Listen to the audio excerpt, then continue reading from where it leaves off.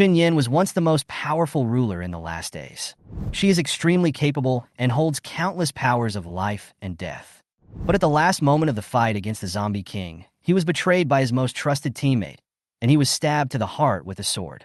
At that moment, Shen Yan felt a bloody red covering the sky, and a familiar but unfamiliar sneer echoed in his ears. She was unwilling and angry, but she could only watch as she became a blood meal in the mouths of zombies and completely perished. When she opened her eyes again, what she saw was not the ruins of steel or the rotten odor on the ground, but a completely unfamiliar world, Guiyuan Continent, a place full of spiritual power and summoning magic. She became the third young lady of the Shen family, a good-for-nothing girl who was despised by her family and looked down upon. This body was thin and weak, unable to master even the most basic summoning techniques, and was therefore rejected by the family. Her relatives were disgusted, others laughed at her, and fate drove her to a desperate situation. But who is Shen Yan? She is the king of the end of the world, a strong person born of blood, breaking free from the quagmire of waste material. Her soul was like a phoenix rising from the ashes. An accidental serious injury allowed her to awaken the legendary main soul bone. From then on, her summoning skills became superb, summoning ghosts into soldiers and exorcising beasts into soldiers, overcoming the prejudices of the world step by step. The turmoil in Guiyuan Continent soon witnessed her rise. The family elders were amazed, and the hostile forces were angry and frightened, but no one could stop Shen Yan's progress. She killed thousands of enemies with the power of a sword. She was once regarded as a waste who was a joke, but now she has become a legend that everyone looks up to. Just as she was chasing her dreams, a mysterious man appeared in her world. He has a stunning appearance and an evil temperament, and he is wrapped around Shen Yan like a ghost. Whenever she faces a life or death crisis, he always appears at the right time, but this help comes with a maddening persistence. He trapped her in his arms, chuckled, and murmured in a seemingly false voice, "Yenner, since it's so suitable, why don't you kiss me?" Shen Yan raised her eyebrows, and a cold light flashed in her eyes. "If you talk too much, believe it or not, I will cut off your hands and feet." The man didn't get angry but smiled, and came closer in a low voice. "You can hit me, but don't hold me tight next time." Shen Yan kills thousands of enemies with the power of a sword. He was once regarded as a waste, who was a joke, but now he has become a legend that everyone looks up to. Nanshao Kingdom, outside the gate of Shen Mansion. "Hey!" A deep male voice suddenly sounded. Sitting on the horse was a man who looked to be in his 30s. He had an anxious look on his face, a thin layer of sweat on his forehead, and his hair was slightly messy. He seemed to have come back from a distance in a hurry. He immediately turned over and dismounted. When the guards guarding the Shen family gate saw the man striding towards him, their expressions tightened and they bowed respectfully. "See you, young master." As if he didn't hear anything, the man strode into Shen's house like a meteor. Seeing this, the guards looked at each other and remembered the disappearance of that good-for-nothing. The man ignored him and barged straight into the Shen family's meeting hall. "Where's Yenner?" he asked anxiously. At this time, all the elders of the Shen family were sitting. When they heard the man's voice, they followed the sound and looked over. Sure enough, the person who came was none other than Shen Tianhao. Shen Tianhao glanced sharply at the elders present and asked in a deep voice, "Where is Yenna? Where did you hide her?" An elder in green robes, sitting on the left, sneered nonchalantly. Shen Yan ran away with the wild man. Shen Tianhao was so angry that he rushed towards the elder in green robe and was about to raise his fist and hit the elder in green robe hard. "Stop!" came an old and majestic voice. Shen Tianhao's fist stopped half an inch away from the Qingpao elder's cheek. He tried hard to suppress the anger in his chest and turned to look at the old man with half-white hair sitting in the main seat. He saw a weather-beaten face covered with wrinkles like ravines. The old man looked solemn and said, "Tianhao, Shen Yan has been missing for nearly 4 days.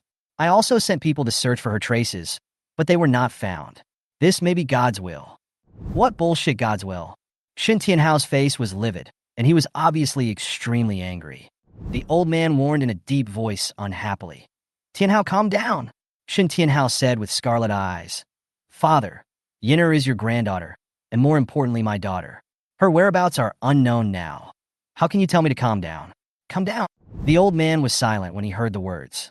The atmosphere in the hall became depressing. The Shen parents present looked at each other and did not dare to say anything to offend Shen Tianhao. After all, once Shen Tianhao gets angry, he turns into a madman. In fact, deep down in their hearts, they felt that it was best for Shen Yan to die, so that there would be no stain on the Shen family. Shen Yan is crazy and stupid, and he is a waste who cannot awaken the spiritual bone cultivation, let alone the summoning ability inherited by their Shen family. It's best to get rid of this burden. Shen Tianhao glanced at the elders present and saw that they seemed to be ignoring the matter. He took a deep breath and asked in a deep voice, "Who was Yinner with before she disappeared?" "I know," an elder said contemptuously. The eldest elder of the Shen family, sitting at the front on the right, spoke up. "Tianhao, maybe Shen Yan has really encountered something unexpected, so you should be more open-minded. Although Shen Yan is gone, there is still Shuer. She is extremely talented. At only 17 years old, she has already broken through to Huang. She is at the 7th level of the realm. Although she does not have the bloodline of our Shen family summoners, she can bring honor to the Shen family. Shuer is also your daughter." Shen Tianhao was so angry that he almost went crazy. He sneered to himself. "I shouldn't have asked you." He turned around and was about to leave the ceremony hall. At this time, a slim woman in white walked to the meeting hall. When she was about to ask to enter the meeting hall, she saw Shen Tianhao about to come out, and her eyes lit up slightly. "Dad, you're back from Yunqing country." Hearing this, Shen Tianhao looked up and rushed to Shen Shui with an anxious look on his face, reaching out and grabbing her arms tightly. Worried and anxiously asked, "Shuer, do you know where Yina has gone? You are usually the best friend with her, so you can definitely know where she is going." "Daddy, it hurts." Shen Shui frowned slightly and hissed softly. Shen Tianhao quickly let go of his hand. Shen Shui shook her head sadly. "Shuer doesn't know where Sister Yinner has gone. However, the day before Sister Yinner disappeared, I heard her talking about Brother Ahuai alone, saying that she missed Brother Ahuai. After Sister Yinner disappeared, Shuer searched in the direction to Western Region College, but there was no news about Sister Yinner. What if Sister Yinner is hungry?" At the end of the sentence, Shen Shui's voice was full of tears. Her eyes were even redder, and her tears fell unconsciously. She was obviously worried and sad to the extreme. Shen Tianhao's breath was suffocated, and his heart felt like a knife was twisting, and the blood was dripping with pain. Shen Shui sobbed. "Dad, it's Shuer's fault for not taking good care of Sister Yinner. Shuer asks Dad to punish her." Shen Tianhao was a little lost and couldn't listen to Shen Shui's words at all. "Yinner, my Yinner," he kept murmuring. The next moment, he summoned a dagger and cut his palm without hesitation. In an instant, a shocking blood mark appeared, and blood seeped out quickly. "Ah!" Shen Shui exclaimed. When the head of the Shen family who was in the meeting hall saw this, he stood up quickly, swept forward like a gust of wind, and grabbed Shen Tianhao's wrist. Head Shen shouted angrily, "You are crazy. Summoning with a blood sacrifice technique will shorten your lifespan." Shen Tianhao's eyes were firm, and his tone became calmer as he said, "Father, I want to find Yinner. Yinner may still be scared and uneasy somewhere, and she definitely wants her father to save her." When Shen Shui heard these words, a flash of jealousy flashed in her eyes. Hearing this, the head of the Shen family was so angry that he sneered. "She is a loser." The moment he finished speaking, a thin girl stepped up to the threshold of the courtyard and witnessed a dispute not far ahead. At this time, the thin girl was followed by several guards who came running out of breath. Several guards said, "Miss Shen Yan is back." As soon as these words came out, all the elders in the meeting hall in front were shocked. They looked outside the hall, and what they saw was a young girl covered in injuries and ragged clothes. Her face was pale, and her lips were chapped. She looked pitiful, but her eyes were sharp. It's as if he can see through people's hearts at a glance, making them feel a little guilty. "Yinner." Shen Tianhao's pupil shrank, and he strode towards Shen Yan's direction. He wanted to hug Shen Yan, but he noticed that Shen Yan was covered in bruises and did not dare to touch her easily for fear of causing her wounds to open. His eyes instantly became moist, and his heart clenched painfully. He asked tremblingly, "Yinner, does it hurt? Who bullied you?" "Dad will definitely help you get revenge." Shen Yan slowly raised her eyes and looked at Shen Shui. At this time, Shen Shui was frightened and a little panicked. "What's going on? Isn't Shen Yan already dead?" Shen Shui felt uneasy and clenched her sleeves involuntarily with her hands. But she quickly lowered her eyelids, suppressed her inner uneasiness, and forced herself to calm down. "It doesn't matter," she comforted herself silently. "Shen Yan is just a fool. Even if she tells the truth, no one will believe it." The next moment, she put on a worried look and walked forward quickly, her voice full of distress. Sister Yinner, why are you so seriously injured? Her tone was so gentle that one could almost feel her pain. Real feelings. However, Shen Yan just looked at her coldly, and when she came closer, he suddenly grabbed her wrist. At that moment, the cold and biting touch made Shen Shue's body stiffen suddenly. She raised her frightened eyes and was about to speak, but she only heard a click of bones cracking, accompanied by her heart-rending scream. Shen Yan flipped his wrist and strangled her neck directly. His movements were swift and swift, catching people off guard. Sister Yinner. Shen Shue's voice trembled with unbelievable fear. Everyone in the field was completely stunned, and even their reactions were half a beat too slow. Until the eldest elder of the Shun family came to his senses, he suddenly slapped the case and shouted angrily, Shen Yan, are you crazy? How dare you attack Shuer? Let her go, quickly. Shen Yan sneered with a cold voice. Let her go? How did she ever let me go? She glanced at everyone in the hall, and the chill in her eyes made people shudder. The scars all over my body are all thanks to her. She took my bloodline, colluded with Nangongyu, and killed me. Master Shun, elders, how should I deal with murdering my legitimate daughter? Please give me an explanation. As soon as these words came out, there was silence in the meeting hall, and everyone was shocked and speechless. Only the third elder reacted first and retorted angrily. Nonsense. At such a young age, you are telling lies and slandering your sister Shen Shui. Shen Yan's eyes darkened and she used force on her hands, obviously wanting to get rid of Shen Shui first. But at this moment, a green light flashed, and a green wolf emerged from the void, rushing toward Shen Yan like thunder, aiming directly at her arm. Shen Yan's eyes flashed, and she quickly retreated. She was about to gather her firepower to attack, but she didn't expect that a tall figure stood in front of her. The man raised his palm. His spiritual power surged, and he knocked the green wolf away with one palm. Bang! Qing Lang fell heavily to the ground and let out a painful whimper. Shen Tianhao withdrew his palm with a cold expression, without even looking at the strange beast on the ground. He turned around and looked at Shen Yan with concern. Yin, are you injured? Shen Yan was a little uncomfortable with such concern and said calmly, It's okay. Shen Tianhao looked at her with complicated eyes, and there was a hint of excitement in his voice. Yinner, have you really regained your consciousness? Shen Yan nodded, his eyes indifferent and his tone calm. I've stopped being stupid a long time ago. Shen Tianhao was filled with unspeakable guilt and pity. He tried hard to suppress his emotions and asked softly, Is everything you just said true? It's absolutely true.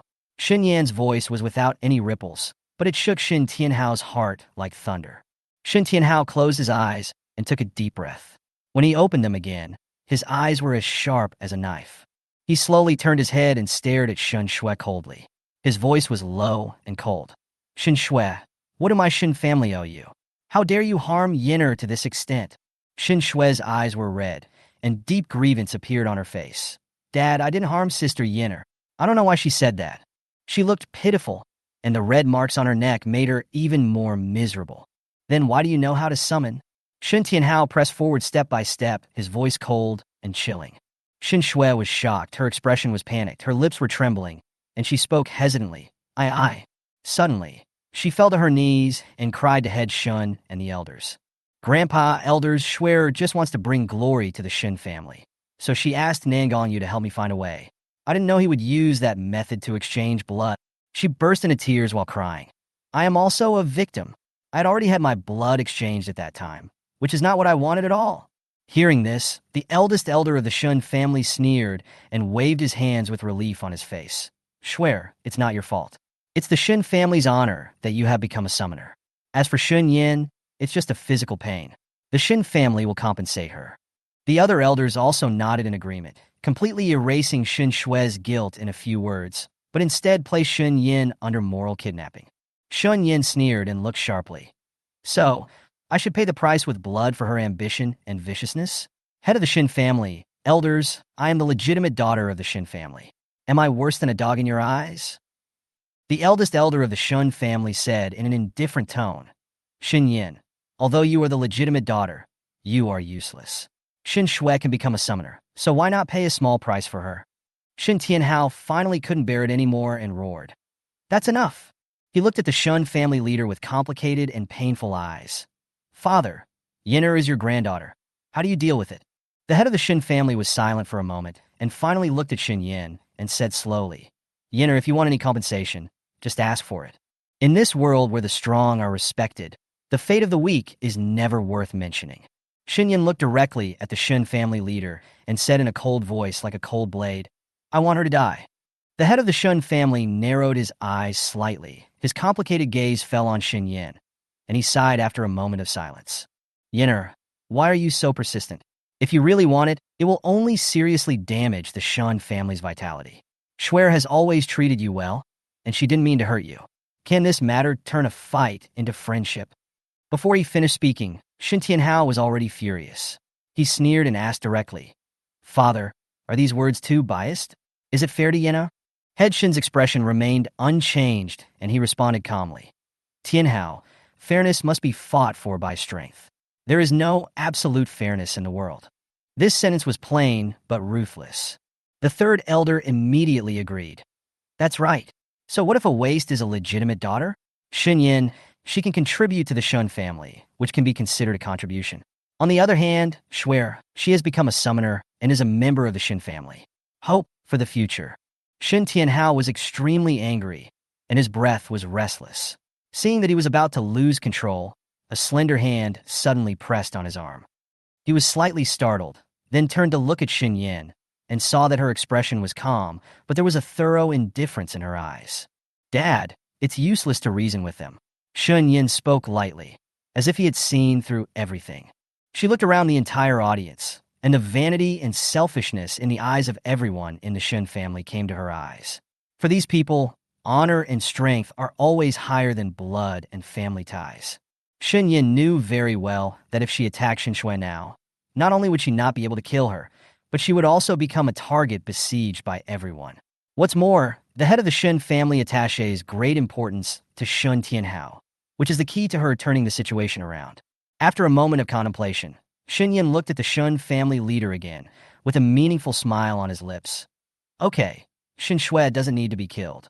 But as compensation, I want 100,000 taels of gold and a month to study in the library." As soon as this statement came out, the whole place was in an uproar. The third elder slapped the table angrily and said in a sharp voice, "Shen Yan, you are such a big talker. 100,000 taels of gold? Why don't you go and grab it? What qualifications do you, a loser, have to enter the library?" Shen Yan glanced at the third elder coldly.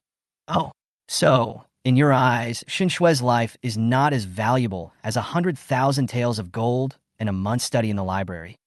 The third elder was choked for words, but Shen Yan continued to speak with a calm tone. "If her life is not worth this, I can lower the compensation conditions." "Sister Yinner, why do you humiliate me so much?"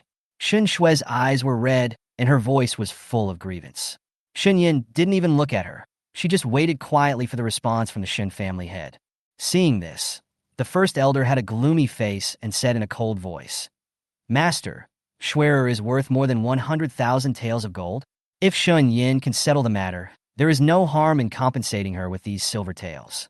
But the conditions for entering the library must not be agreed." The head of the Shen family was silent for a long time, his complex eyes falling on Shen Yan. No matter how much he indulged Shen Tianhao, he could not deny Shen Yan's trash status. However, Shen Tianhao suddenly stood up and looked directly at the head of the Shen family resolutely. "Father, if you don't agree, Yinner and I will sever ties with the Shen family and leave immediately." These words made head Shen's expression change suddenly. If he just lost Shen Yan, he wouldn't care, but Shen Tianhao was different. He is the backbone of the Shen family and has outstanding talents. What's more, his son Shen Huai has long been a symbol of the rise of the Shen family. He summoned the mythical beast Suzaku at the age of 10. He is now studying at the Western Region College and has a bright future. Thinking of this, Head Shen took a deep breath and finally said, "Okay, I agree." Shen Tianhao's eyes softened slightly, but Shen Yan just smiled slightly, her tone still calm. "Thank you, grandfather." The head of the Shen family sighed. 100,000 taels of gold and the token of the library will be delivered to your yard later." Shen Tianhao's face was slightly peaceful, but his heart was full of bitterness. His eyes fell on Shen Yan, his eyes full of guilt and powerlessness. As a father, he failed to protect his daughter and allowed her to suffer this humiliation. Shen Yan noticed his emotions and softened her tone a little. "Dad, let's go back." Shen Tianhao responded quickly. "Okay, Dad will find a doctor to treat your injuries. Before leaving, Shen Yan's eyes fell on Shen Shui. The cold eyes sent a chill down Shen Shui's spine, and an inexplicable feeling of uneasiness rose in her heart. She looked at Shen Yan's leaving figure and secretly gritted her teeth. He was obviously dead. Why was he still alive? Shen Shui lowered her head to hide the gloom in her eyes, and then heard the elder saying with a smile, "Shui, congratulations on becoming a summoner. You are now the real Miss Shen family." Shen Shui looked ashamed and replied softly, "But Sister Yinner, don't mention her. It's bad luck." The elder interrupted coldly. Shen Shui knelt down with tears in her eyes. "Grandpa, Shuer has let you down and has also brought trouble to the family. But Shuer is willing to do her best to practice and repay the Shun family." Looking at her face that resembled that of an old friend, the head of the Shun family couldn't help but feel soft. He waved his hand and said, "Okay, get up quickly." Shen Shui stood up and sneered in her heart. "Shen Yan, you can't fight me." With Shun Tianhao's careful support, Shen Yan stepped into the Shite courtyard paved with blue stones. Walking through the colorful garden, her eyes fell on the pavilion with upturned eaves and corners at the end of the courtyard. The pavilion was hidden among the flowers and trees, looking quiet and lonely. This was the original owner's residence. Shen Yan's heart moved. Although the original owner was treated coldly by the Shen family, due to the existence of his father Shen Tianhao, his daily life was not too bad, but he lacked training resources. "Yinner, Dr. Huang will be here soon." Shen Tianhao looked at the scars and dried blood all over her body, his tone full of guilt and pity. Shen Yan was silent for a moment, then suddenly raised his eyes and asked seriously, "Dad, if one day I kill Shen Shui, what will you think?" Shen Tianhao was startled, then gritted his teeth and said, "She deserves it." He paused, sighed, and added, "Yinner, I'm sorry, it's not that Dad doesn't want to avenge you. It's just that Shuer is now protected by your grandfather and the elders, and even most of the Shun family is on her side." Shen Tianhao's tone revealed deep weakness and self-blame. He suddenly realized that Shen Shui's seemingly harmless face hid such vicious thoughts. Over the years, he has been deceived by her disguise. "Has she bullied you all these years?" Shen Tianhao's voice was low, but he could not hide his anger. "Yes." Shen Yan nodded calmly. In the memory of the original owner, Shen Shui humiliated and hurt her countless times, and she used tricks overt and covert to ruin her reputation. After hearing this, Shen Tianhao clenched his fists suddenly, and the veins in his neck popped out. He turned around and was about to rush out to seek justice for her, but was held back by Shen Yan. "Dad, revenge is not in a hurry." Shen Yan's tone was calm, but with a certain dignity. Shen Tianhao was stunned, his eyes were red, and he choked with sobs. "Dad is not a good father. He didn't protect you well, and he couldn't even stand up for you." Shen Yan paused slightly, and his body became a little stiff. It had been a long time since she had felt such tenderness, but she knew that in this family that ate people but did not spit out bones, his existence was the original owner's only barrier. After a moment, Shen Yan said softly, "Dad, I want to practice. Whether it is Shen Shui or Nangongyu, I want to solve it myself." Shen Tianhao looked at her in astonishment. "Yinyu?" Shen Yan didn't give him a chance to question, and immediately explained, "On my way back, I met a mysterious old man. He told me that I can practice as long as I can find a blood-devouring bead as treasure." Shen Tianhao frowned, and there was a hint of hesitation in his eyes. Shen Yan continued to speak, as if testing casually. He said that my main soul bone was sealed by a strange toxin. This sentence made Shen Tianhao's expression change drastically.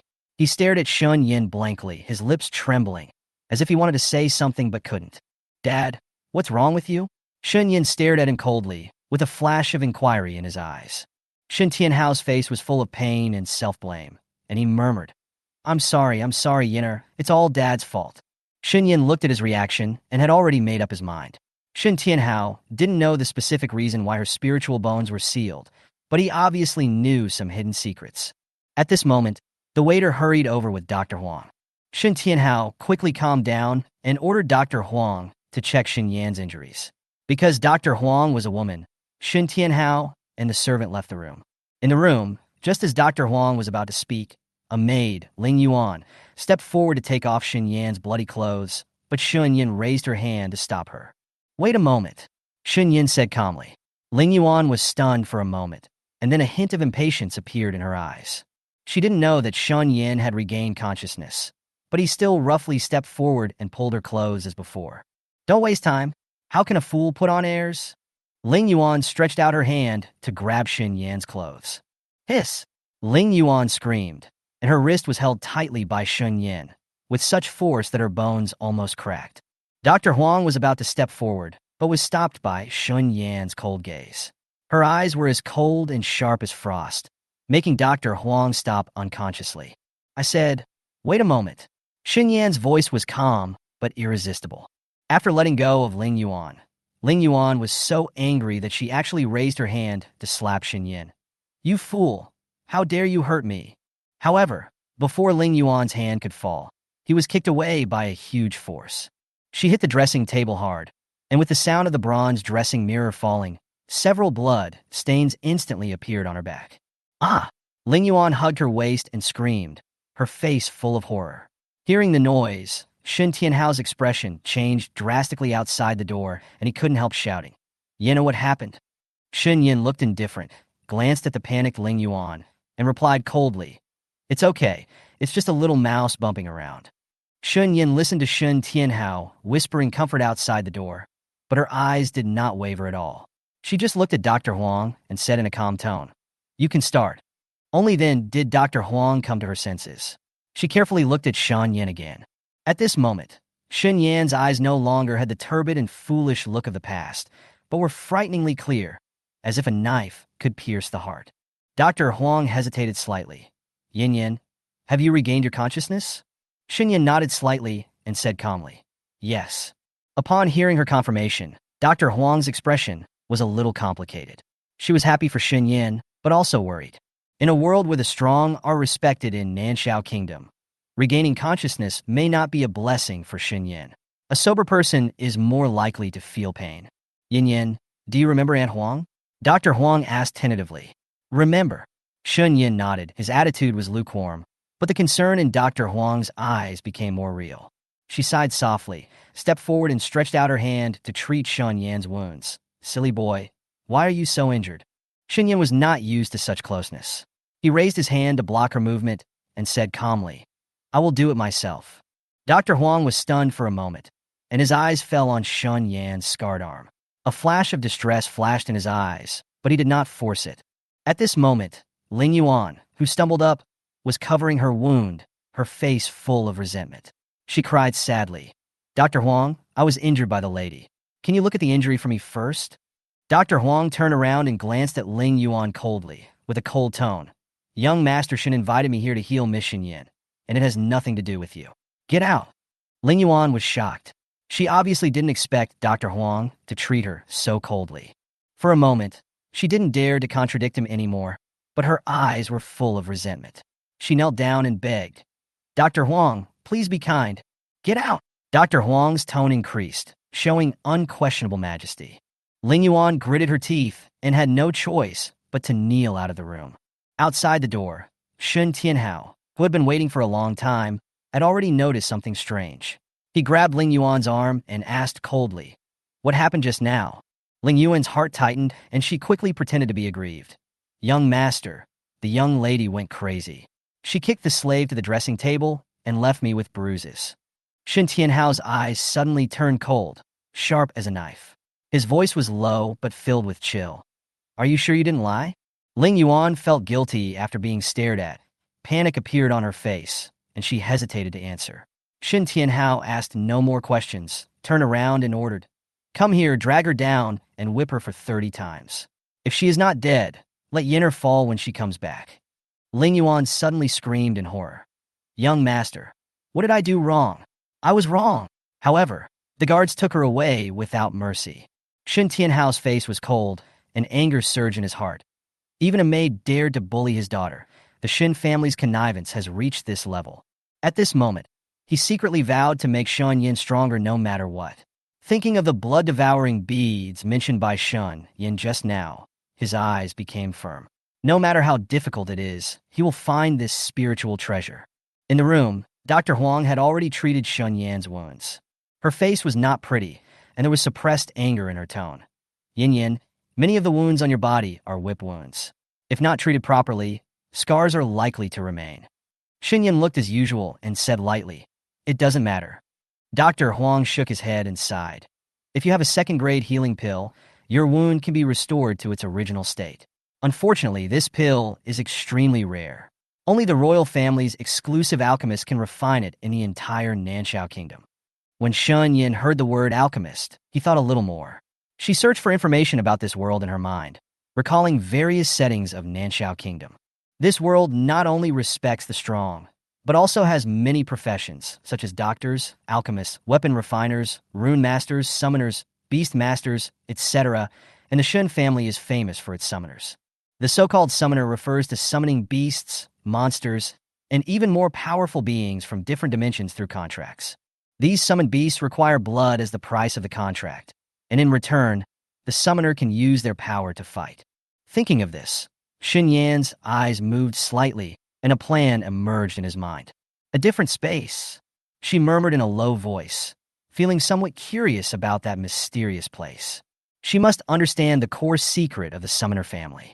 She still has many questions, including Shun Shue's ability to summon the Green Wolf, the cooperation between Nangang Yu and Shen Shui, and even the truth about the sealed spiritual bones of the original owner. While packing the medical box, Dr. Huang warned with concern, "Miss Shun, your energy and blood are weak, and you need more rest." Shen Yan nodded and responded calmly. Dr. Huang put the medical box into the storage ring. This scene caught Shen Yan's attention and reminded her of her own supernatural space. After a while, Dr. Huang left and closed the door. The room became quiet, and Shen Yan was the only one left. She recalled the Shun family's protection of Shen Shui in her mind, and it was not easy to avenge the original owner. She secretly made up her mind. The most important thing right now is to make herself stronger. As the former ruler of the apocalypse, she was never willing to be manipulated by others. Even if she is dealt a bad hand, she will still turn the situation around. Thinking of this, she activated her supernatural power and entered her own supernatural space. In the space, a strange man was lying on the soft bed. His black hair was scattered like silk, and the bloodstains on his red clothes made him look even more cold. The chains that ran through his limbs were still heavy. He slowly opened his eyes, and his evil eyes were filled with indifference, which made people fearful. Shen Yan's heart moved slightly. This man was the most outstanding person she had ever seen, and his appearance was almost impeccable. She stepped forward, raised her hand, and called, "Nine-turn demon suppression tower." The black ancient tower appeared out of thin air and fell into her palm, feeling a cold touch. She glanced at the man and didn't care about his indifferent attitude. Instead, she tried to contract the nine-turn demon suppressing tower from memory. He bit his fingertips, blood dripped on the tower, and the complicated array lit up. Suddenly, Shen Yan's expression changed, and a backlash of severe pain hit him. Her muscles and veins seemed to be torn, her blood seemed to be burning, and cold sweat instantly soaked her forehead. The man said casually, "You dare to contract an artifact before you have awakened the main soul bone and started practicing? How stupid." Shen Yan gritted her teeth, but was unable to refute. The contract circle was still functioning, and her body was suffering from increasing pain. She almost fell to the ground, the blood gushing from her chest, staining the corners of her lips red. The man remained unmoved. He knew that this was Jizuan's test for her. If she couldn't hold on, she wouldn't be qualified to control the artifact. Shen Yan's consciousness was blurred, as if he had returned to the purgatory of the end of the world. At that time, she relied on her tenacious will to survive in a desperate situation. Now, she must not admit defeat. She opened her eyes suddenly, her black pupils as cold as a sharp edge. Gritting her teeth to suppress the severe pain, she stretched out her hand to tightly grasp the tower. The firepower spurted out, and the flames instantly enveloped the nine-turn demon suppression tower. "Submit!" Shen Yan shouted, his voice cruel and decisive. The firelight reflected her pale face, adding a bit of beauty. The magic circle gradually subsided, and the contract was completed. The man raised his eyebrows, with a hint of surprise in his eyes. Shen Yan not only relied on fire powers, but also used powerful mental power unconsciously, completely shocking the nine-turn demon suppression tower. Shen Yan slowly stood up, tired but with an expression of victory. She felt the connection with the nine-turn demon suppressing tower, and a childish voice came in her mind. "Hello, master. I am the nine-turn tower spirit." Shen Yan said coldly, "What's the use?" She changed her tone and said timidly, I can suppress demons and ghosts, but only if the master is strong can I be strong. Shen Yan raised his eyebrows. In other words, you are useless now. Jiu Zhuan was silent for a moment, then whispered, yes. After a brief conversation, she put the tower away, intending to use it as a makeshift weapon. Jiu Zhuan emerged from the tower and protested angrily. I am a divine weapon. How can I be used as a weapon casually? Shen Yan didn't take it seriously and pretended to cry when Jiu Zhuan saw this. At this moment, his expression changed. His gaze turned towards the man, and he suddenly said nervously, Master, save him quickly. Shen Yan followed Jiu Zhuan's gaze and found that the strange man's face was pale and he seemed to be unconscious. Shen Yan pondered for a moment, then turned around and took down the medicine bottle from the shelf. Just as she was about to open his cheeks, her wrist was tightly grasped by cold hands. The force seemed to crush her bones. Shen Yan frowned in pain and looked down to see that the man still had his eyes closed, obviously defensive instinctively. She lowered her voice. Let go. I'm here to save you. Jiu Zhuan was so anxious that he shouted from the side. Master is here to save you. Let go. As if he heard the voice, the man let go of his hand. His bony fingers slowly lowered, resting weakly on his sides. Shen Yan did not hesitate, opened his mouth, and drank the potion. She stretched out her hand to test his body temperature, but heard Jiu Zhuan scream, No! She quickly took a few steps back and looked at the man warily. After waiting for a moment, she found that nothing unusual had happened. Shen Yan turned to look at Jiu Zhuan and asked coldly, What do you mean? Zhuan smiled and shook his head. No, it's not interesting. Shen Yan stared at him for a moment and said in a cold tone, Shut up. Yeah. Zhuan nodded obediently and made a close-your-mouth gesture. Shen Yan's eyes fell back on the man. Although his breath was still weak, the medicine seemed to have some effect. She pondered for a moment, exited the supernatural space, took the ointment left by Aunt Huang from the room, and entered the space again. Looking at the bloody wounds on the man's limbs penetrated by iron chains, Shen Yan frowned slightly. She asked Zhuan warily, Can I touch this chain? Jiu Zhuan shook his head quickly. No, you will die. Okay. Shen Yan nodded, put the ointment next to Yuan Tao, and said to Jiu Zhuan in a calm tone, I will not heal people's injuries. If he can survive it, let him take the medicine himself. Okay, master. Jiu Zhuan nodded repeatedly, patting his chest in assurance. Shen Yan knelt down, looked at Zhuan, and said in a slightly cold tone, What secret is there between you and him? Zhuan's body stiffened, and he quickly shook his head. No secret. Shen Yan chuckled and glanced at him like a knife. I can't even lie. Zhuan was chilled by the sight.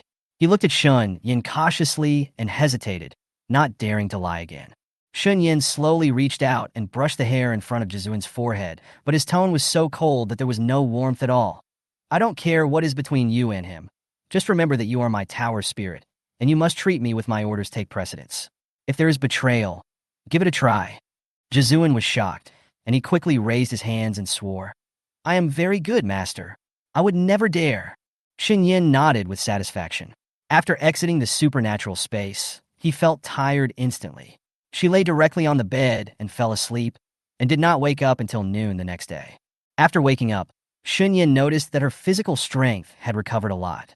She entered the supernatural space again, and after confirming that the man was still unconscious, she exited the space without saying anything. Thinking of the compensation given by the Shun family yesterday, Shen Yan stood up and prepared to go out. As soon as the door opened, Shen Tianhao lost the support of the door and fell inwards. Ouch! Shen Tianhao patted the ashes on his body, looked up and saw Shen Yan, and immediately showed a gentle smile. Yenner, how are you feeling? Much better. Shen Yan nodded, looked at him with complicated eyes, and asked, Dad, have you been guarding outside? Yes. Shen Tianhao replied without hesitation, his eyes full of guilt and reluctance. Shen Yan's heart moved slightly, but she didn't know how to respond, so she had to change the topic. Where's the compensation given to me by the Shun family? Shen Tianhao immediately took out a ring and a silver token from the storage space and handed it to Shen Yan. Yenner, this ring requires spiritual power to open. If you want to use gold, tell Dad and he will help you get it. Okay. Shen Yan took the things with an indifferent expression. Shen Tianhao looked at his daughter, who had become indifferent, with a faint redness in his eyes. He said softly, Dad will find a way to find out about the blood-devouring beads. Dad, don't bother. I can do it myself. Shen Yan's tone was calm, but her eyes were slightly lowered, as if to hide her emotions. After hearing this, Shen Tianhao's eyes turned red. He hugged Shen Yan and choked with sobs. Yinner, do you hate Daddy? Don't be angry with Daddy anymore. Daddy can't lose you. Shen Yan was stunned, feeling the hot father's love, and gradually felt relieved. Since she carries the identity of the original owner, she should also treat Shen Tianhao well. Chapter 12, Seeking Profits. Shen Yan softened his tone. Dad, I don't hate you, nor am I angry. I'm just afraid that you will be tired from running around for me. Shen Tianhao was shocked, moved, and sad at the same time. Silly girl. You are my father's daughter, not an outsider. Something strange flashed through Shen Yan's heart. Daughter? She was an orphan in the apocalypse, and she had never felt family affection. Now being held by Shen Tianhao and listening to his sincere words, she only felt a warmth. She lowered her eyes and murmured softly, Yes, I am your daughter. Shen Yan accepted Shen Tianhao's kindness, but she would also look for the blood-devouring beads herself. Shen Tianhao suddenly remembered something and asked tentatively. Yesterday, Ling Yuan was ordered to be whipped for 30 times by her father. Now she only has one breath left. Yinner, what do you think should be done with her? When Shen Yan heard this, the image of the original owner being beaten and scolded by Ling Yuan for so many years appeared in her mind. What's more, Ling Yuan also cooperated with Shun Shueri to deal with the original owner. At this point of her thoughts, her expression turned completely cold. Kill her. These 3 words shocked Shen Tianhao's heart. He paused for a few seconds, nodded solemnly, and said, Okay. He will not question Yinner's words. After chatting for a while, Shen Tianhao finally said gently, You have a good rest. Daddy will deal with Ling Yuan right now. After saying that, the moment Shen Tianhao turned his back to Shen Yan, his smile instantly dropped, and his eyes were full of murderous intent. But Shen Yan, who stayed where he was, felt keenly that Shen Tianhao was exuding a strong murderous aura the moment he turned around and left. And in the next second, everything converged. Shen Yan looked at Shen Tianhao's back and became more and more curious about what he had experienced. Only after experiencing countless fights could he have such a strong murderous aura. Although Father Shen only has the strength of the 3rd level of the Earth Grade Realm, he is by no means simple. The cultivation levels in Guiyuan Continent are divided from high to low: Tianpin Realm, Earthly Grade Realm, Xianpin Realm, and Huangpin Realm. Each realm has 1 to 10 levels. In this small Nanshao kingdom, Father Shen's cultivation level is already unparalleled. What's more, he is still a summoner and has been invited by many forces, but he declined them all politely because he just wanted to watch his children grow up and the Shen family. Shen Yan thought about going to the Shen family library to learn more about the world, but just when she asked the guards to take her there, Shen Shui came to the door. Shen Shui was dressed in white, with a face like snow and a gentle look on her face. Behind her were 4 maids and 2 guards. She saw Shen Yan at a glance. Shen Shui immediately called out, Sister Yinner. She walked quickly and stood in front of Shen Yan. She looked at Shen Yan with a guilty look on her face and said in a pitiful tone, Sister Yinner, I'm here to apologize to you. I brought you your favorite horseshoe cake. I made it for you myself. Will you forgive me after you finish the pastries? Shen Yan, you are so thick-skinned. Shen Shui's face froze, and when she was about to frown and pretend to be sad, Don't pretend in front of me. Shen Yan stared at her like she was looking at garbage and warned with a sneer. Shen Shui, you should cherish the time you still have to live, because in the future, you will be severely punished by me. Trampled under your feet. There will be no chance of recovery. As soon as these words came out, Shen Shui's pupils shrank slightly. She was actually shocked by the momentum of this trash. Moreover, she was a little panicked.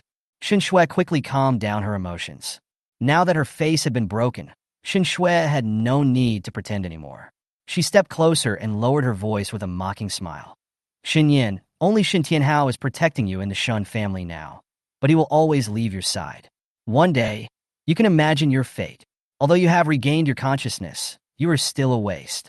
You couldn't fight me before, and you will be shrouded in my light in the future. Finally, she added with a smile, your blood is very good. If ordinary people heard this from their enemies, they would be furious and even hit them. But Shen Yan had experienced countless storms in the last days, and she looked at her very calmly. Seems to have seen through her trick. When Shen Shui saw this, she was surprised. This good-for-nothing was not angered by her? Shen Shui felt that she was pretending to be calm, and then she prodded her with a voice that only the two of them could hear. Prince Nangong, he will not marry you. Shen Yan glanced at her indifferently. I'll leave that garbage to you to recycle. You two are a perfect match. After saying that, Shen Yan ignored her and led the guards to the Shun family library. Location. As for Shen Shui, who stayed where she was, her expression was slightly distorted. Although she herself did not like Nangong Yu, Shen Yan's words made her feel humiliated. Shen Shui felt that Shen Yan had not only regained her sanity, but had also become smarter and calmer. It was getting more and more difficult to deal with her. But fortunately, she was a trash and a shame that everyone despised. No matter how smart Shen Yan is, he will never be as good as her. At this moment, a guard hurriedly came to report. Miss, the prince is here and will be waiting for you in the Shun family side hall. Hearing this, Shen Shui's heart tightened a little because she was afraid that the matter would be exposed. After all, she passed all the blame on Nangong Yu. Now Nangong Yu didn't know about it, and the Shen family elders had no intention of pursuing Nangong Yu, but she had to stabilize Nangong Yu first. Shen Shui nodded. Okay. The side hall of the Shen family. A young man in a blue brocade robe was sitting on his seat, playing with a jade pendant around his waist. Suddenly, he heard a sound coming from outside the hall. Nangong Yu stood up immediately, looking happy. Shuer. Shen Shui glanced at him shyly. Brother Yu. When Nangong Yu saw this, he wished he could hold her in his arms and take pity on her. However, due to the large number of people here, he could only stop thinking about her. Shen Shui walked up to him, tears twinkling in her eyes, and said with a somewhat frightened look, Sister Yinner came back safely yesterday. She has regained her consciousness and is no longer stupid. What? Nangong Yu was shocked. He clearly saw her completely dead before leaving the remote dungeon. How could that idiot Shun Yin be still alive? Shin Shuichu looked at him pitifully and said, Brother Yu, Shuer knows that she has done something wrong, so she feels very uneasy. Nangong Yu said distressfully, It's okay. As long as I'm here, I won't let that fool Shun Yin hurt you, so you blame everything on me. Brother Yu, how could I? Nangong Yu looked at her with obsessed eyes and raised his hand to touch her cheek. For you, these are nothing. Shin Shui shed tears. Thank you, Brother Yu. She looked extremely moved, but deep down she was mocking Nangong Yu for being extremely stupid. However, it was precisely this kind of person who could help her seek benefits. Chapter 13, what game? Nangong Yu asked Shin Shui some details about Shen Yan's return to Shin's house yesterday, but Shin Shui fooled them one by one. Finally, Nangong Yu's eyes were filled with coldness, and he said in a gloomy tone, Shuer, I will find a chance to get rid of her again. She can escape once. Can she escape a second time? Shun Shui frowned, looking troubled and conflicted. Nangong Yu thought of something, and his expression was somewhat excited. He lowered his voice and said, I came here specially to tell you something. According to reliable information, Qiu Tianzong will hold a competition in the Lingan Forest next to our Nanshao Kingdom soon. The contestants will come from nearly 10 nearby countries. The top 3 young people in the competition can enter Qiu Tianzong as inner disciples. In addition to the top 3, there are also generous rewards. What competition? Shin Shui's heart skipped a beat when she heard that. Intersect disciple? Qiu Tianzong can definitely be regarded as an upper-middle-class force in the Ping's western region. Although it is far inferior to the Western Region Academy, its existence is enough to surpass the 10 Nanshao kingdoms. The current Shin family is far inferior to Qiu Tianzong. Even if he becomes the head of the Shun family, he is not as promising as being a disciple of the inner sect of the Qiu Tian sect. I don't know what kind of competition it is now, but Nangong Yu narrowed his eyes. Murderous intent emerged, and he smiled sinisterly and said, Shuer, we can seize this opportunity and let Shun Yin compete here. Died in an accident during the game. Shun Shui secretly sighed that Nangong Yu was not too stupid, but she pretended to be ignorant and asked, But Shun Yin is a person with no spiritual power. How could she take the initiative to participate? Nangong Yu said confidently, You don't have to worry about this, Shuer. She participates actively and participates passively. Shin Shui nodded. Immediately, she said to him with a worried expression, Dad already knows that the previous murder of Yinner was your handiwork. Although the elders forcibly restrained him from seeking revenge on you, Dad already harbors a grudge at this time. So we need to be more secretive about the game and don't let him get the hang of it. If her grandfather and elders hadn't wanted to protect her reputation, I'm afraid they would have allowed Shun Tianhao to seek revenge against Nangong Yu. If a quarrel really breaks out, not only will Nangong Yu suffer, but Shin Shui's reputation will also be damaged. and it will even harm the reputation of the Shen family. The Shen family attaches great importance to honor and fame. Don't take it seriously, so they can only suppress the matter. Don't worry, Shuer, I'll do the work, don't worry. Nangong Yu sneered. The reason why he wanted to get rid of Shen Yan was not only for Shuer, but also for himself. He didn't want to marry a loser. Only Shuer can be worthy of him.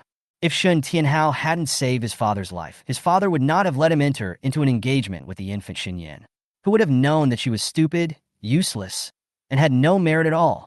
Now his father also disliked everything about Shen Yan and regretted making an engagement so early.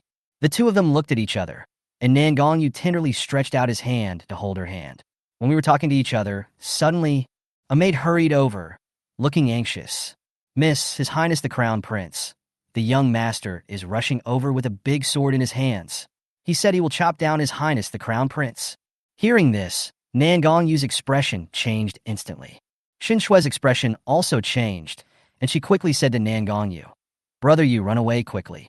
Once Shen Tianhao loses control, he will act like a madman. Unless someone uses force to control him, the consequences will be disastrous." As for Shen Tianhao's strength at the third level of the Earth Realm, it is difficult for him to rival him in Nanxiao Kingdom, while Nangong Yu's current strength is only at the 6th level of the Huangpin Realm. There is a huge difference. Nangong Yu naturally understood, and his face turned pale with fright. After saying goodbye to Shen Shui in a hurry, he took his attendants and fled through a side door. The back looked slightly embarrassed. Soon, there was a loud noise. A tiger as tall as an adult jumped into the side hall, roared wildly, and knocked down many tables and chairs. Even Shen Shui was forced to take several steps back. This is one of Shen Tianhao's summoned beasts, the thunderous tiger. The Jintian tiger seemed to feel the emotions of its master. It approached Shen Shui step by step, bared its teeth at Shen Shui, and roared in a threatening warning. The powerful pressure shocked Shen Shui to the spot. Shen Shui was so frightened that her face turned pale. "Dad, please forgive me." Shen Tianhao arrived a little later. He was holding a long-handled sword in his hand. His face was fierce, his eyes were sharp and cold, and he roared angrily. "Where is Nangong Yu?" Shen Shui stuttered and said, He left." Shen Tianhao nodding. Lung Rushuang's gaze fell on Shen Shui, and Shen Shui was shocked. This was the first time that she was stared at by Shen Tianhao with such hateful eyes. A wave of energy rushed from the soles of her feet to the Tianling guy, making her unconscious. The ground trembled. "Daddy!" Shen Tianhao's eyes were scarlet. "Shut up. Shen Tianhao, don't have a daughter like you. You are the least qualified to call me father in the world. You murdered my daughter and exchanged her blood for you. You are extremely shameless." As his words fell, Zentianu felt the murderous intention in his master's heart. It suddenly opened its huge mouth, and just when it was about to swallow Shen Shui into its mouth, a powerful pressure came over and swallowed Shen Shui. Zentianu forced a distance. "Stop! Shui, are you okay?" The great elder's caring voice came, and he helped up Shen Shui, who was so frightened that she collapsed on the ground. Immediately, when the elder saw Shen Shui's pale face, he immediately turned to stare at Shen Tianhao and said angrily, "Tianhao, are you going to kill Shui?" "Yes." Shen Tianhao gritted his teeth and said. The great elder choked and looked at Shen Tianhao with a look that hated iron. He didn't understand why Shen Tianhao wanted to guard a loser, when he clearly had a better choice for his daughter. Although Shen Shui was not his biological child, in what way was Shen Shui inferior to Shen Yan? Shen Shui is intelligent and gifted, and has brought honor to the family. Now she has embarked on a journey as a summoner, with a bright future. When Shen Tianhao saw this, he just sneered, summoned the thunderous tiger back, and turned around to leave. Not even a hello. The elder was extremely angry. Shen Shui's eyes were red. "Elder, will I have no father in the future?" The eldest elder looked at her lovingly. "Even if you don't have a father, you still have the head of the family and us old men supporting you. Shui, you are the child of our Shen family." Shen Shui nodded sadly, hiding the smile in her eyes. Immediately, the elder turned to the maid and told the maid, "Send the young lady back to rest quickly." "Yes, great elder."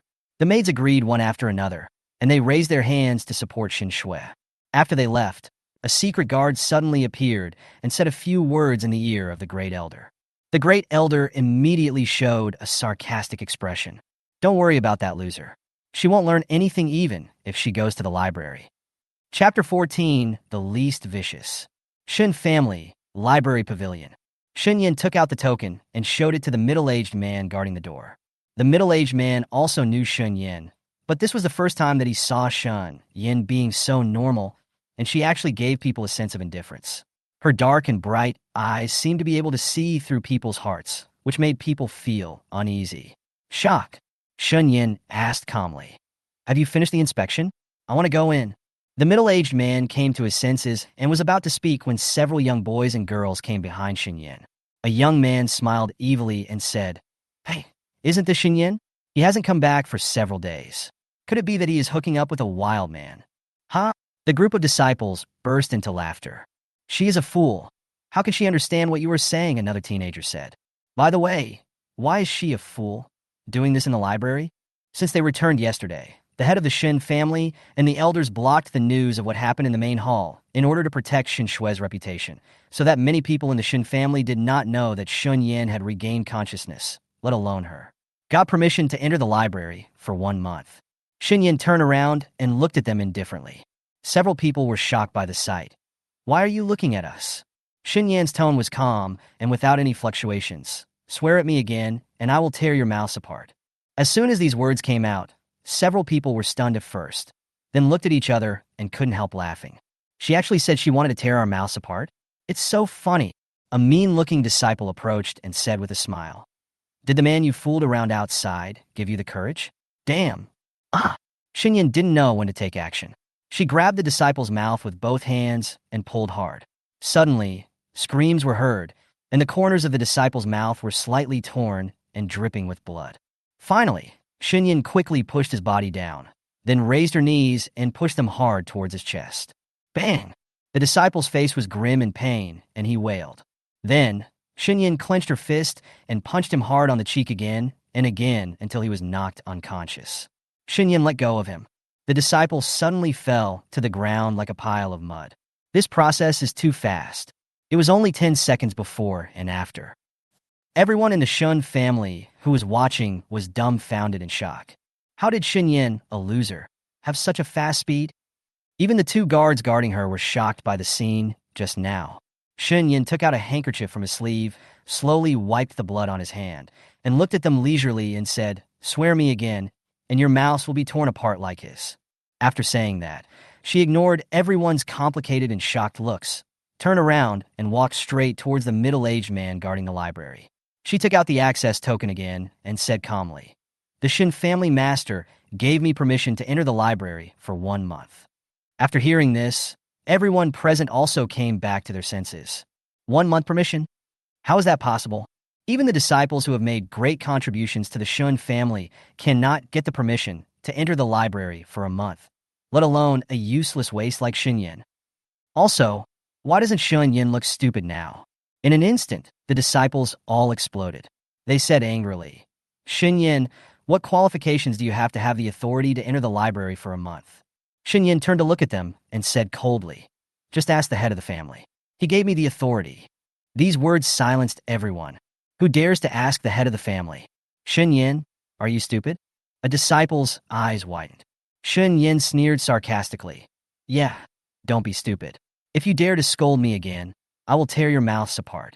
Whoever dares to bully me again, I will be able to speak clearly and articulately and retell the process to my father." Hearing this, everyone's expressions changed with shock. Although they are not afraid of Shen Yan, they are afraid of the young master.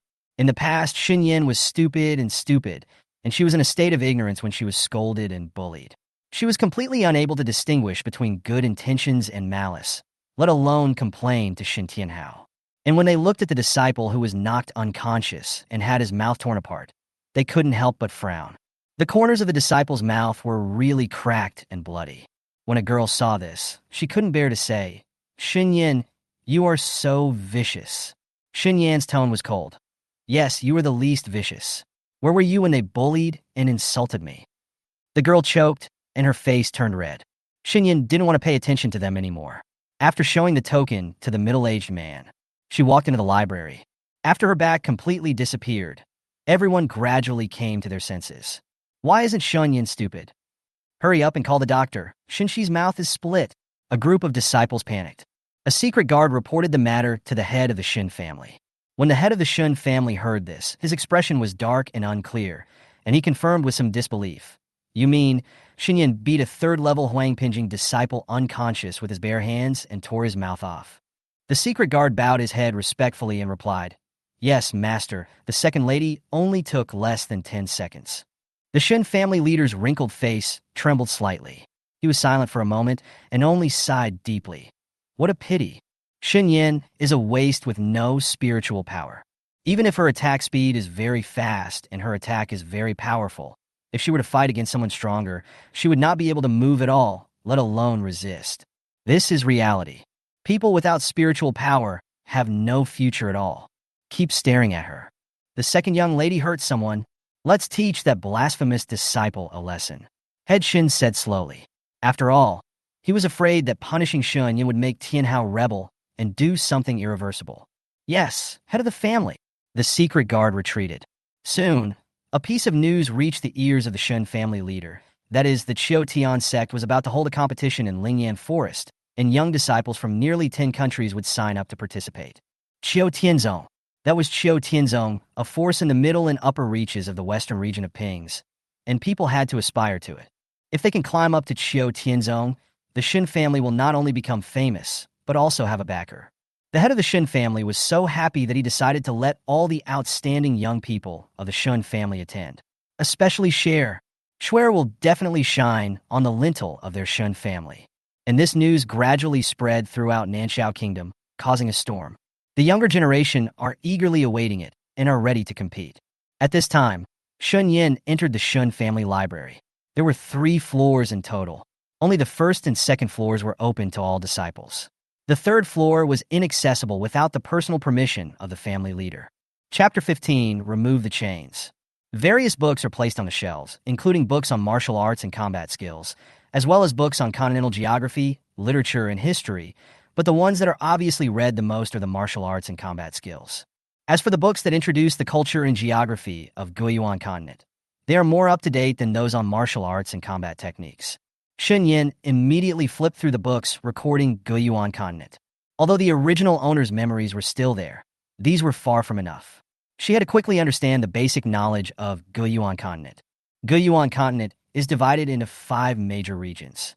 They are Eastern Territory, Southern Territory, Western Territory, Northern Territory, and Central Territory. The place where she is now belongs to the border of the Western region, and the Western region is also called the Ping's Western region, which is the region with the weakest overall strength among the 5 major regions. Ping's Western region has major forces such as sects, colleges, countries, alliances, mercenary groups, auctions, etc. The country is divided into 9 levels. The Nanxiao Kingdom is an 8th-level country and is relatively weak. There are many colleges in the Western regions in Pings, and the Western Region College is the top college in the Western regions in Pings. My younger brother Shen Huai went there to study. Shen Huai is not only a genius in cultivation, but also a genius summoner. At the age of 13, he summoned Sizu, the ancient mythical beast from another world, so he was immediately noticed by the Western Region College and then brought him to the Western Region College. What's more, when Shen Huai was 13 years old, his cultivation level broke through to the 3rd level of Xianpin. It is several small realms higher than the current Shen Shui. However, the most severe comparison was between Shen Yan and Shen Huai. They were originally a pair of twins, but as it turned out, the older sister was not only stupid but also a waste, while the younger brother turned out to be a genius among geniuses. At this point in Shen Yan's thoughts, she recalled the scenes of Shen Huai getting along with the original owner. Shen Huai did not dislike his sister as a waste, but he was quite taciturn and had a reserved temperament.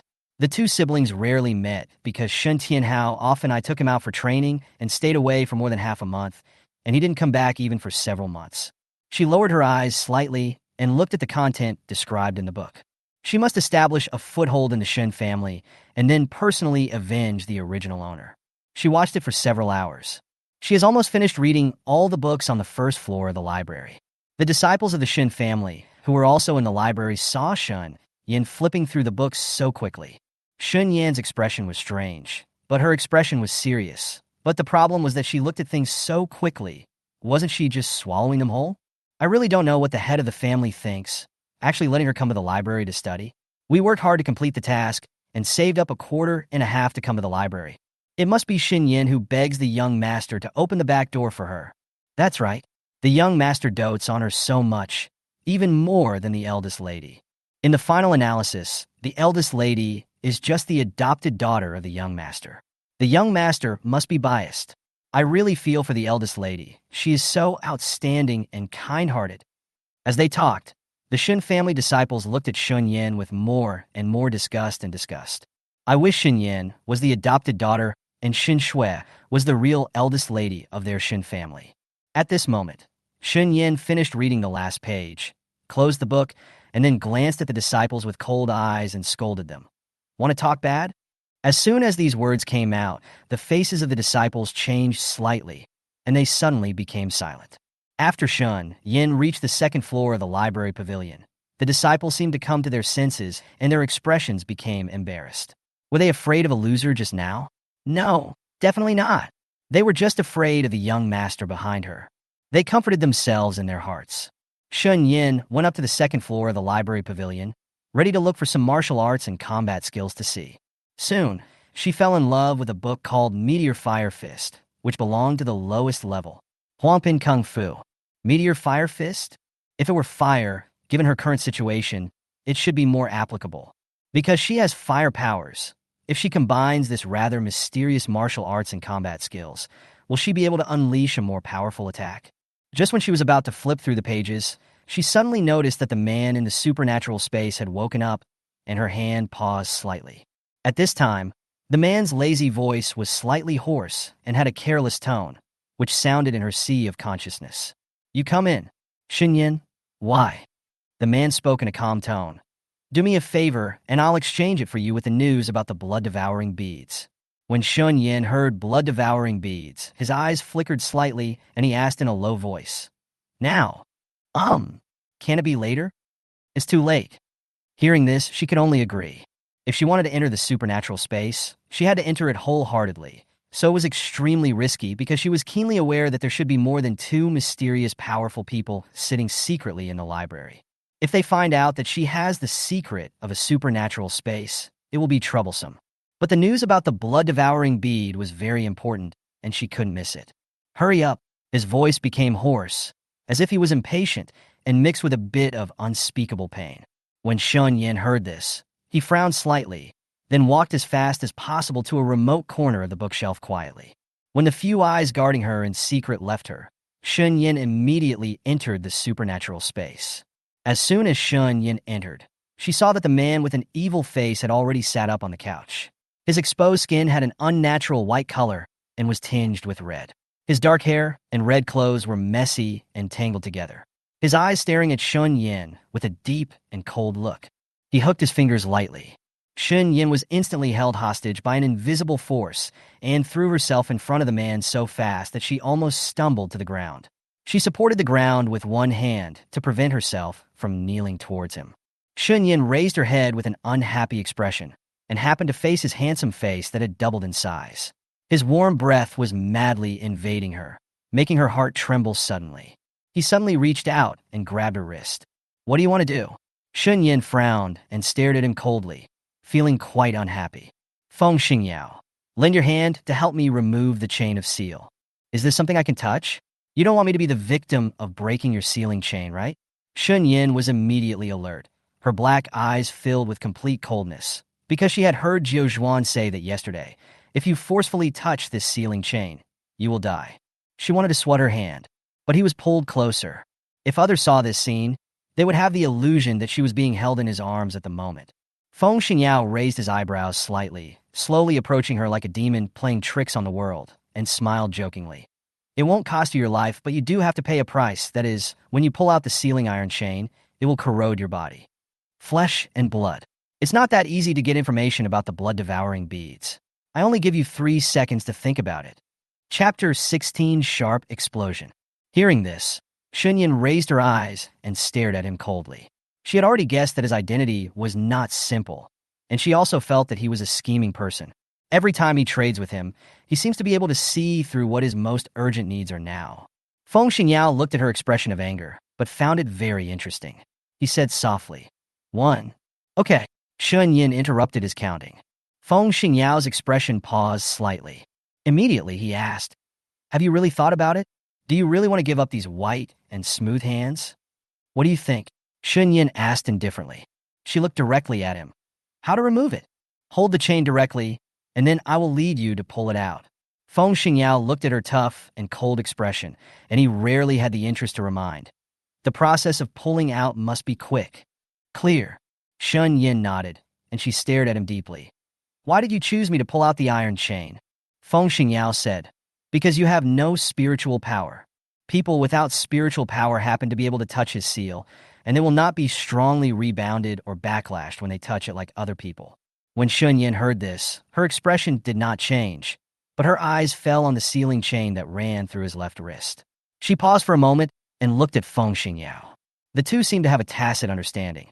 His right hand held her slender wrist slightly, and the coldness was close to her skin, making her extremely awake at this time. "It's about to begin." After saying this, Shen Yan stretched out her hand and grasped the sealing chain.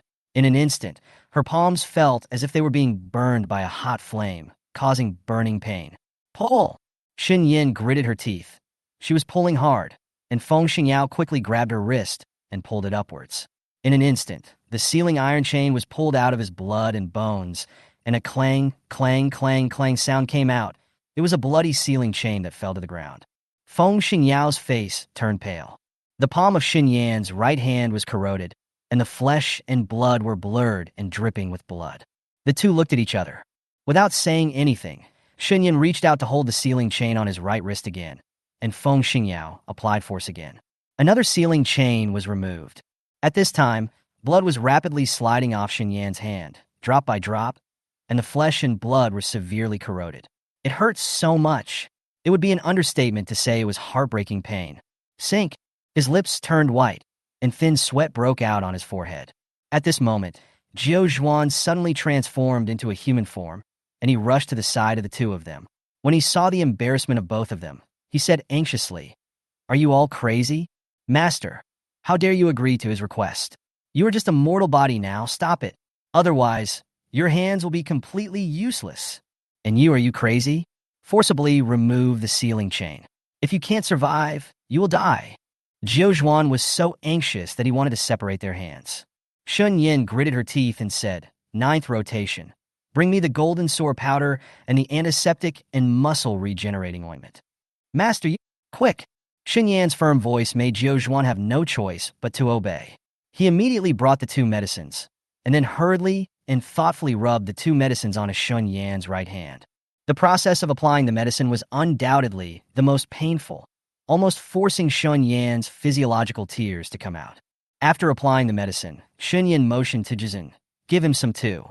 Jizun was confused for a moment, but after he realized what he was talking about, it turned out that the master was talking about Feng Xingyao. Feng Xingyao's wrists were bleeding with bright red blood, which looked very oozing. Feng Xingyao frowned and said, "No need. This is of no use to him at all." Shen Yan gave a soft without any persuasion, and just said, "I'll change hands." Feng Xingyao immediately understood what she meant, then reached out and held her left wrist, holding it a little tight. Shen Yan didn't care about his strength.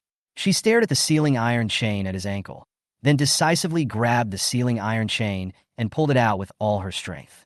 The sound of Zila Zila came, and her left hand was quickly corroded, and blood dripped down the iron chain. Ah! Zhuan witnessed this scene and made a sharp explosion. He was so anxious that he circled around the two of them. "It's over, it's over. It's all over now. Master is going to lose his hands. He's going to die." When the third sealing iron chain was pulled out, almost all the blood on Feng Xingyian's face faded, exuding a sickly and weak aura. Both of Shen Yan's hands were trembling, and his bloody appearance looked extremely terrifying. There is also the last sealing chain. Shen Yan took a breath, gritted his teeth, and simply said nothing. He kept doing it and started to pull it directly. Feng Xingyao assisted. With a stab sound, the last sealing chain was pulled out. Ah! Jizuan made a sharp blast again. He helplessly covered his little head, looking like he was about to cry without tears. Noisy. Feng Xingyao's voice directly forced Jiao Zhuan back into the Jiao Zhuan Demon Suppression Tower. Shen Yan looked at her hands with a pale face, not feeling distressed, but thinking about how to make up a lie to deceive her father. Such an eye-catching injury will definitely arouse Dad's suspicion. Just then, a shadow suddenly struck, and the man seemed to have lost all his strength and fell directly on Shen Yan's body. Shen Yan was caught off guard and was instantly pressed to the ground by him. Bang! His cold lips inadvertently brushed against her neck, causing a numbness and slight itch. Shen Yan froze for a moment. "Get up!" She frowned and tried to push him away, but he was too heavy, like a hill pressing down on him. Although he looked thin, he was extremely heavy. He seemed to be in a coma. Finally, Shen Yan used her strength and forced him away. The man fell to the side, his eyes were closed tightly, his face was extremely pale, and the corners of his lips were stained with blood. He was extremely charming, especially beautiful and sultry, and people couldn't help but feel pity for him. Shen Yan stretched out her fingers to feel his breath. Although it was weak, he was still alive. She breathed a sigh of relief. As long as he lives. Shen Yan stood up and was about to apply medicine to her hand when her face suddenly changed slightly because her hand healed quickly, scabbed and returned to its original state. What is going on? Shen Yan's eyes narrowed slightly. When she was pushing Feng Xingyao, she accidentally touched the blood on his wound. Could it be because of his blood? In order to verify what she thought, Shen Yan squatted down and stretched out her fingers to wipe some of his blood when the man suddenly opened his eyes. His eyes were as dark as night, staring at her momentarily. She seemed a little guilty. Feng Xingyao's lips were bloodless, but he smiled slightly. "The more you know, the faster you will die."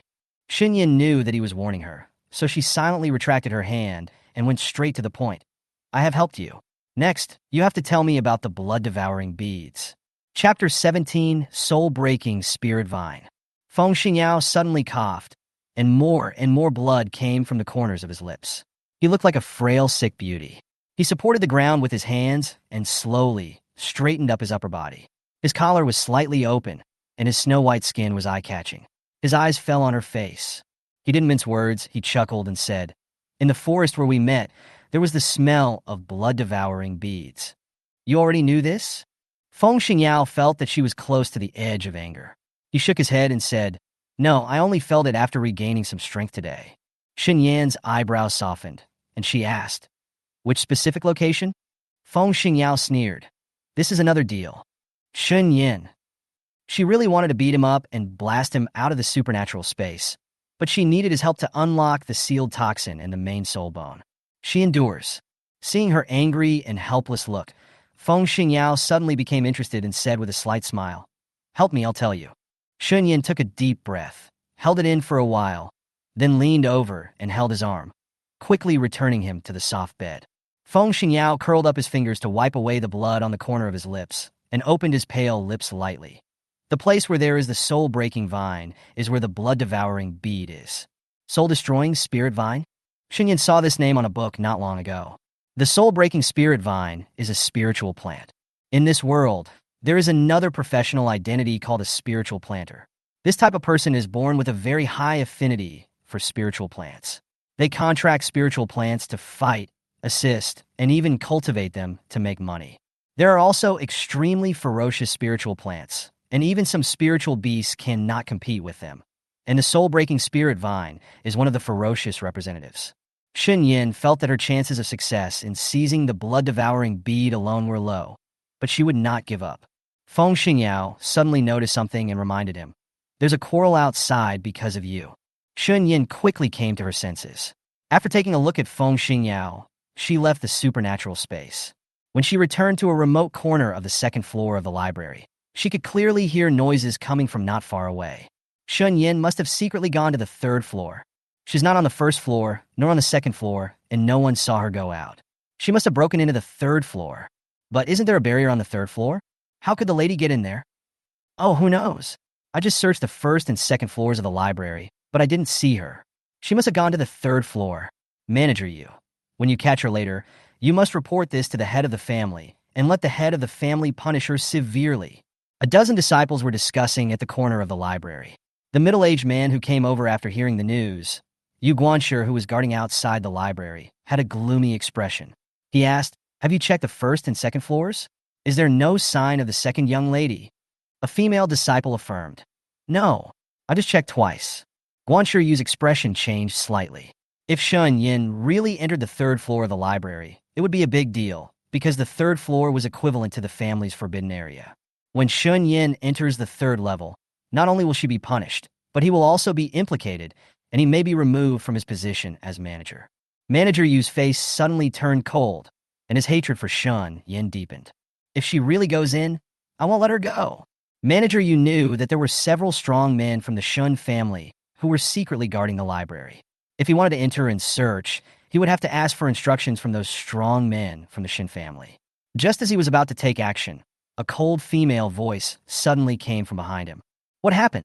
As soon as these words came out, Manager Yu and others subconsciously turned around and saw Shen Yan standing not far away, holding a book of martial arts and combat skills in his hand. It seemed that he came after hearing the noise. The faces of the disciples who reported Shen Yan changed with shock.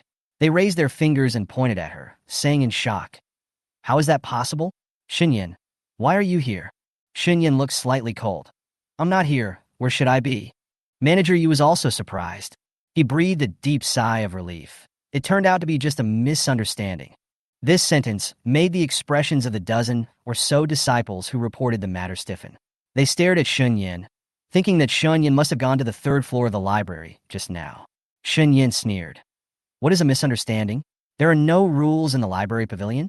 Manager Yu, you just let so many people gather and make noise here? No matter what? If word gets out, whose face will it be?" When Manager Yu heard these words, he looked at her in shock, and then his eyes dimmed slightly.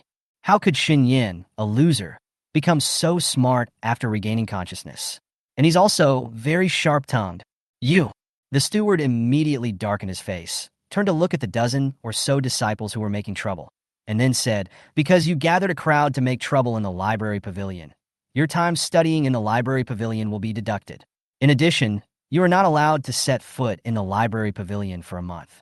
Half a step into the library." The faces of the dozen or so disciples changed, and they immediately begged for mercy.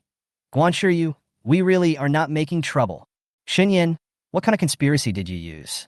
Tell me quickly." A female disciple asked hysterically with an embarrassed look on her face. Shen Yan just replied lightly, "I like squatting in the corner when reading." These words caused the dozen or so disciples to instantly break their guard. "Squatting in a corner reading a book? There's something wrong with you." They were so angry that they started to curse. Under the warning in Guanshiyu's eyes, they could only endure it in frustration. Later, they were kicked out of the library. But Shen Yan still stayed in the library because she had to learn the martial arts and combat skills of this world to defend herself. The combat skill, Meteor Fire Fist, was her first choice. Shen Yan was immersed in studying, and the few powerful men who were secretly guarding the library at this moment were suspicious of Shen Yan because they did not find Shen Yan during the commotion. Either they were wrong, or there was something wrong with Shen Yan. At this time, Feng Xingyao, who was in the supernatural space, could no longer hold on. He suddenly spat out a mouthful of turbid blood, and a layer of frost formed on his eyebrows. The wounds on his body were covered with a layer of blood-red light, and as the light surged, the wounds gradually healed. Jiuzhuan quickly transformed into a human form and came to Feng Xingyao's side. Jiuzhuan's face wrinkled into a ball, and he asked nervously, "Zun, how are you now?" Feng Xingyao didn't want to pay attention to him. Jiuzhuan said anxiously, "I'll go call the master in. It's no use asking her to come." Jiuzhuan retorted, "Master, it's useful. She can even feed you potions." Feng Xingyao's originally tired face suddenly turned a little colder after hearing this, and his tone was indescribably cold. "What did you say?" Jizuan was frightened by his expression. He quickly covered his eyes and nodded tremblingly. When Feng Xingyao saw this, he lowered his eyes to cover the emotions rising in his eyes. Is his guard already so weak? Chapter 18, Red Sun and Silver Moon. Shen Yan stayed in the library pavilion until the evening. After thoroughly memorizing the Meteor Fire Fist moves, he left the library pavilion and went to his Shitsue courtyard. As night falls, there are still some lights on the roads of Shun's house. At this time, the two guards following Shen Yan looked at each other. They didn't know exactly what Shen Yan learned while staying in the library pavilion, but the only thing that was certain was that she not only tore the mouths of the disciples who were talking dirty words outside the library pavilion, but she also indirectly caused more than a dozen disciples to be expelled. Exit the library. Second young lady, she has really changed.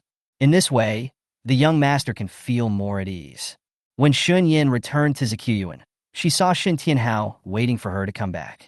As soon as Shen Tianhao saw her, his eyes brightened slightly, and there seemed to be indescribable tenderness in his eyes. He immediately came up to her, raised his big palm to touch the top of her head, and asked lovingly, "Yenner, are you hungry? Daddy has given instructions." A table of dishes was prepared. Shen Yan raised her eyes and looked at him steadily for 2 seconds. "I'm hungry." She went back to Guiyuan because she was really hungry, because she was not like a cultivator who could go without eating or drinking for several days, or even months. "If you're hungry, just eat." Shen Tianhao smiled softly, and then he asked a little cautiously, "Are you happy today?" Shen Yan nodded. "Yeah." Since Shen Tianhao came back this time, he has paid more attention to everything Shen Yan has experienced, so he knows roughly what happened to her today. Hearing this, Shen Tianhao breathed a sigh of relief. He touched her head again, as if treating a child, and coaxed softly, "If you are unhappy about anything, you must tell Daddy." Shen Yan felt a little uncomfortable and nodded in agreement. "Okay," Shen Tianhao suddenly said in a dumbfounded way. "You are too good now, and Daddy is still a little uncomfortable with it." Shen Yan. When the 2 guards who had been following Shen Yan heard this, their mouth corners twitched. They couldn't help but recall the scene of the second young lady tearing someone's mouth off with her bare hands this morning. It was so cruel. "Is the second lady good?" "Young master, you really think too much." The 2 guards roared inwardly and could hardly control their expressions. Afterwards, Shen Yan followed Shen Tianhao to have dinner. During this period, Shen Tianhao took great care of her and told her some cold jokes from time to make her happy. In order not to let him lose, Shen Yan, pretending to be amused, Shen Yan put down his chopsticks and said seriously, "Dad, I'm going to Lingan Forest tomorrow." "Lingan Forest?" Shen Tianhao was stunned and asked, "Why?" Shen Yan made an excuse, "Because I lost something important in Lingan Forest." Shen Tianhao frowned and said worriedly, "Dad can just help you get it." Shen Yan shook his head. "I want to get it myself." Shen Tianhao choked and sighed deeply. He felt helpless in his heart. He couldn't help but secretly thought that his daughter had finally grown up and had her own ideas. "Yenner, even if you want to go to Lingan Forest tomorrow, you won't be able to do it," he said, explaining, "The news has spread throughout the imperial city that Lingan Forest has been jointly blocked by the 9 countries today, because Qiu Tianzong is about to the competition will be held in Lingan Forest." When Shen Yan heard this, her heart sank. She had seen descriptions of Qiu Tianzong in books. Qiu Tianzong was a middle to upper class force in the western region of Pings, and its overall strength should not be underestimated. "Lingan Forest is blocked by 9 countries. Shen Tianhao asked, "What is it that makes you care so much?" Shen Yan said, "It's the jade pendant given to me by brother Ahuai." Shen Huai did give her a jade pendant to absorb body turbidity, but she was deceived by Shen Shui a year ago. Shen Yan's eyes darkened slightly. Shen Shui had taken away too many things that should have belonged to the original owner, secretly and openly. She would definitely make Shen Shui return them back doubly. When Shen Tianhao heard this, he was slightly stunned. He was quite touched and asked tentatively, "Do you miss Ahuai?" Shen Yan, "It's okay." Immediately, she said again, "Dad, I want to go out and take a look tomorrow." Shen Tianhao said subconsciously, "Daddy will go with you." "Dad, no need. I just want to go shopping by myself. Not to mention I'm not a child anymore." Shen Yan looked at him. Shen Tianhao nodded in disappointment. "Okay, in that case, Daddy will send a few guards and maids to follow you. Are they going in a carriage?" "Well, thank you, Dad," Shen Tianhao said with a gentle expression. "Yenner, don't say thank you to Dad because it seems too harsh. Your injury has not healed. If you feel unwell outside, you must come back immediately, you know? Also, that maid Ling Yuan has already you were dealt with by Daddy. Daddy picked 2 caring maids for you. Take a look, and if you think it's okay, keep them." With that said, Shen Tianhao made a gesture. In an instant, 2 young women dressed in Shen family maid clothes appeared. The one on the left was pretty, and the one on the right was pretty. The 2 of them saluted in Shen Yan's direction. Red Sun/Silver Moon has met the second lady. When Shen Yan saw them for the first time, he felt that they were not weak in strength, unlike ordinary maids, because their aura was very stable. Shen Yan actually didn't need anyone else to serve him. She looked at Shen Tianhao and slowly shook her head. "Dad, I don't need a maid to serve me. I'm used to being alone now." Upon hearing this, Hongri and Inuit immediately knelt down. Shen Tianhao hesitated. "Are you dissatisfied?" Shen Yan, "I don't need it." Shen Tianhao sighed and couldn't help but persuade. Yeah, you're a daughter after all. Some things, such as applying healing plasters, need someone of the same sex to do it for you. Besides, Dad doesn't trust you alone. People, wouldn't it be nice to have more than one person to chat with? Under Shen Tianhao's hard work, Shen Yan finally agreed. The only requirement was that the person Hong Ri and Yin were loyal to must be her. Without her instructions, Hong Ri and Yin could not keep her affairs private. Tell Shen Tianhao. In order for his daughter to have a companion who could talk and protect her, Shen Tianhao could only nod in agreement. Guiyuan, attic. In the room, Shen Yan looked at the two maids in front of him and asked, "What is your cultivation level? You can't hide anything."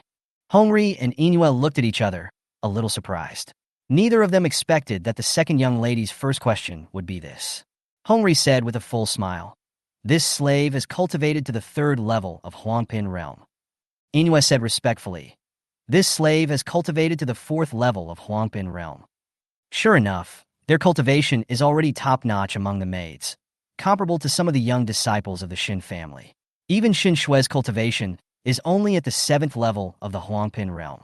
Shen Yin said calmly, "When you enter our Shitsue courtyard, I have only one requirement, which is to be absolutely loyal. If you betray me, I will kill you with my own hands." Hong Sun and Silver Moon were frightened by the invisible aura emanating from her body. At this moment, they had forgotten that Shen Yin was a waste who could not cultivate. They knelt down half-kneeling, bowed their heads, and responded respectfully, "Yes, second miss." Chapter 19, Weapon Shop. The next day, early morning, after Shen Yin finished her breakfast, she left the Shin family and got into the carriage that Shen Tianhao had prepared for her in advance. Hong Sun, Silver Moon, and 5 or 6 guards accompanied her. The carriage was very large, so Shen Yin called Hongri and Inue onto the carriage. This move made the two maids feel flattered. Shen Yin didn't care. A guard slowly approached and asked through the car curtain, "Second miss, where do you want to go?" "Walking around first," Shen Yin responded. In fact, she came out because she wanted to check the situation outside Lingan Forest and see if there was any chance of entering Lingan Forest quietly. But if he said he was going to Lingan Forest from the beginning, Shen Tianhao would definitely be alarmed, and it would be much more troublesome then.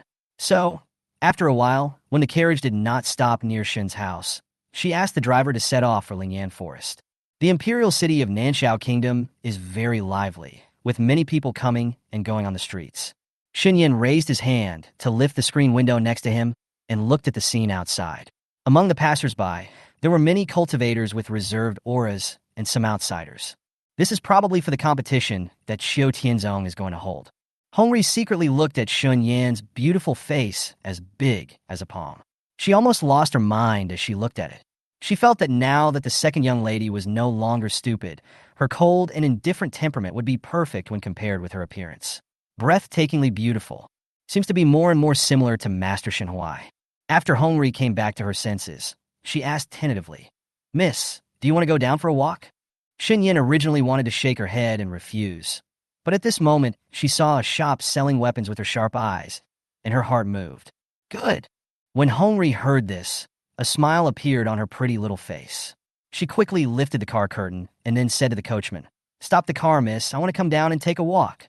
The coachman stopped the carriage immediately. Hongri and Inu came down first, then took out the footstools and placed them next to the carriage, and thoughtfully lifted the curtain for Shen Yan. And this scene also attracted the attention of many people. When the passers-by around saw the Shun family logo on the carriage, they immediately thought that Shen Shui was coming. When a light purple skirt appeared in the carriage, many people stared closely. The girl bent slightly and came out, then stood upright smoothly. Her figure. She is slender, wearing a light purple dress, with long black and silky hair falling on her thin shoulders. Her face is cold, her delicate features are stunning, and her dark eyes are like the stars in the cold night, so cold that people dare not approach her. Like a fairy who fell into the mortal world. For a moment, everyone couldn't recognize who this beauty was. Shen Yan got off the carriage. "She is Shen Yan." Hearing this name, everyone was in disbelief for a moment. Some people even rubbed their eyes vigorously, trying to confirm who this girl in purple was. Some people were shocked because Shen Yan no longer looked stupid now. Is it possible that she has regained her consciousness? It's really that loser Shen Yan. Turns out she is so beautiful. Shen Huai looks amazing, and he and Shen Yan are twins. How will Shen Yan's appearance be different? It's just that the temperament she exudes is completely different. Shen Yan is very famous in the Imperial City because she was born into a family of summoners, but she is the only one in this family who cannot cultivate spiritual power. Secondly, there is a world of difference between her brother Shen Huai and her. Also, Prince Nangong-Yu's fiancée is Shen Yan, and Nangong-Yu has looks, strength, and status, and is the dream lover of many women in Nanshao Kingdom, but he is tied to a loser. Therefore, Shen Yan was hated by many women. Furthermore, Shen Shui's suitors were also very unhappy with Shen Yan. Facing the various stares from the people around him, Shen Yan just glanced at them lightly, and then walked directly into the weapon shop with Hong Ri and Yin Yu. Everyone present looked slightly stunned. Why has this waist changed so much? Passers-by were talking about it, and these words gradually reached the ears of Nangong-Yu, who was drinking in the restaurant next door. With a bang, Nangong-Yu slammed the wine glass onto the table. The wine was spilled everywhere. Nangong-Yu had a sinister look on his face and sneered. This loser is really haunting me. She knew that I was drinking here, but she deliberately came to the next door. How shameless! The blue-clad man sitting next to him, Ho Yuanjia, said jokingly, Ayu, now that the loser has regained consciousness, it's not a bad idea for you to have her. She's very beautiful, but her only shortcoming is that she can't practice cultivation. Nangong-Yu smiled coldly. My wife can only be Shuer, because only Shuer in Nanshao Junior High School is worthy of me. After hearing this, Ho Yuanjia's expression moved slightly, and he persuaded kindly. Shen Shui is indeed a genius of the younger generation in our Nanshao Kingdom. Ayu, I have to remind you that you are not the only one who has Shen Shui's suitors. His Highness the Crown Prince, the young master of the Liu family, also likes her. Nangong-Yu smiled. Don't worry, Shuer only loves me. Ho Yuanjia choked. He didn't know whether he should tell Nangong-Yu that Shen Shui had close contacts with His Royal Highness the Crown Prince, the young master of the Liu family, and others. Nangong-Yu remembered the sweet words Shen Shui once said to him, and his smile deepened. He raised his hand and patted Ho Yuanjia's arm. Yuanjia, Shuer and I are in love. When I deal with Shen Yan, I can be with Shuer. Solve it. Ho Yuanjia's expression changed instantly. Nangong-Yu realized that he had made a mistake, so he quickly made up for it. It's the dissolution of the engagement. Ho Yuanjia was dubious. That's it. There were two young men at the wine table. They toasted to Nangong-Yu and said flatteringly, Then I wish the prince to dissolve the engagement as soon as possible and escape from the sea of misery. That bitch Shen Yan is not worthy. Haha. Nangong-Yu should have been happy when he heard this, but when he thought about Shen Yan being in the weapon store next door, he felt particularly uncomfortable. He narrowed his eyes slightly, remembering how she was trapped in the dungeon not long ago. He had obviously already killed her. No, he had to go see Shen Yan now. Nangong-Yu stood up suddenly and said in a deep voice, Let's go meet that loser for a while. Ho Yuanjia was also curious about what Shen Yan would be like now, so he also agreed. Immediately, they set off. At this time, Shen Yan entered the weapon store, and her eyes faintly scanned all the weapons placed on the shelves. Although the owner of the weapon shop was a little surprised when he saw Shen Yan, when he heard a few words from outside, he realized that Shen Yan had regained his consciousness. Adhering to the concept that everyone who came was a distinguished guest, he greeted him with a smile on his face. Second miss, what weapon do you want to choose? Before Shen Yan could speak, a delicate voice came from behind. Tisk, what's the use of weapons for a loser? Chapter 20 will file a complaint. I saw a girl in a green skirt striding in, followed by a group of soldiers. She looked arrogant and had a sarcastic smile on her lips. She looked at Shen Yan with contempt. Trash, do you still recognize this princess? The faces of Hong Ri and Yin Yu, who were guarding Shen Yan, changed slightly. They suddenly became nervous and wanted to take the second lady away from here. But when they saw their young lady looking calm and at ease, they were stunned. The girl in the green dress frowned and said displeasedly, I'm asking you a question. Shen Yan looked away indifferently and then said to the weapon shop owner, I want to see the sharpest dagger in your shop. At this time, the girl in the green dress became angry. Shen Yan, you are so brave now. How dare you ignore the existence of this princess? Have you forgotten about being ridden by me as a horse? As she said that, she was about to push Shen Yan, but Shen Yan grabbed her hand with lightning speed. Click! Ah! This princess's hand. The girl in the green dress screamed. Her face turned pale and slightly ferocious, and then she quickly gathered her spiritual power and blasted in the direction of Shen Yan. "Miss, be careful." Hong Ri was anxious and immediately gathered his spiritual power to block the blow for Shen Yan. Shen Yan was already ready to reveal her firepower, but Hong Ri blocked the blow for her. She closed her fingers slightly and quietly extinguished the dots of flames in her palms. The spiritual power of the two collided together, and they were evenly matched. Hong Ri staggered, and Shen Yan reached out to give her a hand. The girl in the green dress was in pain and covered her broken arm with a pale face.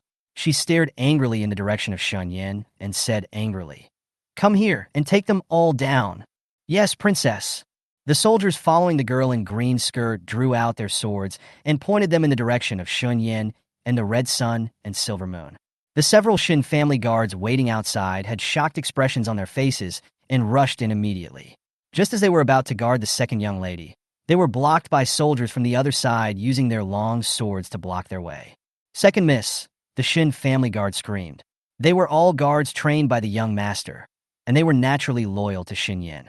The girl in the green dress is the only princess of Nanshao Kingdom, named Nangong. She is deeply loved by the emperor. Chong Ai and Shen Shui are close friends. Because of Shen Shui, Nangong disliked Shen Yan very much and often bullied her. She used the original owner Shen Yan as a horse, which was also a way for her to humiliate the original owner. At this time, the owner of the weapon shop looked solemn and panicked, sighing secretly that he was suffering. Nangong was so painful that she broke into a cold sweat. She stared at Shen Yan with murderous intent. "Trash, you really have the heart of a bear and the courage of a leopard. How dare you hit this princess? Take her down immediately." As soon as he finished speaking and the soldiers were about to take action, Shen Yan spoke up. "Who dares?" The cold sound came like a blade, shocking the soldiers. Everyone looked at Shen Yan in shock. How could this piece of trash have such a terrifying aura? Shen Yan sneered and asked, "Nangong, you bullied me first, and now you want to deal with me in a big way. How does your behavior put the face of my Shen family in the face?" Nangong was stunned. She was used to bullying Shen Yan. Now when faced with Shen Yan's question, she was speechless for a moment. However, she quickly thought of Shen Yan's situation of being ostracized and rejected in the Shen family, so she didn't need to worry about the Shen family's meeting. "There will be no revenge," Nangong said arrogantly. "Shen Yan, even if I beat you to death with a stick, so what? The Shen family might even thank this princess for getting rid of a disaster for them." "You mean?" Shen Yan paused slightly and raised her eyes coldly. "The Shen family is a cold-blooded family that doesn't care about their blood relatives?" As soon as these words came out, Nangong Ying's expression froze. She realized something and stared at Shen Yan. This loser actually dug a hole for herself. She gritted her teeth and replied, "No." Shen Yan smiled lightly. "Our Shen family is a united and warm family. The elders in the family are affectionate and righteous. Not only do they take me very seriously, even an adopted daughter like Shen Shui is cared for as if she were their own child. Just like a daughter, how could such a family abandon their blood relatives?" Nangong Ying's expression changed instantly. How can this loser be so talkative? She seems to be trapped in the language trap she set now, and no matter which step she takes, it seems that she cannot be successful. Nangong took a deep breath. "Shen Yan, if you hurt this princess, I will make you pay the same price." Then, she ordered the soldiers, "Will." Her handbrakes. Upon hearing this, Hong Ri and Inuit immediately protected Shen Yan. Their faces were solemn, and they lowered their voices and said to Shen Yan, "Miss, if you seize the opportunity later, run away immediately." Shen Yan raised his hand and pushed them away slightly. Seeing Shen Yan take 2 steps forward, Hong Ri and Inu's pupils shrank, and they called in shock, "Miss." Nangong thought she had figured it out and wanted to stay down and be small. A contemptuous smile appeared on her lips, but the next moment she heard a faint sentence from Shen Yan. "My father is back." These words successfully stopped several soldiers who were about to attack her. The soldiers' faces were frightened, and their eyes flashed with fear. Nangong trembled. She had seen Shen Tianhao angry when she was a child. It was when an envoy from another country kicked Shen Yan in disgust. This scene was caught by Shen Tianhao, and he actually looked at that like crazy. The messenger's legs were broken, smashed, and then eaten by his summoned beast. Shen Tianhao is a madman, but he is the most powerful summoner in Nanshao Kingdom. Shen Yan told them to turn pale, then deliberately lowered his voice and said, "Yes, I will file a complaint. In the past, the original owner was very stupid and had a very poor memory. She forgot things quickly and could not put a complete sentence together. Many times, she was alone in a daze, as if she had no independent consciousness. There are only 3 people she always remembers. One is Shen Tianhao, the other is Shen Huai, and the other one is Shen Shui. As for other people, the original owner will forget about them after seeing them, let alone file a complaint. Also, when Shen Shui and others bullied the original owner, they were smart enough not to show any scars on her exposed skin because it would be too obvious. Under the clothes, there were bruises, swelling, and pinch marks. These were all old injuries that hadn't healed yet, and new ones had been added. The maid Ling Yuan, who took care of the original owner's washing and bathing, and several maids in Shizue courtyard were all bribed by Shen Shui.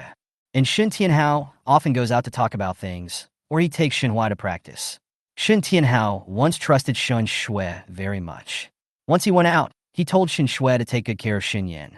What he didn't know was that Shen Shui was like a wolf, tiger, and leopard to Shen Yan, capable of eating people and sucking blood. The reason why Shen Tianhao didn't take care of Shen Yan properly was because men and women were different and had some scruples. Chapter 21, Incompetent Fury. Nan Gonging was panicking, but she still pretended to be calm and said in a cold voice, "Do you think that since you have a backer, this princess will not dare to do anything to you? Don't forget, my princess's father is the emperor of Nanshao Kingdom." She tried to intimidate Shen Yan. Shen Yan said calmly, "I know. But in this world, the strong are respected, and those with strength have the right to speak. So as the leader of a country, you cannot cover the sky with just one hand." Shen Yan slowly raised his eyes and approached Nangong Ying's direction step by step. "If you want to take action, hurry up." Nangong Ying's face was ashen. She was really riding a tiger now because she was really afraid that Shen Tianhao would act like a madman and desperately retaliate against her, because she remembered that after the envoy was seriously injured, Shen Tianhao was not only fine, but also the people of that country. The emperor also killed the envoy in order to appease Shen Tianhao, and her father was also very afraid of Shen Tianhao. 25 years ago, Shen Tianhao was an amazingly talented summoner in the western region of Pings. Many countries and forces offered him olive branches, but he did not join any of them. It is said that he disappeared for 10 years and returned to the Shen family of Nanshao Kingdom 15 years ago, bringing with him a pair of twins. He was originally able to revitalize the Shen family, but everyone was surprised to find that his strength had seriously declined. But even so, Shen Tianhao can't offend just anyone. While Nan Gonging was still in shock, a male voice suddenly came from outside. "Shen Yan, what are you doing here?" Everyone followed the sound and saw 4 young men walking in. The leading man was wearing a blue brocade robe. He had a handsome appearance, a straight nose, and stared at Shen Yan with sharp eyes. The moment Shen Yan saw him, the image of being tortured in the dungeon suddenly emerged in her mind, and his sinister and mean look lingered in her mind. Shen Yan sneered coldly. "What does it have to do with you?" As soon as these words came out, not only Nan Gongyu was stunned, but even Ho Yuanjia and several of his followers were shocked. As if she got a chance to breathe, Nan Gonging immediately ran to Nan Gongyu and said aggrievedly, "Brother Yu, this good-for-nothing just hurt my hand. It hurts so much." Nan Gongyu's attention was instantly attracted to Nan Gongying's injured arm. He raised his hand and touched it, and Nan Gonging screamed in pain. His little face was pale. "It doesn't look fake." Nan Gongyu was angry. He stared at Shen Yan impatiently and ordered, "Why don't you kneel down and apologize to the princess?" "Shen Yan," Nan Gongyu said in a deep voice, "my prince knows that you have regained your consciousness. Don't pretend to be stupid. You'd better kneel down and apologize to the princess. Otherwise, my prince will teach you a lesson for the princess." Shen Yan sneered. "Nan Gongyu, do you want me to expose everything you have done?" When Nan Gongyu heard this, his expression changed slightly, and then he stared at Shen Yan with gloomy eyes. He pretended not to know anything and said, "No matter what I have done, I will never have anything to do with you." He was eager to cut off the relationship, fearing that his murder of Shen Yan would be exposed by her. Nan Gonging was furious. "Shen Yan, why do you want to slander Brother Yu?" Shen Yan began to narrate without changing her expression. "I disappeared a few days ago." Nan Gongyu's face darkened and he interrupted. "Shen Yan, that's enough. No matter what lies you make up, I will never like you. You'd better give up on this idea as soon as possible. As soon as these words came out, the passersby outside the weapons shop started talking as if they had heard some gossip. Shen Yan said calmly, I don't like scum like you. Don't be sentimental. Sometimes you have to pee and look at yourself. Are you really that good? I have regained my sanity now. You are a scumbag like you. Even if you give it to me as a dog, I don't want it. It's too disgusting and dirty. In 2 days, I will ask Dad to go to the palace to cancel the engagement. When Nangong Ing and others heard this, they looked at her in shock. Then, he turned to look at Nangong Yu. Nangong Yu's face turned green at this time. He was furious. He wished he could strangle Shen Yan to death right now. He roared. You say that again? Are you in a rage of incompetence? Shen Yan glanced at him coldly and warned implicitly. Do you need me to tell everyone what you did with Shen Shui now? Nangong Yu clenched his fists suddenly and stared at Shen Yan with red eyes. What Shen Yan said made people think. Even a few of Nangong Yu's followers thought that Nangong Yu and Shen Shui were already a couple. In fact, what Shen Yan said was referring to the two of them conspiring to murder the original owner. For a moment, there was silence. Shen Yan raised her eyes and said with cold eyes, Since there is nothing else, let's do our own thing. The reason why she doesn't kill Nangong Yu in revenge now is because she lacks strength. In the apocalypse, she was able to kill her enemies with a single strike because of her strength. Now that she doesn't have enough strength and confidence, she has to use a roundabout way to protect herself first and then deal with the enemy. Shen Yan turned around and took steps forward. Perhaps the soldiers who had been besieging her were frightened by her aura and actually stepped aside to make way for her. She stood in front of the weapon shop owner and said, Boss, I want to see the best dagger in your shop. The owner of the weapon shop hadn't come back to his senses yet. He was stunned for a moment and nodded quickly with a smile. However, he was shocked in his heart. After the second young lady of the Shen family regained her consciousness, she was so angry that the princess did not dare to deal with her. Even Nangong Yu was also disappointed. This Miss Shenair. Incredible. It's the fact that she can't practice that makes people criticize. Nangong Ying's charming and disdainful voice came. Shen Yan, the Japanese princess has a lot of money today. Let me spare you once. A waist like you will never be able to hold up the wall with mud. It is a shame for the Shen family to have you. The Shen family has Sister Shui. Is an honor. After saying that, Nangong Ying said goodbye to Nangong Yu and quickly left the weapons store because her hand was really hurting. Nangong Yu stared at Shen Yan's back with murderous intent flashing in his eyes. At this moment, Shen Yan, who was selecting a dagger, her eyes dimmed slightly. She sensed murderous intent behind her, but it quickly disappeared. No need to guess. The owner of the murderous aura must be Nangong Yu. Shen Yan lowered her eyes, hiding the emotions in her eyes. She had to find the blood-devouring bead quickly. She couldn't sit still and wait for death. Even if she had Shen Tianhao as a backer, she could only protect herself when there were many people. If there was only one person, then there would be no one who wanted to kill her. No worries. Her desire to become stronger has not changed at all. Soon, Nangong Yu left with his followers. And Shen Yan's attention was also focused on choosing a dagger. When her fingertips touched the dagger, it was cold, but it made her heart feel faintly, as if she had returned to the excitement of killing zombies in the apocalypse. Chapter 22 Red Flame Dagger. Shen Yan picked up the dagger recommended by the owner of the weapons shop. The handle of the dagger was black and a bit heavy. The blade was very sharp and had a forged chill. The boss asked with a smile on his face. Second miss, are you satisfied? When Shen Yan heard this, he did not speak, but made several gestures in the air with his dagger. Every time, there seemed to be a wind of the knife passing by. The boss was so frightened that he quickly took a step back. The boss looked at Shen Yan in surprise. She had made a few gestures, and it was obvious that she knew how to use a knife, and her movements were very clean and neat. Strange, didn't Miss Shenair just regain her consciousness not long ago? Even Hong Ri and Yin Yu were shocked. They looked at Shen Yan closely and wanted to ask, but they didn't dare to ask. Shen Yan was not satisfied. She put down the dagger in her hand and asked, Boss, is there a better dagger? Something more sophisticated. The boss asked tentatively. Second miss, what do you want to use the dagger for? It has its own uses. The implication is to tell him not to pry. Shen Yan added, the dagger should be more sophisticated. There is no requirement for its appearance. I don't pursue good looks, but practicality. Hearing this, the boss seemed to have his heart broken, and he smiled awkwardly.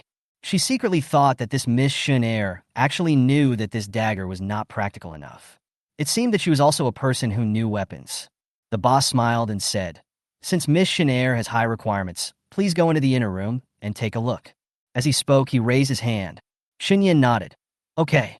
After entering the weapons room, Shen Yan saw various types of weapons, but she immediately spotted a red dagger, which seemed to have been soaked in blood and exuded a murderous aura.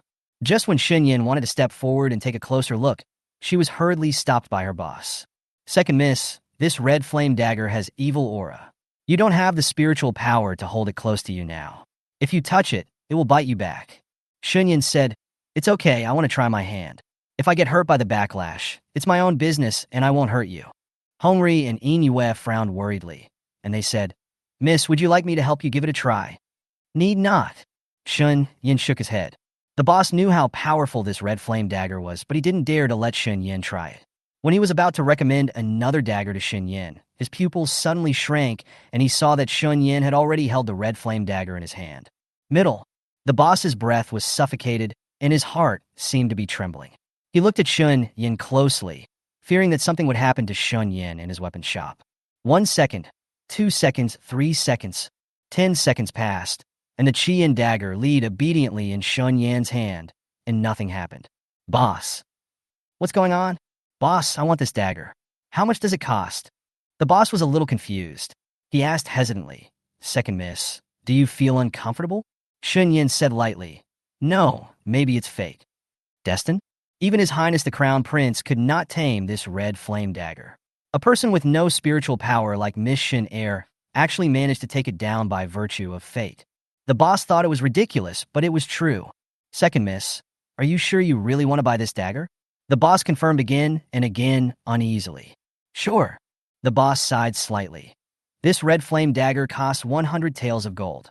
When Hong Ri and Yu heard this, their expressions changed instantly, as if they had heard something unbelievable.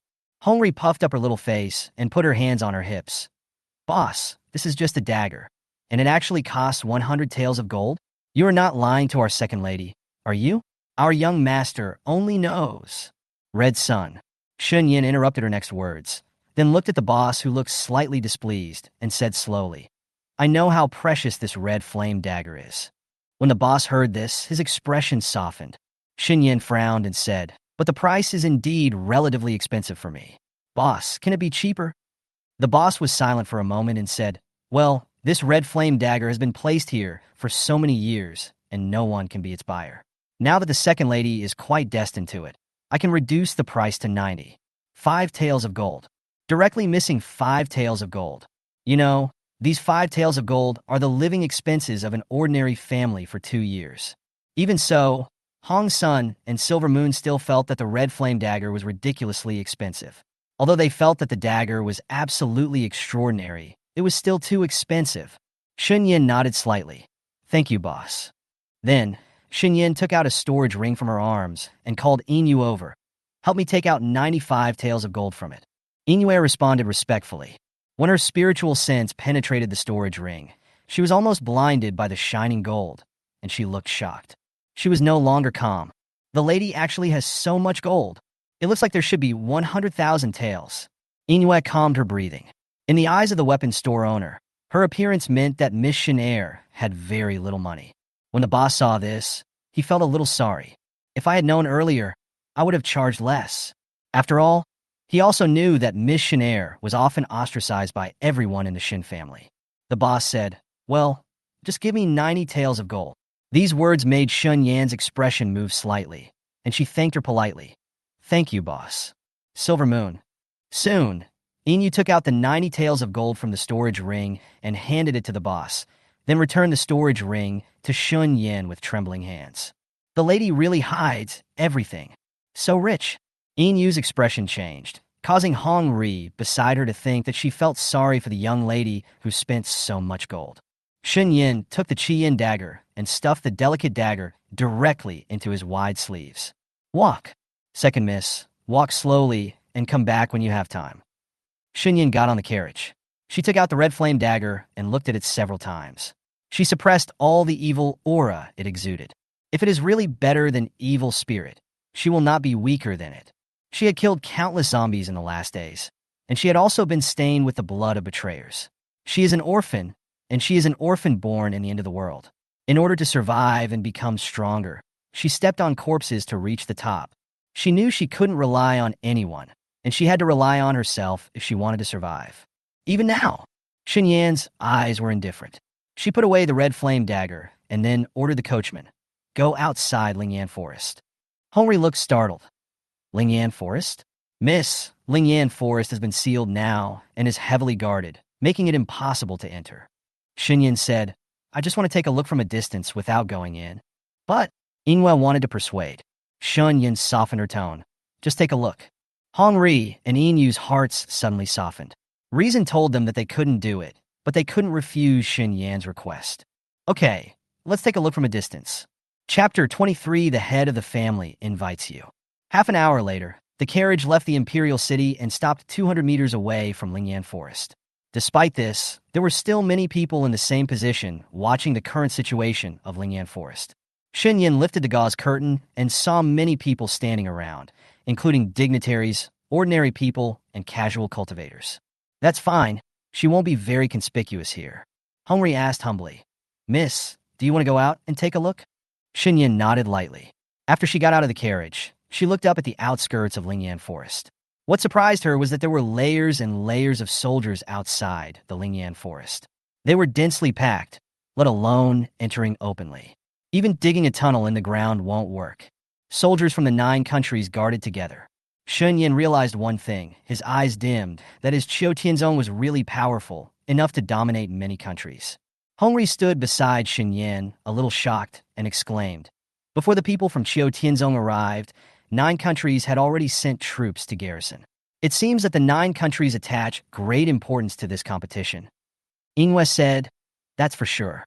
After all, everyone wants to climb the big tree of Qiu Tianzong." Everyone around was also talking about it.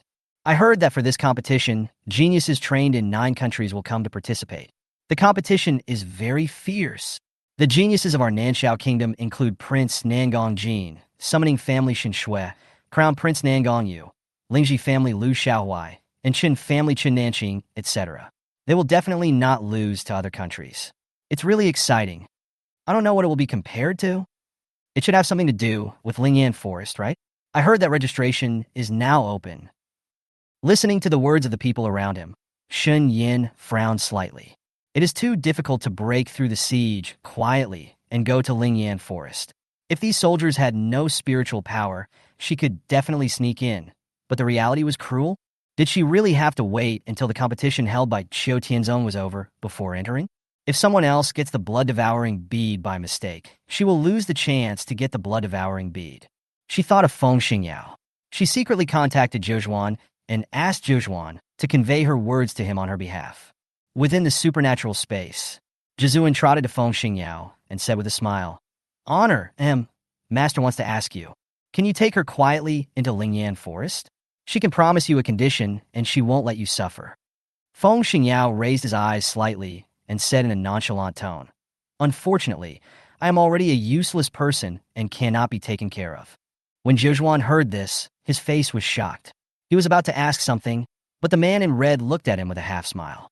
"Zhou is scared. Shut up."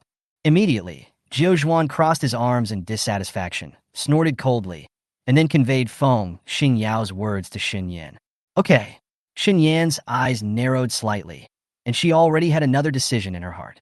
She decided to participate in the competition held by Qiu Tianzong and sneak into Lingan Forest. Now that she had made the decision, she did not want to stay here and said to Hongri and Inyue, "Go back." "Yes, miss." Outside the Shen family. After Shen Yan got off the carriage, she looked up and saw that the Shen family was decorated with lanterns and colorful decorations, as if something festive was about to be held.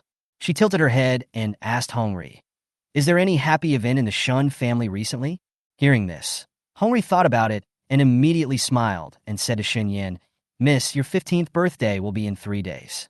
At this time, Inyu's face changed slightly, and she immediately tugged Hongri's clothes secretly with her hands. When Hongri looked over, she shook her head solemnly. Hongri still didn't know why. She looked at Inyue doubtfully. "What's wrong?" Inyue was extremely annoyed. But Shen Yan pointed it out directly. "It was not done for me but Shen Shui." Her and Shen Shui's birthdays are only one day apart, and Shen Shui is one day earlier than her.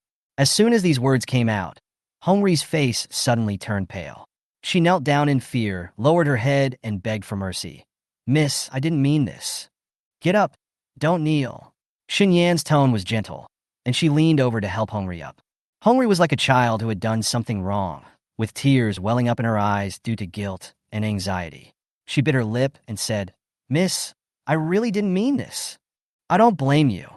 Shen Yan didn't care about this matter. The original owner's birthday was regarded as shameful by the Shen family, but Shen Shui's birthday was taken seriously by everyone in the Shen family.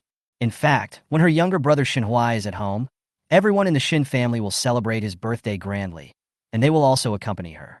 But in the past 15 years, Shen Hui spent at least 8 of his birthdays outside for training and could not return to the Shen family. So even Shen Yan's birthday was deliberately ignored by the Shen family. And Shen Shui's birthday party is held every year. Originally, Shen Tianhao also wanted to organize a birthday party for the original owner, but the head of the Shen family and many elders dissuaded him. "Don't be extravagant and wasteful. Huier is not at home anyway, and Shuier and Yinner's birthdays are only one day apart, and the two sisters are on the same day. Wouldn't it be enough to have a birthday party? Let's just schedule the birthday party on Shuier's birthday, so that we can invite guests." Shen Tianhao also understood the hidden meanings of many elders. Even if Yinner holds a birthday party, I'm afraid no guests will come, and she will definitely shirk it and refuse to come. Because in the eyes of most people in Nanshao Kingdom, Shen Yan is an unlucky existence. There is also a rumor that they are twins of a twin brother and a phoenix, with the elder sister being a bad star and the younger brother being a lucky star.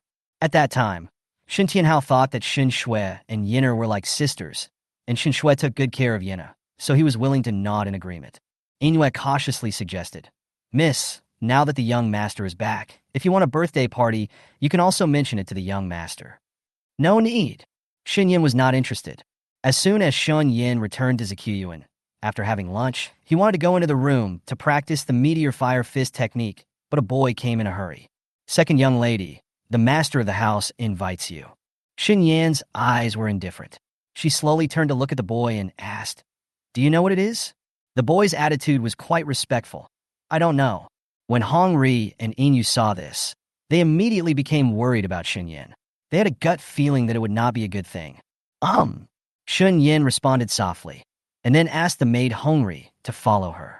Soon, Shen Yan followed the boy to the main hall in the front yard. The old man in the high position was full of energy. His eyes were as sharp as a blade. He put his hands on the crutches, and he had an aura of calmness and authority. Shen Yan walked to the middle of the main hall. "Stop and look up at him." Shen Yan did not speak, and the two of them were just in a stalemate. In such an atmosphere, the grandmother and housekeeper who were waiting on the side were trembling in their hearts. The head of the Shen family suddenly said, "Since you are here, why don't you call someone?" Chapter 24, Severe Punishment. Shen Yan was silent for a moment and called out in a cold tone, "The head of the family." The head of the Shen family had sharp eyes and asked directly, "Are you complaining about me? Why don't you call me Grandpa?" Shen Yan sneered. "You already have a granddaughter named Shen Shui, don't you? Presumptuous." There was a loud bang, and the head of the Shen family slammed the crutch in his hand on the ground. He looked unhappy and said in a deep voice, "Shuier is my granddaughter, and so are you. I know that you are because of what happened a few days ago. You are blaming me, but you have to know that our Shen family cannot lack talented people. Why don't you let Shuier take your place for the things you can't do? You should also share in the honor she brings to the family." Shen Yan raised her eyes indifferently and said, "Do you think I need such an honor?" These words made the Shen family leader choke. Shen Yan continued, "You want me to call you grandfather? Then have you ever done anything good to me? You favor Shen Shui in everything and condone her actions against me, right?" The Shen family's expression suddenly darkened. "You are so disrespectful. Are you questioning your grandfather?" Shen Yan asked calmly, "Don't you dare to admit it?" The head of the Shen family was furious, and he directly used coercion and crushed her in the direction of Shen Yan, as if he wanted to teach her a lesson. Shen Yan felt strong pressure coming on her. Suddenly, a fishy sweet taste surged in her throat. Her back seemed to be pressed by a huge mountain. She insisted on keeping her back straight. There was a crunching sound on the back. She just looked at the Shen family leader coldly. Even though the wound that had almost healed and scabbed cracked again and blood seeped out, soaking her clothes, she still did not give in to him. She just wanted to let the Shun family head know that he was partial. He was interested in interests, and he just didn't treat the original owner well. Seeing his gloomy expression, Shen Yan suddenly smiled. If you admit that you are partial and selfish, I will still look down upon you. Head Shin roared angrily. Chun Yan! With a boom, Shen Yan was directly blown to the ground by his coercive wind and rolled on the ground. Shen Yan spat out a mouthful of blood, and his little face turned pale for an instant. When Hongri, who was waiting outside, saw her young lady seriously injured and lying on the ground, her pupils shrank suddenly, and her heart was suspended in midair. She was anxious and worried, and when she wanted to turn around to find Shun Tianhao to rescue the young lady, 2 guards stopped her. Hongri's face changed in shock. Why are you stopping me? A guard said. The master of the house has an order.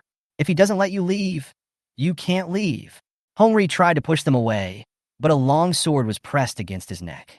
The cold touch filled with chills made Hongri freeze. She looked up in shock. You. The guards looked cold and businesslike. And, at this moment, the head of the Shen family stood up quickly, stared at Shun Yin condescendingly, and said in a deep voice with an ugly face, Shen Yin, don't be ungrateful. All your food and clothing expenses are in the Shen family. When have I ever treated you badly? A few days ago. I'll make it up to you too. So, don't ruin Schwer's reputation outside. Otherwise, he won't even have a chance to live in the Shun family. Shen Yan was about to get up, but was crushed down again by the pressure of the Shun family head. Bang! Shen Yan was imprisoned by the powerful pressure. Her internal organs seemed to burst, and she frowned in pain. Blood spilled from the corner of her mouth, but her eyes were coldly staring at the Shun family leader. For the sake of a fake granddaughter, you can even kill your real granddaughter. How wonderful! Shut up! The head of the Shen family did not expect that she would dare to resist. He picked up the crutch with a cold face and hit the back of Shun Yan's hand hard with a bang. Shun Yan groaned in pain, and her left hand twitched violently several times. The head of the Shen family stared at her with cold eyes, as if looking at a stranger. Don't try to challenge my majesty. In the Shen family, I'm the one who calls the shots. I can have 100 ways to kill you silently. Tianhao can protect you for a while, but cannot protect you for a lifetime. If you still want to be in the Shen family, to live a good life at home, you have to be good. Shen Yan suddenly felt sad for the original owner. What she said and what she did in the weapon shop today may have fallen into his ears, so he was so anxious to find her. Threaten her, so that she can't say anything wrong about Shen Shui. She smiled sarcastically. No answer. She tried to stand up again and again, but was suppressed by the Shun family head again and again. The two were in a stalemate for a while. Seeing more and more blood seeping out of Shun Yan's body, the head of the Shun family frowned. He was worried that Shen Tianhao would make trouble for her, so he restrained his pressure. The head of the Shen family, the Emperor Guan Tang, said, Yesterday, you tore a disciple's mouth to pieces. Today you have no respect for your elders, like this. There are no rules. I will punish you slightly. I hope you will change your ways in the future. Shen Yan stood up with a mocking smile on her lips, and then she took a sip of blood foam towards the ground. How disgusting. Head Shen's face became increasingly gloomy.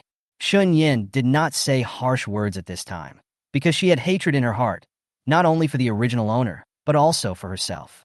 She walked out of the main hall without saying a word. The girl's light purple dress was dyed red. Her back was straight and her hair was messy. Even though she looked embarrassed, she exuded a perseverance and unyielding temperament. Miss! The moment Hong Ri saw Shen Yan, her eyes suddenly turned red. Why did the head of the family bully the young lady like this? The young lady is obviously an ordinary person with no cultivation. She simply cannot bear the pressure of the family leader. Hong Ri raised her hand regardless and pushed away the guard who stopped her. The sword edge scratched the skin of her neck, leaving a small bloody mouth. Miss! Hong Ri immediately rushed to Shen Yan's side, then raised his hand to support her.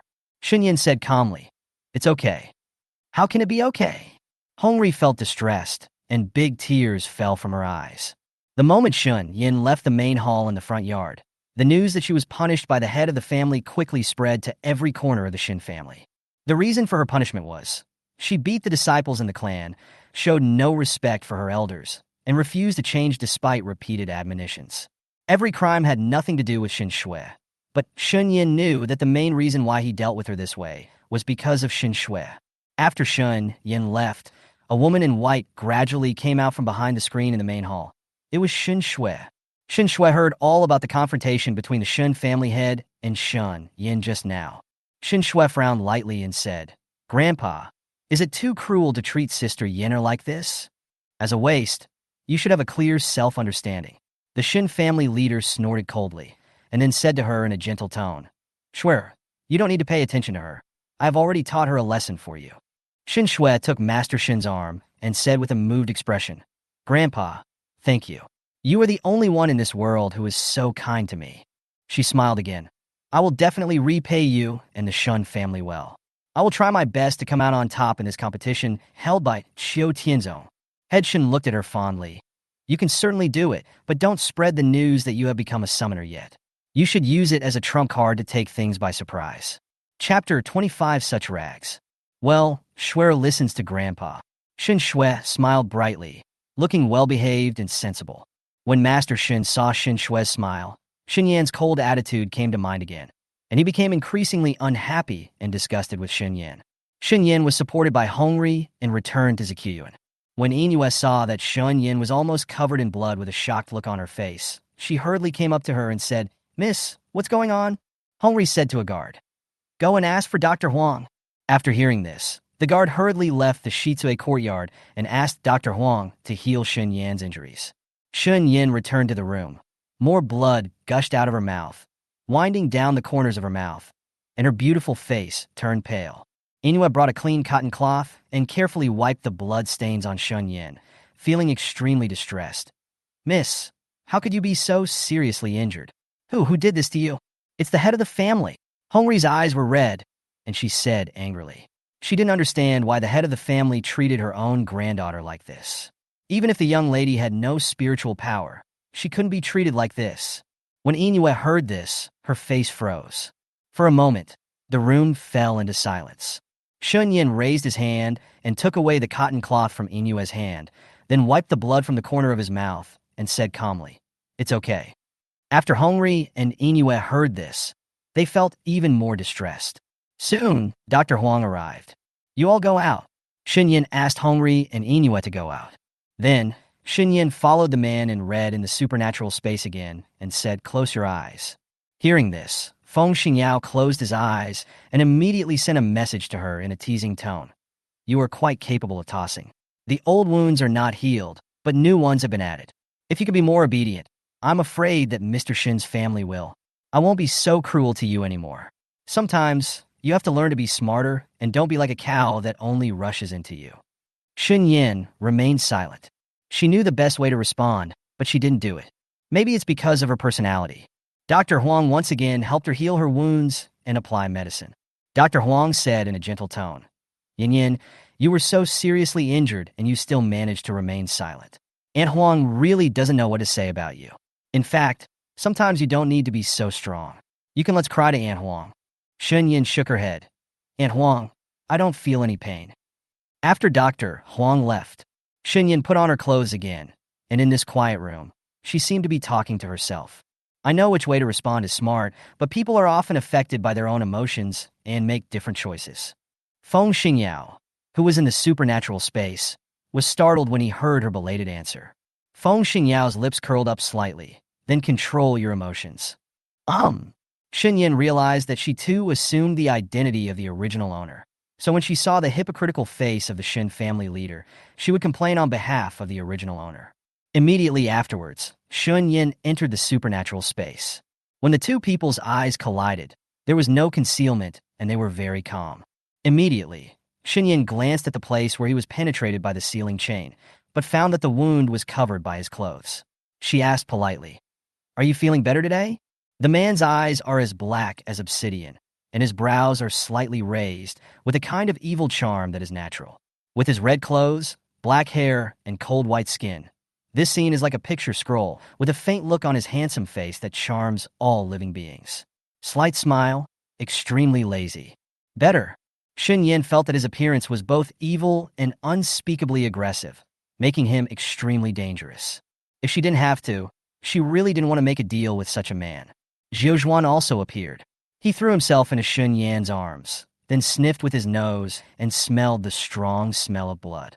Zhizuan raised his little face. "Master, why are you injured again?" Shen Yan.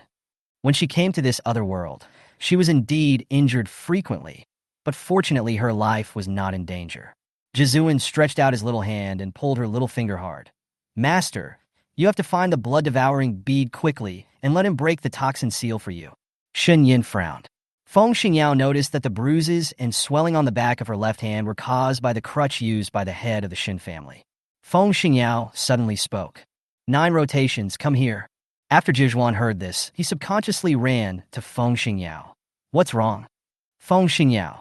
Beat your legs. Jizuan was furious. He knew that calling him would be up to no good. The tearing pain in Shen Yan's left hand that had just been pulled by Jiuzhuan had not subsided yet. She clenched her left hand slightly and then stretched it again. Shen Yan came into the supernatural space because he had important matters. She needs to practice Meteor Fire Fist here. Because she had planned to sign up for the competition held by Qiu Tianzong and then take this opportunity to enter the Lingan Forest. But entering the Lingan Forest was not enough. She must have enough strength to seize the blood-devouring bead. She knew that only by relying on herself could she have the best hope. Jiuzhuan was startled when he heard that Shen Yan was going to practice in the supernatural space. Master, your injury has not healed yet. Jiuzhuan wanted to stop Shen Yan's masochistic behavior, but he heard a sentence from Feng Xingyao behind him. Let her practice. Jiuzhuan turned around after hearing this and looked at Feng Xingyao in disbelief.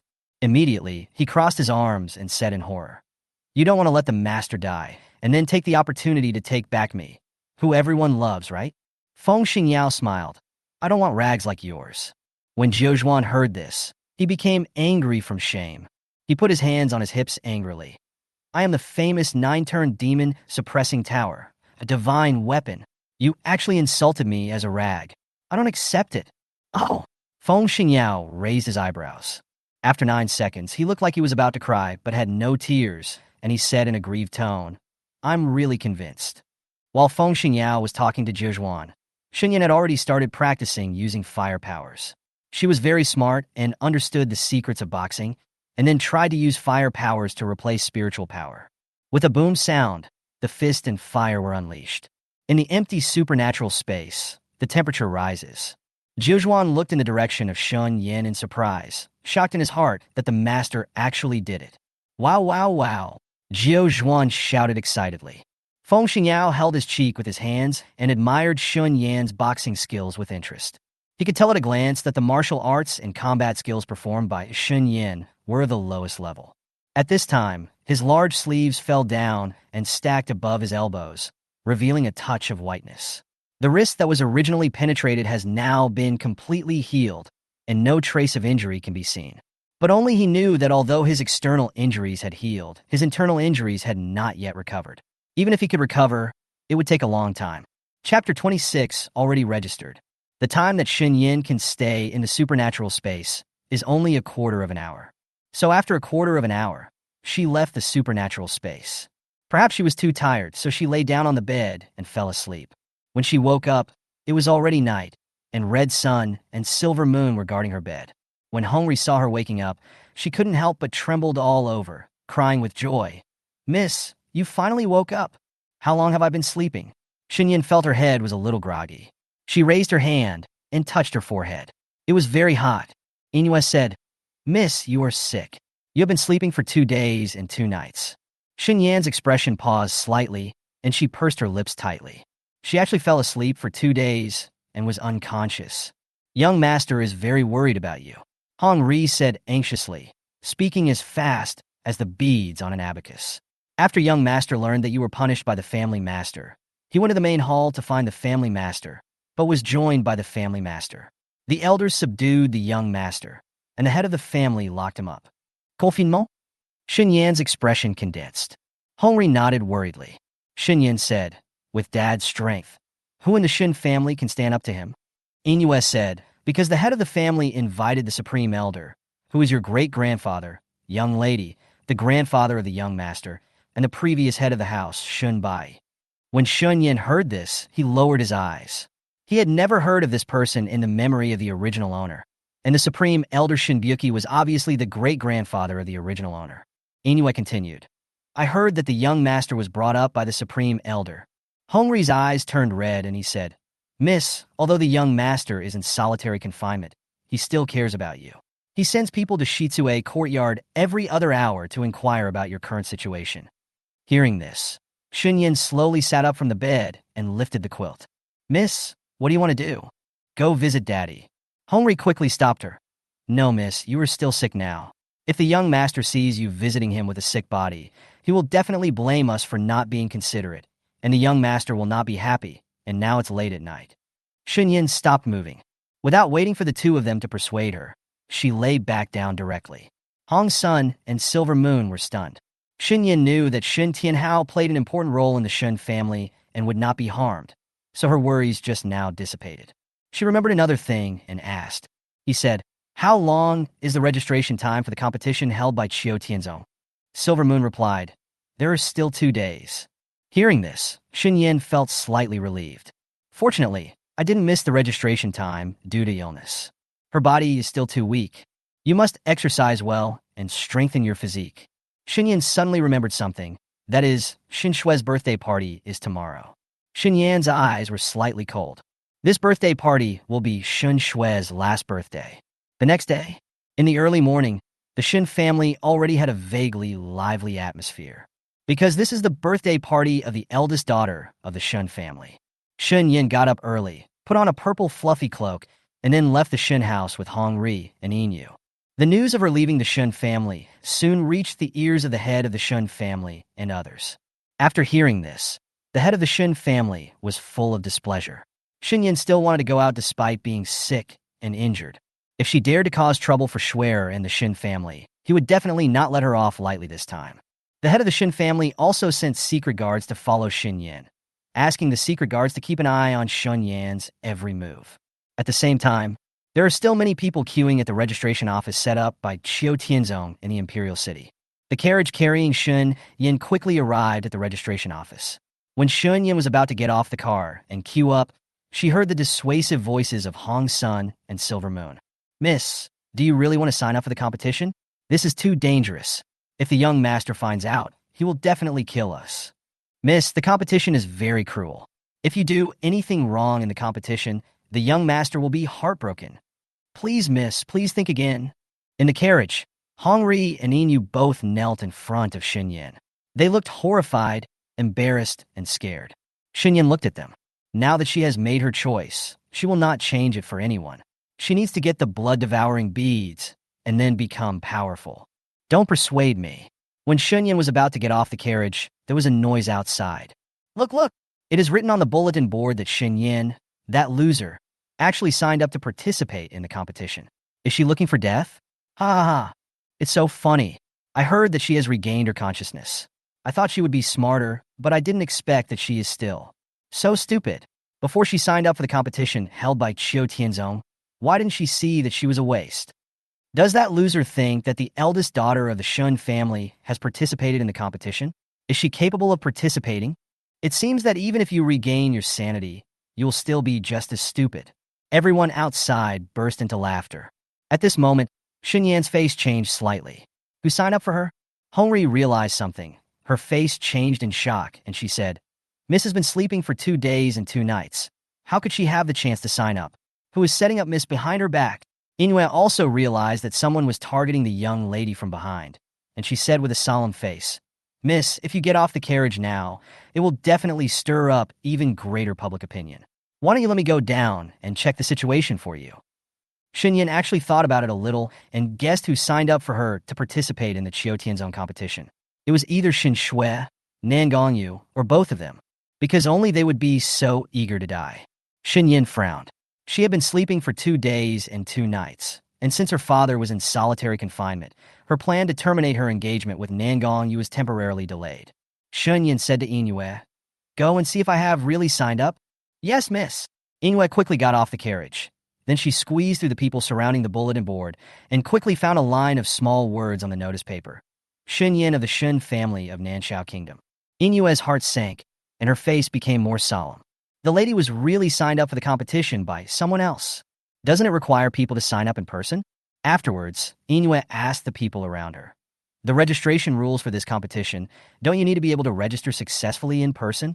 Yes. Before Inu could come to her senses, The people around her laughed again. When did that loser Shen Yan come to sign up? How brave she is! She actually came in person. If it weren't for the fact that the competition did not limit cultivation, she really wouldn't have been able to sign up successfully. Does she think she is Shen Shui? Many mocking words came like rolling waves. Yue suppressed her blush and felt angry in her heart. How could anyone else speak so badly of her young lady? Yue held her breath and returned to the carriage. When she saw Shen Yan's calm expression, her mood actually calmed down. Yue was still a little angry and said, "Miss, I don't know who used what means to help you register." Chapter 27, Breaking Off Friendship and Righteousness. Miss, you must tell the young master about this. Someone must be framing you behind your back, and even want to take this opportunity to kill you. Inue's face was solemn. Hongri also worriedly advised, "Miss, you can't participate in the competition. You may die. Let's choose to abstain." Shen Yan was silent for a moment and said, "Although I didn't sign up personally, it is exactly what I want." Miss, Hongri and Yu's expressions changed, and they were filled with worry. When they were about to speak out to persuade, they heard her words in a calm tone. "Go back to Shen's house." Hong Sun and Silver Moon felt helpless. "Yes, miss." The carriage returned to Shen's house. Stopped at the gate of Shen's house. When the guards guarding the door of Shen's house saw that Shen Yan was coming back, they looked at each other and then sent a guard to come up to Shen Yan. The guard said in a disdainful tone, "Second miss, today is the eldest miss's birthday.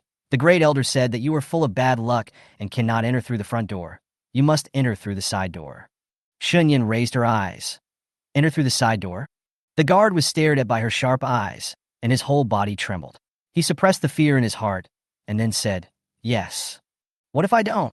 The guard was stunned, with a mocking smile on his face, but under Shen Yan's calm gaze, his expression froze. The guard looked ugly. He originally thought that Shen Yan, a loser, would obediently agree and enter through the side door, but he didn't expect that she would refuse. He said forcefully, "This is the order of the eldest elder. It's better for the second young lady not to embarrass the younger one." Cool words came out of her lips. "Red Sun, take him down." Hongri was stunned for a moment, then reacted quickly. She immediately attacked in the direction of the guard. Her cultivation level was at the 3rd level of Huangpin Realm, which was enough to capture the guard at the 2nd level of Huangpin Realm. "Kneel down!" Hongri yelled angrily. With a bang, the guard was directly suppressed by Hongri and knelt heavily in front of Shen Yan. The guard howled in pain. At this time, the guards guarding the main gate looked shocked when they saw this and sent several more guards over. But this time, they actually drew their swords and faced each other. Shen Yan stepped forward and glanced at them sharply. "You have to follow me." "Miss, do you want to do something?" When several guards heard this, their hearts beat. They were afraid of the young master behind Shen Yan. If they really hurt Shen Yan in the slightest, the young master would definitely not let them go. The leading guard was embarrassed. "Second miss, please don't make things difficult for your subordinates. It was the great elder who ordered us not to let you in through the main entrance." Shen Yan's eyes were cold. "What if I have to go in through the front entrance?" She knew that the great elder did this on purpose. What bad luck could it be? He's just giving himself power. Protect Shen Shui, who is at the top of their hearts. Get out of the way. Her voice seemed to be wrapped in frost and natural majesty, making people shudder. Shen Yan stepped forward and approached them step by step. "Second miss, don't come here. We will really hurt you."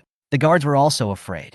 Who would have thought that Shen Yan's character would be so strong after she regained her consciousness, and she would not dare to give in at all? Inoue kept up with Shen Yan, and then scolded the guards in a deep voice. "You are so impudent. If you dare to hurt the young lady, you will all die."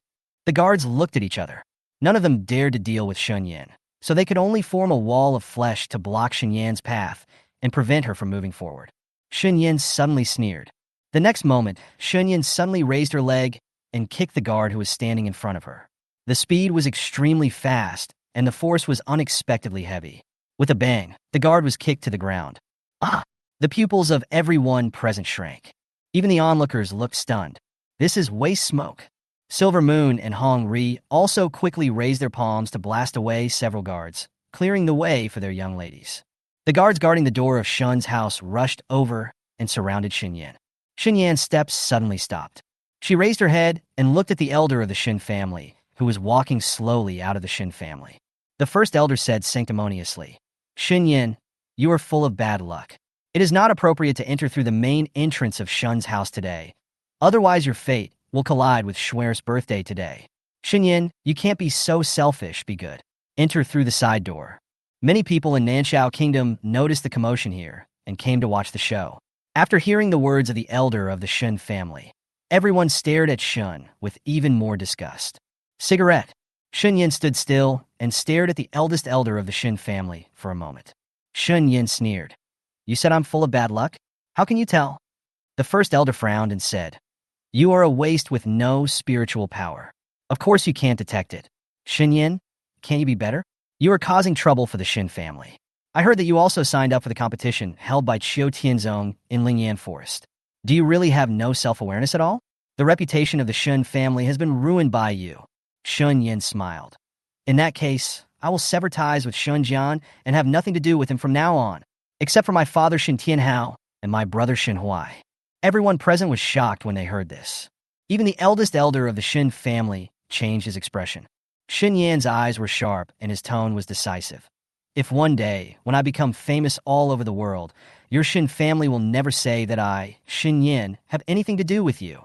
Even if you kneel down and kowtow, you still don't want me to return to the Shen family. Today, the sky is the witness, the earth is the light, and you are all witnesses. Now, I will return the food, clothing, housing, and transportation expenses that the Shen family has given me for 15 years to the Shen family. Having said this, Shen Yan handed a storage ring to Yingyue and asked her to take out 50,000 taels of gold and throw it directly at the front door of the Shen family. Yingyue was shocked. She was speechless for a long time. Before she could fully react, she heard Shen Yan's instructions, and she subconsciously followed them. In an instant, 50,000 taels of golden gold piled up into a hill, right in front of the Shen family gate. Everyone was stunned. A lot of money, Shen Yan said coldly.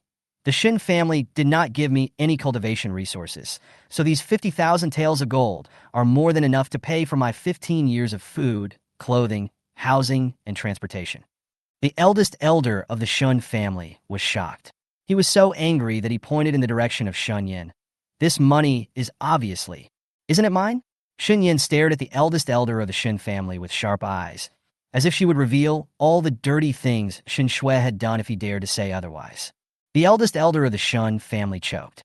Immediately, the first elder said angrily, Shen Yan, what qualifications do you have to leave the Shen family? Shen Yan coldly sneered.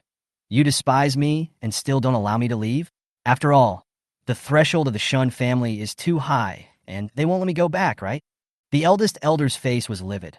How dare she mock him for not letting her return to Shen's house through the main entrance? Chapter 28 Relapse of Old Injuries. Shen Yan put away the storage ring and ignored the elder Shen family and others.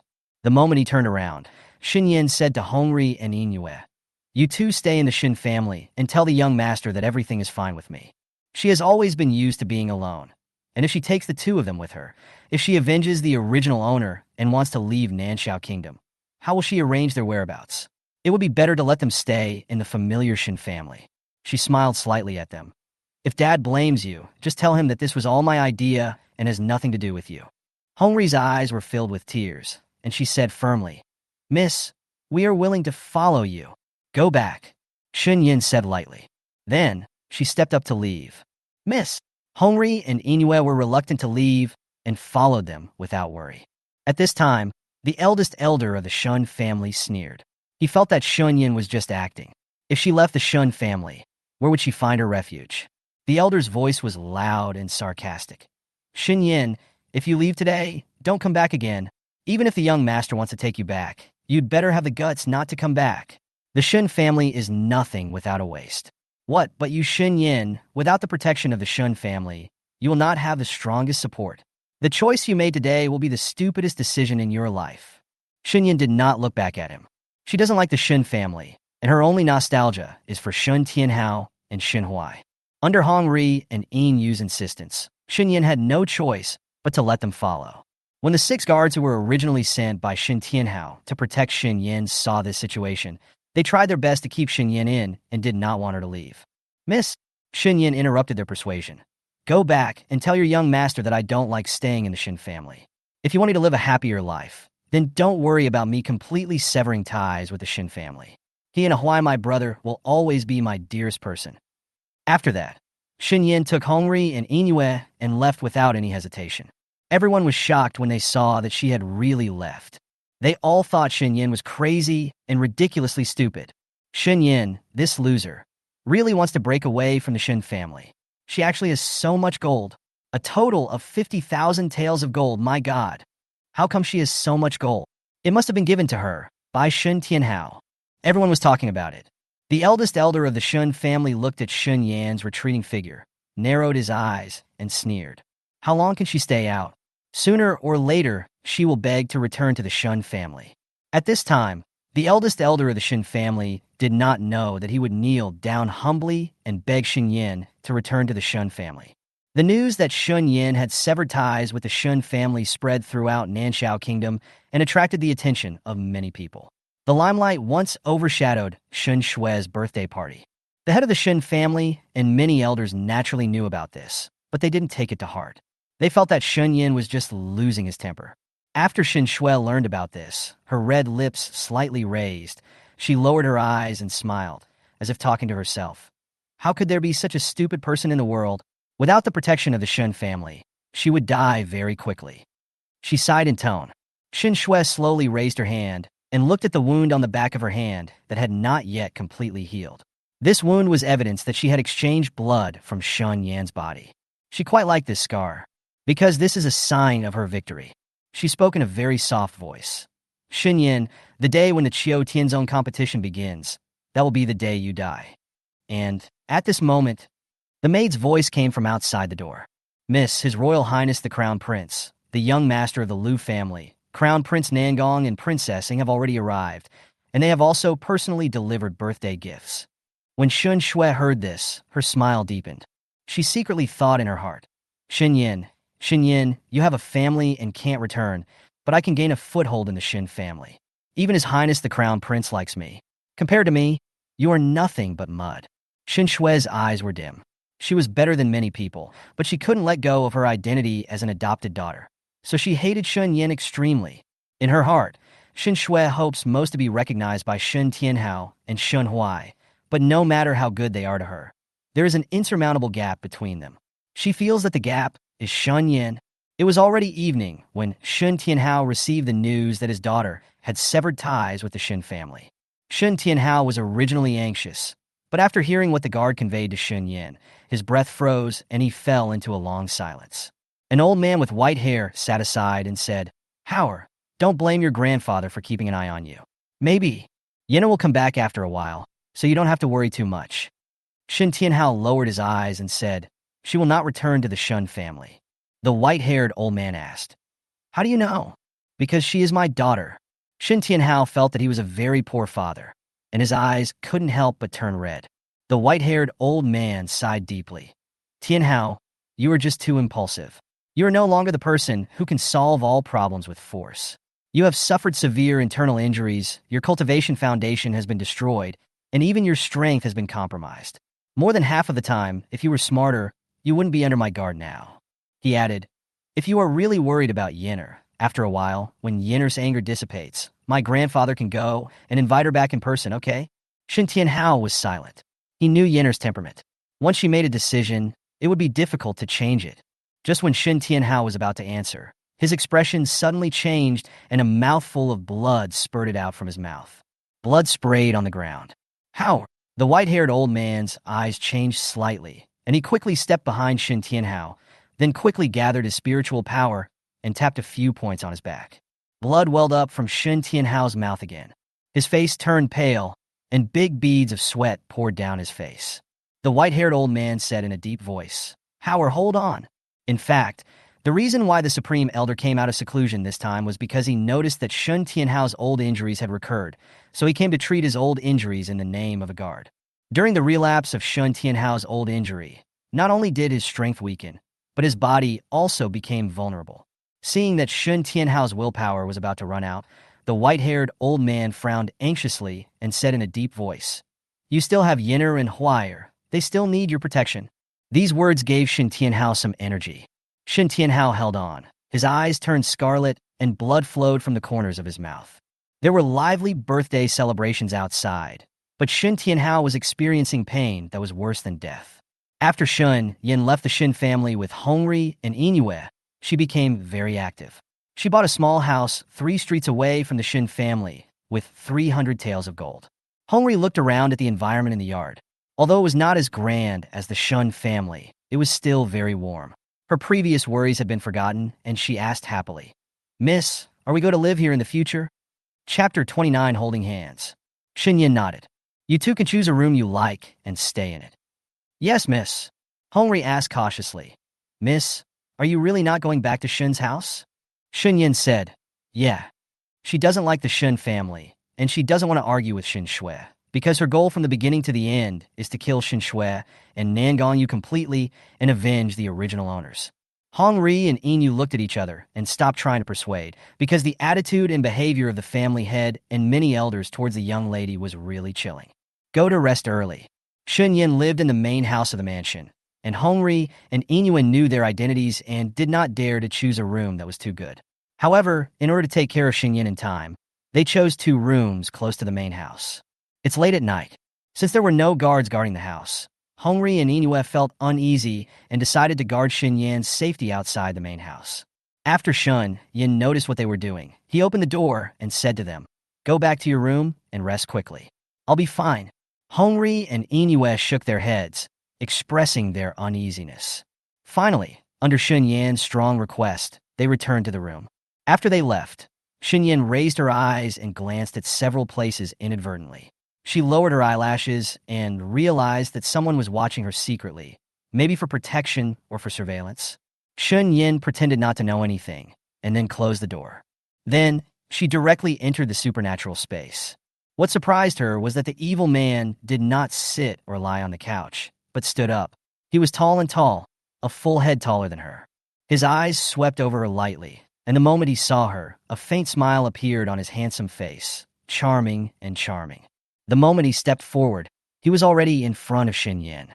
His evil and cold eyes stared deeply at her, and his lips as red as blood were slightly opened. "Shen Yan." Shen Yan looked up at him. Her heart instantly alerted because the dangerous aura he brought to others was so strong. With a dazzling smile on his lips, he asked, "Are you really Shen Yan?" Shen Yan's eyes changed slightly. He remained calm on the surface, but there was already a turmoil in his heart. "It has not been peaceful for a long time." She frowned and asked, "Why am I not Shen Yan?"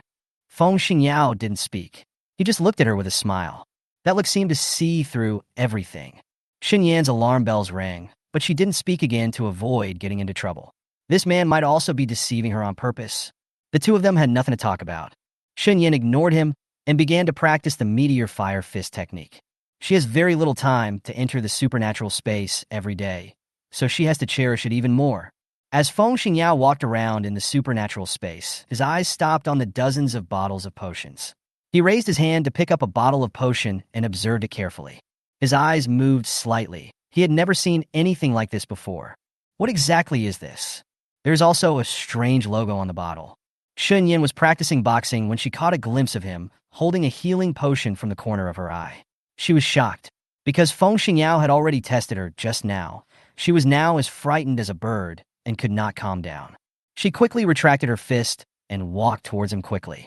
Just when he was about to stop him from inspecting the potion, he preemptively asked, "What's the mark on this?" He pointed to the line of writing on the bottle. Shen Yan glanced at it and saw that it was in English. It's normal that Feng Xingyao doesn't know him. She raised her eyes and said calmly, "The logo of Western countries." Western country? Feng Xingyao had never heard of it. In fact, it was his first time to come to Guiyuan Continent, so he didn't know what kind of country there was. Feng Xingyao has been in the supernatural space for so many days, and he already knows about her experience. Even if a waste who has been stupid for many years regains his mind, he cannot have such a space. There is also an unknown healing potion hidden inside, and she doesn't have awakened spiritual power, but he can use fire. Everything about her is a mystery, but there is also a possibility. Feng Xingyao looked at her deeply. "Then how did you get it?" Shen Yan looked directly at him without fear, and then she reached out and grabbed his hand. Feng Xingyao's eyes instantly turned cold, as if there was still an extremely dangerous chill hidden inside. Shen Yan grabbed his hand and quickly stacked his sleeves up. In an instant, his smooth and white wrist was exposed. There were no traces of any wounds. Shen Yan smiled slightly. Feng Xingyao, who are you? The coldness in Feng Xingyao's eyes became stronger, and the tips of his eyes were raised slightly, with a hint of charm, and he smiled. The two faced each other tit for tat, testing each other's bottom line and secrets. Although they did not fight, there were faint sparks flying. Shen Yan, you are very smart.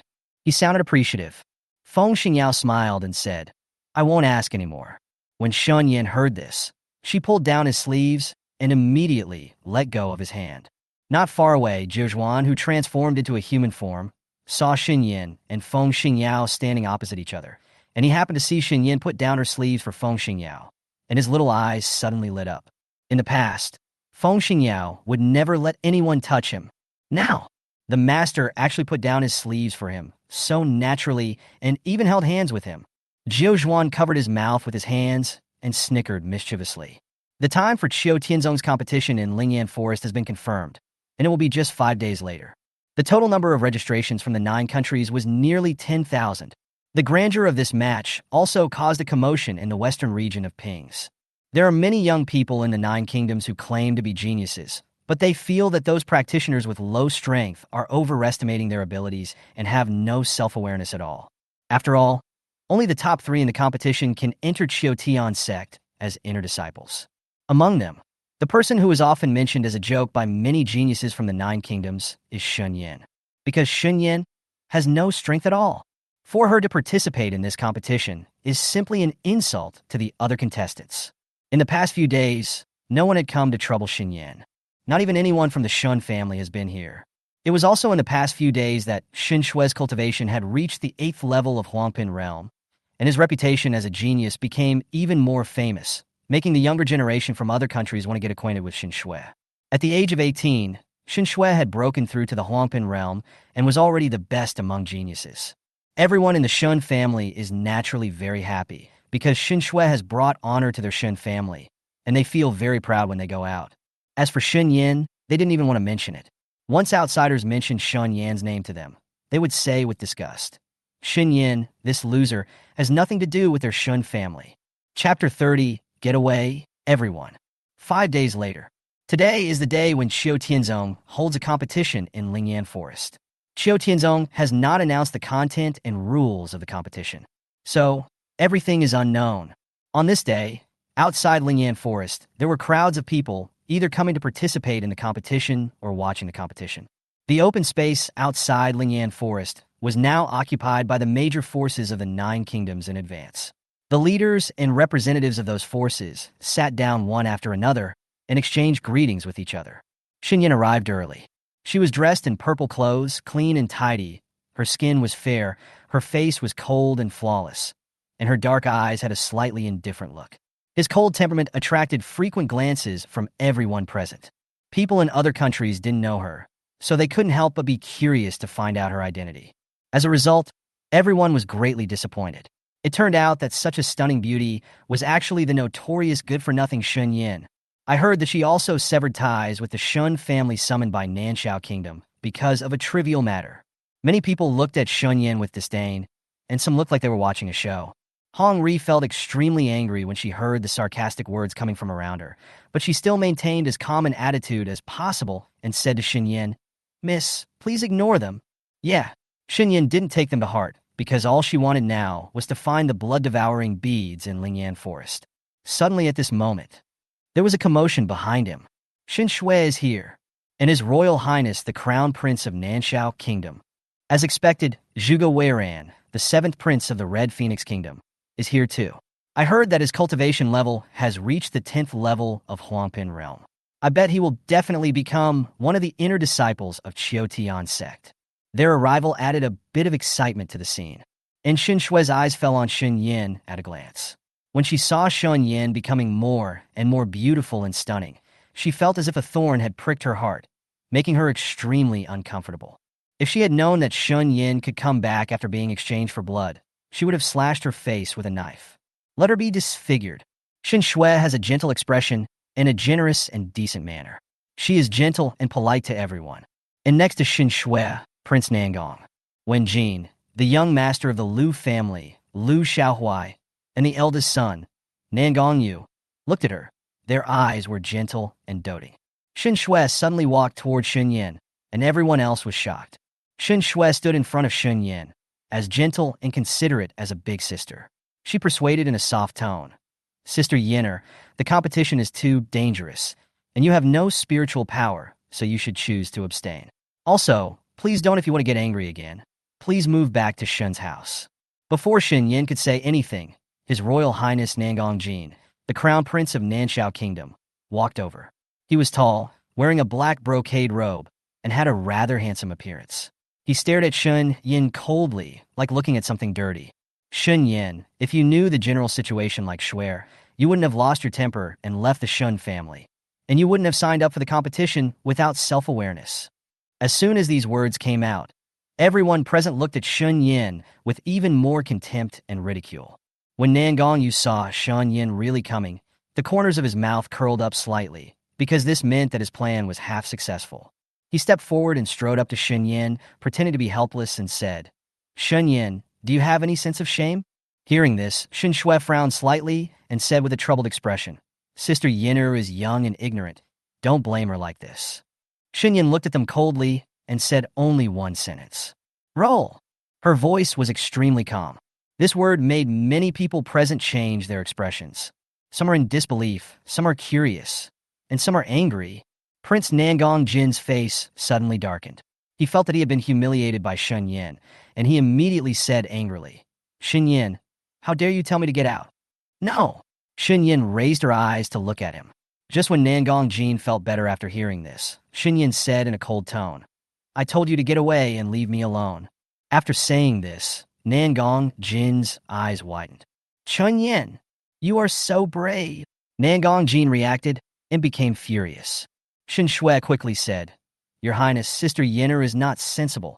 Please forgive her for once." Immediately, she looked at Shen Yan helplessly and said earnestly, "Sister Yenner, it's okay for you to be ignorant at home in the past.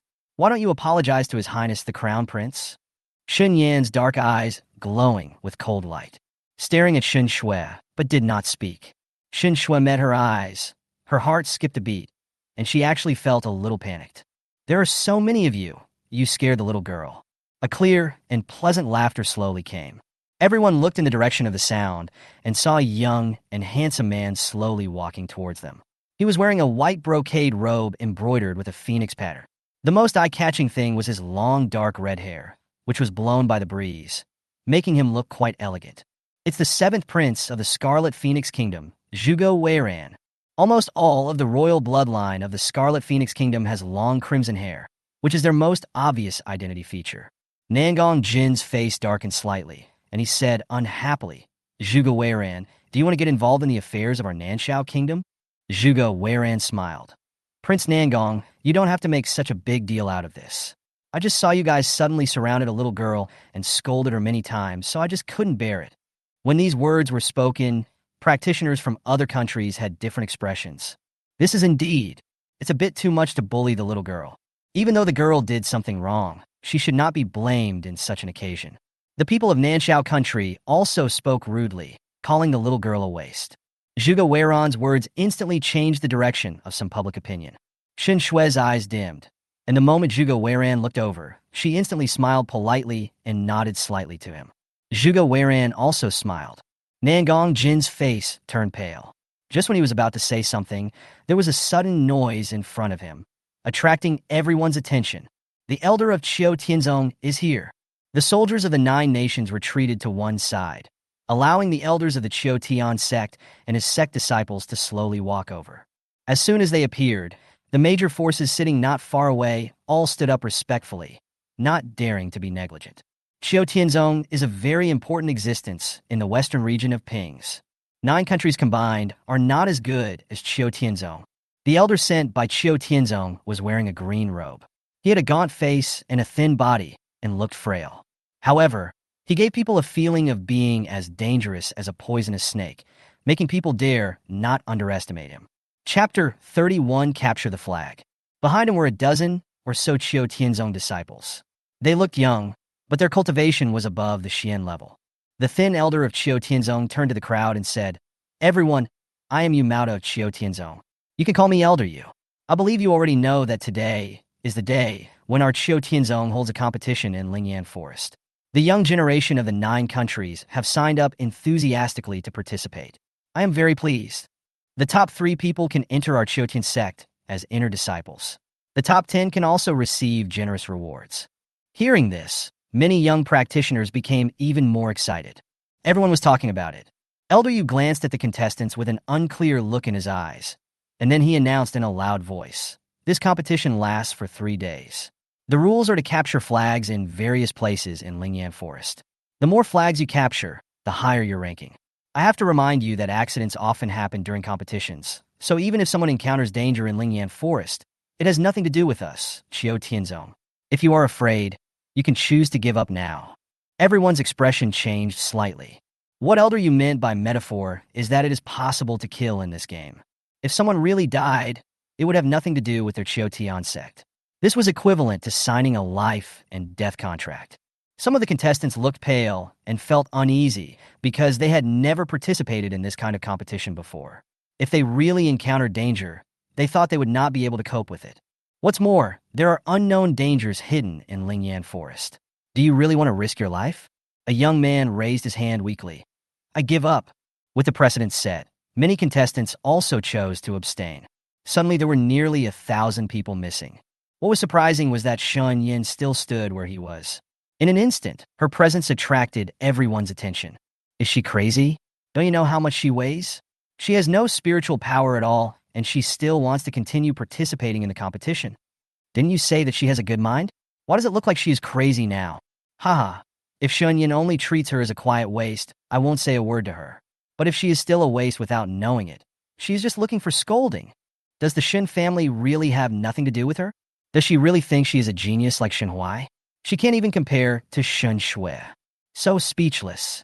Got it? It would be best for her to die in Lingan Forest. At this time, the head of the Shen family, who was staying with the major forces of the 9 kingdoms, heard these discussions and glanced at Shen Yan gloomily. Upon seeing this, the head of the Lu family of the Lingji family in Nanshao country stroked his beard and teased, "Master Shen, why don't you call back that girl Shen Yan?" The head of the Shen family looked cold. "She has nothing to do with my Shen family anymore." The head of the Lu family was surprised. He thought that Shen Yan's severing of ties with the Shen family a few days ago was just a moment of anger. Unexpectedly, the head of the Shen family actually admitted that the severing of ties was true. He quickly thought of Shen Tianhao. With how much Shen Tianhao loved Shen Yan, the head of the Lu family looked around and asked, "Where is Tianhao? Why didn't Tianhao come?" If Shen Tianhao was here, he would never let Shen Yan put herself in danger. The head of the Shen family naturally didn't want to tell the head of the Lu family that Shen Tianhao was under the supervision of his own supreme elder, so he found an excuse to excuse it. As everyone knows, the head of the Lu family doesn't believe him either.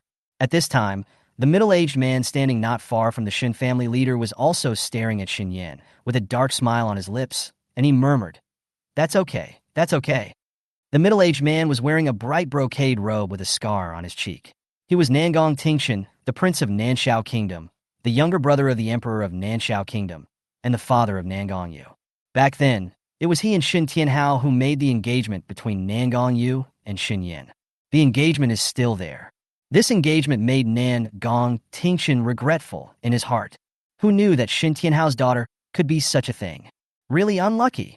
Because of Shen Yan's existence, he was ridiculed by many people behind his back.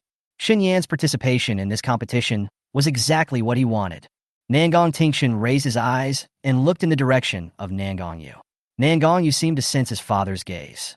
When the 2 fathers and sons looked at each other, they understood each other's thoughts and intentions. Nangong Yu smiled and nodded gently. Immediately, Nangong Yu's eyes stayed on Shen Yan for a moment, and when he lowered his eyes, he covered up the gloom in his eyes. After so many years, he must get rid of this trash. She was able to survive last time, but not this time, because he will cut her into pieces. Cut off her head and limbs so she can't survive. Nangong Yu's eyes became more and more crazy. At this time, Elder Yu of Qiu Tianzong also noticed the existence of Shen Yan. When he saw Shen Yan for the first time, he really couldn't regard her as a waste because she was very beautiful, had an indescribable temperament, and the look in her eyes very sharp. There is also a bit of murderous intent. Elder Yu narrowed his eyes and looked at Shen Yan seriously. I found that she really had no spiritual power. Strangeness. He has seen countless people, and with the invisible murderous aura emitted by the heavy smoke, there is no way he is a waste. Elder, they are all waiting. At this time, a disciple of Qiu Tianzong approached and reminded him. Elder Yu looked away and then began to announce. Flags have been placed in various places in the Lingan Forest. After burning incense, the contestants can enter the Lingan Forest and start the official competition. A contestant asked, Elder Yu, how many flags are there in total? Elder Yu said in a mysterious tone, You don't need to know, you just need to know that the more flags you pull out, the higher your ranking will be. As soon as these words came out, the contestants from the 9 countries were nervous and pressured. After all, even if you get the flag, you can't predict where you will be ranked. Famous talents from 9 countries all stood in the forefront. They were in high spirits and a little more relaxed than other contestants. Among so many contestants, the one with the highest cultivation level is Zhuge Weiran, the 7th prince of the Red Phoenix Kingdom, who was at the 10th level of the Yellow Rank realm. The second was Jiang Xianyue, the eldest daughter of a weapon-refining family in Xuanwu country. Her cultivation was at the 9th level of the Yellow Rank realm. She was 17 years old, petite, with 2 pigtails, a pretty face, long and curled eyelashes, but she was wearing a dark suit. The one who has the same level of cultivation as Jiang Xianyue is the Lotus Kingdom's crown prince Ouyang. He is 19 years old, dressed in a golden robe, has long limbs, an ordinary appearance, but his eyes are exceptionally sharp. Then there are Xin Shui and Nangong Jin, who are at the 8th level of the Yellow Realm, as well as the top talents from other countries. At this time, Shen Yan, in the crowd, raised her eyes to look at Elder Yu and the other disciples of Qiu Tianzong. Her eyes narrowed slightly, because she always felt that Qiu Tianzong was planning something else this time when they held the competition in Lingan Forest. Even if a large sect recruits disciples in the 9 kingdoms, it is impossible to only give 3 places. So, it's probably a scam. Chapter 32, This Way of Death.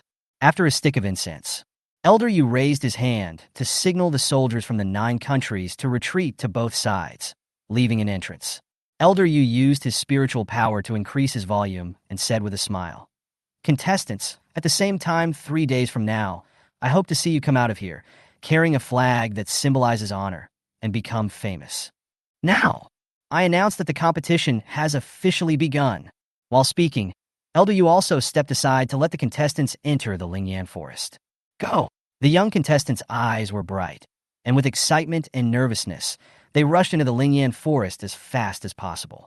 Shen Yan's eyes narrowed slightly, and she also rushed in. Many onlookers were a little shocked when they saw that Shen Yan's speed was not inferior to other contestants.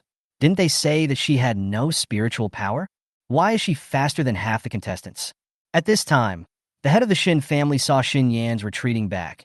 His eyes were half squinted, and he was filled with surprise and uncertainty. The eldest elder of the Shen family on the side sneered. So what if she runs fast now?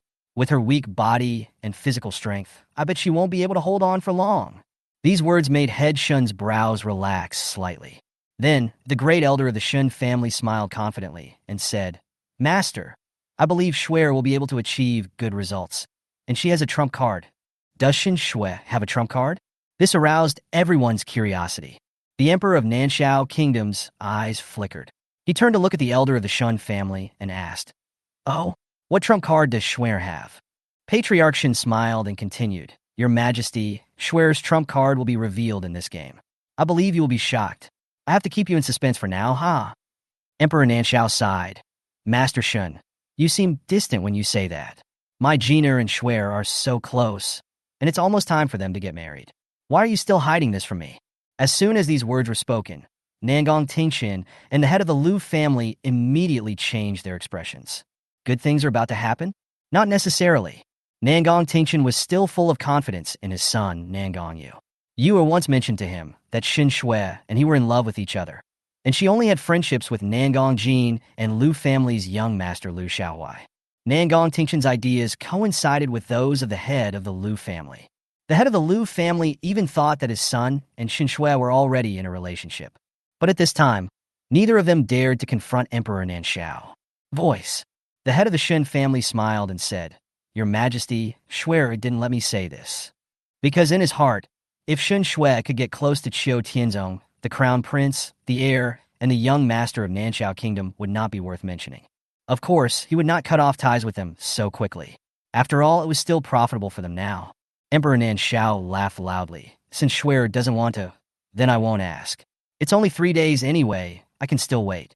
Wait until all the contestants have entered Lingan Forest. People from all the major forces in the 9 countries stood up, ready to wait for the elder to take a seat. But to their surprise, Elder Yu did not take a seat. He just said, I will be in Lingan Forest to check on their situation in the next 3 days. Immediately, he ordered 3 disciples to stay here, and the rest of the disciples followed him into the Lingan Forest. Everyone was stunned. As expected, the big sects are different. The elders will personally supervise the competition. Qiu Tianzong really has the demeanor of a great sect. Many people spoke in a flattering manner. The 3 Qiu Tianzong disciples who stayed behind were not happy because of their praise. Instead, they had an expression of that's how it should be. Everyone didn't suspect anything, thinking that Elder Yu was just doing his duty. In Lingan Forest. As soon as Shen Yan entered Lingan Forest, she quickly headed towards the right front because Feng Xingyao had just told her that the blood-devouring bead was located deep in the right front. After Shen Yan walked for a while, she was keenly aware that several people were following her. No matter which direction she went, they followed her closely. She glanced back. The few people following her were none other than Nan Gongyu's followers. But Nan Gongyu didn't come with him. He should have stayed with Shen Shui. Shen Yan's eyes were slightly cold. Nan Gongyu thought that a few minions could kill her? What a dream! She quickly withdrew her gaze and headed to a place with as few people as possible without deviating from the direction. Those few people were shocked when they saw Shen Yan's speed increasing and hurriedly caught up. They didn't expect Shen Yan's speed to be so fast. When they arrived at a slightly dark and deserted place, Nan Gongyu's few followers looked at each other. The time had come. Go to hell, Shen Yan, one of them calls. He drew out his long sword and stabbed her in the back. And at that critical moment, Shen Yan suddenly squatted down and avoided the sword. Then she quickly pulled out the red flame dagger she had hidden in advance on the side of her calf. The sharp blade was unsheathed, and a strange red light flashed across it. Tow! Shen Yan held a red flame dagger to deflect his long sword. The next moment, her extremely sharp red flame dagger stabbed directly through his neck, and then she quickly pulled it out. In an instant, blood spattered at an alarming speed. The eyes of the other people changed. Shen Yan quickly raised her eyes and stared at them. She had a strong figure and quickly approached them. And they also reacted. Their expressions changed in shock, and they all gathered their spiritual power to attack Shen Yan. Shen Yan relied on his weird body skills to avoid the spiritual attacks one after another. These people are all at the 3rd or 4th level of Huangpin realm, and their strength is not much different from that of zombies in the apocalypse. She was attacked by several people. With the advantage of her body skills, she turned her wrist slightly and inserted the sharp dagger into one of them's head in an instant, and then pulled it out. Ah! A shrill scream sounded. In just a moment, Shen Yan directly eliminated the 2 people. The pupils of the remaining 2 people suddenly shook. They looked at Shen Yan as if they were seeing a monster. They backed away and asked in panic, You? Who are you? There is no way she is that good-for-nothing Shen Yan. Chun Yan. Shen Yan's eyes were cold, and her tone was cold. When they were caught off guard, the red flame dagger in her hand was thrown hard by her, and with a swish sound, it penetrated directly through the neck of one of them. Ah! The remaining person screamed and ran away in fear. Shen Yan's eyes darkened, and she quickly stepped forward and suddenly pulled out the red flame dagger stuck in the man's neck. She always liked to kill them all, without leaving any harm behind. Shen Yan threw the bloody red flame dagger again, and this time it hit the man's head directly. The man screamed, staggered a few steps, and then fell to the ground with a bang. Shen Yan stepped forward without changing his expression, and when he was about to take back his red flame dagger, the man who was lying on the ground suddenly turned over and concentrated his palm power to attack her sneakily. Boom! At that critical moment, Shen Yan quickly turned sideways and took a few steps back to avoid the attack. Shen Yan's eyes were cold, staring at the person who was still struggling. Don't you like this way of death? Chapter 33. Join forces with me. When the man who fell to the ground heard this, he looked at Shen Yan with fear. Then find another way to die, she said good-naturedly. Shen Yan approached the man as quickly as possible, then raised his foot and kicked him hard in the heart. With a bang, the man screamed in pain along with the sound of ribs breaking. Afterwards, Shen Yan squatted down, swiftly pulled out the red flame dagger inserted into his head, and then stabbed him in the neck without hesitation. A stab sound. The sharp edge of the dagger penetrated his flesh. The man breathed his last with a look in his eyes. Shen Yan slowly pulled out the red flame dagger. The blood dyed the blade red and splashed on her clothes.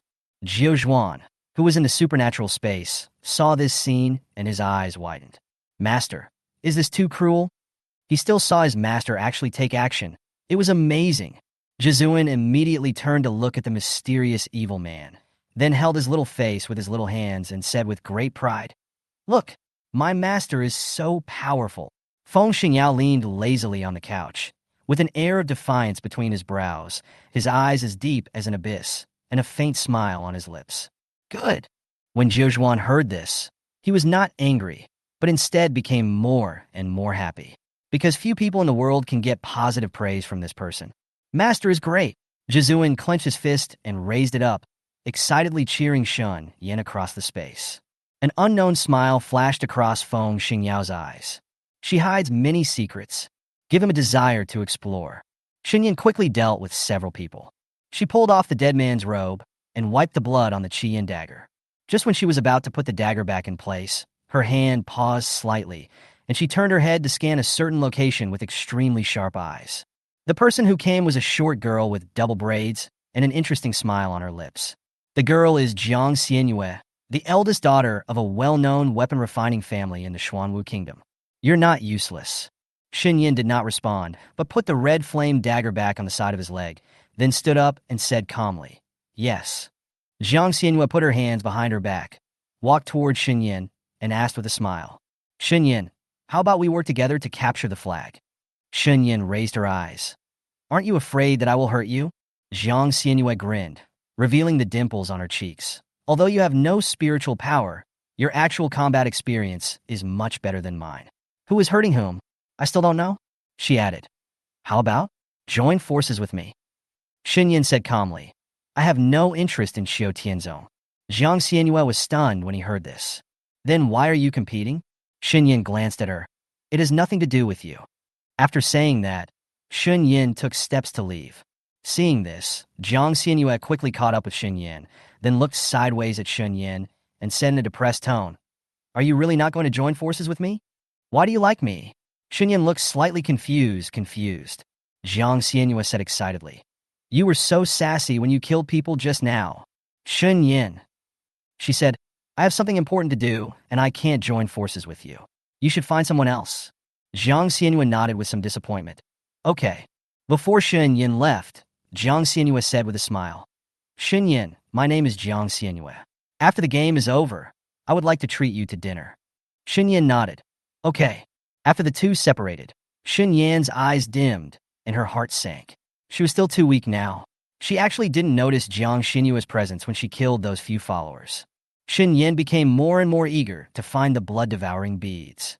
Only by obtaining the blood-devouring beads can she have the opportunity to unlock the toxin seal on the main soul bone and embark on the journey of cultivation. After walking for a while, she saw a red flag planted on the ground under a big tree not far away. Her goal was not the flag, so she had no intention of pulling it up. She kept walking. "Chen Yan, this is my princess's flag." Suddenly, a sharp voice came.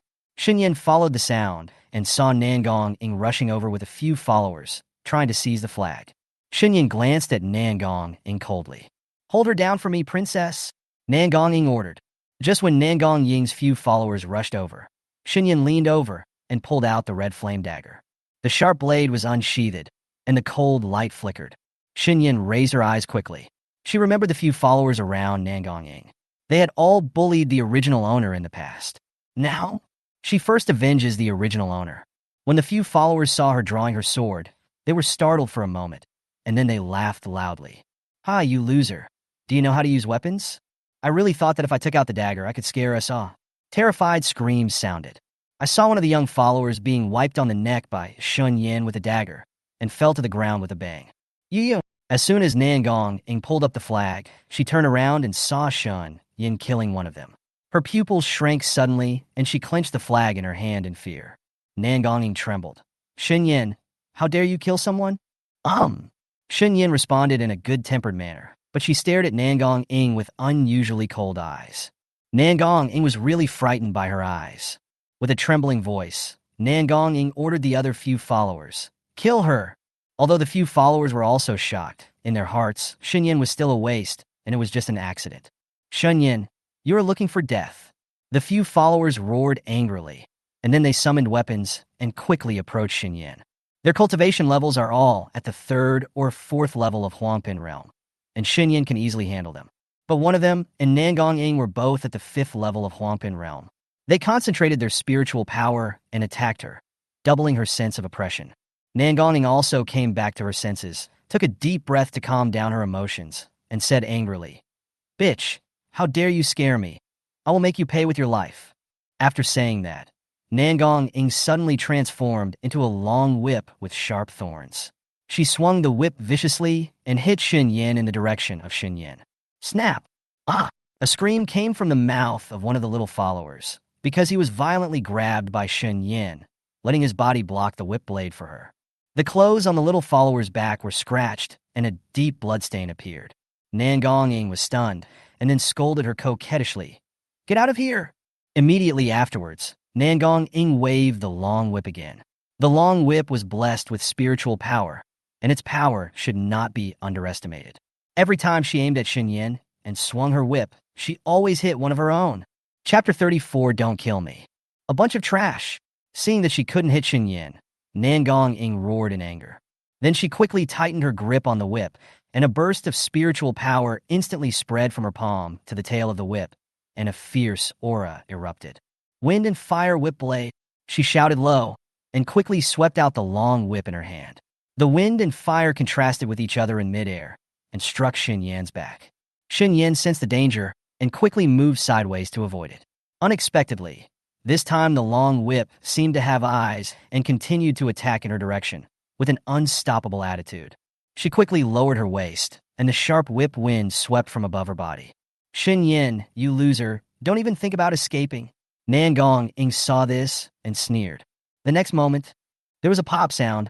She withdrew the long whip and swung it toward Shen Yan again, this time even more powerfully. Shen Yan held the red flame dagger tightly in her hand. The moment the long whip struck, she made a move to resist. She used the red flame dagger and wrapped it around Nangong Ying's long whip. During this process, Shen Yan was bombarded by the spiritual power attached to the long whip, which made her arms numb and her hands couldn't help but tremble. The barbs of the long whip also shook her hands. Scratched. Shen Yan frowned in pain, but she tried to lock Nangong Ying's whip weapon as quickly as possible.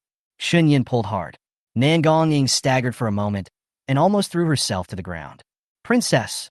Upon seeing this, the few followers endured the pain of being beaten by Nangong Ying, and then attacked Shen Yan in the direction. Shen Yan's men pulled hard again and pulled Nangong Ying over. "Ah!" Nangong Ying screamed. Shen Yan quickly caught her, and then used the red flame dagger to kill her in one fell swoop when there was a burst of chaotic footsteps behind him.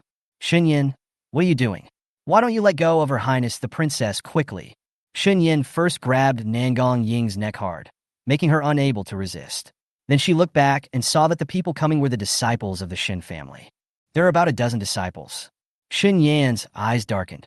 Nangong Ying was so restrained that she did not dare to move because a cold and sharp dagger was pressed against her waist, but she still relied on her identity and screamed, threatening Shen Yan, "Shen Yan, let go quickly.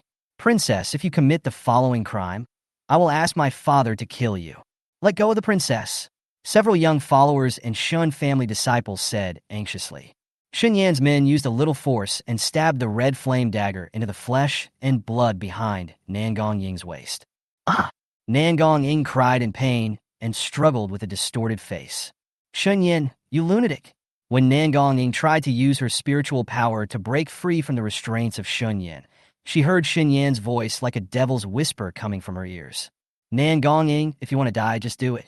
Nangong Ying froze, and the sharp pain in her waist made her face turn pale, and she was terrified in her heart. She gasped and said sternly, "Shen Yan, if you dare to kill this princess, my father will definitely kill you." Shen Yan's voice was cold.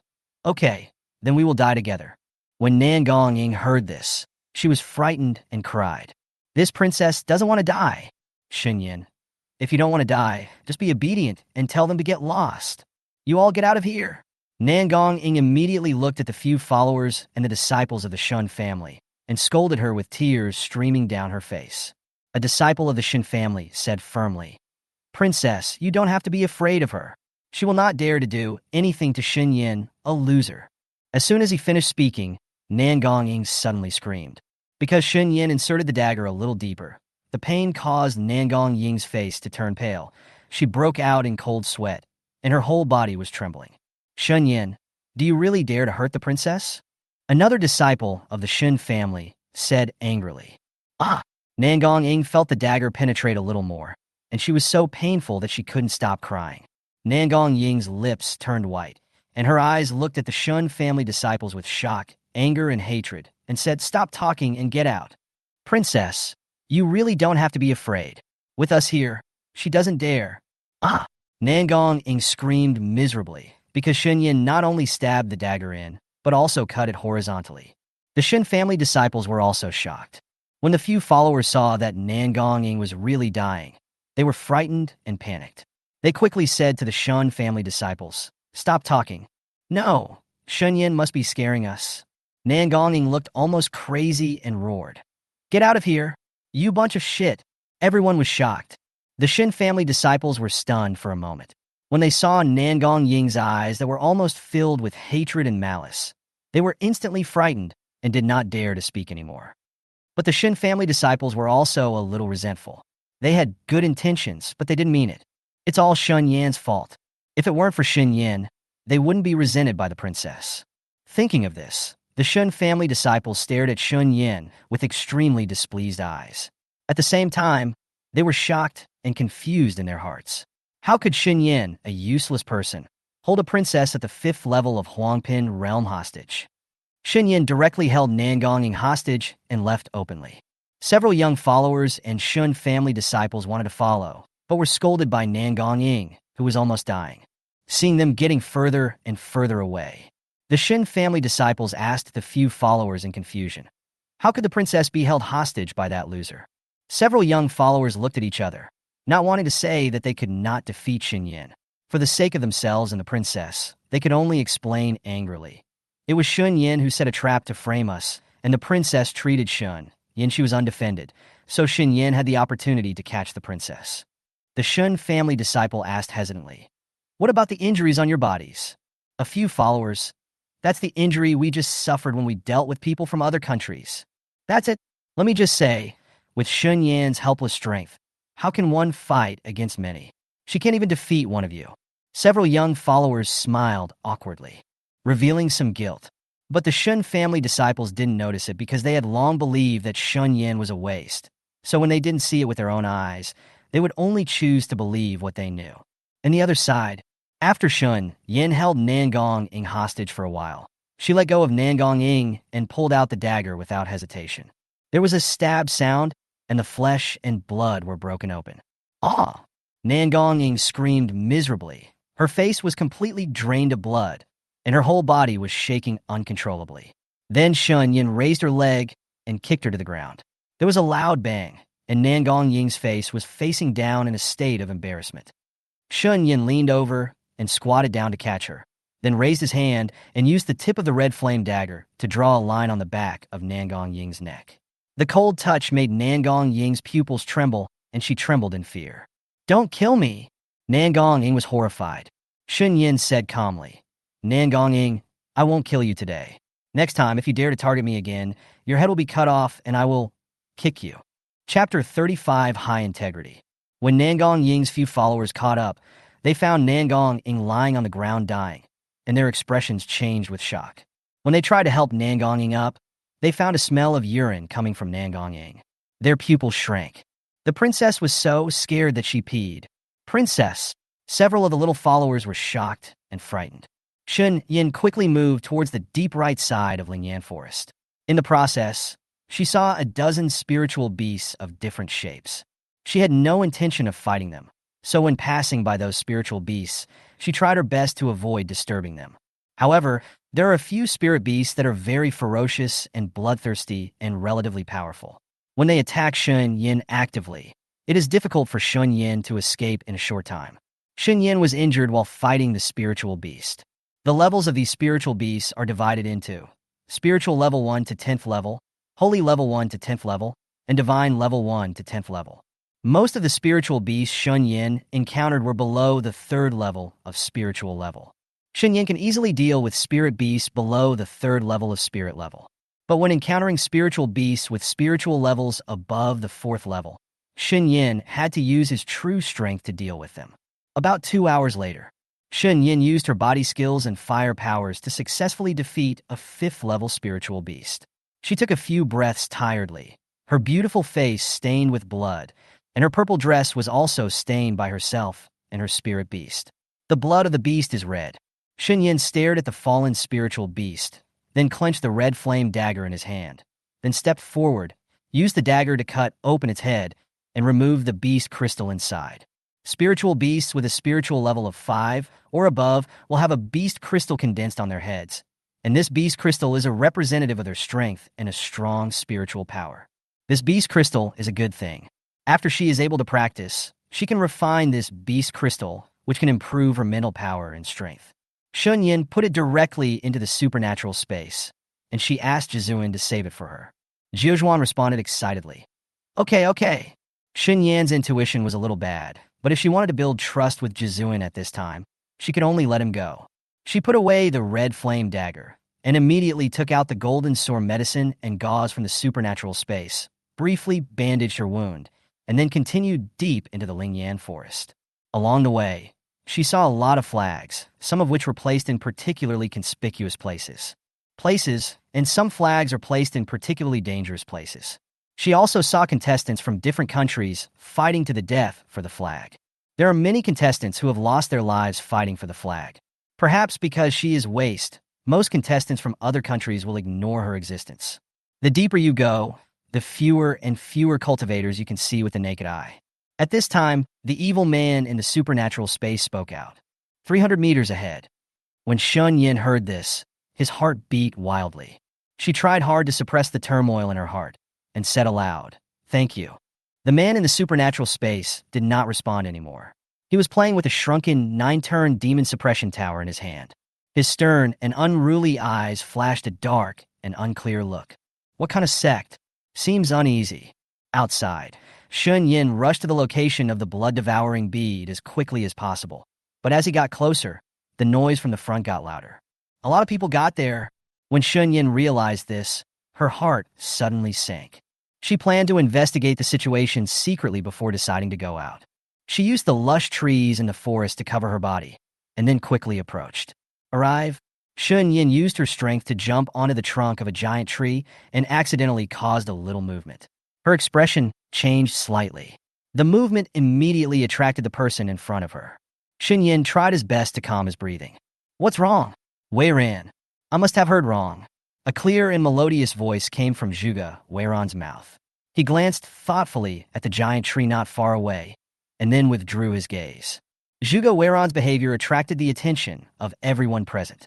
At this time, in addition to Zhuge Weiran, there were also Xin Shui, Nangong Yu, Nangong Jin, Lu Xiaohuai, and 5 geniuses from other countries.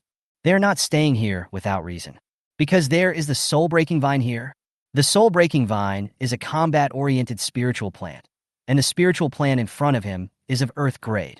Its combat power is comparable to that of a human cultivator at Earth grade level. A human cultivator with the Earth level cultivation level is at least a big boss in the western region of Pings. This is enough to show that the power of the soul-breaking vine should not be underestimated. So many geniuses gathered here not for the soul-breaking vine, but because there were almost hundreds of flags in the territory of the soul-breaking vine, an astonishing number.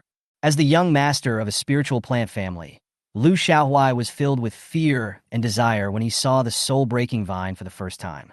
He stared at the soul-breaking vine, wishing he could contract it. However, the reality is cruel. No matter how he exuded his affinity for spiritual plants and tried to contact the soul-breaking vine, he could not get any response from it. In other words, the soul-breaking vine simply looked down on him. Xin Shui frowned slightly and said with some regret, "With the soul-breaking vine here, it will be very difficult for us to get these flags." Nangongyu heard this and said, "What if we join forces?" As he spoke, Nangongyu looked at Zhuge Weiran, who had the highest cultivation level, and asked in a friendly manner, "Zhuge Weiran, do you want to join forces?" Zhuge Weiran smiled, but did not answer immediately. Lotus Kingdom's Prince Ouyang Hong was the second most powerful person present. He looked up at the hundreds of flags with floating eyes. Ouyang Hong frowned. "For these flags, we may all die here. The difficulty of Qiu Tianzong's competition is too great. It is beyond our expectations." Nangong Jin said, "Since Qiu Tianzong has set this test for us, it proves that they think highly of the geniuses of our 9 kingdoms. As the best among the geniuses of the 9 kingdoms, I should give it a challenge." The 5 geniuses from other countries nodded at what he said. Ouyang Hong looked at Zhuge Weiran. Zhuge Weiran remained silent. Nangong Jin sneered.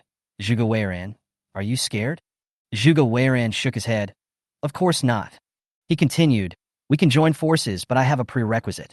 If the soul-breaking vine attacks us, we must work together to defend and counterattack. If necessary, we must flee together. We must not push others to death in order to save ourselves. If someone really does this, that person must be my Zhuge Weiran's enemy."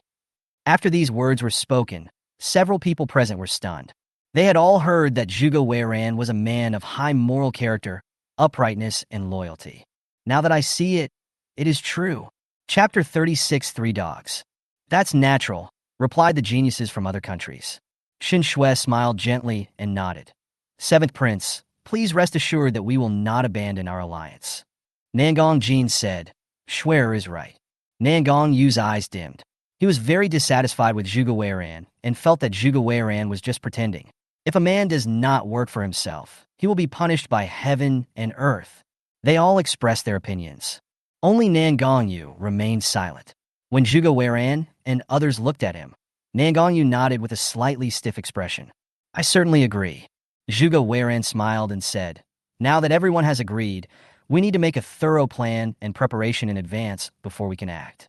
Xin Shui looked up at Zhuge Weiran, a smile on her lips, and asked, "Seventh Prince, do you have any ideas?" Seeing Xin Shui talking to Zhuge Weiran with a smile, Nangong Jin, Nangong Yu, and Lu Xiaohui all became jealous and looked a little unhappy.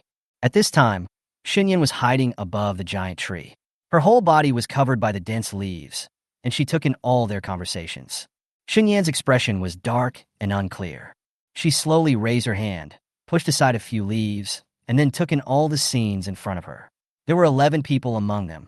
The most shocking scene is that in front of Zhuge Weiran and others, there is a huge black vine, nearly 3 meters high, with branches entangled with each other, covering a large area of land. And there are countless people on the black vine. Qin flag. There was a sinister aura. Shen Yan's eyes flickered. She looked at the main trunk of the soul-destroying spirit vine and intuitively felt that the blood-devouring bead was inside its body. Her heart sank slightly. With her strength, it was simply too difficult to kill the soul-severing spirit vine and seize the blood-devouring bead from it. But when Shen Yan saw these flags scattered on the vines, she thought of the strangeness of Qiu Tianzong's sudden intention to hold a competition in Lingan Forest, and the answer was ready to come out in her heart. Could it be that Qiu Tianzong came here for the blood-devouring bead? Blood-devouring beads are hard to come by. Moreover, it is also a Tianpin Lingbao. Even the top forces in the western region of Pings have the existence. The more Shen Yan thought about it, the tighter her brows furrowed. She had a vague guess in her mind. Perhaps this game is simply a conspiracy. The soul-breaking spirit vine must be very strong in Qiu Tian. The elder Zong Na couldn't defeat the soul-severing vine at all. So he created this competition, hoping that the geniuses from the 9 countries would deal with the soul-severing vine one after another in a war of attrition. As the saying goes, when the snipe and the clam fight, the fisherman wins. Shen Yan's face looked dark, and the elder of Qiu Tianzong might be watching nearby. She scanned the surroundings vigilantly, but found no one. Just when she was about to look back, she suddenly saw a hanging piece of clothing on a giant tree about 100 meters away to the left. The material and style of the clothes are very similar to those worn by Qiu sect disciples. Sure enough, they are there too. At the same time, Zhuge Weiran planned. Ouyang Hong, Nangong Jin, and Miss Shun will attract its attention, and the rest of you will go pick up the flag together. The speed must be fast. After half a quarter of an hour, no matter what the result is, we must be quick. Evacuate. Okay. No one had any objections. Because those who take the risk to contain the soul-severing spirit vine are those with relatively high cultivation. Nangong Jin turned his head to look at Shen Shui, reached out and held her hand and smiled softly. Don't be afraid. When Nangong Yu and Lu Xiaohui saw this scene, their faces changed slightly. Lu Xiaohui directly stretched out his hand to block Nangong Jin's hand and then said in a cold voice, "Your Highness, men and women should not touch each other. Please don't be frivolous with Shuer." Nangong Jin's separated hands froze in midair. He seemed to be humiliated. He said to Lu Xiaohui with a gloomy look, "Shuer and I are both willing to do this. How can you say it's frivolous?" Nangong Yu also joined in, looking at Nangong Jin and said in a deep voice, "Shuer just respects your status and has no feelings for you at all." Nangong Jin's face looked grim, and he immediately lowered his eyes to look at Shen Shui. "Shuer, can you say something?" Shen Shui looked at the three of them with an embarrassed expression and said unhappily, "Stop arguing. It's important to execute the plan now." Her vague and perfunctory words made the three men willing to obey. Zhuge Weiran and others. The 11 people were divided into two teams. One team is responsible for attracting the attention of the soul-breaking vine, and the other team is responsible for picking up the flag. Zhuge Weiran looked at them. Then they summoned their weapons and quickly launched an attack towards the soul-breaking vine. Superior! They all stepped into the area where the soul-breaking vine grew, and there were also branches of the vine under their feet. Zhuge Weiran's eyes sharpened. He quickly drew out his sword, and his figure moved very quickly. He moved forward, his long red hair fluttering in the air, and swept forward with his sword. Slash technique, Fire Dragon Blade. A fire dragon transformed into a sword wind and attacked the trunk of the soul-breaking vine. There was an explosion with a loud boom. Shen Shui also swung her sword. Her blade was not as strong as Zhuge Weiran's, but it also emitted a sharp sword wind. Zhuge Weiran, Shen Shui, Nangong Jin, and Ouyang Hong attacked almost at the same time. When the explosion sounded, they all stared at the reaction of the soul-breaking vine. As a result, their moves were simply unable to break through its defensive barrier. Zhuge Weiran's expression changed. My heart sank. He swung his sword again, as if he would not give up, but it still had no effect. Zhuge Weiran realized that with their weak strength, they could not shake the soul-breaking vine at all, so he shouted decisively, "Run!" Hearing this, Nangong Jin looked displeased. He hasn't even shown his true strength yet. Why is he running away? He's just a little prince of the Scarlet Phoenix Kingdom, and you still want to order him around? Nangong Jin was determined to go against him and shouted, "Attack with all your strength." Zhuge Weiran had almost retreated, but when he heard these words, he was so angry that he almost vomited blood. At this moment, Shen Shui also wanted to escape. Suddenly, she heard an old man's excited voice in her mind. "Here is the blood-sucking pearl. It is a rare blood-sucking pearl in 10,000 years. Shui, you must get it, because with the blood-sucking pearl, your summoner bloodline can be upgraded, and you may be able to summon the 7 great prehistoric beasts. By then, it will be easy for you to rule the entire Guiyuan Continent." Shen Shui paused slightly when she heard this. She raised her head to look at the main part of the soul-breaking spirit vine, her eyes gleaming with intense desire. Blood-devouring beads? She wants it. Shen Shui turned to look in the direction of Zhuge Weiran and persuaded with a firm face. "Seventh Prince, we can't give up so easily. We have come here. How can we return without success?" "Shuer is right," Lu Xiaohui echoed loudly. Nangong Yu said, "Shuer is right. If we take these flags, we are bound to win."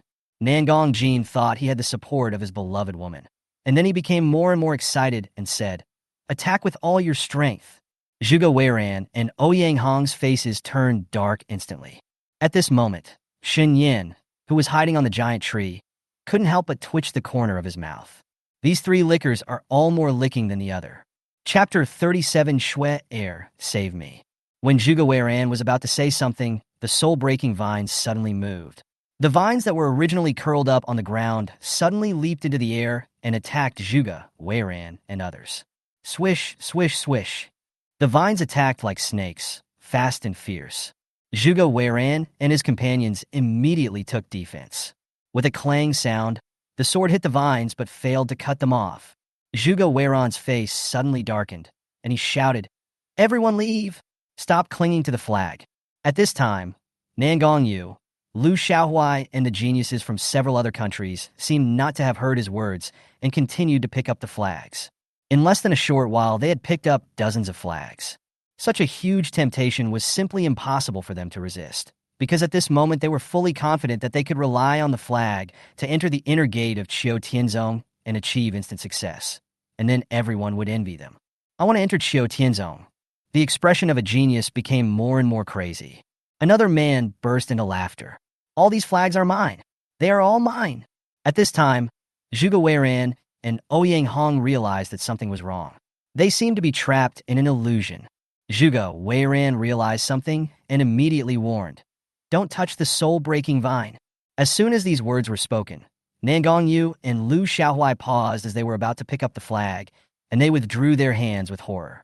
The other 5 geniuses have had their minds and souls affected by the soul-breaking vine and have completely fallen into their own beautiful dreams. Nan Gongyu turned pale with fright. He had not picked up many flags just now because he was paying close attention to Shen Shue's every move. He thought to himself that it was a good thing that he did not touch the soul-breaking vine.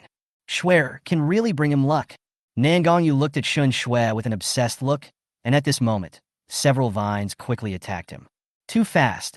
Nan Gongyu had no time to defend himself before he was knocked to the ground by several vines, and another vine attacked his chest. Nan Gongyu screamed in pain, and when he saw the vines coming at him, he quickly raised his palm to block it. Bang! The soul-breaking vine fought Nan Gongyu to a draw with just a small vine. Nan Gongyu quickly summoned his sword, and then concentrated. Spiritual power, with a low roar, slashed towards the vine. The vines nimbly avoided his sword, and then quickly struck towards his abdomen. Ah! The vine actually penetrated Nan Gongyu's abdomen instantly. Ah! Nan Gongyu screamed in pain. When Shen Yan saw this scene, her eyes became colder and colder. If Nan Gongyu died in this way, it would really be an advantage for him. I don't know if Nan Gongyu's will to survive broke out. He clasped the long sword, then slashed with the sword, directly cutting off the vines that penetrated his abdomen. Then, he ran back in panic, trying to escape the area of the soul-breaking spirit vine. But he didn't expect the vine to swish towards his calf. With a swish sound, his calf was pierced through, and he screamed in pain with a hideous look on his face. Then he was entangled by the vines and dragged back like a dead pig. Don't want. Nan Gongyu's face turned pale, and he tried to stick his sword into the ground to stop being dragged. But the more he did this, the more painful it became when his calf flesh was torn. The next moment, Nan Gongyu was quickly entangled by several vines that emerged from the ground. He called out in panic, "Shuer, save me!" At this time, Shen Shue could hardly protect herself. Shen Shue cursed in her heart. "I didn't let you save me, which was good enough. Now you want me to save you. My life is much more precious than yours." But she still looked worried and anxious as she shouted, "Brother you, I can't get away. You have to hold on." Nan Gongyu's face turned even paler when he heard this. He tried to break free from the vines, but they only tightened. Nan Gongyu thought of something and immediately shouted toward Zhuge Weiran. "Zhuge Weiran, save me. Didn't you say that you would not abandon any of your allies?"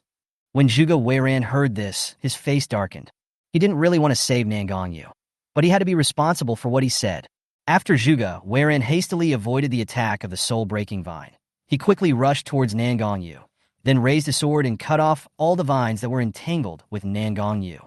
Nan Gongyu was saved, and he rolled and crawled to his feet. At this time, more than a dozen vines quickly attacked. Nan Gongyu, Zhuge Weiran was about to fight alongside Nan Gongyu, but he didn't expect Nan Gongyu to raise his hand and slap him on the back. With a bang, Zhuge Wei rushed forward. The vines attacked and pierced through Zhuge Weiran's body. Ah! Zhuge Weiran felt pain and blood flowed from the corner of his mouth, but he reacted quickly and slashed at the vines with his sword. The vines are broken. Zhuge Weiran dodged quickly. His eyes swept towards Nan Gongyu's position sharply. But at this time, Nan Gongyu had already stepped on him and left the area of the soul-breaking vine. Zhuge Weiran was seriously injured. His face was gloomy, and he couldn't help but roar in anger. Nan Gongyu. After Nan Gongyu escaped death, before he could even catch his breath, he heard the roar from Zhuge Weiran. Nan Gongyu looked at Zhuge Weiran, and at this time Zhuge Weiran was entangled by the vines again. Seeing this, he snorted in his heart. Zhuge Weiran was so stupid that he had no sense of defense at all. Nan Gongyu's face was pale. When he saw Shen Shui in deep trouble, his heart trembled violently, but when choosing between her life and his own life, he still chose his own life. At this time, the two geniuses from the other countries were actually killed by the soul-breaking vine. Not only that, they were also dismembered. Nan Gongyu was shocked when he saw this scene. He said in a trembling voice, "Shui, wait a minute, I'll go get you some help." After saying that, he turned around without hesitation and limped away. When Shen Shui noticed that he was running away, a cold and malicious look flashed in her eyes. When a man said he loved her, he was just talking about it. If something really happened, he would run faster than anyone else.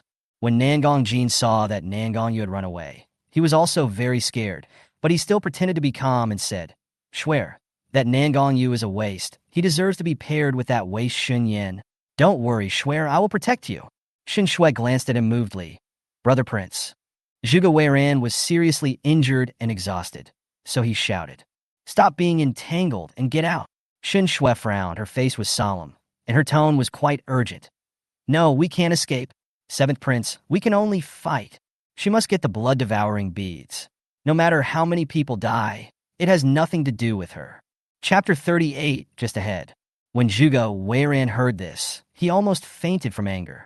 Are these people from Nanshao country crazy? They have to drag others to death with them. Ouyang Hong had the same idea. While resisting, he looked at Zhuge Weiran and said, "Let's run away." Zhuge Weiran hesitated for a moment, but still nodded and said, "Okay." He has already persuaded his allies, but they insisted on having their own way. So don't blame him for choosing to protect himself. After all, he is not stupid enough to lose his life because of someone else's stupidity. At this moment, Shen Shui's face changed instantly when she heard the conversation between Zhuge Weiran and Ouyang Hong. She was anxious and immediately used moral blackmail.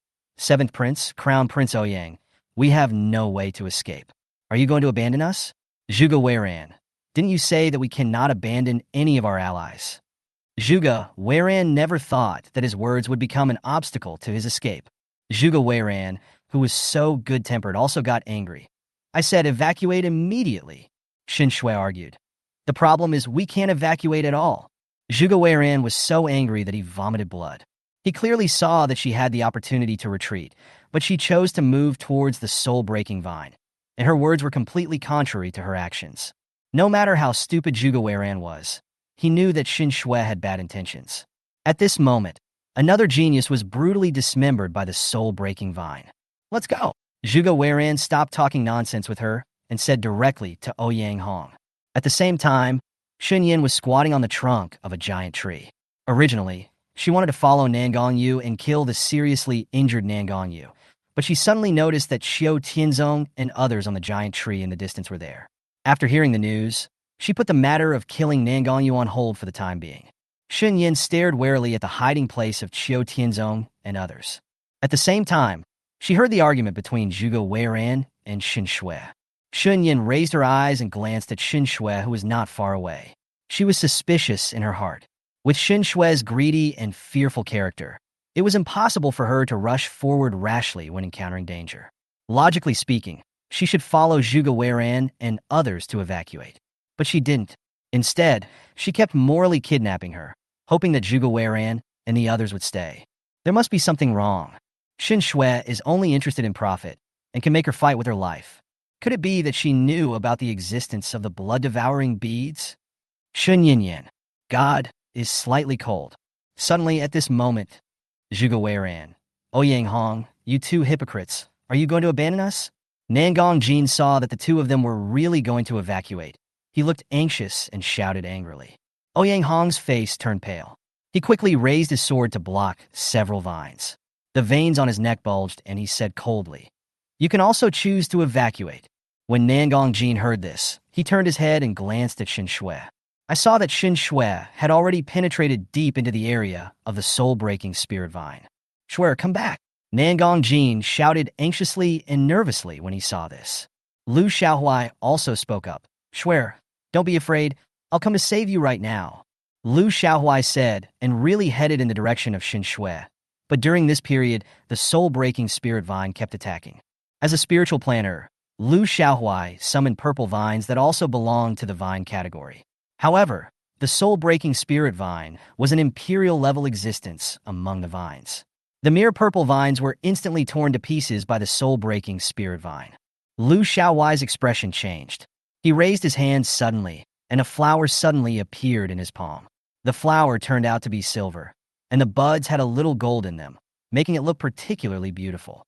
When Shen Yan saw this flower, he immediately thought of the spiritual plant books he had seen in the Shun family library. This was a type of flower among spiritual plants, named Silver Thunder Flower, and it was a low-level spiritual plant of Xinpan. Lu Xiaowai's whole body exuded silver light. He made a secret with one hand, and then gave a clear drink. Flower Thunder Explosion. After giving the order, the soul-breaking spirit vine that attacked Lu Xiaowai was struck by silver lightning and exploded in an instant with a bang, bang, bang sound. After successfully preventing the soul-breaking spirit vine from continuing to attack, Lu Xiaowai saw this and headed towards Xin Shui with a happy face. At this time, Shen Yan's eyes were a little deeper when he saw this scene. How could the soul-severing spirit vine, which even Elder Yu of Qiutian sect was afraid of, have such strength? Therefore, the more she looked at it, the more she felt that the soul-severing spirit vine was playing tricks on them. Zhuge Weiran and Ouyang Hong had almost escaped from this dangerous area. They were only 3 steps away. At this critical moment, swish, swish, swish, several vines moved at an alarming speed, heading towards Zhuge Weiran and Ouyang Hong. The two of them couldn't escape at all and were pulled back again by the vines, and it landed at Shun Shui's feet. Zhuge Weiran and Ouyang Hong at the same time. With a scream, their hair was disheveled and their clothes were more or less stained with blood. Xin Shui was startled, and when she saw the two of them clearly, her expression changed slightly. 7th Prince, Crown Prince Ouyang. Not far behind him, Lu Xiaowai's pupils shrank slightly, and he shouted, "Swear it's dangerous, get out of the way." When Shen Shui heard this, her heart skipped a beat. She quickly raised her sword to block, but the vine pierced her shoulder blade at a tricky angle. She screamed in pain. Ah! Shen Shui's lips turned pale. Just as she was about to pick up her sword and cut the vine, she heard the old man's excited and hoarse voice in her sea of consciousness. "Shuer, hurry up. Take this opportunity to see if you can contract it." Shen Shui's heart moved. She endured the severe pain and replied in a voice transmission. "But I'm not a spiritual plant master," the old man said confidently. "I have a master to help you. Just do it with confidence." Hearing this, Shen Shui's heart was slightly excited. She immediately agreed, then made some hand gestures trying to form a contract formation. But the soul-breaking vine seemed to know her intention and pulled itself out from her shoulder blade. Then the blood-stained vine slapped Shen Shui hard in the face. Bang! Extremely loud. Shen Shui was knocked to the ground. A bloody mark was left on her cheek. She screamed miserably, tears streaming down her face in pain. She quickly raised her hand and touched her cheek, which was burning with pain. "There's still blood." Shen Shui's eyes were filled with fear. Was she going to be disfigured? Shuer quickly avoided its attack. Master didn't expect that this soul-breaking vine is so ferocious and smart. "It must have gained spiritual intelligence," came the old man's voice. When Shen Shui heard this, she couldn't help but resent the old man's misjudgment, but she still pretended to be respectful and agreed. Shuer, seeing his beloved woman injured and disfigured, Lu Xiaowai felt a pain in his heart. Immediately, he was overwhelmed by anger and said, "Shuer, don't be afraid. I will avenge you right away." At the same time, Nangonyu limped back, followed by 100 or so contestants. Nangonyu pointed in the direction of the soul-breaking vine and said with a pale face, "It's right in front. There are hundreds of flags ahead." Upon hearing this, many contestants looked at the soul-breaking vine area in front of them with shining eyes. Chapter 39. Keep the Green Mountains. Some contestants rushed into the soul-breaking vine area before they could even see the situation clearly, fearing that others would get there first. So many flags. Seeing this, the other contestants also lost their composure and hurriedly chased after him. Only a dozen people remained calm and did not lose their minds because of so many flags, but they also hurried forward, wanting to observe the situation before making any plans. Nangonyu stopped where he was, a triumphant smile on his face. "Come in. As long as you can attract the attention of the soul-breaking vine, Shuer will be fine. And until the end, the ownership of the flag is still unknown." Many contestants stepped into the area of the soul-breaking vine. When they went deep into the area to grab the flag, they suddenly found broken corpses and blood on the vines. They screamed, and the next moment they were attacked by the soul-breaking vine. Dead man. There's an ambush. At this time, many contestants also saw the scene in the distance. Zhuge Weiren and Ouyang Hong were almost entangled by vines and could not move at all. Their eyes suddenly shrank. That's Zhuge Weiren and the others. Get out of here quickly. Zhuge Weiren, his face covered in blood, shouted in a hoarse voice. But it's too late. 70 or 80 contestants were trapped in the soul-breaking vine area, and at this moment, the main body of the soul-breaking vine moved.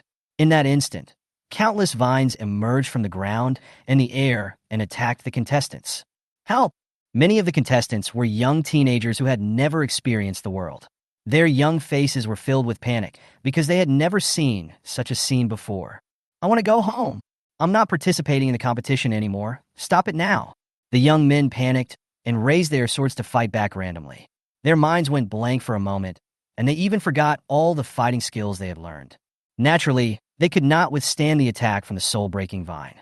In just a moment, 6 or 7 young men were strangled to death by the vine. Everyone was panicking. They all want to escape. But the faster you run, the faster you die.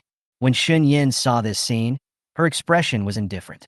She didn't try to save them, because with her current strength, she wouldn't be able to survive long after entering the soul-breaking spirit vine area.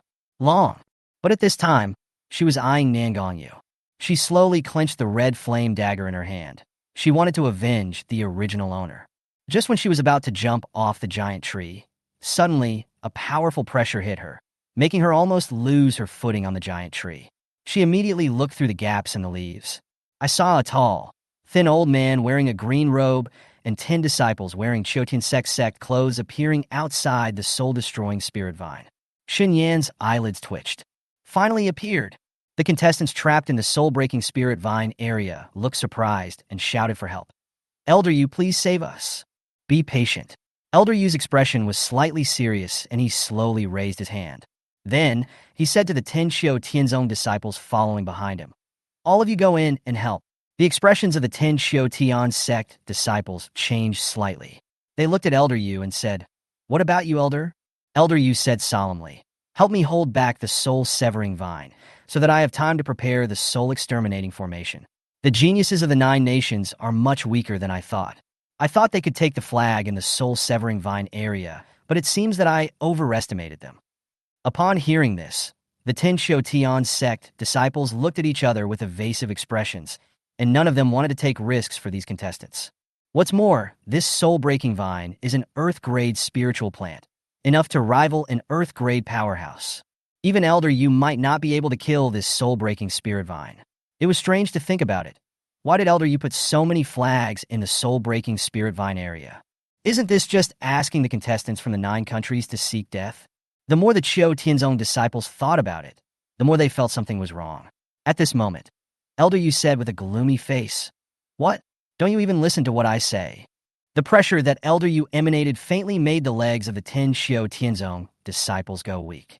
Nangongyu limped over, then quickly half-knelt down in front of Elder Yu, begging with red eyes. Elder Yu, please save them. Elder Yu and Xiao Tianzong's disciples all looked at him. Their eyes are subtle. In fact, from the very beginning, they had been observing them secretly and had witnessed Nangong use duplicity and insidiousness. Would he come and beg in order to save those contestants? It's obvious that he has other intentions. Nangongyu's heart skipped a beat when he saw their strange expressions. Did they know everything he did? Elder Yu stood with his hands behind his back and said righteously, You don't have to tell us. We will also save these contestants. Just when Nangongyu wanted to compliment him, Elder Yu forcibly ordered the 10 disciples of Qiu Tianzong to go in and set up a soul-destroying formation for him to delay time. The 10 disciples didn't dare to disobey Elder Yu's orders and had to go ahead with it. They were outer disciples of Qiu Tianzong, and most of them were at the 2nd level of Xianpin realm. Therefore, they were only slightly stronger than Zhuge Weiren and the others. Although the 10 disciples of Qiu Tianzong entered the area and could not completely reverse the situation, they significantly reduced the casualties of the contestants. Elder Yu took a few steps forward, then began to form a magic seal and began to cast a formation barrier.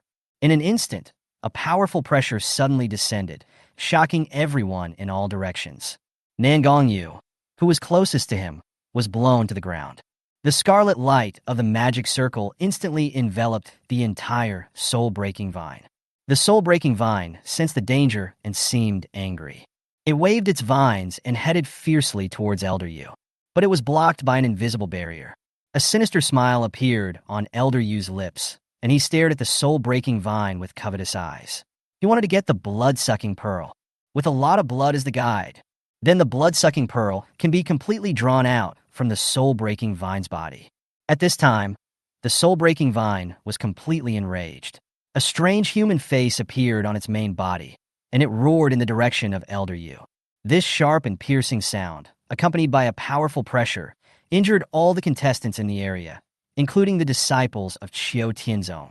Shen Shui suddenly spat out a mouthful of blood, and her pretty face turned pale. She panicked. She quickly sent a voice message to the old man. "Master, hurry up and take me away. I don't want any blood-sucking beads anymore," the old man said with a look of disappointment. "Can't you just hold on? Master, keep the green hills and don't worry about running out of firewood," Shen Shui said anxiously. The old man seemed silent and agreed with her statement. Shen Shui saw that Nangong Jin and Lu Xiaohuai had passed out. She gritted her teeth. She couldn't lose these two helpers.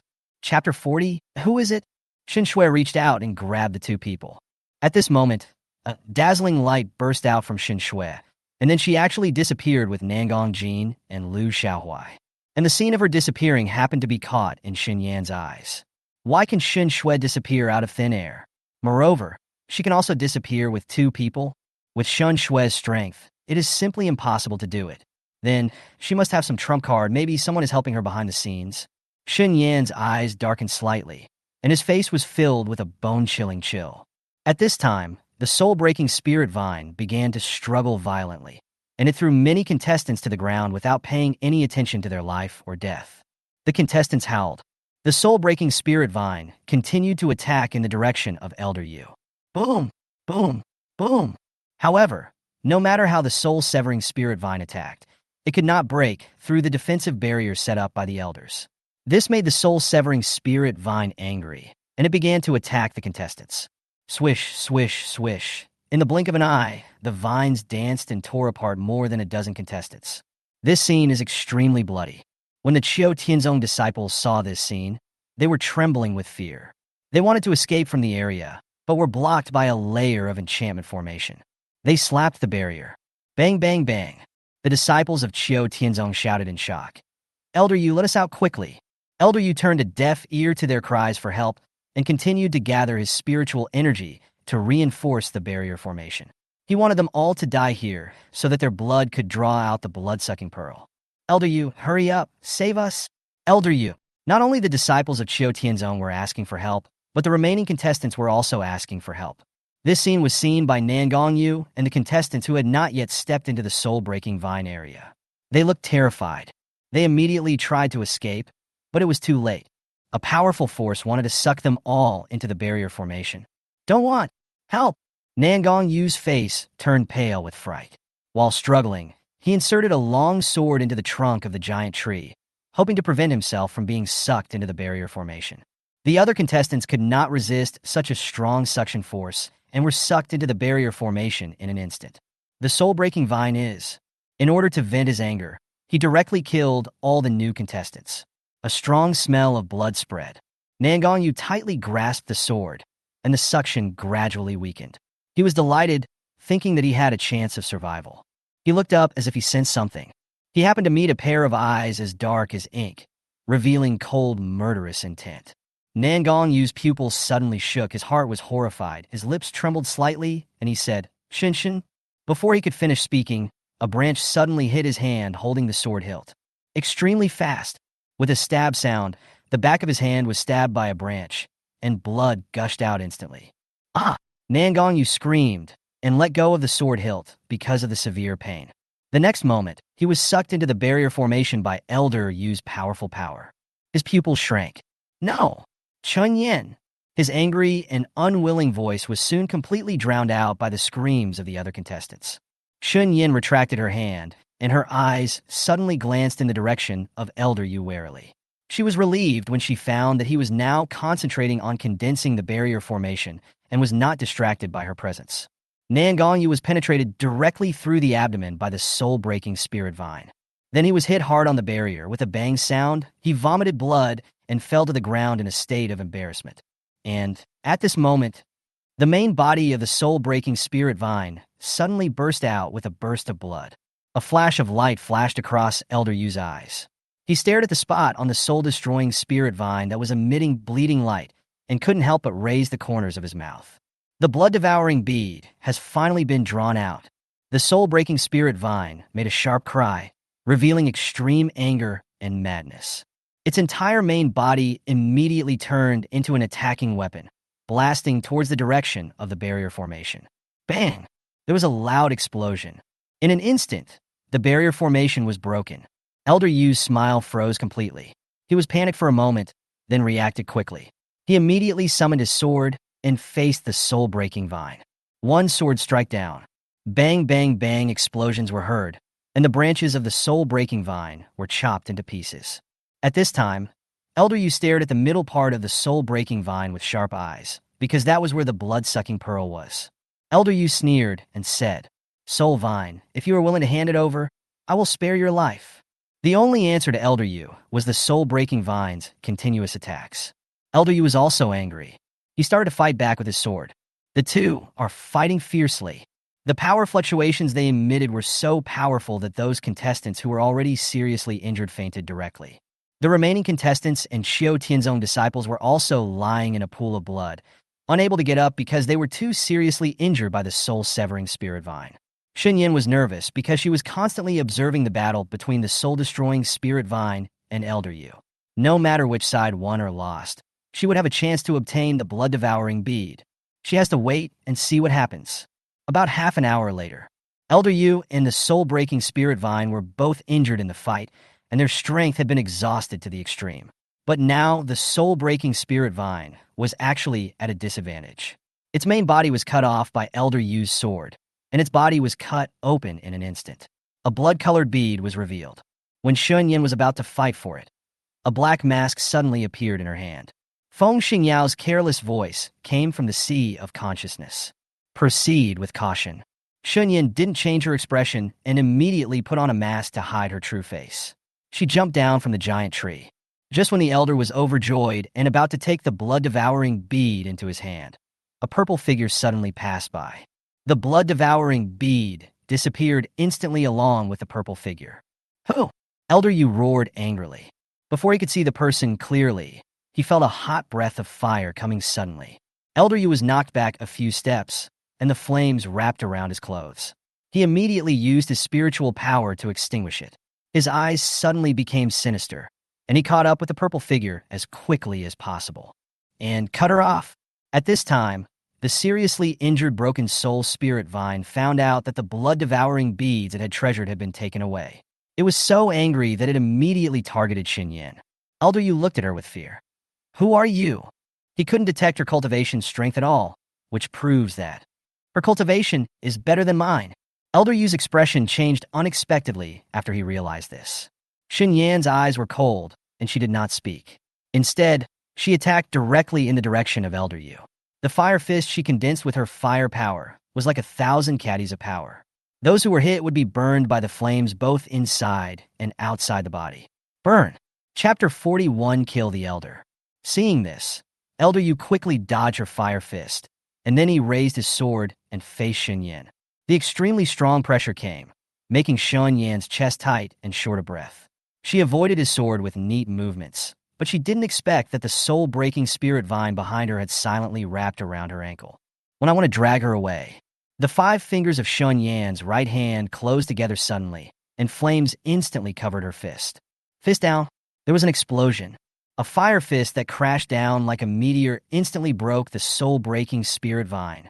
Both soul-destroying spirit vine and Elder Yu were eyeing her. Although they were both seriously injured and their strength was almost exhausted, they were still extremely powerful opponents for her who still had no spiritual power. She would never hand over the blood-devouring bead. The only option is to fight. Shen Yan's eyes were cold. The next moment, her whole body was actually covered in flames, as if she was bathed in fire. Elder Yu was startled, and his face became more and more gloomy. He would never give up all his efforts. He must take back the blood-devouring bead, Elder Yu said coldly. No matter who you are, you must keep your life alive today. Then come and try. Shen Yan slowly raised his eyes. As soon as he finished speaking, Shen Yan concentrated his fire fist again and blasted in the direction of Elder Yu. Elder Yu raised his sword and slashed. The sword blade shot out of the air, carrying the fierce wind, and hit Shen Yan's fire fist. Boom! The sword blade broke through the flames, and just when the sharp sword blade was about to fall on Shen Yan, a black ancient tower appeared between Shen Yan's hands. Clang sound. She held the black ancient pagoda to block the blade, but was forced to take a few steps back. At this time, Jiuzhuan, who was on the Jiuzhuan Demon Suppression Tower, was extremely crazy. It is not a defensive weapon, it is a control and offensive weapon. When Elder Yu saw the black ancient pagoda in Shen Yan's hand, his eyes narrowed suddenly. According to his intuition, this black ancient pagoda was not an ordinary thing. Who is this girl wearing a mask? Shen Yan's whole body was shrouded in flames, so the severely injured soul-breaking spirit vine did not dare to approach at all, and it also shrewdly stopped attacking because it wanted to wait for Shen Yan and Elder Yu to lose both sides in the fight before it could pick it up again. Before Elder Yu could react, Shen Yan suddenly threw the black ancient pagoda in his hand in his direction. When Elder Yu saw this, alarm bells rang in his heart. He raised his sword and slashed at the black ancient tower. With a clang, the ancient black tower was knocked to the ground. At the same time, the tower actually made a sharp explosion, which immediately attracted the Elder Yu's attention. Shen Yan took advantage of this gap and quickly rushed in front of him. She pulled out the red flame dagger and stabbed Elder Yu in the neck. Elder Yu quickly came to his senses, and he immediately raised his sword to resist. However, what made him unbelievable was that even if it raised its sword to block it, Shen Yan never stopped attacking. The two weapons are for offense and defense. Elder Yu was almost forced to step back because the flames coming out of Shen Yan's body made him feel hot and burning, almost suffocating his breath. His eyes were fierce, and he revealed his identity in a deep voice. I am a foreigner of Qiu Tianzong. Elder Sect, you want to compete with me for the blood-devouring beads. Have you thought about the consequences? The consequences are dash. I got the blood-devouring beads. Shen Yan's eyes were filled with murderous intent. She raised her leg with lightning speed and kicked hard towards his leg that had been pierced by the soul-breaking spirit vine. Bang sound. Elder Yu was in pain, and his old face wrinkled up. He held the long sword to resist and relaxed, but at the same time, the black ancient tower appeared silently behind the elder. Then, under Shen Yan's order, the black ancient pagoda quickly hit the back of Elder Yu's head. At this time, Elder Yu also sensed the danger, and his eyes changed. He quickly burst out with powerful pressure, like a strong wind, knocking Shen Yan to the ground. A trace of blood spilled from the corner of Shen Yan's mouth. She felt a sharp pain all over her body, making her very uncomfortable. The 9-turn demon suppression tower was not blown away by Elder Yu, but instead accelerated towards Elder Yu. Elder Yu swung his sword away, trying to repel the 9-turns demon suppression tower. Boom! The 9-turn demon suppressing tower quickly dodged in midair. Elder Yu couldn't take down the 9-turns demon suppression tower with several consecutive moves, so when he was about to turn his target toward Shen Yan, he was surprised to find Shen Yan disappeared, and in the next moment, this black, ancient tower also disappeared out of thin air. Elder Yu's expression changed drastically. Where are people? Where did his blood-devouring bead go? Elder Yu glanced around with eyes wide open, and finally set his sights on the soul-breaking spirit vine hiding aside. He said angrily, Is it you? Elder Yu looked ferocious. His sanity collapsed with the disappearance of the blood-devouring beads. He raised his long sword and swung at the soul-destroying spirit vine. The soul-breaking spirit vine was also confused. It has been observing Shen Yan's movements. She suddenly disappeared out of thin air just now, and it was dumbfounded. Elder Yu's moves violently attacked it, and it became furious, thinking to itself, It was you, an old guy who came to steal my blood-devouring bead, but now that the blood-devouring bead is gone, you still want to vent your anger on me. Do you really think I'm that easy to bully? If it doesn't kill this old guy, it won't die. The two were fighting fiercely, and they seemed to be taking out their anger on each other. After dozens of rounds, there was still no winner. The contestants who were seriously injured and fell to the ground, and the disciples of Qiu Tianzong were gradually able to move, and they looked frightened. Elder Yu of Qiu Tianzong had evil intentions. He just wanted to use them, not really want to save them. Run away. Must escape. The contestants were terrified and stumbled to escape. While Elder Yu was dealing with the soul-breaking vine, he discovered that the contestants were trying to escape, and he instantly regained some of his senses. He wants to kill people to silence them. Otherwise, if the news gets out, he will no longer be able to stay in Qiu Tianzong as an outer sect elder. Elder Yu quickly forced back the soul-breaking vine, then caught up with the contestants at the fastest speed and slashed with his sword without hesitation. In an instant, several people fell to the ground. "No, don't come over here," the remaining contestants screamed. Elder Yu's face was pale. He could no longer hold on. He looked at them and said coldly, "Only dead people don't talk nonsense, so I can only feel at ease if you become dead." At this moment, the contestants' pupils suddenly shrank. Elder Yu thought they were afraid of him, but he didn't expect that with a swish, his neck was pierced directly by a sharp dagger. Elder Yu's pupils trembled, as if he couldn't believe it. When he opened his mouth, a large amount of blood kept pouring out of his mouth. With a clang, the sword in his hand slipped to the ground. Behind him was a masked girl in purple. She held a red dagger in her hand and stabbed it into his neck, her eyes sharp and cold. The next moment, she pulled out the dagger. With a swish, blood splattered. Chapter 42, You Won't Suffer a Loss. Elder Yu fell. Immediately after Elder Yu died, a powerful spiritual force attacked Shen Yan, seemingly wanting to leave a spiritual imprint on Shen Yan. Shen Yan noticed it immediately and hurriedly avoided it. However, that mental power is too fast. Shen Yan could only choose to fight against it with her own mental power. In the end of the world, her mental power was extremely strong. Otherwise, she would not be able to expand her supernatural space to such a vast space. Buzz! The two spiritual forces collided invisibly. Shen Yan's sea of consciousness suffered a violent collision, which made her frown in pain. The next moment, with a bang sound, Shen Yan completely obliterated the incoming mental mark, and then more blood overflowed from the corner of her mouth. At the same time, in Qiu Tianzong, Elder Yu's life card of the outer sect was shattered, and even the mental mark set in advance could not be imprinted on the person who did it. However, fortunately, the last scene that Elder Yu saw before his death was transmitted. As a result, I only saw a dozen young people with scars all over their bodies. Among them were the outer disciples of Qiu Tian's sect. What's going on? Qiu Tianzong immediately sent a message to the disciples who followed the elder, and then sent people to Lingan Forest to find the truth. After Shen Yan killed Elder Yu, he glanced at them coldly, completely blocked what they were about to ask. Just when she wanted to leave this land of right and wrong, she was intercepted by the soul-destroying spirit vine. Shen Yan knew that the soul-destroying spirit vine was seriously injured and its power had been consumed too much, so it could not stop him. "Want to die? I'll help you." Shen Yan raised her eyes, and then the red flame dagger she was holding was instantly covered in flames. The extremely hot temperature made the soul-breaking spirit vine feel a little afraid. The soul-breaking spirit vine glanced at her hatefully, then uprooted it and ran away. Shen Yan, who was ready to fight. Before leaving, she glanced at Nangang Yu, who was seriously injured and unconscious. When she was about to stab him to death, she found dozens of powerful auras approaching quickly. Shen Yan's eyes darkened. Nangang Yu had seen him before, and if he didn't kill him, he would definitely expose her when he woke up. With his thoughts at this point, Shen Yan didn't hesitate at all and headed in the direction of Nangang Yu.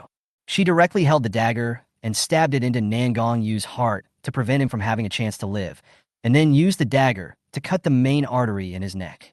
Nangang Yu woke up from the pain. His face was extremely painful, and he looked at Shen Yan in shock. He couldn't say a word at all. "You owe her this." A faint sentence, revealing a cold killing intent. Nangang Yu's pupils shrank suddenly. His eyes were filled with disbelief, and he soon stopped breathing completely, looking like he was refusing to rest in peace. This scene was caught in the eyes of the contestants present. For a moment, the contestants looked at Shen Yan like a frightened bird, fearing that Shen Yan would suddenly come over and slap them. And she quickly turned around and fled deeper into the Lingan Forest. It's just that she kept changing her direction in the process of escaping. The survivors felt relieved and breathed a sigh of relief. Not long after she left, dozens of figures came over. They're the 3 Qiu Tianzong disciples guarding outside the Lingan Forest and the leaders of the major forces in the 9 countries. When they saw the tragic scene, they were shocked. "You are..." Nangong Tingchen saw his son lying in a pool of blood with his eyes open. His eyes suddenly widened, and he roared, rushing towards the position of Nangong Yu's body. Nangong Tingchen picked up Nangong Yu's body and found that his body was still warm, which proved that he had died not long ago. His eyes were bloodshot. Who is it? Who killed my son? At this time, many people from various forces discovered that their family disciples or juniors had died tragically here, and they were heartbroken. The people of the Red Phoenix Kingdom rushed to Zhuge Weiran and quickly fed their 7th, Prince's second-grade healing pill. Zhuge Weiran was covered in blood and was seriously injured. The people of the Red Phoenix Kingdom were very worried, but fortunately they brought a doctor to watch the game. For a moment, the scene was in chaos. The 3 disciples of Qiu Tianzong were horrified when they saw Elder Yu was already dead, and they immediately rushed to Elder Yu's body. They looked at the other disciples who were badly injured and could not help but ask angrily, "What happened? Why did Elder Yu die? Where is the person who killed Elder Yu?" The seriously injured disciples were unable to speak for a moment. They couldn't say that they were almost killed by Elder Yu. After all, once it's out, the reputation of their Qiu Tian sect was ruined. Those Qiu Tian sect disciples looked at each other secretly. In order to protect the reputation of the sect, they sold out Shen Yan as their savior without hesitation. "Don't talk about this now. You go and catch the murderer." She wore a mask and purple clothes and fled in that direction. Hearing this, the 3 disciples stood up quickly, but they did not act rashly. Instead, they turned to look at the major forces of the 9 kingdoms, and then ordered with a condescending attitude. Elder Yu died tragically in the 9 kingdoms. In the Lingan Forest in the Seoul area, you all must help our Qiu Tian sect to find the person who killed Elder Yu.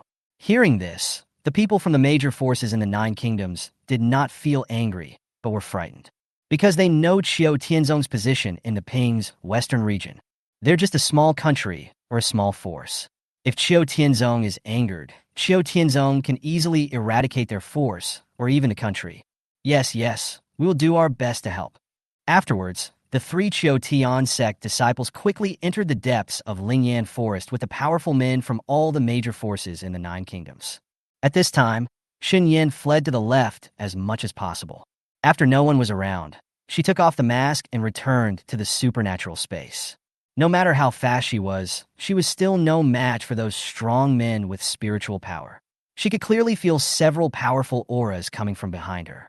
She held her breath and entered the supernatural space first. As soon as she entered the supernatural space, the blood that had been suppressed in her throat surged out. She leaned over and spit out a mouthful of blood. The man leaning on the couch raised his coquettish eyes and chuckled at her. "Do you need help?" Shen Yan raised her hand to wipe the blood from the corner of her mouth and looked at him sharply. "What do you want?" "Blood-devouring beads." Before he could finish speaking, she objected coldly. "Impossible, and I can solve the current predicament by myself without your help." Feng Xingyao stood up slowly, with a cold, arrogant, and dignified temperament in his every move. When he smiled, he was like a demon appearing in the world, charming people. He approached Shen Yan and said softly, "Don't worry, I want to eat the time of the blood bead. After helping you unlock the sealed poison in the main soul bone, it will not delay your journey of cultivation." Chapter 43, What Does It Feel Like? Shen Yan slowly raised her eyes and looked at him. She said calmly, "But I don't need your help now. If you want to get the blood-devouring beads from me, you have to make a different deal." Feng Xingyao raised his eyebrows, and a smile flashed across his eyes as deep as the abyss. "So, what deal do you want to make?" Shen Yan looked at him calmly. "I have no desire to make a deal with you for the time being, so you have to wait." "Okay." Feng Xingyao smiled and nodded. Immediately, Feng Xingyao lowered his eyes and saw her arm that was wounded by the soul-breaking spirit vine. The wound was shocking and blood oozed out. He frowned, and his eyes fell on her eyes. "You don't feel any pain?" "It hurts," Shen Yan replied concisely, her tone as calm as if she was saying, "Today's weather is good." Then, Shen Yan walked around him and quickly called Jizuan, asking him to apply medicine to his wound and then simply bandage it. Shen Yan realized that her blood-stained and tattered clothes could easily arouse others' suspicion. Fortunately, she was prepared before she came. She placed an identical purple coat in the supernatural space. Just when she was about to take off her dirty coat, there were 2 eyes staring at her from behind, which she couldn't ignore. She turned her head and looked over, and met the man's eyes that were half smiling. Close your eyes. Feng Xingyao smiled when he heard this. You don't seem to have anything to see. Shen Yan frowned, and just when she was about to feel angry, she saw that Feng Xingyao had already closed his eyes. Shen Yan. When she saw Jiu Zhuan still staring at her, her tone became cold. Close your eyes too. Jizuan nodded obediently, then lowered his head and closed his eyes. Shen Yan endured the pain of the wound being pulled, and then quickly took off her robe. She suddenly remembered what Feng Xingyao said in her mind, and she glanced down at her chest. She fell silent. Then he put on the new purple robe as quickly as possible. After Shen Yan finished wearing it, Feng Xingyao opened his eyes as if feeling something. The two looked at each other. Shen Yan looked indifferent. Shen Yan looked away. She didn't stay in the supernatural space for long. She just had to wait for the powerful men who were searching to leave. Soon, the first wave of strong men left. Shen Yan quickly left the supernatural space. Now she is in the depths of Lingan Forest, so the light around her is quite dim and a bit eerie. She raised her eyes and looked behind. She had to leave the depths of Lingan Forest. If she stayed here, if she was caught by Qiu Tianzong or the powerful people from the Nine Kingdoms, it would be difficult for her to explain why she could go deep into this place with her waste body. What happened? Shen Yan quickly went outside. However, a roadblock appeared halfway. And this was indeed a tiger, and it was a spotted tiger with a 5th level cultivation level. Its beastly eyes stared at Shen Yan with a bloodthirsty look, and the tiger's mouth secreted saliva very quickly. He was obviously drooling over her. The piebald tiger is bigger than both of her. Shen Yan decisively decided to escape. If she continued to be entangled here, she would definitely be noticed by the searchers. The spotted tiger exuded a powerful coercion, trying to scare Shen Yan to the spot. Shen Yan quickly clenched his fist and struck out in the direction of the spotted tiger. The phantom of the fire fist suddenly attacked the spotted tiger like a meteor. However, this was avoided by the agile spotted tiger. But Shen Yan did not continue to pester. She took this opportunity to escape quickly. Seeing this, the spotted tiger's eyes suddenly narrowed dangerously. It roared, and the surrounding trees were shaken. It seemed to be demonstrating, and then it took steps and quickly chased Shen Yan. The spotted tiger is extremely fast. Soon, Shen Yan was caught up by the spotted tiger. Shen Yan also stopped. One person and one tiger facing each other. Just when the battle was about to break out, a girl with double braids and dark clothes appeared. She burst out with a coercive aura belonging to the 9th level of the Huangpin realm, which actually scared the piebald tiger of the 5th level of the spiritual realm. Go back. The person who came was none other than Jiang Xianyue. She is not tall, and her cute face reveals a cruel smile. Go away or not? The spotted tiger immediately ran away. Jiang Xianyue looked at Shen Yan. Her eyebrows curved, and her smile became sweet. She raised her hand and greeted her. Shen Yan, I didn't expect us to meet so soon. Thank you. Shen Yan nodded gently to her. Jiang Xianyue grinned. Why are you so polite? Shen Yan intuitively felt that she was not simple, and there was a hint of danger, and this kind of danger was indescribable. When I met her twice in a row, she appeared quietly. Jiang Xianyue's strength should be more than the 9th level of the Huangpin realm. Shen Yan said calmly, I'm leaving. After that, she was about to leave, but Jiang Xianyue quickly followed her. Jiang Xianyue is half a head shorter than Shen Yan, and her appearance is sweet and cute. Her double braids make her a bit charming. Her eyes are big, and her black eyes are astonishingly bright. She smiles from time to time, and her voice is sweet, a bit soft and waxy. Shen Yan, are they looking for you? Hearing this, Shen Yan's heart sank slightly. She stopped and was about to speak, but Jiang Xianyue beat her to it.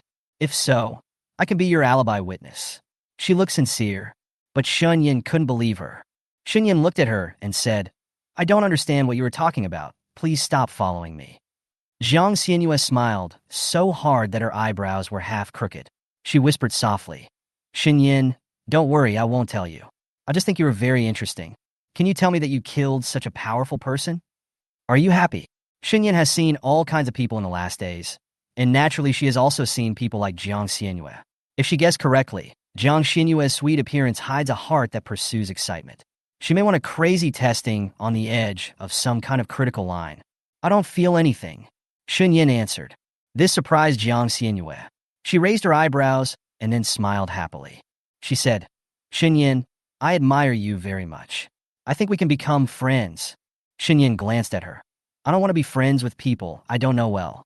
Jiang Xianhua walked quickly to her and stopped. You can get familiar with me. Ahem, let me introduce myself solemnly. My name is Jiang Xianhua. I'm just 17 years old. I come from a family of weapon refiners in the Xuanwu Kingdom. I am the eldest daughter of the Jiang family, although I was born in a family of weapon refiners. But I don't know how to refine weapons.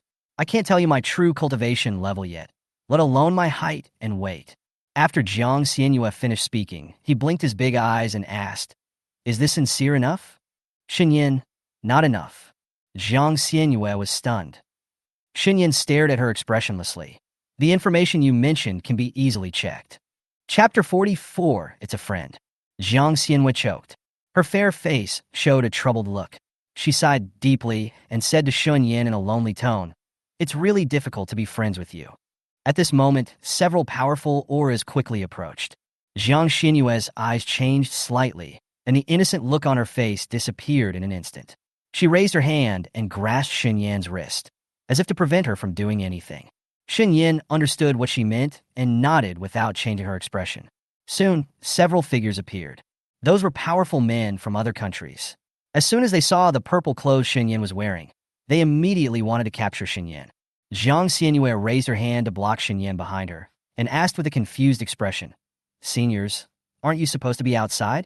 Why did you come in? Are you trying to help a contestant cheat? When several strong men saw Jiang Xianhua, they were stunned for a moment. At this time, Shen Yan also turned around, revealing his appearance. Shen Yan? Of course, several powerful people knew Shen Yan. After all, she had a well-known reputation. Moreover, she is the daughter of Shun Tianhao and the sister of Shun Huai, the top summoning genius. She is also a waste. Their guard was instantly relaxed. The person who killed Elder, you could not be Shen Yan. What's more, her clothes were not stained with blood, and there were no signs of a fight. However, what is puzzling is how did Shen Yan, with his body without any spiritual power, reach the depths of Lingan Forest unharmed? One of the strong men stared at Shen Yan deeply and asked, How did you get in here? Jiang Xianhua crossed her arms, pursed her lips, and hummed softly. Seniors, Yin Yan was naturally brought here by me. Is there any problem? Shen Yan turned her head to look at Jiang Xianhua and saw that she had a natural expression, and even the coquettishness she unconsciously revealed made people feel soft. In addition, she is small, so she looks very cute and not aggressive. Several strong men had also heard of her before the game, and it was discovered that her cultivation was at the 9th level of Huangpin realm, so she naturally had the strength to come here. But why did she bring contestants from different countries here? She and Shen Yan didn't know each other before. What's more, with Shen Yan's ant-like strength, taking her with him was equivalent to taking him with him. A tow bottle. Why did you bring her here? Another strong man asked. Jiang Xianhua frowned and said in a matter-of-fact tone, She and I are friends. Before those powerful men could speak, Jiang Xianhua stared at them with suspicion. Seniors, what is the purpose of your sudden appearance here? Are you trying to hinder our competition? I, Jiang Xianhua, am the favorite to win this game. With this interruption, several strong men suddenly remembered the tragic death of Elder Yu in Lingan Forest, and their hearts sank a little. They didn't believe that Shen Yan could kill Elder Yu, so they just glanced at Shen Yan coldly, then turned and left. Keep pursuing it. After they left completely, Jiang Xianhua breathed a sigh of relief, then turned to look at Shen Yan. They're gone. Shen Yan raised her eyes to look at Jiang Xianhua and thanked her again. Thank you. I will remember this favor. Jiang Xianhua's eyebrows were curved. I don't want any favors. I want to be your friend. Shen Yan laughed when he heard this and said, If there is fate, we must be friends. If there is no fate, there is no point in forcing. Shen Yan smiled, as if the snow on the iceberg was melting, and at the same time, he felt a bit independent from the world. Jiang Xianhua was almost stunned. After coming back to her senses, Jiang Xianhua also understood the attitude she wanted to express. She suddenly seemed to look away and smiled. I believe we will be destined. In fact, she wanted to say in her heart that fate can be achieved as long as she wants to force it. Shen Yan suddenly remembered something and looked at Jiang Xianhua with dark eyes. How do you know Elder Yu is dead? Jiang Xianhua replied. About a quarter of an hour ago, I happened to meet my father. My father was also in the search team, so he told me about this. This game probably can't go on. In fact, I didn't really want to enter Chio Tianzong. My father and the elders of the family forced me to come here. They all wanted to get close to Qiu Tianzong. It's good that the competition is over. This way, I can enter the Western Region Academy that I have always dreamed of. At the end of her speech, Jiang Xinyue's brows relaxed, and she seemed to be in a particularly good mood. Western Region College? Jiang Xinyue suddenly became excited. Yes. Yin Yin, why don't you go to the Western Region Academy too? It gathers all the talented young men from Ping's and Western Region. I've always wanted to see what the talented men who are stronger than me are like. When Shen Yan heard about the Western Region Academy, she remembered that the original owner's younger brother, Shen Huai, was training in the Western Region Academy. He had not been back for nearly 2 years. Shen Yan nodded and said, "If there is a chance, I will go." Jiang Xianyue said, "I remembered that your brother Shen Huai is a genius and has been recruited by Western Region College in advance." Shen Yan, yeah. Jiang Xianyue continued. Actually, in addition to the Western Region Academy, I also want to enter the Tianfang sect, the largest sect in the Western region of Pings. The overall strength of the Tianfang sect is the strongest in the Western regions. I heard that the young master of the Tianfang sect is only 18 years old, has already broken through to the second level of Earth Grade Realm, and is equivalent to a leader of our younger generation. Tianfang sect? Shen Yan has also seen records about the Tianfang sect in books. The Tianfang sect is the most powerful sect in the Western region of Pings. There are countless strong men. The leader of the Tianfang sect has reached the 8th level of the Tianpin realm. There are almost no opponents in this Western region. Shen Yan lowered her eyes.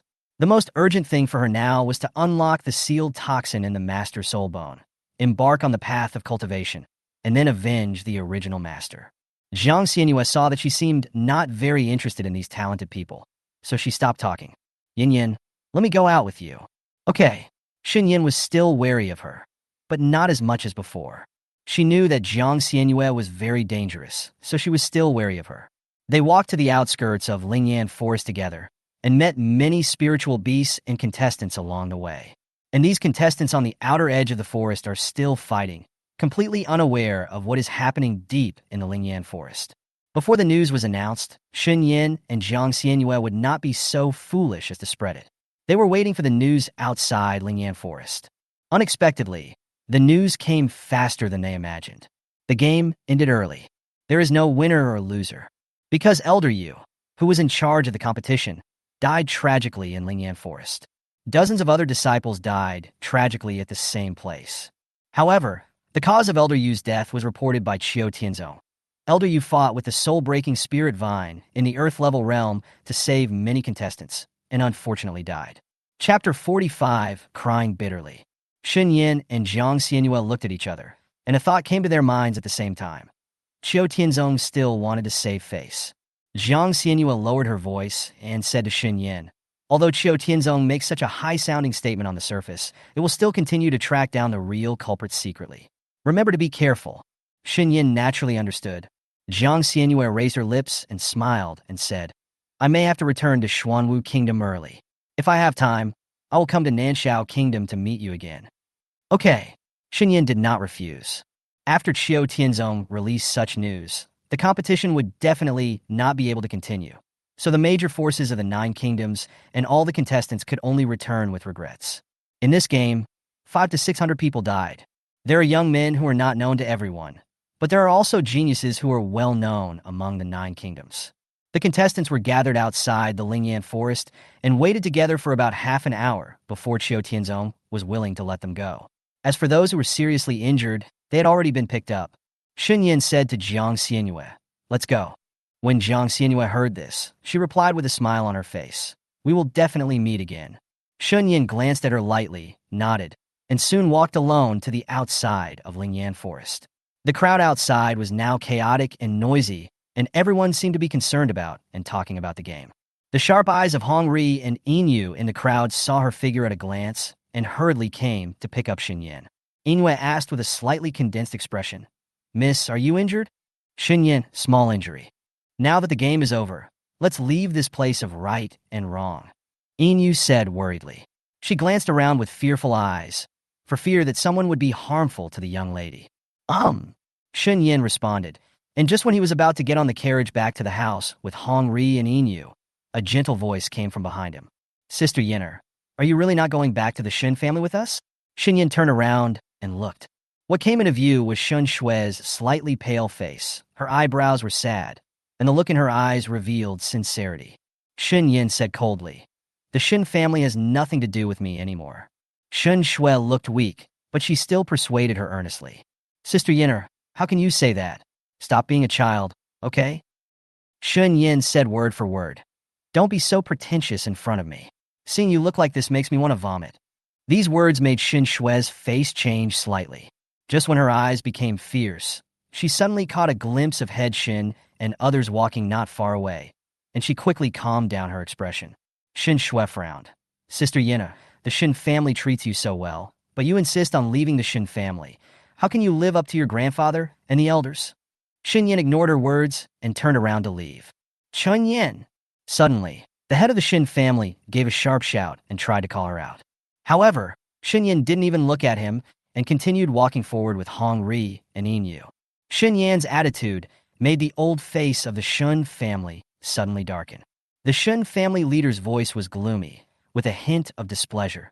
"Shen Yan, do you really want to sever ties with the Shen family?"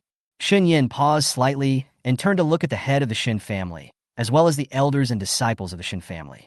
She said with a cold face, "Yes." There was no hesitation. The head of the Shun family thought that she would beg to return to the Shen family, but he did not expect to hear the completely opposite answer.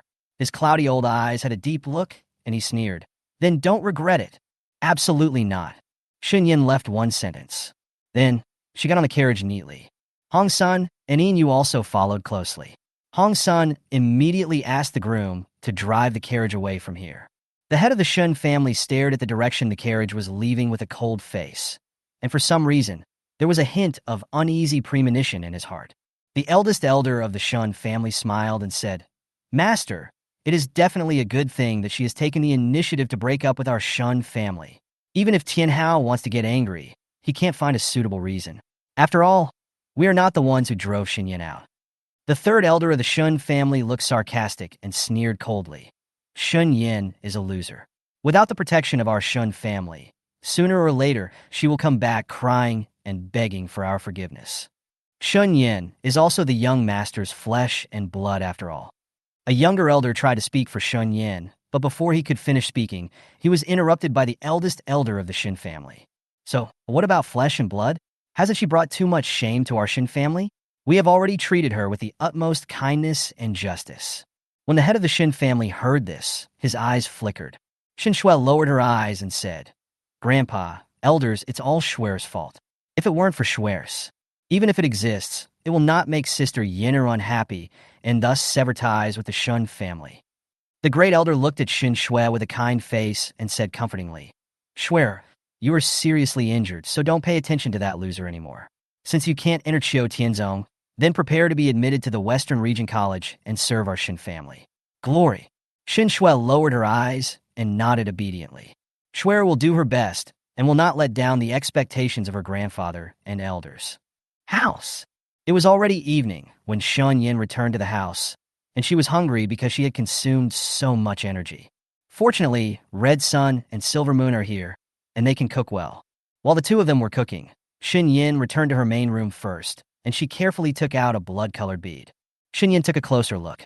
The bead was all red and emitted a faint halo, and it felt extremely cold to the touch. It's like holding an ice cube. At this time, Feng Xingyao's voice came from her consciousness. "When do you want to unlock the sealed toxin in the master's soul bone?" Shen Yan said without any hesitation, "Tonight." Feng Xingyao, "Yeah." The two of them stopped talking. Shen Yan put the blood-devouring beads away, and then asked Feng Xingyao and Zhou Zhuan to close their eyes. She wanted to check her wounds. The location of some wounds is relatively private. Feng Xingyao said lightly, Zhou Zhuan said, "Okay, master." Shen Yan took off his outer robe and saw that almost every part of his body was covered with bandages, and blood was already oozing from some places. She discovered that she had been injured since arriving in Guiyuan Continent. She was not afraid of injury, let alone pain, but she just felt that this dilemma should be resolved. She was extremely eager to embark on the path of cultivation, so that she would not fall into a situation where she was at the mercy of others. About half an hour later, Red Sun and Silver Moon prepared meals. In the evening, Shen Yan sat and had dinner with the two of them. Seeing that the two of them were hesitant to speak, Shen Yan said, "If you have anything, just ask." "Miss, Hongri heard that Nangang died in Lingan Forest, do you know?" Shen Yan nodded. "Yes. She killed it." Chapter 46, Unlocking the Seal. Hongri tried hard to suppress her smile and said with bright eyes, "In this case, your engagement with Nangang will be automatically terminated." "It should be." "Very good." Hongri couldn't help but cheered, but after reacting, his smile froze, and then he looked at Shen Yan cautiously and explained anxiously, "Miss, Hongri has no other meaning. Hongri just thinks that Nangang you pay if I don't have sex with you." "I understand." Shen Yan picked up a piece of braised pork with serving chopsticks and put it into Hongri's bowl. Under Hongri's surprised eyes, Shen Yan said calmly, "It's okay for you to show your happiness here, but don't show it outside. If someone catches you, you may not be able to escape." Hongri was shocked. "Yes, miss, I will never talk nonsense outside." Shen Yan, "Well, let's eat." Even though Nangang was dead, she still had to ask Father Shen to go to Prince Chen's mansion to cancel the engagement. Thinking of Father Shen, there has been no news for so long. Is he supposed to be okay now? Late at night, Shen Yan entered the supernatural space with the blood-devouring bead and looked at Feng Xingyao. Just listen to her say, "I've brought the blood-devouring beads. You can help me unlock the sealed toxin in the Master Soul Bone." Feng Xingyao had originally thought of letting her sit on the ground so that she could perform her exercises more easily, but when he saw her, he suddenly wanted to change his mind. His expression was lazy and casual, and his eyes seemed to be full of sultry at all times. He sat back on the couch, and suddenly, he raised his hand and slowly patted the place next to him. "Sit here." Hearing this, Shen Yan hesitated for a moment, then stepped closer. She sat next to him. At this time, Jiuzhuan, who was hiding in the corner, was caught by Feng Xingyao's sight. "Go back to the demon suppression tower." Feng Xingyao raised his eyebrows slightly. When Jiuzhuan heard this, he crossed his arms in anger. "Why not let him watch?" Jizuyan immediately clenched his fists, stared in Feng Xingyao's direction, and said the most cowardly words in the strongest tone. "I know, I will listen to you." After that, Jiuzhuan turned into a cloud of mist and entered the Jiuzhuan Demon Suppression Tower. Feng Xingyao looked away and turned to look at her. His eyes fell on her slightly pale face and stayed for a moment. "Give me the blood-devouring beads." Shen Yan was on guard, but thinking that maybe he was the only one who could help her unlock the sealed toxin, she took out the blood-devouring bead and placed it onto his palm. "Aren't you afraid that I'll take it for you? It is not a good thing to be too cautious." Shen Yan looked up at him and continued, "So, I choose to take a gamble, and I choose to believe you." Feng Xingyao looked slightly startled, and then his eyebrows relaxed. He suddenly came close to her, and their breaths intertwined with each other, exuding an atmosphere of ambiguity. "Then let me take advantage of you." Shen Yan frowned suddenly. Before she could react, a big hand hugged her waist. Shen Yan leaned into his arms. She subconsciously pressed her hands against his chest. Immediately, a shadow came over her eyes. Then, her neck seemed to be bitten by sharp teeth, which penetrated into the flesh and stung. It struck instantly. "Well!" Shen Yan suddenly groaned in pain. Her whole body went limp, and she lost all strength in an instant. She didn't even have the strength to push Feng Xingyao away. And he actually covered his eyes with his other hand. "He's biting his own neck." "What are you doing?" Anger appeared on Shen Yan's pale face. Suddenly, she froze, because he seemed to have kissed the wound on his neck. When he raised his head, his bright red lips were stained with her neck blood, adding a bit of enchantment and beauty, and his seductive eyebrows were slightly raised. Shen Yan's heart skipped a beat. He lowered his eyes and said slowly, "Of course, I am preparing for you to unlock the sealed toxin in the Master Soul Bone." Then he let go of her. Shen Yan's breathing was messed up. Feng Xingyao slowly raised his hand and offered the blood-devouring bead. In an instant, bloodlight quickly entered from the wound on Shen Yan's neck. Shen Yan quickly came to her senses. She could clearly feel an invisible force entering her body. There was a sense of impact.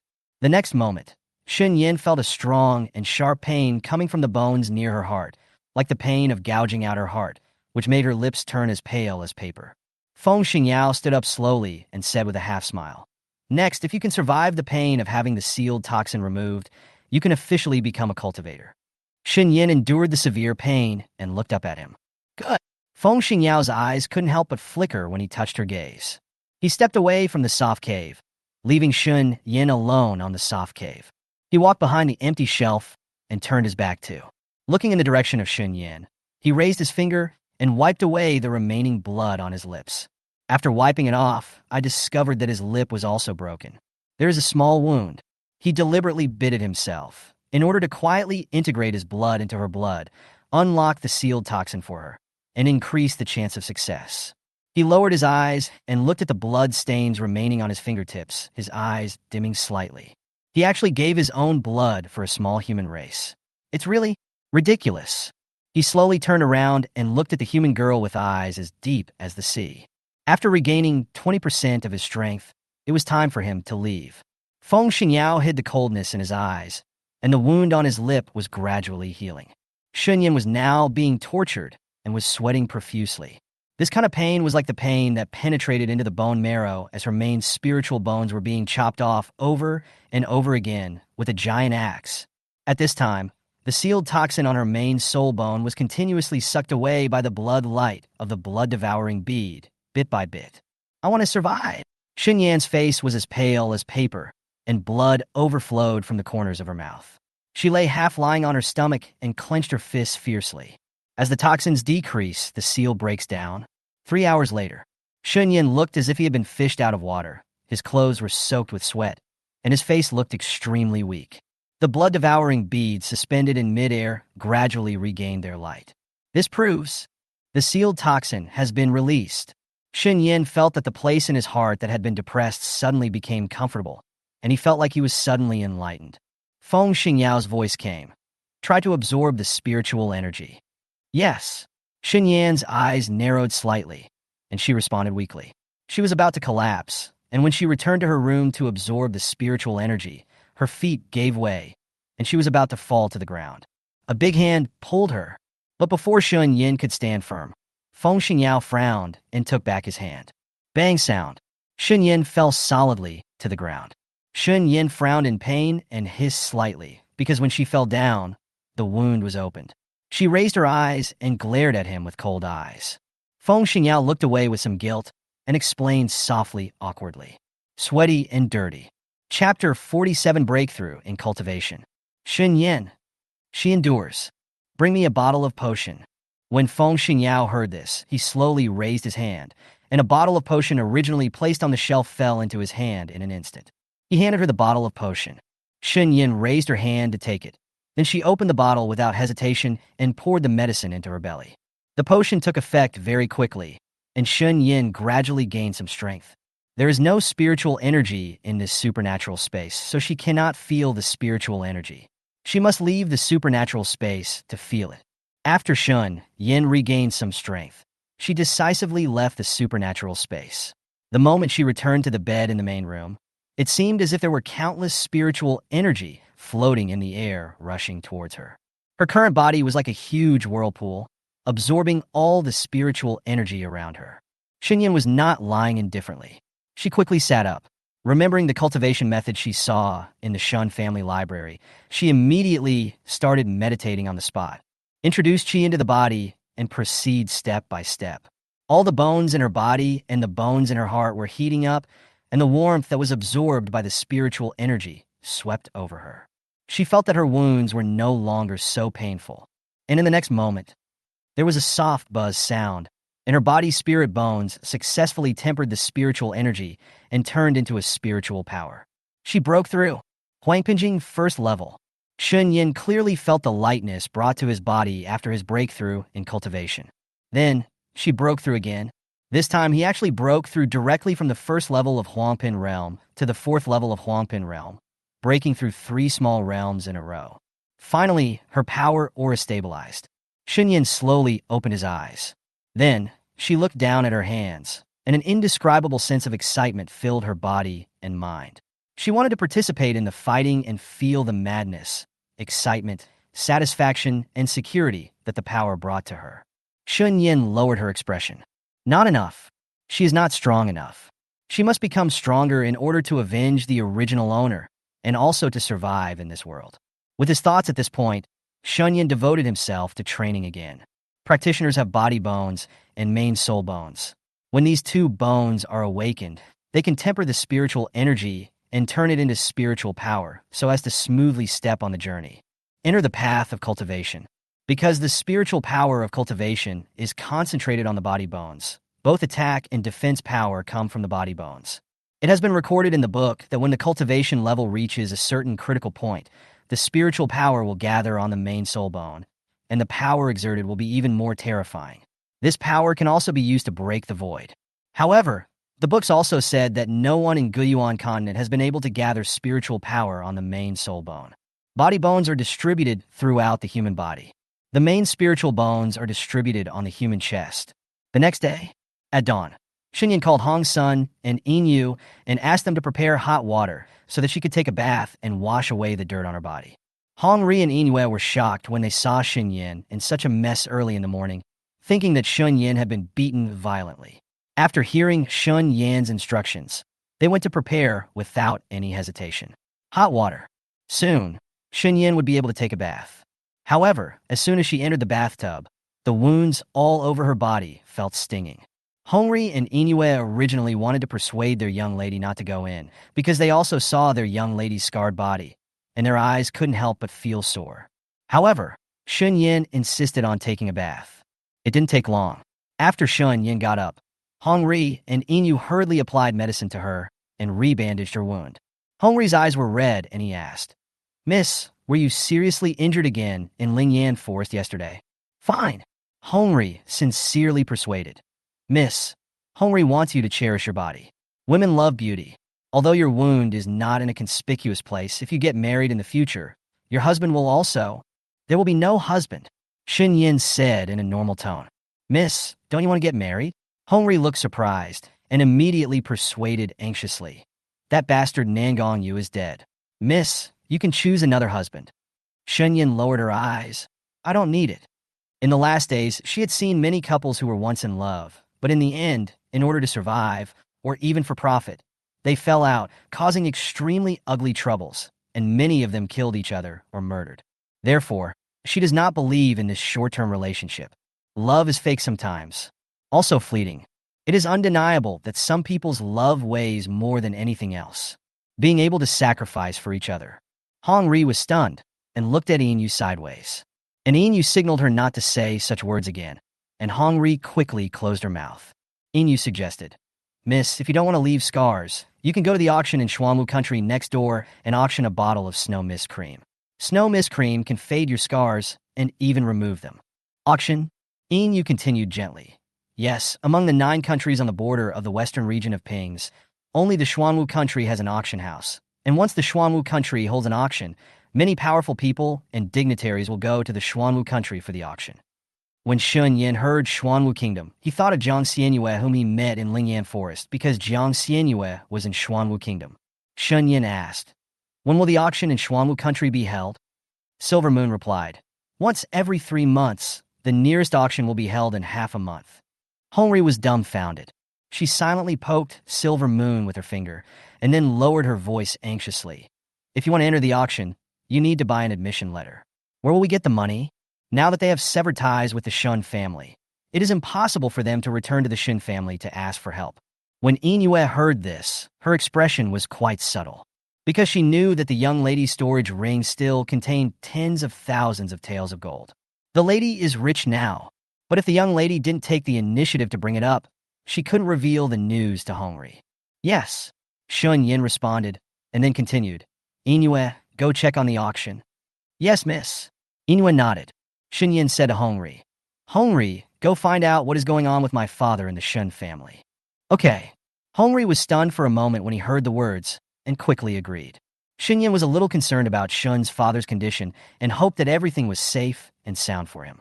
After breakfast, both Red Sun and Silver Moon were sent out by her. Now only Shen Yan was left in the house, and the people who were watching Shen Yan's movements in secret. Shen Yan returned to the room. She is now at the 4th level of Huangpin Realm, which is a little higher than ordinary practitioners. But if she wants to kill Shen Shui in an honest and fair manner, her strength is still a bit far behind. She united her thoughts, slowly raised her hand, and tried to use contract contact to summon the 9 turns demon suppression tower. Chapter 48: Summoning Strange Beasts. 9 turns. She shouted softly, and a black, ancient pagoda actually appeared in her palm. Shen Yan's eyebrows relaxed. Immediately afterwards, she tried to use her spiritual power to hold up the 9 turns demon suppression tower. Gradually, the 9-turn demon suppression tower really levitated. And in the next moment, the 9-turn demon suppression tower instantly transformed into a delicate and cute little boy who made a face in the direction of Shen Yan. It seemed that he wanted to scare Shen Yan. Shen Yan. One person and one weapon spirit looked at each other, big eyes glaring at small eyes. There was an eerie silence for a moment. Jizuan put his hands down in embarrassment, and then thought of some excuse. He crossed his arms and said arrogantly, "I was just in a moment of stress. I didn't want to scare you. Don't get me wrong." Shen Yan, yeah. As long as you know. Guiyuan coughed uncomfortably. Although he felt that her attitude was a bit perfunctory, he didn't say anything because he was too guilty. Shen Yan asked, "You said before that the 9-turn demon suppression tower is used to suppress all demons and ghosts. Then, can it suppress people?" Jizuan's face was tangled and he said, "The effect of suppressing people is very weak." Immediately, Guiyuan asked curiously, "Master, do you want to use the Guiyuan demon suppression tower to suppress bad guys?" "Yeah." Shen Yan did not deny it. When Guiyuan heard this, he patted his chest confidently and said, "Master, don't worry. I can suppress the bad guys' contracted beasts or summoned beasts. However, the premise is that I will be as strong as you are. Don't fighting across borders will make me exhausted." When it came to the last sentence, his tone was quite serious. "I can't say for sure," Shen Yan said directly. She raised her hand to pull Guiyuan down, then raised her hand to hold his little face and said seriously, "Guiyuan, I believe you can do it." When Guiyuan heard this, he felt a little happy because no one had ever praised him so sincerely, and his face turned red instantly. "I can do it," Guiyuan said firmly. Shen Yan raised her hand and touched his little head, repeating his words, "You can definitely do it."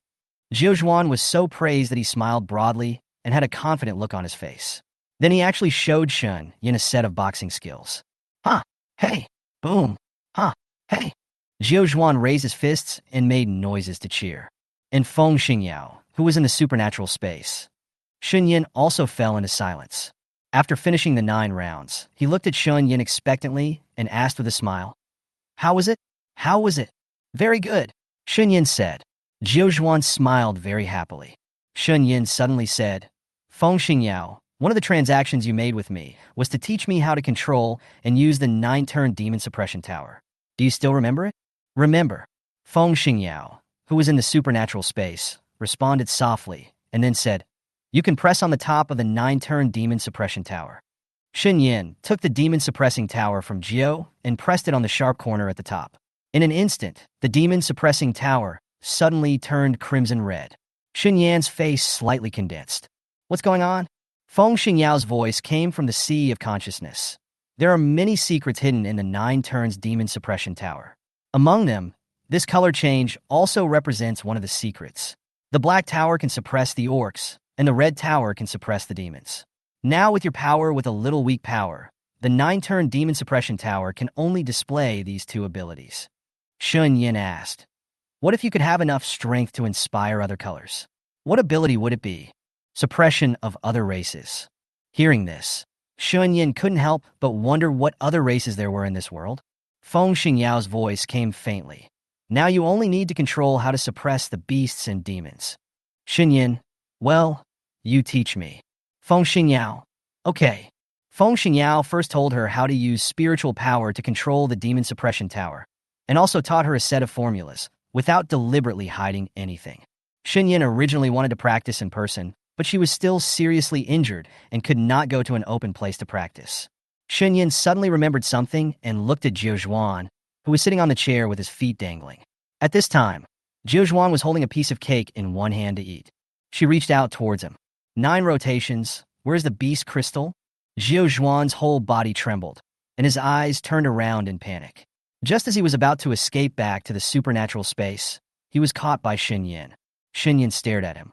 "Why are you panicking?" Jizuan panicked and said weakly, "I didn't eat. I really didn't eat." Shen Yanchi smiled. "Did you eat all the beast crystals?" How did you know?" Guiyuan looked at her in astonishment. "Guiyuan, I'm not angry. I really am not." Shen Yan smiled. While saying this, she raised her hand to pick up Jiuzhuan, then pressed him on the table and spanked his little but hard. I'm not angry. Jiuzhuan was so painful that he begged for mercy and struggled hard. Master, I was wrong. I will never eat secretly again. Please don't be angry, okay? Tears welled up in his eyes. Looks pitiful. Jiuzhuan whined and said softly, Master, I will ask you before eating. After hitting him 20 times in a row, Shen Yan let him go. Shen Yan warned with a serious face, Don't eat secretly again. Jizuan sobbed and nodded. At this time, Shen Yan's face changed slightly. Perhaps her voice of lecturing Jiuzhuan was heard by the people observing secretly outside, and their presence was approaching. Shen Yan quickly carried Jiuzhuan and sent him back to the supernatural space. Then, she pretended to sit on the chair as if nothing had happened, slowly poured a cup of tea, and took a sip. Soon, the secret guards observed for a moment and then returned to their original positions. Shen Yan put down the teacup. She got up and was about to return to the bed to meditate when she inadvertently caught a glimpse of her own figure in the bronze mirror. She paused slightly, because she found that the wound she was bitten by Feng Xingyao last night had disappeared. She raised her hand and touched her neck. It was as smooth as ever, with no trace of scars at all. Who is he? In other words, not a human being. Feng Xingyao, who was in the supernatural space, seemed to have noticed something strange about her. He was silent for a moment and then said to her, You don't have to be curious about me, because knowing my identity will bring you great trouble. Wait, I will leave after I recover 10% to 20% of my strength. I know. She didn't want to get involved in other people's affairs, but when she heard that he would leave, her expression paused slightly. Perhaps it was because of their interactions over the past few days that she had the illusion that he should have stayed in the supernatural space. After Feng Xingyao heard the answer, he closed his eyes lightly, as if he had fallen asleep, and said no more words. Shen Yan pursed her lips. She returned to the bed and continued to meditate. Late afternoon, Shen Yan broke through another small realm and reached the 5th level of Huangpin Realm. After reaching the 5th level of Huangpin Realm, Shen Yan did not forget one thing: to become a summoner. There are also basic requirements for becoming a summoner. That is, your cultivation must reach the 5th level of Huangpin Realm before you can contact, communicate, and summon strange beasts from different spaces. Now, Shen Yan has reached the basic requirements. She immediately followed the method recorded in the book, using the blood from her fingertips as attraction, and then formed a seal awkwardly. The gate to another world, listen to my call dash. Guide the strange beasts and use them for me.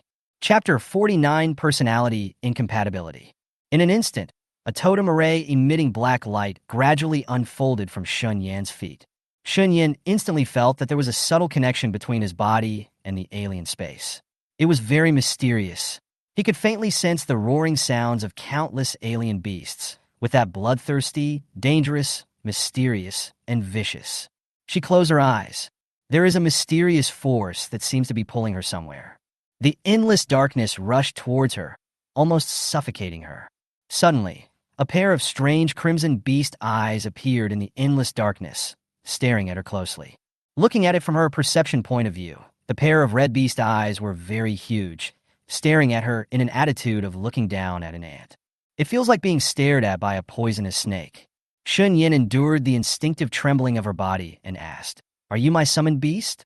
In response to her, there was only a sound of disdain. Laugh. Shen Yan's attitude towards it was directly retorted. The strength of the strange beast that can be summoned by me should be average, so don't be too arrogant. This made him angry. It seemed to want to attack Shen Yan, but the next moment, a powerful mental force quickly blasted towards its direction.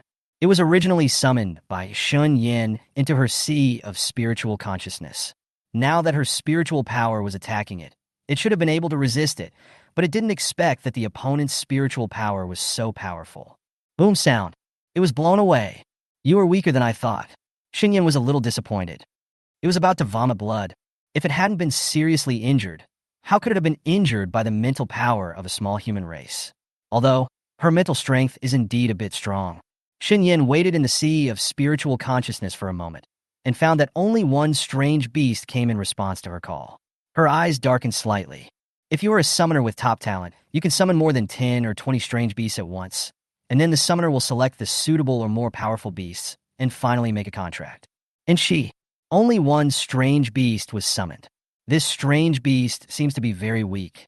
In the final analysis, either she is too weak or she does not have any summoning talent. Shen Yan said to it, "Come and make a contract with me." It sneered. "Who do you think you are? Make a contract with me? Dream. I urge you to remove this summoning circle as soon as possible. Otherwise, you will die without a whole body." Shen Yan. Shen Yan felt that this summoned beast had a bad temper and was weak. So after thinking for a moment, he finally decided to remove the summoning circle. However, before dismantling the summoning circle, she controlled her mental power and beat it up. "Ah, you despicable and shameless human being. Don't let me touch you in the future. The next time I touch you, you will die." It howled after being beaten. As soon as he finished speaking, Shen Yan opened his eyes. The black summoning circle under his feet also disappeared. Feng Xingyao, who was in the supernatural space, seemed to notice that her mental power was contaminated by the aura of a strange beast, and his eyes darkened slightly. This breath is actually... Didn't she make a contract with that alien beast? Could it be that with her current strength, she is unable to contract such a powerful beast? What a pity. At this time, Shen Yan calmed down for a moment. Prepare to cast the magic circle to summon alien beasts again. Soon, the magic circle was completed. Shen Yan closed her eyes and came to her spiritual sea of consciousness again. This time she had some experience, so she looked directly ahead, waiting for the strange beast that matched her to appear. Suddenly, a bloodthirsty and strange aura descended.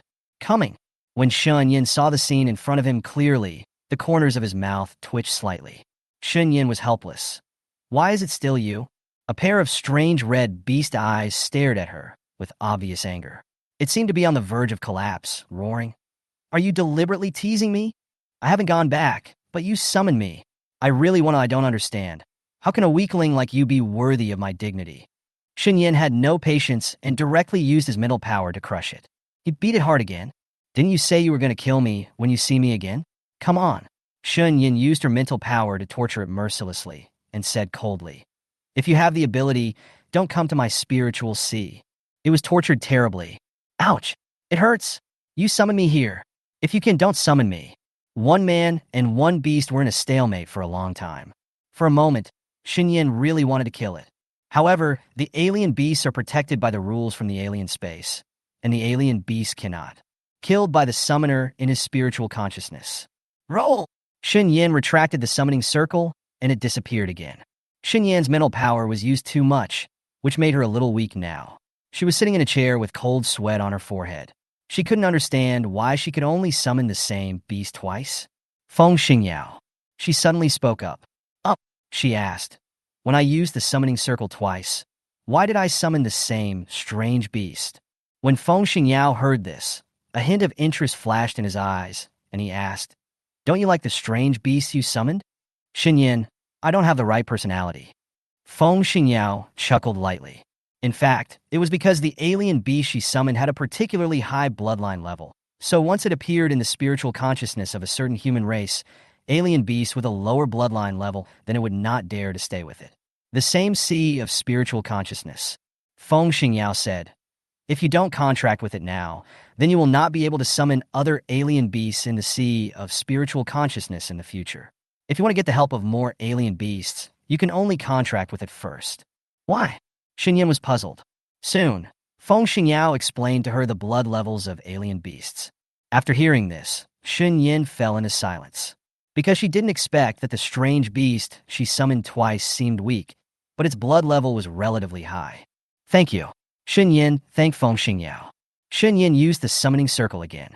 After the magic circle was activated, it was once again pulled back into Shen Yan's spiritual sea of consciousness.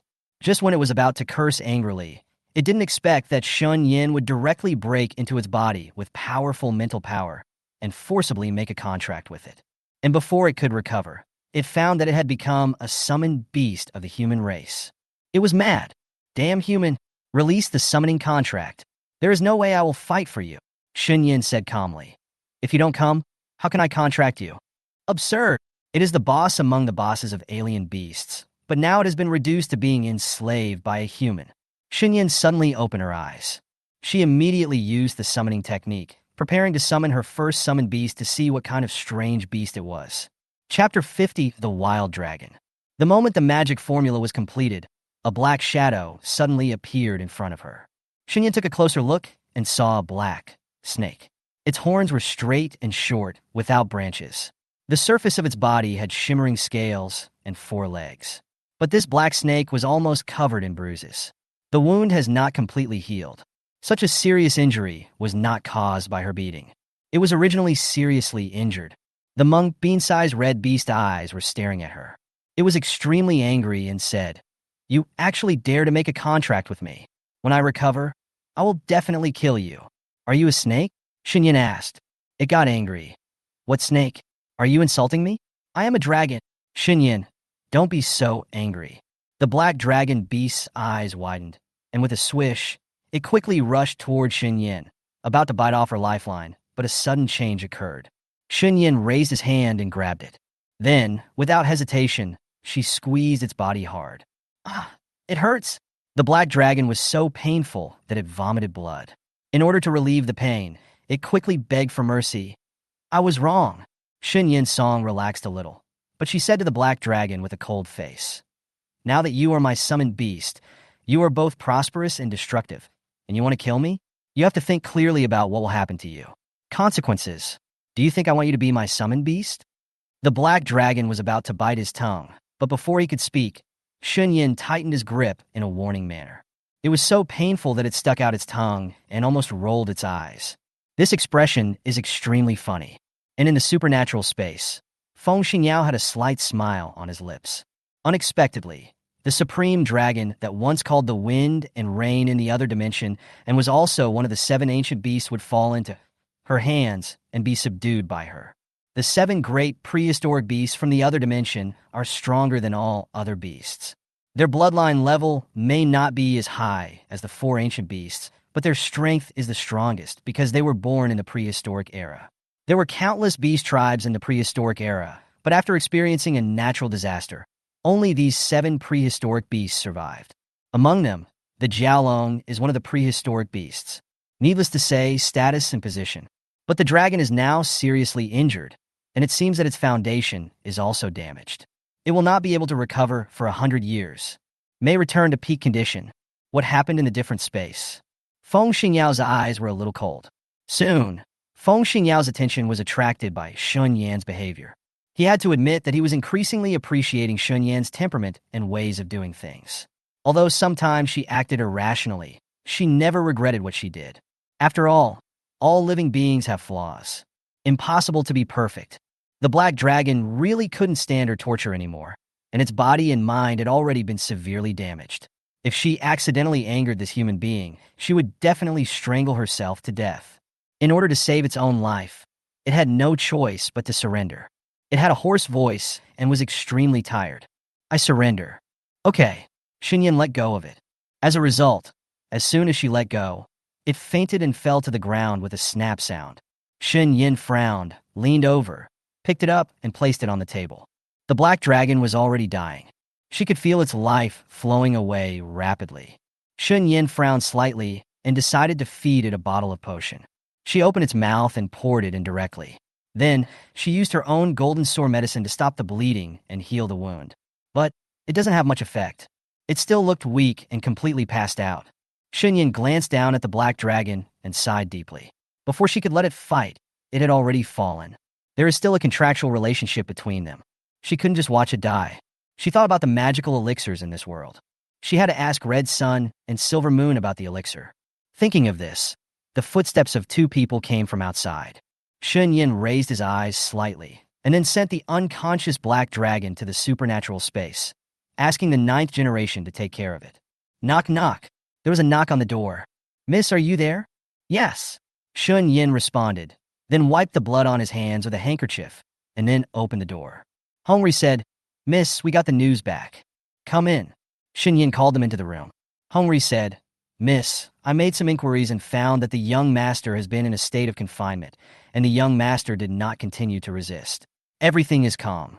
When Shen Yan heard this, his heart tightened slightly because this was not like Father Shun's style of dealing with things. Could something happen to him? Inuit continued, "Miss, I have inquired about the auction of Xuanwu Kingdom.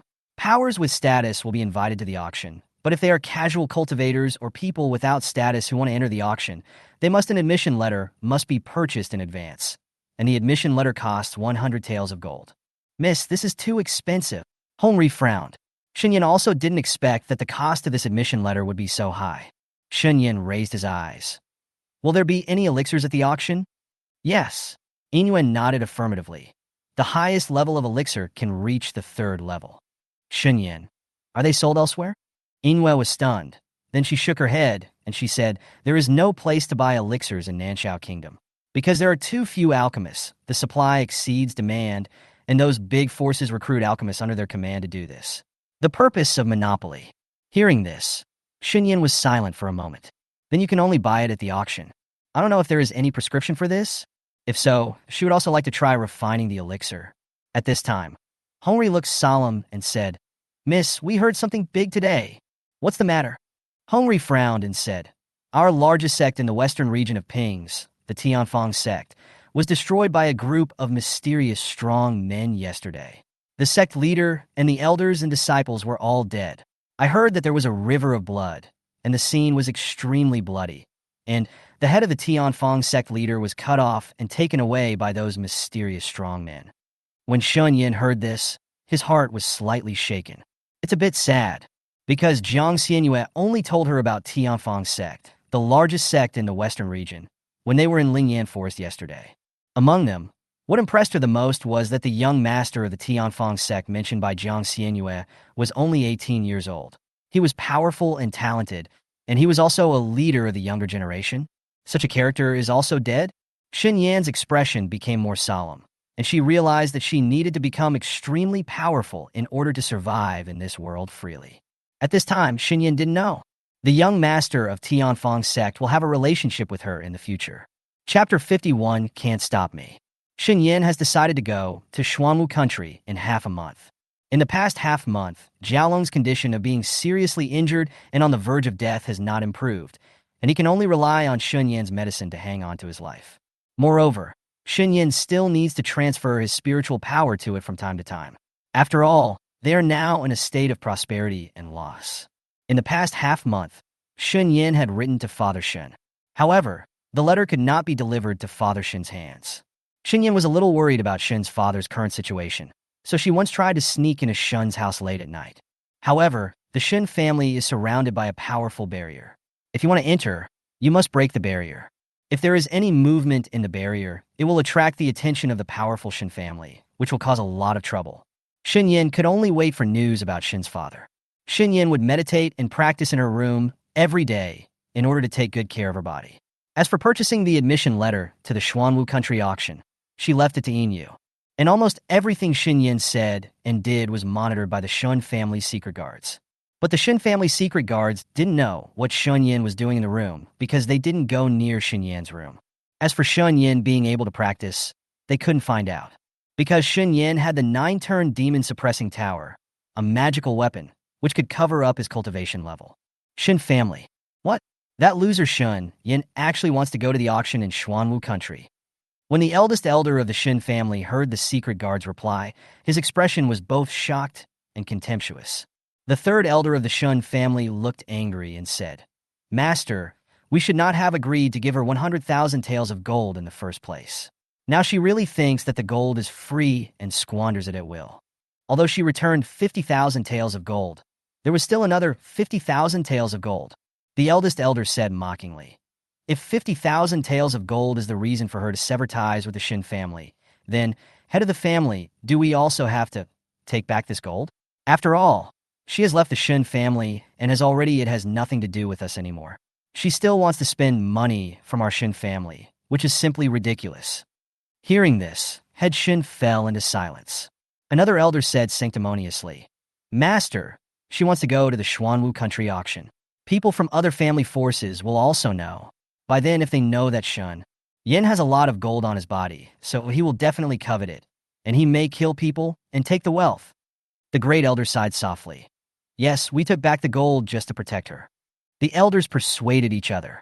Third elder, go and ask Shen Yan to return the gold. If she refuses, then... Family head Shen spoke up, his eyes darkened slightly, and he added in a cold voice, Take it back by force. The younger elder looked hesitant. Master, this gold is compensation for the second lady. If we really take it back by force, if the second lady spreads what the eldest lady has done. The head of the Shen family looked gloomy. Just put her under house arrest.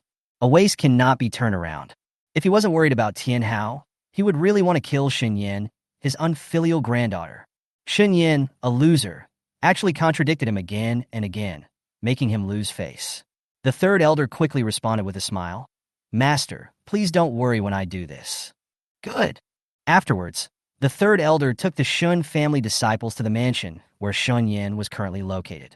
At the same time, Shen Yan just broke through to the 6th level of Huangpin realm. Shen Yan looked at the spiritual power emerging from his hand, smiled slightly, and said, Tomorrow we will set off for the Xuanwu kingdom. Before that, she wanted to cast the summoning circle again, because she wanted to get help from alien beasts. It has been recorded in books that a summoner can make a life contract with up to 6 strange beasts. And Shen Tianhao, her current father, had made a life contract with 6 strange beasts and was once the top summoner in the western region of Pings. But Feng Xingyao told her, as long as she is strong enough, she can make life contracts with as many summoned beasts as she wants. There is also a kind of summoner selected from thousands who can summon the alien beast into reality and fight for the summoner without making a contract with the alien beast. This is called deep connection. With his thoughts at this point, Shen Yan immediately used the summoning circle. The black magic circle quickly unfolded from her feet. She closed her eyes, and her consciousness entered the sea of spiritual consciousness. When she saw the scene of the sea of spiritual consciousness, she couldn't help but be shocked. How could it be? Before she could fully recover, there were rapid footsteps outside. Soon, there was a knock on the door. Miss, the third elder of the Shen family, is here with someone, Hongri said anxiously. Shen Yan could only quickly withdraw from the summoning circle. Her expression changed slightly, and her eyes sharply glanced towards the door. Are the Shen family members here? Shen Yan didn't need to think too much to know that the person coming from the Shen family was not good. She opened the door immediately. Hongri looked anxious, and she quickly reported, Miss, I originally wanted to go out to buy something, but by chance I saw the third elder of the Shen family leading someone menacingly towards our house. Calm down. Shen Yan raised his hand and held her wrist, then calmly sensed the surroundings and found that there was indeed one missing guard. Shen Yan realized something and sneered. She still underestimated the Shen family's shamelessness. Shen Yan made a decision immediately.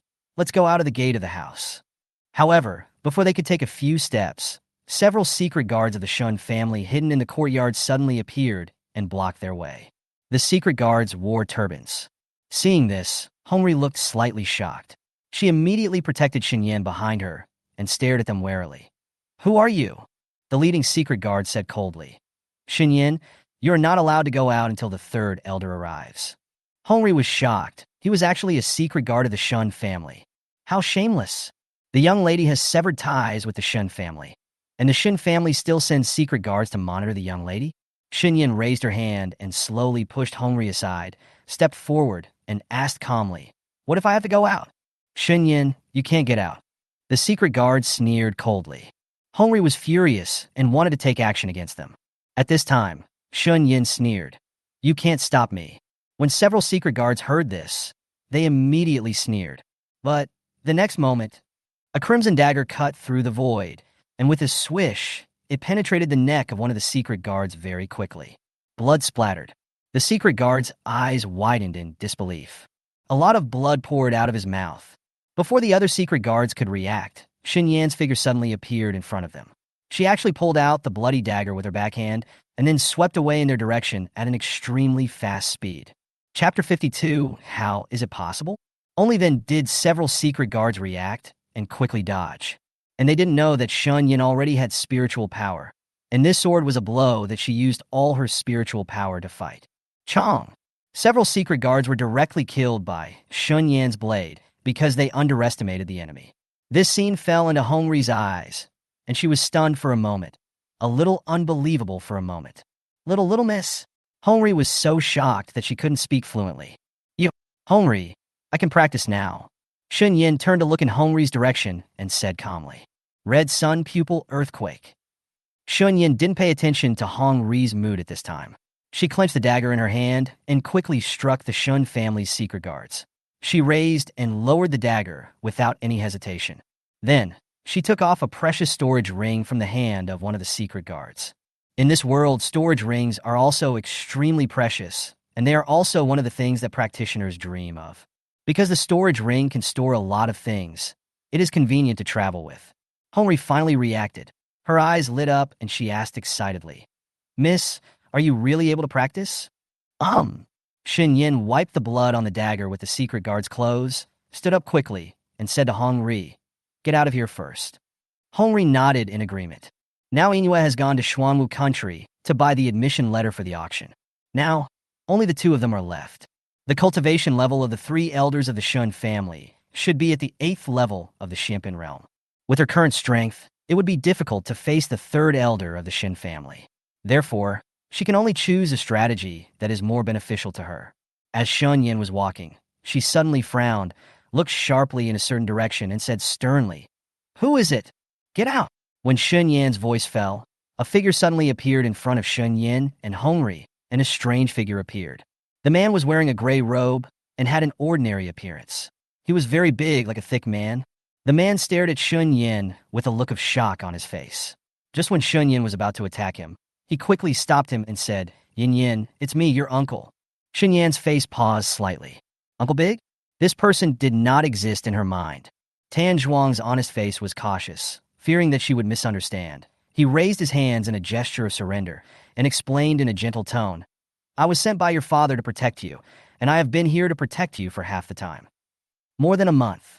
Shen Yan's eyes were alert, and then she turned her head and asked Hongri, "Hongri, do you know this person?" Hongri frowned and shook his head. "Never seen it before." Tan Zhuang tried his best to explain. "Yin Yin, I came to Nanxiao Kingdom once 10 years ago, and I hugged you at that time. Uncle de Zhuang is really not a bad person." He suddenly remembered something and took out a token from his arms with a smile and showed it to Shen Yan. "Now, your father gave this to me." His voice is extremely gentle, which is extremely inconsistent with his rather rough appearance. It is this contrast that makes people unconsciously want to get close to him. "Miss, this is really the young master's token. There will be one word on the young master's token: heaven." Shen Tianhao used to be a proud man of heaven. He was very arrogant and engraved the word heaven on his token, which not only foreshadowed his name, but also represented his desire to become a strong man who could stand upright. Shen Yin dispelled a little doubt, but I didn't completely trust him. "Yin Yin, not only have you regained your sanity now, but you can also practice cultivation. It's really great. This way we will..." Seeing that she had given up her doubts, Tan Zhuang's honest face showed an ecstatic look, but in the end, he realized something and immediately closed his mouth, like there is some secret to hide. Shen Yin frowned and asked, "What day?" "Ah, oh my god, Tian Tianhao." Tan Zhuang scratched his head with a slightly flustered expression. He smiled guiltily and said, "We Tianhao will definitely be very happy." Hearing this, Shen Yin did not expose his lies. She couldn't help but wonder, how many secrets did Father Shen hide? Tan Zhuang said, "Don't be afraid of Yin Yin. Uncle de Zhuang will protect you. No matter how many elders come, Uncle de Zhuang will beat them down." Shen Yin, "Uncle Zhuang, are you very strong?" Tan Zhuang smiled naively. "Weaker than your father. Can you enter the Shen family and visit my father?" "Yes." "So how is he doing now?" Tan Zhuang said without any hesitation this time. "Tianhao has been detained, but other than that everything is fine." When Shen Yin heard this, she couldn't relax because she felt that things were not that simple. Just then, there was a loud knock on the door of the house. Bang, bang, bang. "Shen Yin, open the door," came the gloomy voice of the third elder of the Shen family. Tan Zhuang's face was slightly cold. He clenched his fists suddenly and wanted to teach the Shen family a lesson, but was stopped by Shen Yin. "Uncle Zhuang." "Yin Yin, don't be afraid. Uncle de Zhuang will drive away the Shen family members right now," Tan Zhuang said with an angry expression. Shen Yin stopped him and said, "Wait a minute, Uncle Zhuang. Let's see what they want to do first, and then it's not too late to take action." Now that Uncle Zhuang is here, if he can contain the third elder of the Shen family, then the other Shen family members will not be in trouble. "Okay, it's all up to you, Yin Yin." Tan Zhuang was stunned for a moment, then nodded. The third elder of the Shen family shouted, "Shen Yin, if you don't open the door, don't blame me for being rude." As soon as he finished speaking, the courtyard door was opened. Shen Yin, who was standing at the door, glanced at them indifferently, and then turned his eyes on the third elder of the Shen family. Her tone was cold. Elder Shin-san, what do you want to do? The third elder of the Shen family said in a gloomy tone. Shen Yan, when you left the Shen family earlier, you stole 50,000 taels of gold. Please return it quickly, or else don't blame me for being rude. Shen Yan's eyes darkened slightly, and sure enough, it was similar to what she had just guessed. Shen Yan sneered. Elder Shen, do you still want to be shameless? If you want to be shameless, get out. If you are shameless, just bark here. These words made the third elder of the Shen family turn green. Shen Yan, pay attention to your attitude. Who do you think I am? Shen Yan stared at him sharply and sneered. At this time, pedestrians passing by outside the house were attracted by their movements and stopped to watch. The third elder of the Shen family choked and looked livid. Shut! Before he could finish speaking, Shen Yan interrupted him and said with a louder smile. As everyone knows, I, Shen Yan, have severed ties with the Shen family. Now the Shen family is shamelessly trying to ask for money from me. It's really extremely shameless. As soon as these words came out, pedestrians seemed to smell the smell of gossip, and they immediately started talking about it. The third elder of the Shen family became angry and directly ordered in a deep voice, "Catch her." The disciples of the Shen family rushed towards her, all trying to catch her in the fastest and most brutal way, and then gain the favor of the third elder. However, a sudden change occurred. An extremely hot flame instantly rushed in their direction, and they were burned without noticing. Ah! The Shen family disciples were touched by the flames and immediately screamed in panic. Oh! The third elder of the Shen family looked slightly shocked. He looked up and saw a scene that shocked him beyond measure. The person who condensed the flame was Shen Yan. The third elder of the Shen family's pupil shrank suddenly. How? How is it possible? Chapter 53, Tormenting the Scumbag. How could a loser like Shen Yan use spiritual fire? Elder Shin-san's eyes were full of disbelief. Not only was he dumbfounded, but even the pedestrians surrounding the house were shocked. After all, everyone knows that Shen Yan is a waste. Shen Yan, can you practice? The Shen family disciples were tortured by the flames. After extinguishing the flames, they were shocked to realize that the person who caused the flames was actually Shen Yan, a good-for-nothing. The third elder of the Shen family widened his eyes, raised his finger, and pointed at Shen Yan. Shen Yan, what kind of magic did you use?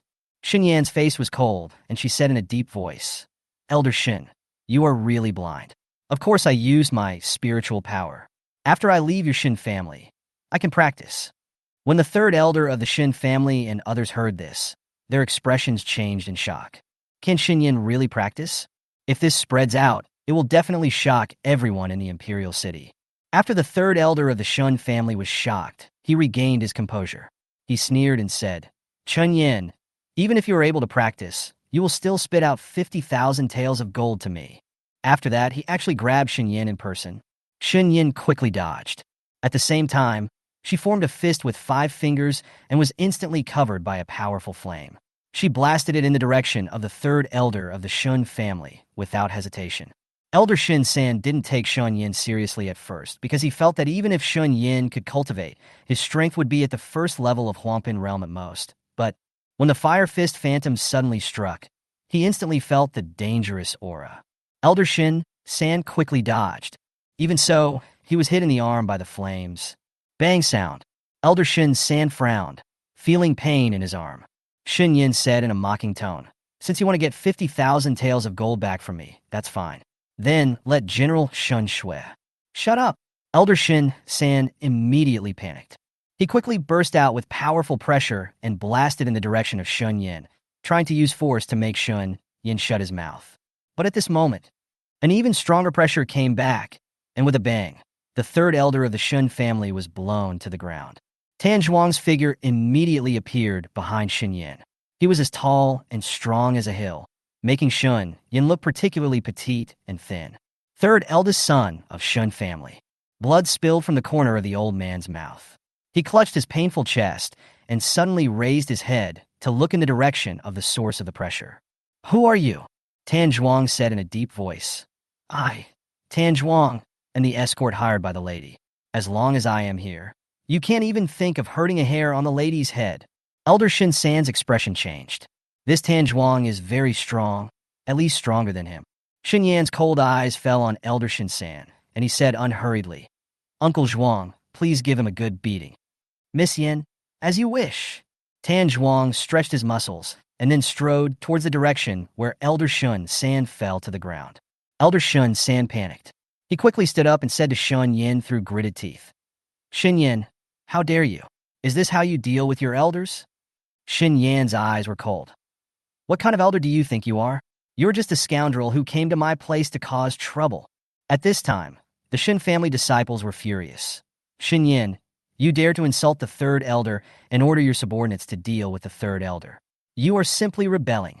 Shen Yan, even if you're no longer a loser, a person with such a disrespectful attitude, like you will never be able to return to the Shen family." Shen Yan turned to look at them. "Don't make me hit you." "Oh, it's just you?" The Shen family disciples said scornfully that even though they knew that Shen Yan could cultivate, they still did not take her seriously. The reason why they were injured by her flames just now was because they were unaware of it and were successfully attacked by her. If they really fought, could she beat them? Absolutely ridiculous. Shen Yan's eyes gradually turned cold, and she couldn't bear it any longer. She raised her hand to condense a fireball.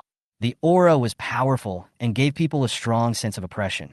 The disdainful expressions on the Shun family disciples' faces instantly froze because they felt the powerful pressure.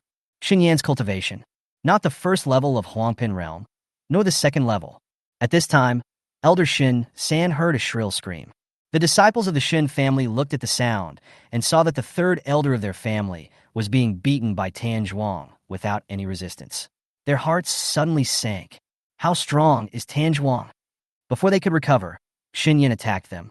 When the fireball was blasted towards their position, it exploded instantly and sparks flew everywhere. Several Shen family disciples were immediately blown to the ground. "Red Sun," Shen Yan called out. "Voice." At this time, Hongri, who was shocked by all kinds of news, suddenly came back to her senses. She immediately understood what her young lady meant. "Yes, miss." Hongri immediately summoned the long sword with a firm face and attacked in the direction of the Shun family disciples.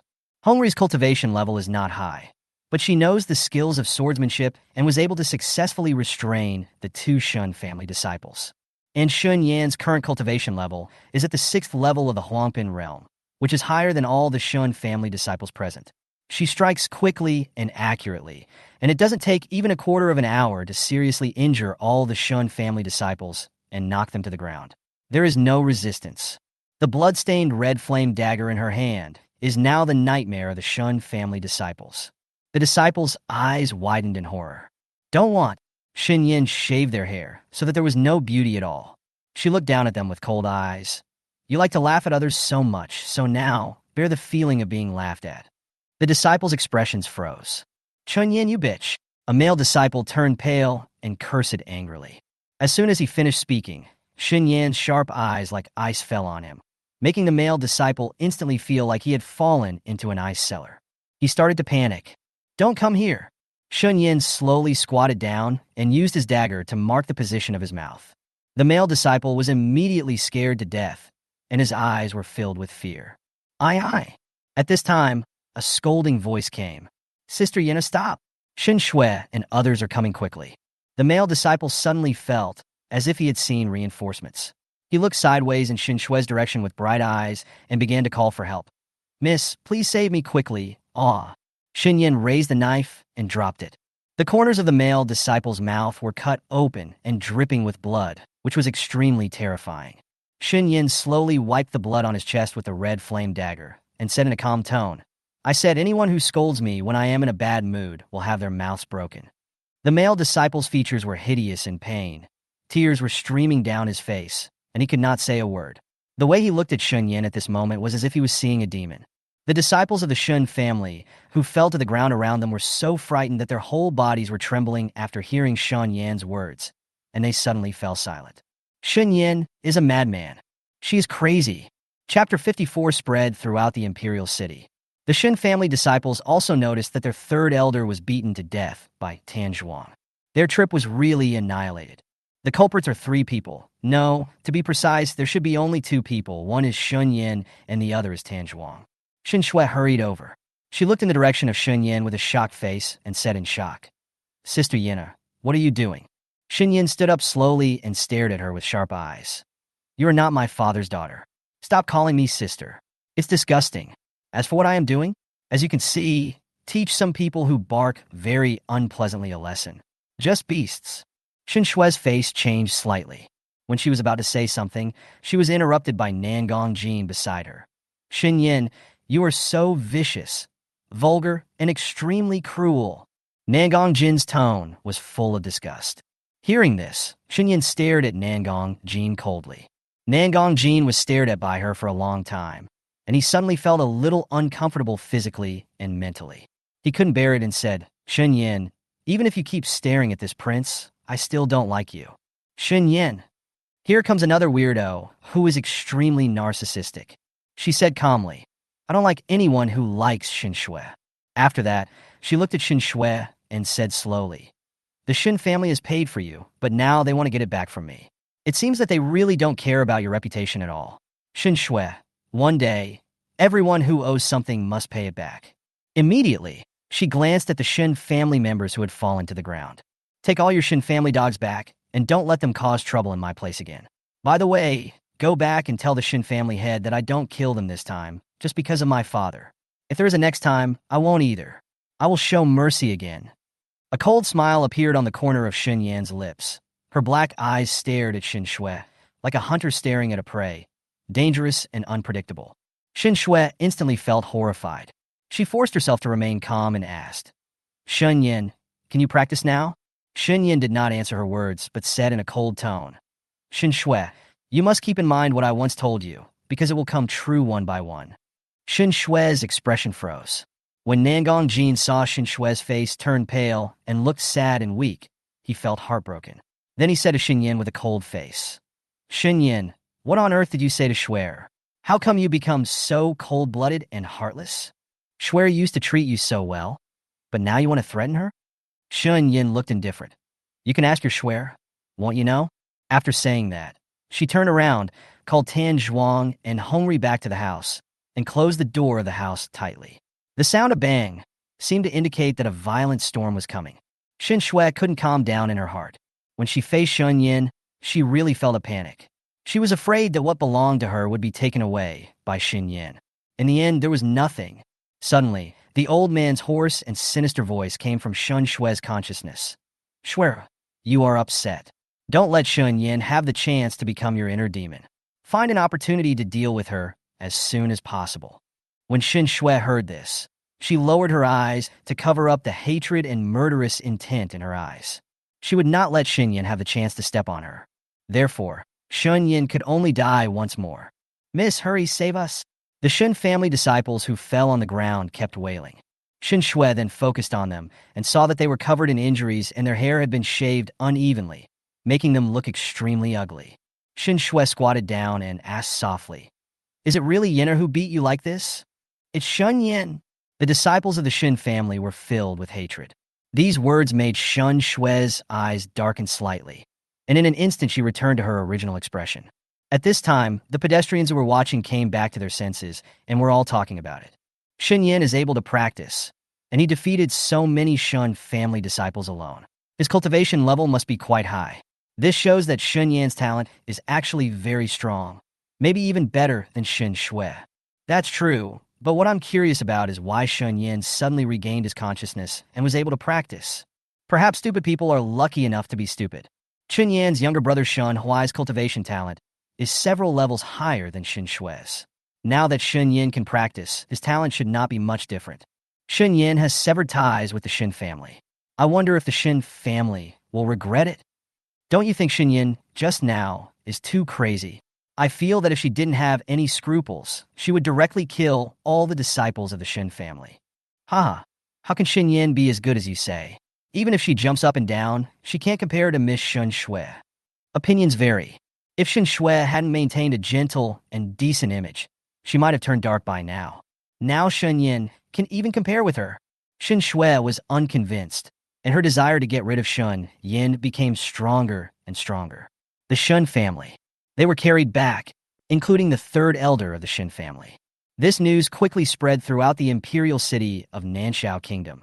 and they were shocked enough to learn that Shen Yan could already practice. Shen Yan was even more shocked when he defeated a dozen Shen family disciples and had their heads shaved and humiliated them.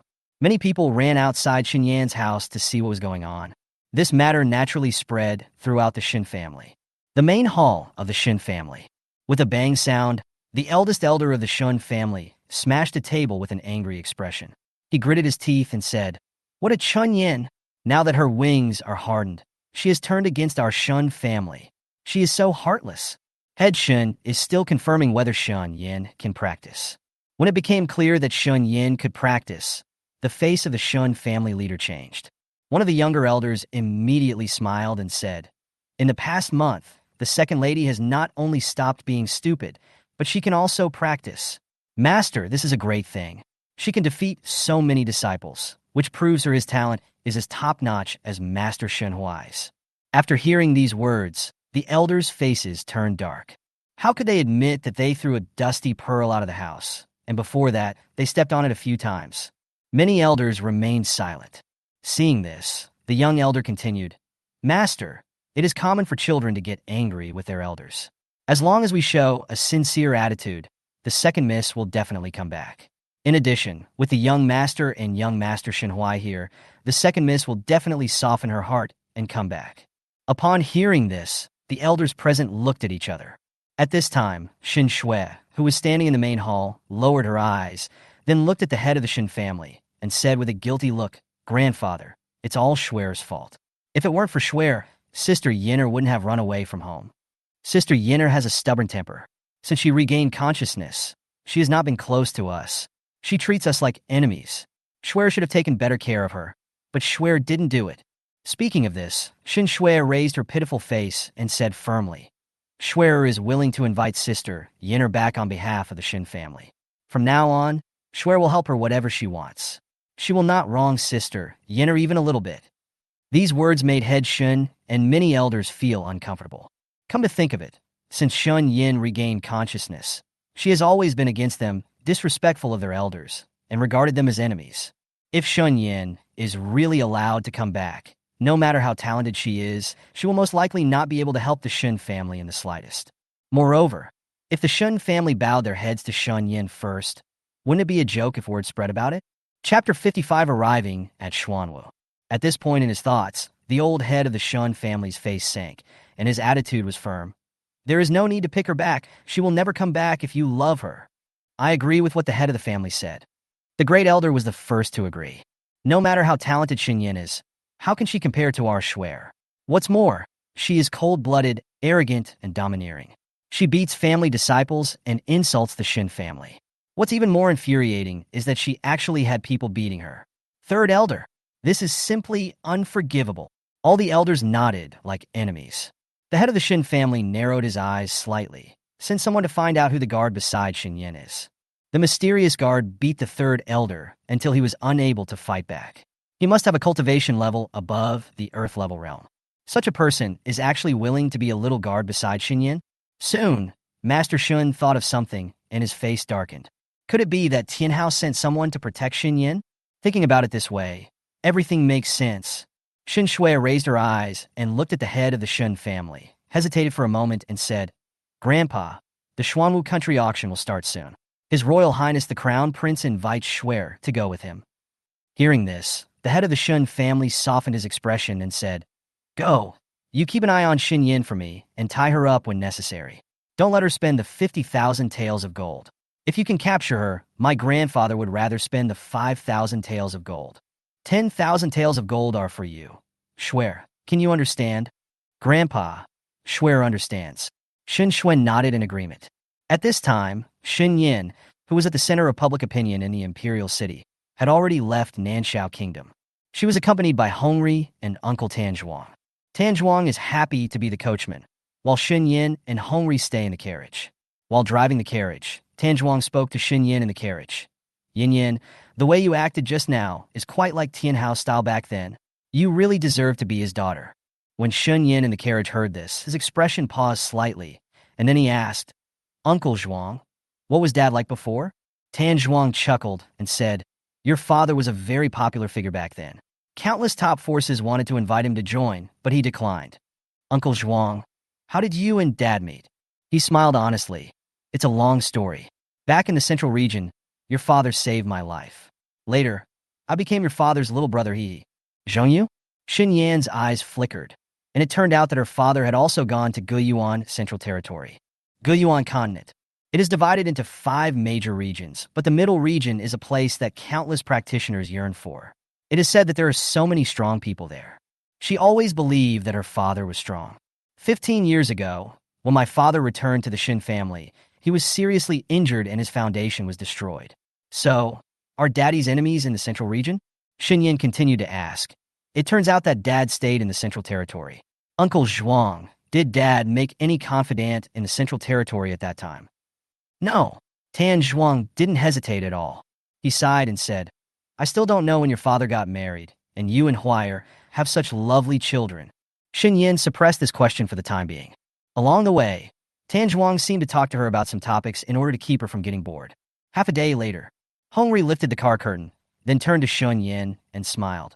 Miss, we have arrived at the gate of the Xuanwu Kingdom's imperial city. Shen Yan responded lightly. At this time, there were many teams outside the city gate of Xuanwu Kingdom waiting to enter the city, and it seemed that they were all here for this auction. Tan Zhuang's expression froze slightly when he saw so many teams. He immediately said to Shen Yan, Yin Yin, it looks like we have to wait for half an hour. If you feel tired, please rest for a while. Good. There was a noise outside the carriage. Most of them were talking about the items in this auction, and the remaining people were talking about the tragedy of the Tianfang sect, the largest sect in the western region of Pings, that was wiped out. Our most powerful Tianfang sect in the western region of Pings was massacred overnight. I heard that the disciples who were on missions outside were also hunted down. Where is the young master of Tianfang sect? I heard that he had gone on a mission before and is now missing. Which force is so crazy? It seems like someone said that the forces that massacred the Tianfang sect were not from the Ping's western region, but from several other regions. That's unreasonable. The other 4 regions really treat our Ping's western region as if we are persimmons. Alas, who told us that Ping's western region is the weakest region in Guiyuan Continent? Shen Yan took in all the words. About half an hour later, Shen Yan and others finally entered the Xuanwu Kingdom's imperial city. I met Yinyu, who had been waiting at the city gate for a long time. Yinghua looked surprised when she saw Tan Zhuang beside Shen Yan. When she was about to ask, Hongri answered first. Yinghua, this. It's Uncle Tan, sent by the young master to protect our young lady. Yinghua suddenly understood, and she immediately saluted Tan Zhuang. I've met Uncle Tan. Haha, you're welcome. Tan Zhuang smiled heartily. After Yinyu politely nodded to Tan Zhuang, she then respectfully said to Shen Yan, Miss, Yinyu has already prepared the inn. Please come with Yinyu. Shen Yan nodded. Okay. The imperial city of Xuanwu Kingdom is bustling with activity, and there are all kinds of things for sale in the streets and alleys. There are countless shops. The streets were crowded with people, accompanied by the sounds of hawking and talking. Shen Yan and the others stood out in the crowd because Shen Yan was extremely beautiful and had a cold and indifferent temperament, which was in contrast to Tan Zhuang behind her, who looked as tall and mighty as a small hill. Although he looks honest, there is an evil spirit in his eyes. Many young men stared at Shen Yan. Tan Zhuang, like an old father, glared at the young men fiercely and clenched his fists in a threatening manner. The young men suddenly turned pale with fright. They immediately ran away. But when Shen Yan turned to look at Tan Zhuang's rough and fierce face showed a gentle smile. Shen Yan, thanks to Tan Zhuang's presence, their journey to the inn was uneventful. But it is precisely for this reason that many people have noticed them. After many inquiries, everyone found out that Shen Yan was the good-for-nothing from Nanxiao Kingdom. For a moment, they felt a little more contemptuous in their hearts.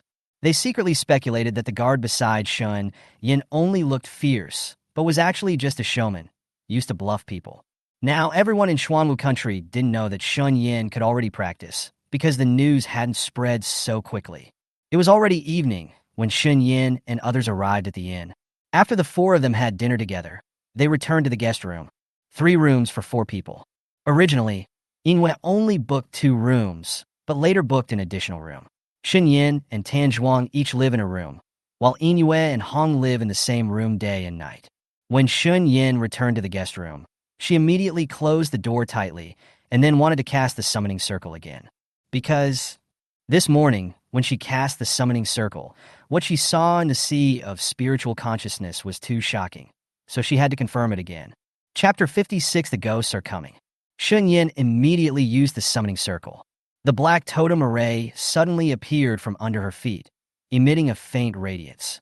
She closed her eyes and entered her spiritual sea of consciousness. In just a blink of an eye, densely packed strange beasts appeared in front of her. In addition to strange beasts, there are actually ghosts. These ghosts are as pale as paper, and their bodies are suspended. The ghosts were also confused. They looked around and had no idea where this place was. They were also startled when they saw so many strange beasts. Not to mention these ghosts, even the strange beasts were confused. Alien Beast number 1 said, "Can't human summoners only summon alien beasts? What are you ghosts doing here? This is the realm of summoning spirits." Ghost number 1 said, "We don't know what's going on. Who brought us here from the underworld?" Alien Beast number 2 was shocked and said, "What a beast! I have never seen so many of the same kind in the human summoning spiritual realm. There are actually ghosts." Ghost number 2 said, Who? Who summoned us here?" Seeing so many strange beasts and ghosts, Shen Yan was also shocked and couldn't calm down for a long time. It would be fine if there were only strange beasts, but now he actually summoned ghosts? At this time, under the dim light, a strange beast suddenly emitted a faint white light, illuminating the area a lot. When the beasts and ghosts saw its appearance clearly, they couldn't help but be surprised. "Is this Baze?" The ghosts seemed to have encountered their nemesis and quickly moved away from its location. Baze was huge, with hair all over its body as pure white as snow, and a pair of curved horns on its head. Its eyes were bright and shining with wisdom. It stared at Shen Yan's position and said slowly, "Human, do you want to select a few contractors from among us, or choose to have a deep connection with us?" As soon as these words came out, the strange beasts and ghosts present noticed the girl not far away, who looked very weak and petite. At this time, another strange beast spoke. "In so many years, you are the second human being to summon me. Your eyes are very similar to the first one." The beast/ghost went out looking for fame, only to see a chicken. "No, that's the Chongming bird. The Chongming bird is shaped like a chicken, with 2 pupils in each of its eyes. It is very powerful. Baze has been summoned, and now even the Chongming bird has been summoned. Who is this little human being? How could he be so capable?" The strange beast didn't dare to speak. Another extremely arrogant voice came, a group of savage beasts exuding a foul smell. When the Chongming bird heard this, a dangerous aura emanated from its body. It looked in the direction where the sound came from and narrowed its eyes slightly. What came into view was a young boy with skin as pale as paper. The young boy's black hair reached to his knees. His facial features were exquisite, but there was a bit of a strange atmosphere. He wore a silver ring in his left ear, and his bare eyes there were rings of bells on his feet and ankles, and his red eyes squinted at the bright bird with arrogance and contempt in his eyes. Chao Mingyo felt the other party's provocation, and just when he was about to take action, "Little girl, since we are destined, my sister can only wait for you on the Huangquan Road. My sister doesn't like to accompany humans to fight and kill," came a charming and smiling voice. I saw a female ghost walking out slowly. She was tall, at least 1.8 meters tall, with a graceful waist. She was wearing a dark red dress, and her face had delicate and heavy makeup. She looked like a ghost. In her right hand, she held holding the bloody sword. He walked towards Shen Yan's direction with a smile. After the female ghost stood still, she pressed the big knife against Shen Yan's neck. She smiled condescendingly and said, "Little girl, I don't have time to play the summoning game with you. I also have a soup of human heads at home, and the fire hasn't been extinguished yet. If the soup tastes bad after a while, I will be unhappy." Yeah. When the ghosts saw the female ghost, their faces were slightly shocked. Even this person was summoned by the underworld? This human being is simply looking for death. Despite the cold breath coming from her neck, Shen Yan remained calm and calm. She slowly raised her eyes and looked at the female ghost in front of her. "Take it away." This sentence made all the ghosts turn pale with fear. The female ghost was startled for a moment. When she saw Shen Yan's eyes, she couldn't help but think of an old friend. The female ghost smiled lowly and took away the big knife. "Okay, all the ghosts."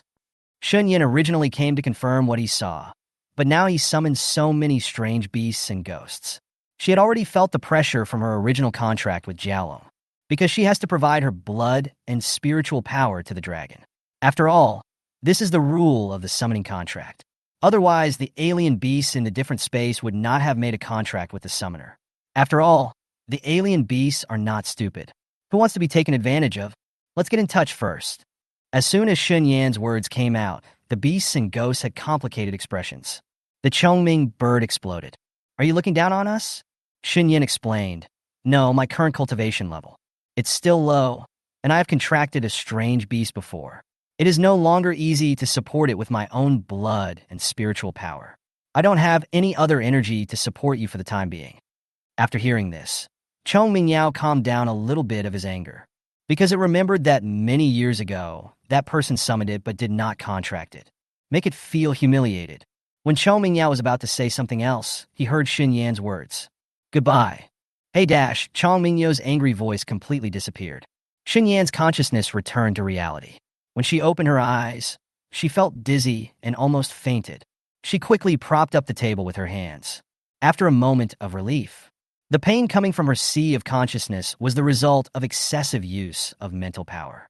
At this time, Feng Xingyao in the supernatural space asked, "What happened in your spiritual sea of consciousness?" Shen Yan was silent for a moment and said, "Summoned a group of beasts and ghosts." When Feng Xingyao heard this, he frowned slightly. He was surprised and a little suspicious at the same time. Can a summoner summon ghosts? This kind of thing is simply unheard of. Many things were originally unreasonable, but when they happened to her, they seemed to gradually become reasonable. Shen Yan entered the supernatural space.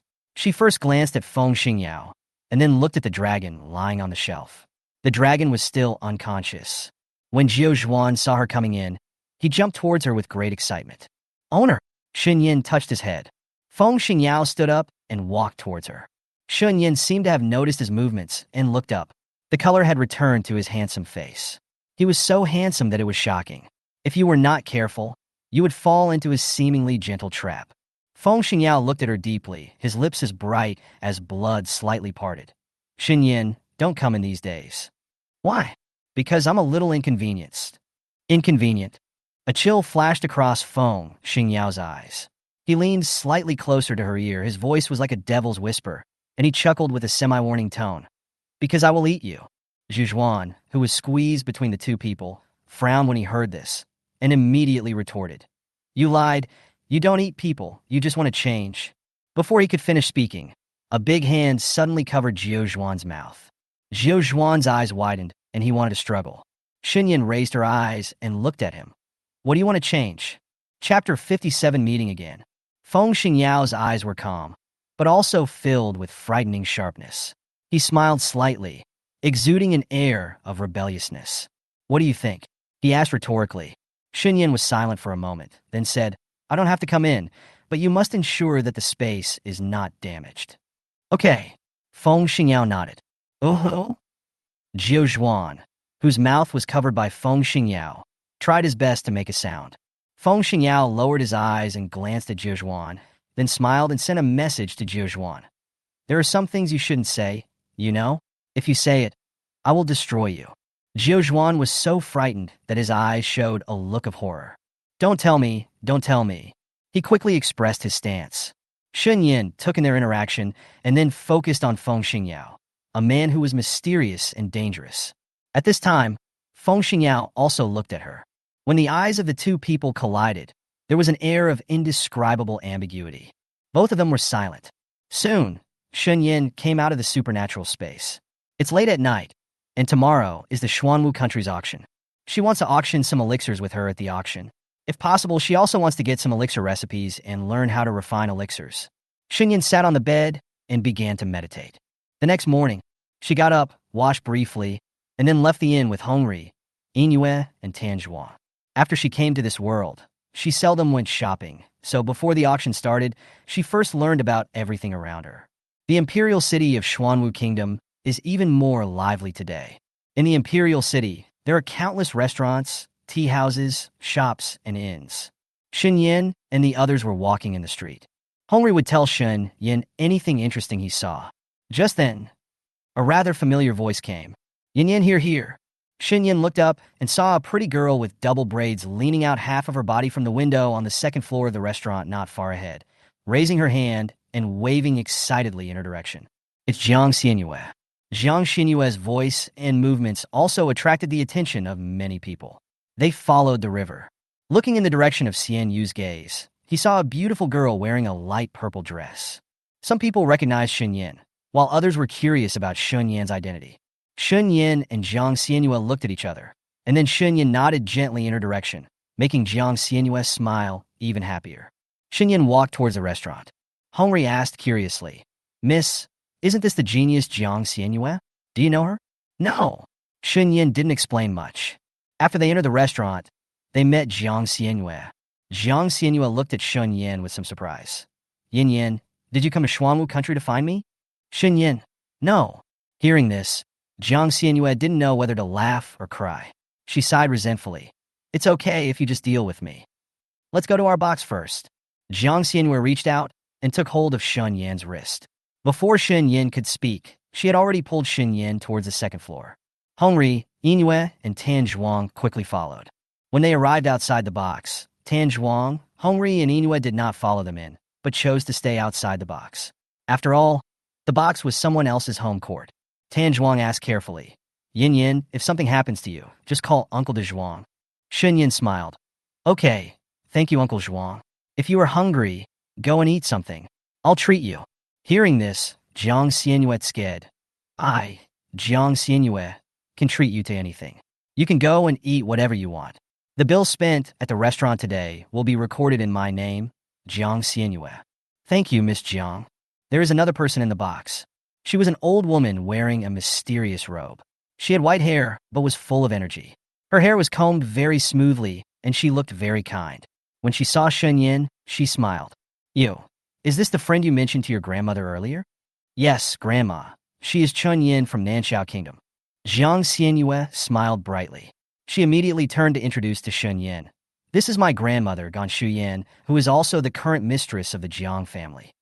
"Hello, Senior Gan." Shen Yan raised his hand and bowed politely. Gan Shuyan chuckled and said, "Since you are Yu's friend, please call me Grandma Gan." "Yeah, no need to." "Polite." Jiang Xianyue pulled Shen Yan to sit down. Gan Shuyan looked at Shen Yan with slightly cloudy eyes, looked at it for a moment, and then a smile appeared on her face.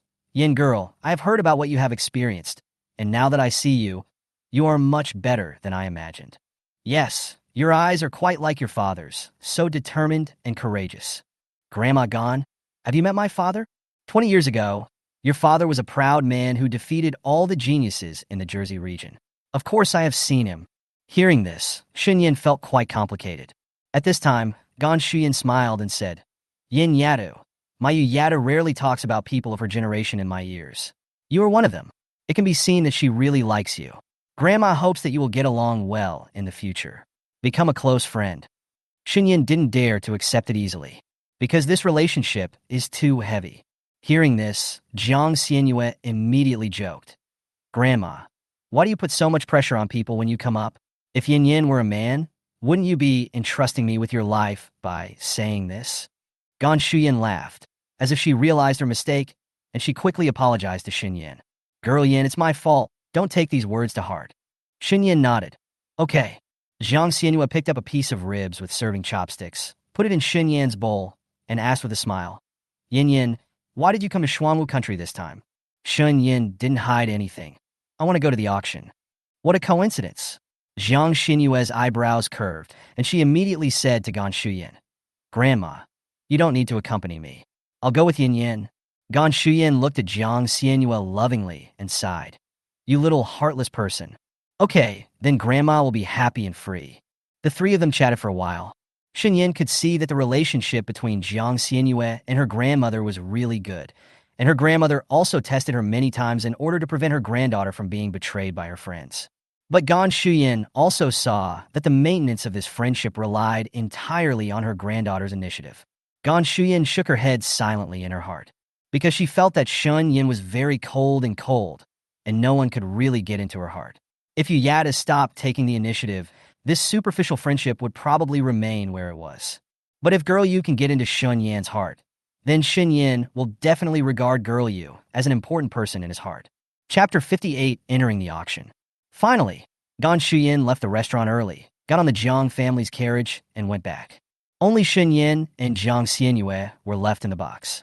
Jiang Xianyue said to Shen Yan, Yin Yin, if my grandmother said anything just now that offended you, please don't take it to heart.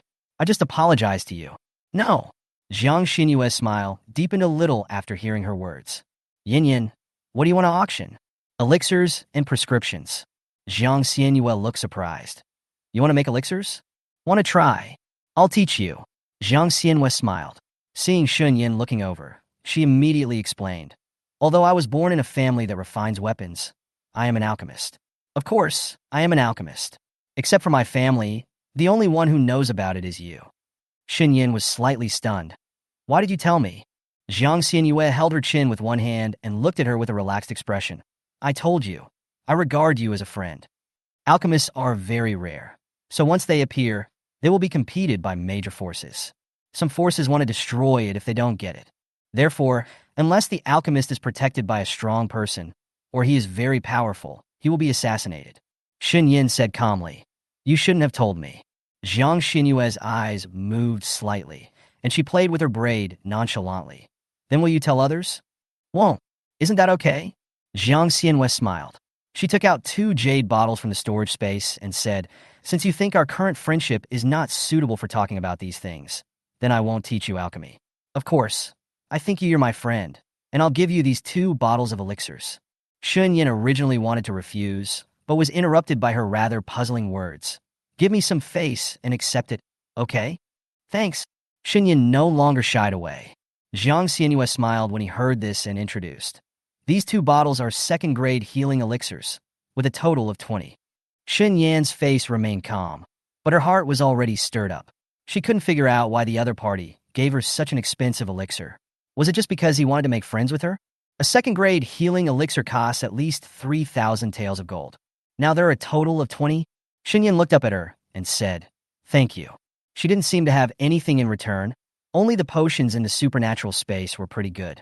She used her spiritual sense to take out 3 bottles of medicine and put them in front of Jiang Xianyue. This is the potion for you.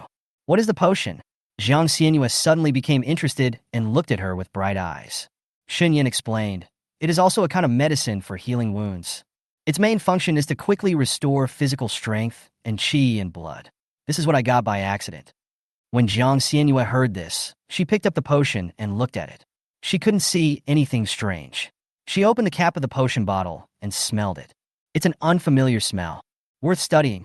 Jiang Xianyue closed the bottle cap and put it away carefully. She excitedly raised her arms and hugged Shen Yan, smiling happily. Thank you, Yin Yin. I like it very much. I like it very much. Shen Yan's whole body was slightly stiff. After Jiang Xianyue let go of Shen Yan, she put the 3 bottles of medicine into the storage space. Then she raised her head and looked at Shen Yan. Yin Yin, the recruitment time for Western Region College will be in 3 months, so I will be here soon. I have to go to Shiyu City to register. If I really get admitted to Shiyu College, I may have very little time to go back to Xuanwu country. Shen Yan asked, What are the requirements for applying to Western Region College? Jiang Xianyue explained. The age must be under 20 years old, and the cultivation level must reach the 8th level of the Huangpin realm or above. If it is a special duty master, such as an alchemist, a weapon refiner, a rune master, a spiritual planner, a therapist, etc. For auxiliary professions, one's cultivation level can be a little lower than that of a normal practitioner. When Shen Yan heard this, his expression was unclear. Summoners are combat professional masters. Jiang Xianyue smiled and said, Yin Yin, if you can practice in the future, you will definitely be admitted to the Western Region College. Shen Yan didn't intend to hide it from her. I can practice now. Really? Jiang Xianyue was shocked. Shen Yan, yeah. Jiang Xianyue held her hand excitedly. Great, Yin Yin. I knew you were different from ordinary people. You must be a madman with extremely strong fighting ability. Jiang Xianyue's voice stopped suddenly, and her face froze instantly. She smiled awkwardly at Shen Yan and explained, Yin Yin, I didn't mean to scold you. Shen Yan couldn't laugh or cry. I understand. Jiang Xianyue also smiled. What is your current level of cultivation? Shen Yan hesitated for a moment. 6th level of Huangpin realm. Jiang Xianyue was shocked again. She couldn't help but ask Shen Yan how long it had been since he started practicing. Shen Yan told the truth. Jiang Xinyue's face suddenly fell. She blinked her big eyes and pursed her small mouth, feeling as if she had been struck with sadness. Coupled with her long and curled eyelashes, she looked particularly cute. There is heaven outside the sky, and there are people outside the world. She sounded emotional. Yin Yin, congratulations on becoming a better version of yourself. Shen Yan was stunned for a moment, nodded and smiled. Thanks. The two talked a lot. We also got to know each other a lot. Soon, it was time for the auction to start, and Jiang Xinyue invited Shen Yan to her Jiang home. In an exclusive box in the auction house. Shen Yan did not refuse. However, when arriving outside the auction venue, Shen Yan met Shen Shui, Nangong Jin, Lu Xiaohuai, and others. Shen Yan just glanced at them lightly. Just when he was about to enter the auction with Jiang Xinyue, Shen Shui called out, Chun Yin. Shen Yan paused slightly and turned to look at Shen Shui. Shen Shui said with a serious face, You have no respect for your elders. Neither your grandfather nor the elders of the clan blamed you for beating your elders and disciples of the same clan. If you are willing to return to the Shun family, the Shen family will always welcome you. Shun Yin sneered. Who is this cheap person who ran outside my house and asked me for money? Confusing right and wrong. Shen Shui, you are playing well. You are so duplicitous. What is the nature of the people around you? When will they see it clearly? Or will they wait until their interests are drained by you? Shen Shui's face turned dark. Shen Yin, don't slander me. Is it slander? Ask your conscience. Shen Yin glanced at her sarcastically, and then walked into the auction venue with Jiang Xinyue. Shen Shui paused on the spot, looking embarrassed. Lu Xiaohuai lowered his eyes and looked at her with distress. Shui, we all know that you are kind and gentle. It is because of your kindness and gentleness that you are bullied. Nangong Jin, ignore Shen Yan as shrew. Shen Shui didn't look good. She felt that every time she met Shen Yan, she would always be at a disadvantage during the confrontation between the two. This situation made her extremely unhappy. She lowered her eyes and whispered, Let's go in. The auction house is divided into 3 floors. There are no boxes on the first floor, just rows of seats. The second and third floors are all private rooms. The Jiang family's box is on the second floor in the middle. The light in the box is dim. What is surprising is that there is a crystal screen suspended in midair and then shows the scene on the auction stage. Jiang Xinyue walked to the table, skillfully picked up a booklet, handed it to Shen Yan, and said, This booklet will record today's auction items. Yin Yin, you can take a look. Shen Yan took it. Neither Hong Ri nor Yin Yue had been to the auction, so they couldn't help but be curious about everything in the box. They also quietly approached Shen Yan to see what auction items would be included in the brochure. Shen Yan took a few cursory glances. There are various levels of weapons, spiritual treasures, spiritual herbs, spiritual medicines, spiritual objects, and even higher-level spiritual beasts. Among so many things, she was still more interested in the elixir recipe, but there was only a first-grade elixir recipe in this auction, and the base price started at 10,000 taels of gold. Jiang Xinyue looked at her and smiled. Yin Yin, if you don't have enough money, I can lend it to you. Chapter 59 Auction Competition. Good. Shen Yan nodded. Jiang Xinyue looked at her and said, Yin Yin, do you just want to auction the pill recipe? In fact, I have some here too. Shen Yan, I want to auction the elixir myself. Since you said so, I can only respect your choice. After all, if I am too nice to you, you will suspect that I have evil intentions.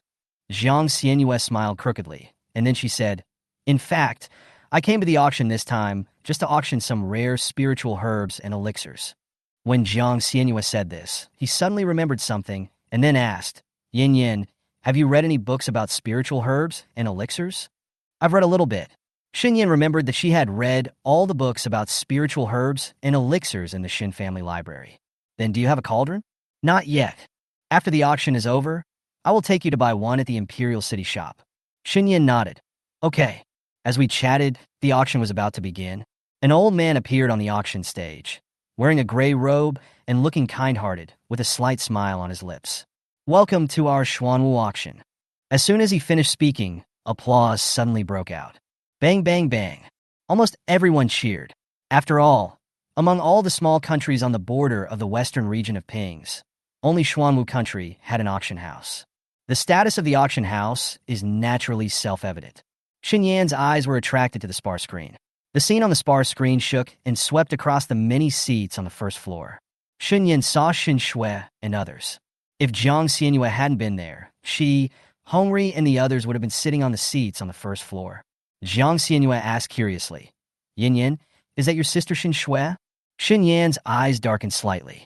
I have no sister, and Shen Shui is my enemy.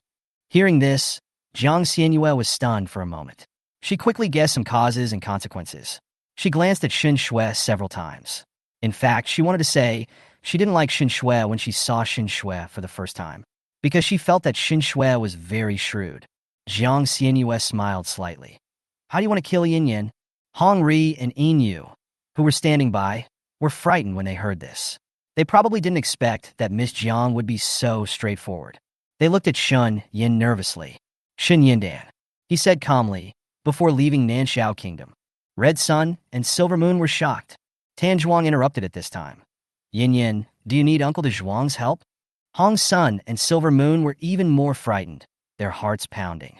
A fierce murderous intent flashed in Shen Yan's eyes and disappeared in an instant. Her tone was extremely calm. No, Uncle Zhuang, I want to deal with her personally. Okay, Tan Zhuang said with a smile. When he lowered his eyes to look at Shen Yan, his eyes were filled with relief. She is indeed Tian Hao's daughter. At this time, Jiang Xianyue also noticed Tan Zhuang. She glanced at Tan Zhuang with fear, secretly thinking that this person must be very powerful. The old man in gray robes standing on the auction round platform has already started the auction process. The first auction item is a yellow-grade long sword with a base price of 100 taels of gold. Not many people rushed to take the photo, but it was finally snapped up by a young practitioner for 230 taels of gold. Soon, other auction items arrived. Although Shen Yin was not particularly interested in these auction items, he listened carefully to the introduction of the old man in gray robe. About a quarter of an hour later, the old man in gray robe picked up a bottle of skin-healing cream and introduced with a smile. Although most practitioners don't care much about scars, having too many scars on the body will always affect the appearance. This bottle of skin-healing cream is made of it is refined by a third-grade alchemy master in our auction house and is absolutely guaranteed. Therefore, the starting price is 1,000 taels of gold. When many female practitioners heard this, their eyes shone brightly and they shouted, I'll pay you 1,100 taels of gold, 1,200 taels of gold, 1,500 taels of gold, 2,000 taels of gold. After these words were spoken, there was silence for a moment. The person who bid 2,000 taels of gold was Shen Shui. She had a decent and gentle smile on her face. When others looked over, she nodded calmly to everyone. Although the healing ointment was important, the asking price of 2,000 taels of gold had already exceeded everyone's expectations. Seeing this, the gray-robed old man immediately smiled and asked, Is there anyone bidding again? No one said anything. Skin healing ointment, 2,000 taels of gold for one time. 2,000 taels of gold for 2 times. 2,000. Suddenly, a female voice came from the box on the second floor. 2,100 taels. Shen Shui's smile. She froze for a moment, raised her eyes to look at the middle box on the second floor, and lightly tapped her palms with her fingernails, feeling very unhappy. She was just a little bit away from getting the healing cream. The wound on her cheek from being whipped by the soul-breaking vine in Lingan Forest that day has not yet fully healed. Although she has used a lot of expensive medicine to wipe it off, a faint scar is still left. If she got close to others, they would definitely see the scar on her cheek. The gray-robed old man smiled, looked at Shen Shui's position, and asked, Is there anyone else who wants to bid? Lu Xiaohui made her look lonely, so he said distressedly, Swear, I won't let anyone take away what you want. After saying that, Lu Xiaohui immediately raised his hand. I'll offer 2,500 taels of gold. Seeing this, Shen Shui looked at Lu Xiaohui gratefully. Thank you, Xiaohui. Nangong Jin was so angry that he couldn't react just now. Otherwise, Lu Xiaohui wouldn't have a chance to show off. Nangong Jin said sourly, Oh, it's only 2,500 taels. 2,600 taels. The pleasant female voice came from the box on the second floor again. After Shen Shui heard it clearly, her face changed slightly, and she said in disbelief, This is Sister Yinner's voice. Immediately, Shen Shui burst into tears with grievance. Why does Sister Yinner target me everywhere? Nangong Jin was furious when he saw his beloved woman crying. He hated Shen Yin, a loser. He immediately raised his hand and shouted, 3,000 taels of gold. As soon as these words came out, The whole place was in an uproar. Everyone looked in the direction of Nangong Jin and others in shock. This healing ointment was worth at most 2,000 taels of gold, but now they were asking for 3,000 taels of gold. This seems to be Nangong Jin, the crown prince of Nanshao Kingdom, and the woman in white next to him is Shen Shui, the eldest daughter of the Shen family. Yes, Shen Shui is a genius in Nanshao Kingdom, and her brother Shen Huai is even more popular. I heard that Shen Yan, that good-for-nothing, has severed ties with the Shen family. I was so laughable, haha. Did Prince Nangong throw away 3,000 taels of gold for Shen Shui? As expected of His Highness, he certainly has financial resources. After Nangong Jin came back to his senses, he felt a little regretful, but when he heard everyone's comments, although he felt pain in his body, he felt much better. And the corners of Shen Shui's mouth unconsciously curved in pleasure. But the next moment, 3,100 taels of gold. Chapter 60 Shen Huai is missing. Shen Shui's smile froze again, and she was already a little unhappy when she looked up at the box on the second floor. Chen Yan. Even Nangong Jin was confused now. He thought he could get the healing ointment for 3,000 taels of gold, but now that bitch Shen Yan still dares to ask for the price. Nangong Jin was angry and couldn't help but question. Shui, where did Shen Yan get the money? Shen Shui's face darkened. Of course, she couldn't say that Shen Yan had so much money now because of compensation. She could only say, Sister Yinner stole 50,000 taels of gold from the Shen family before she left the Shen family. So, yesterday in the morning, my grandfather sent the third elder to recover the money, but he didn't expect that a master would appear next to Sister Yinner. Bitch, you're actually a thief. Nangong Jin was angry. He was more concerned about losing his face. Now if I don't continue to call for filming, wouldn't it be a joke? Nangong Jin said in a deep voice. 3,200 taels of gold. Shen Yan. 3,500 taels of gold. Nangong Jin. 4,000 taels of gold. Shen Yan. Since Prince Nangong is so wealthy, I will give it to you. Nangong Jin originally wanted to wait for her to bid, but when he suddenly heard these words, he almost vomited blood in anger, and his face turned dark instantly. He fell into Shen Yan's scheme. Shen Yan didn't want the healing cream at all. Shen Shui said guiltily, Brother Jin, I'm sorry, it's all my fault. Nangong Jin suppressed the rage in his heart. When he saw Shen Shui's pitiful face, his anger disappeared by half. He tried to maintain his demeanor and said, Shui, it's okay. I can still afford the mere 4,000 taels of gold. Shen Shui looked touched. Nangong Jin said to her, Shui, I will give you half of this healing cream, and I want to give the other half to Ying. Shen Shui's expression froze for a moment, but she soon regained her smile and agreed. Brother Jin, this was bought at an auction. You can give it to whoever you want. Shui, you should be more sensible. Shen Shui lowered her eyes, hatred flashing across her eyes. Asking her to share a bottle of healing cream with Nangong Ying is simply humiliating her. Men are simply not trustworthy. Liu Xiaohui didn't think there was anything wrong, because Nangong Ying was Nangong Jin's royal sister, and it was right for Nangong Jin to give half of the healing cream to his royal sister. Shen Shui resented Shen Yan more and more in her heart. Ever since Shen Yan regained consciousness, her life seemed to be unable to escape the shadow of Shen Yan. Therefore, she must find an opportunity to kill Shen Yan. After that, Shen Yan's voice occasionally appeared. Shen Shui and Nangong Jin deliberately raised the price in order to retaliate, but every time they raised the price, Shen Yan became silent. Therefore, they auctioned off several useless items and spent several thousand taels of gold on them. Shen Shui and Nangong Jin's faces turned green with anger. They now know that Shen Yan deliberately dug a hole for them to jump into. She didn't want these auction items at all. Chen Yan. Nangong Jin gritted his teeth, his eyes full of anger. At this time, the old man in gray robe on the auction round stage stroked his beard and then smiled. He said, The next item is a blockbuster auction item, and I won't hold back on you. It is a recipe for a first-grade elixir. It records the refining methods of 10 different types of elixirs. As soon as these words came out, many people were excited. In the box, Shen Yan's eyes narrowed slightly, and he slowly sat upright. The old man in gray robe said, The starting price for a first-grade elixir recipe is 10,000 taels of gold. As soon as he finished speaking, the major forces in the boxes on the second and third floors began to bid. 11,000 taels of gold, 12,000 taels of gold, 18,000 taels of gold. Shen Yan was waiting until the last moment to bid. Gradually, fewer and fewer people called for the auction, and the final auction price was set at 30,000 taels of gold. Just when no one wanted to bid anymore, Shen Yan said, 30,100 taels of gold. As soon as these words came out, everyone in the audience was shocked. It seemed that they couldn't believe that someone else was bidding. However, when they learned that the price was for the box on the second floor, they subconsciously thought that the girl was going to harass the Nanxiao crown prince again. Everyone couldn't help but look at Nangong Jin and Shen Shui.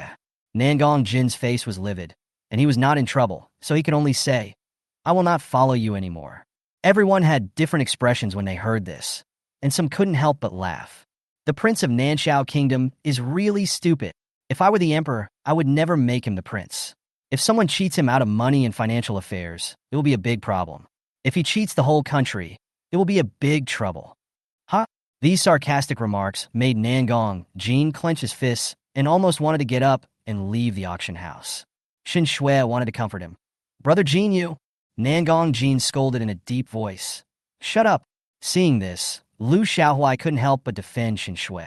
Prince, are you venting your anger on others? The person you should hate is Shen Yan. Nangong Jin's anger had overwhelmed his reason. So many people looked at him with contempt and ridicule, which made him lose face. He should hate Shen Yan, but he couldn't help blaming Shen Shui. At this time, Dan Fong is still bidding. A male voice in the private room on the third floor competed with Shen Yan. Gradually, everyone realized that Shen Yan really wanted this pill recipe, so they couldn't help but coax Nangong Jin and Shen Shui to join in the trouble, in order to win back the victory. Nangong Jin and Shen Shui looked ugly. How could they have so much gold? Nangong Jin wanted to say that Shen Yan had so much gold only because she stole it from the Shen family, but Shen Shui stopped her. Brother Jin, if Dad knows that you made Sister Yena the target of public criticism, he won't let you and I off easily. When Nangong Jin heard this, he endured it. In fact, the reason why Shen Shui didn't let him say it was just for herself. Because if the compensation matter was exposed, Shen Yan would definitely expose what she had done with Nangong Yu before. By then, her reputation would have been completely ruined. Nangong Jin couldn't vent his anger, so he forcibly pulled Shen Shui out of her seat, and Lu Xiaohuai followed closely behind. Shen Shui's wrist was pulled so hard that it hurt. She wanted to shake off Nangong Jin's hand. Perhaps it was because of her struggle that Nangong Jin was angered, and he slapped her in the face with his backhand, with a very loud pa sound. Shen Shui's eyes were filled with disbelief. Her cheeks were red from being hit, and she felt a burning pain. She raised her hands to cover her cheeks. Nangong Jin, how dare you hit Shui? Lu Xiaohuai was furious. He looked at Shen Shui with heartache, then pounced on Nangong Jin angrily and raised his fist to hit him in the face. Nangong Jin regretted beating Shen Shui, but Lu Xiaohuai's act of rebellion made him see sparks, and he completely lost his mind in an instant. The two of them started fighting, causing everyone in the auction hall to turn around and watch the fun. Oh my God, why are they fighting? An internal conflict? For women. Is this the genius of Nanxiao country? He is really not up to par. Hey, go out and fight if you want. They can't get out yet. They sold the items for auction, but they haven't paid for them yet. Hearing this, everyone laughed mockingly. Ha! Shen Shui listened to these harsh voices and looked at Nangong Jin and Lu Xiaohuai with resentment. If it weren't for them, how could she have made such a big fool of herself today? Nangong Jin actually dared to hit her? Shen Shui was filled with resentment. She wanted to escape from here and no longer wanted to deal with these two idiots, but all the people at the auction house stopped her. At this time, Shen Yan, who was in the private room on the second floor, finally paid a price of 32,000 taels of gold for a first-class elixir recipe. Jiang Xinyue's attention was on Shen Shui and the others. An interesting smile appeared on her lips, and she happily said to Shen Yan, I didn't expect them to bite each other. It's really interesting. Shen Yan said calmly, I'm not sincere at all. Sooner or later, I will break up. When Jiang Xinyue heard this, his smile became even stronger. Yin Yan, I can't be completely sincere to you now, but if you were sincere to me, I will definitely not let down your sincerity. Shen Yan looked at her in surprise.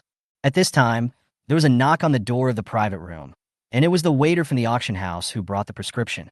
Shen Yan handed 32,000 taels of gold to the waiter, and then took the elixir. The elixir was very old and looked dated. She glanced briefly. There was no problem, so she put the Danfeng back into her storage space first. Shen Yan looked at Jiang Xinyue. There is nothing I want to auction at the auction. At this moment, Tan Zhuang's expression changed. He actually summoned a crystal. Shen Yan and Jiang Xianhua looked at the crystal in his hand at the same time, their eyes slightly condensed. This turned out to be a communication crystal. Messaging crystals are sounding tubes that can communicate in different places. Messaging crystals are not available in small border countries.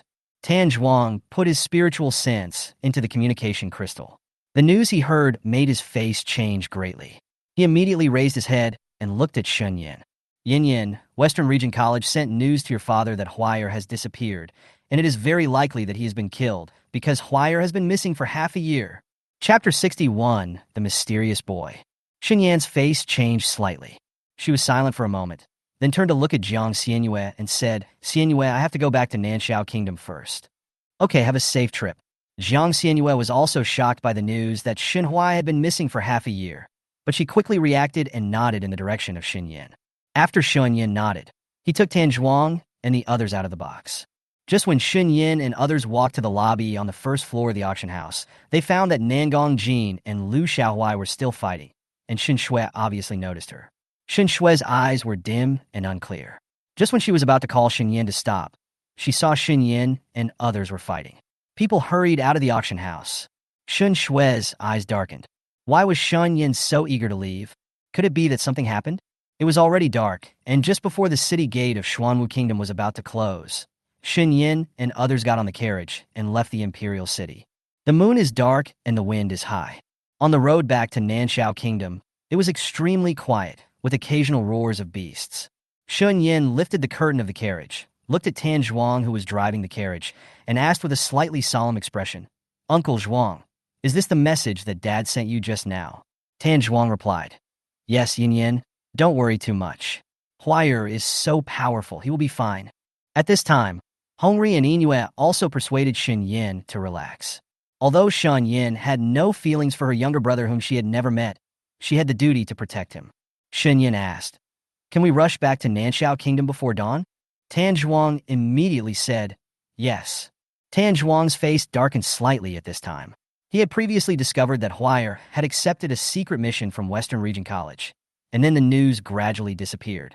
He thought Huayr was carrying out a secret mission, but he didn't expect. It's missing. Tan Zhuang felt a little guilty. The atmosphere inside the carriage was somewhat depressing. About an hour and a half later, Tan Zhuang's expression changed in shock. He felt dozens of unfamiliar auras approaching their location, carrying a strong smell of blood. Shen Yan also noticed it. She lifted the car curtain and saw Tan Zhuang looking back at her with a solemn face. Yin Yin, hide. Uncle Zhuang, who is it? A large number of people with strong earth-level cultivation levels. Tan Zhuang said, suddenly pulling the reins and driving the carriage as fast as possible to escape from here, because he guessed that the other party was not here to chase them, but some strong people. He is so insane that he will even kill anyone who passes by. However, those strange smells were approaching too fast. Quick, kill him. Don't even think about escaping. Shen Yan felt the pressure. Her heart skipped a beat, and she immediately became alert and on guard. She looked at Red Sun and Silver Moon. If danger really comes, you must run away without hesitation. Miss, what exactly happened? In the darkness, a carriage was driving fast in the winding path. Suddenly, a black shadow crashed on top of the carriage, and there was a loud bang. A big hole opened above the carriage, and a shocking bloody hand appeared inside the carriage, and blood dripped down. Hong Sun and Silver Moon were so frightened that they panicked and screamed. Ah! Shen Yan looked up, and in the dim light, she could only see a young man in black clothes with blood on his face. Although he was in a mess, his stunning appearance could not be concealed. The young man frowned in pain, but his eyes were extremely sharp and deep with bloodthirsty hatred, like someone who had been killed from the dead. Tan Zhuang was shocked to find someone falling on top of the carriage, and he was furious. This is simply a sudden disaster. He stood up without hesitation and slapped the young man in the direction of his palm, trying to drive him out of the carriage. But he didn't expect that the young man would dodge him, and he clung to the carriage firmly. At this time, dozens of figures appeared and surrounded the carriage. We are not. Tan Zhuang looked anxious and was about to explain, but these mysterious strong men ignored his existence and rushed straight towards the carriage. A strong man raised his sword and slashed at the carriage. Tan Zhuang's pupils suddenly shrank, and he had no choice but to intercept. Boom! With a loud bang, the opponent was forced back a few steps. Tan Zhuang took out a giant axe and stood in front of the carriage like a guardian god of war, staring at these mysterious strong men with a fierce look. Tan Zhuang's whole body burst out with a powerful coercion, which shocked these people for a moment. When they were about to attack again, Tan Zhuang took out a token. Tan Zhuang shouted angrily, "I am Tan Zhuang, the elder of Tianmen in the central region. You dare to try it? Central Tianmen?" The faces of this group of people changed slightly, and they were obviously shocked. One of the strong men obviously softened his attitude. He said, "Please, Elder Tan, please hand over the young man to us. We will not offend the river." "Can." Tan Zhuang took back the token and nodded. Just when he turned around to pull the kid off the carriage, he was surprised to find that he had disappeared. Tan Zhuang looked slightly frightened. He immediately thought of Shen Yan's safety. "Yin Yin." He immediately raised his hand to open the car curtain, only to find that there were only 3 people inside, Shen Yan and Hong Sun Silver Moon, and no one else. Tan Zhuang breathed a sigh of relief, then turned to them and said, "The person you want to kill has already escaped." They didn't believe it, thinking that Tan Zhuang was harboring the young man, but Tan Zhuang also asked them to send someone to see the scene inside the carriage. There were only 3 girls inside. The faces of those people suddenly turned dark. They actually chased someone away again. If they don't eliminate the root cause, they won't be able to explain it when they go back. They searched the carriage carefully from front to back, but still didn't see the boy, so they had to leave first to look for traces of the boy. After they left, Tan Zhuang asked Shen Yan with concern, "Yin Yin, are you scared?" Shen Yan shook his head. "No." Tan Zhuang breathed a sigh of relief, then drove the carriage again and rushed towards Nanshao Kingdom as quickly as possible. At this time, Shen Yan in the carriage felt the cold feeling from the sharp weapon on his neck. Someone held a sharp knife to her neck, and this person was the young man just now. He seemed to be able to use the invisibility technique and deceived everyone. After a while, Shen Yan said calmly, "Is it time for you to let go?" Hong Ri and Yin Yu thought Shen Yan was talking to them. They were stunned for a moment and asked in confusion, "Miss, what are you talking about?" Shen Yan raised his eyes and looked at them. "Don't be shocked or shout out later." Hong Ri and Yin Yuan nodded blankly.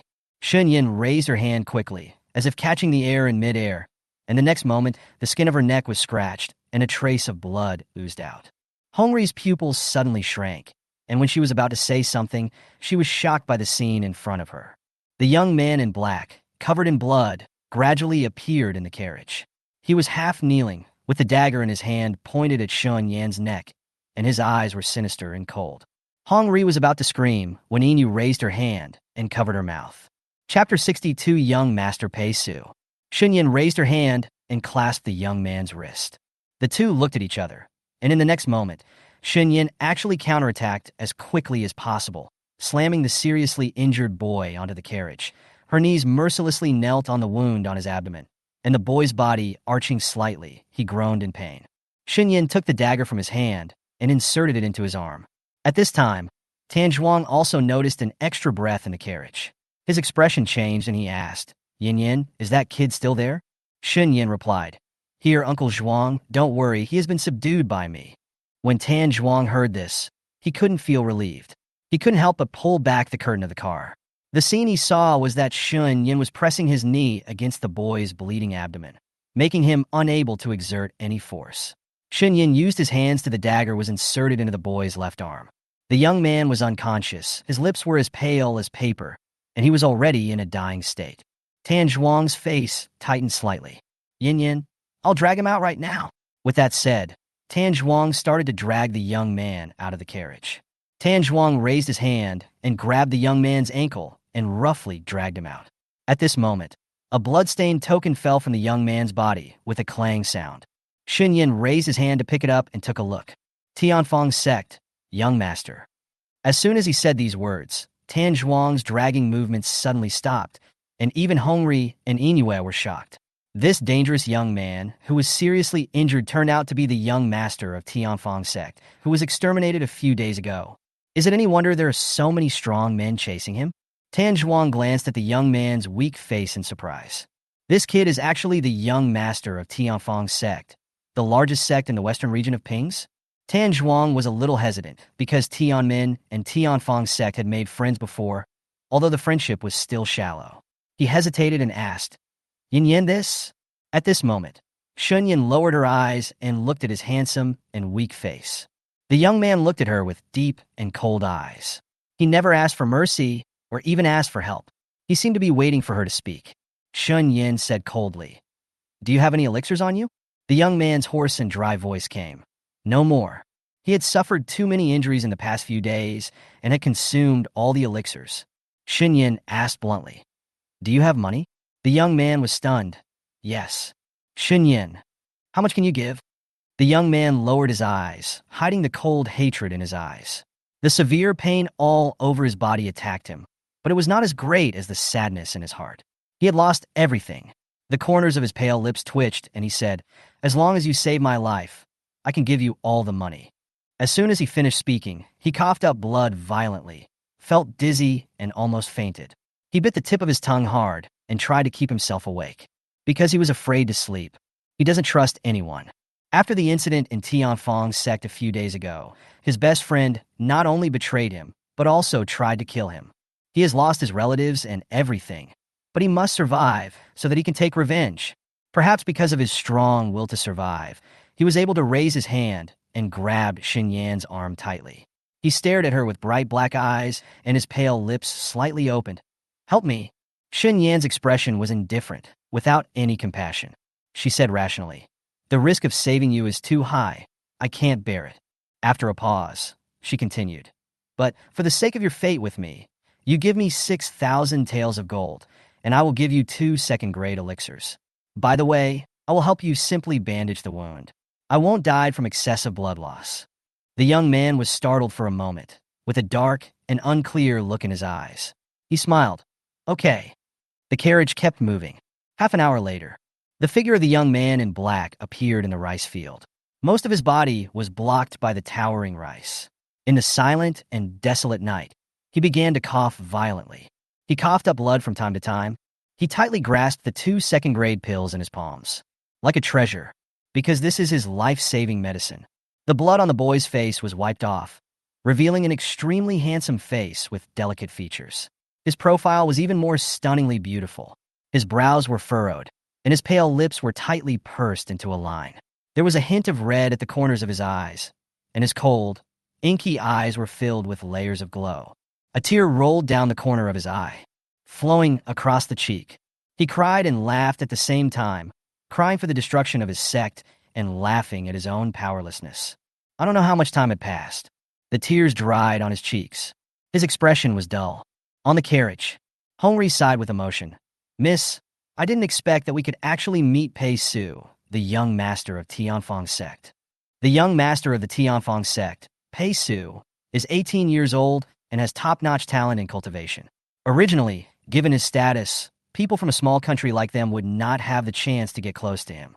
Hongri continued to reminisce and said with a smile, Pei Su is so handsome. No wonder people always said in the past that once you see Pei Su, you will make a mistake for life. Shen Yan raised her eyebrows and said, What? You want to marry him? If so, turn around and go back immediately to pick him up. Hongri blinked. Miss, how dare Hongri think of such a person? Pei Su is the man that almost all the girls of the right age in the western region of Pings want to marry, but that is not necessarily the case now.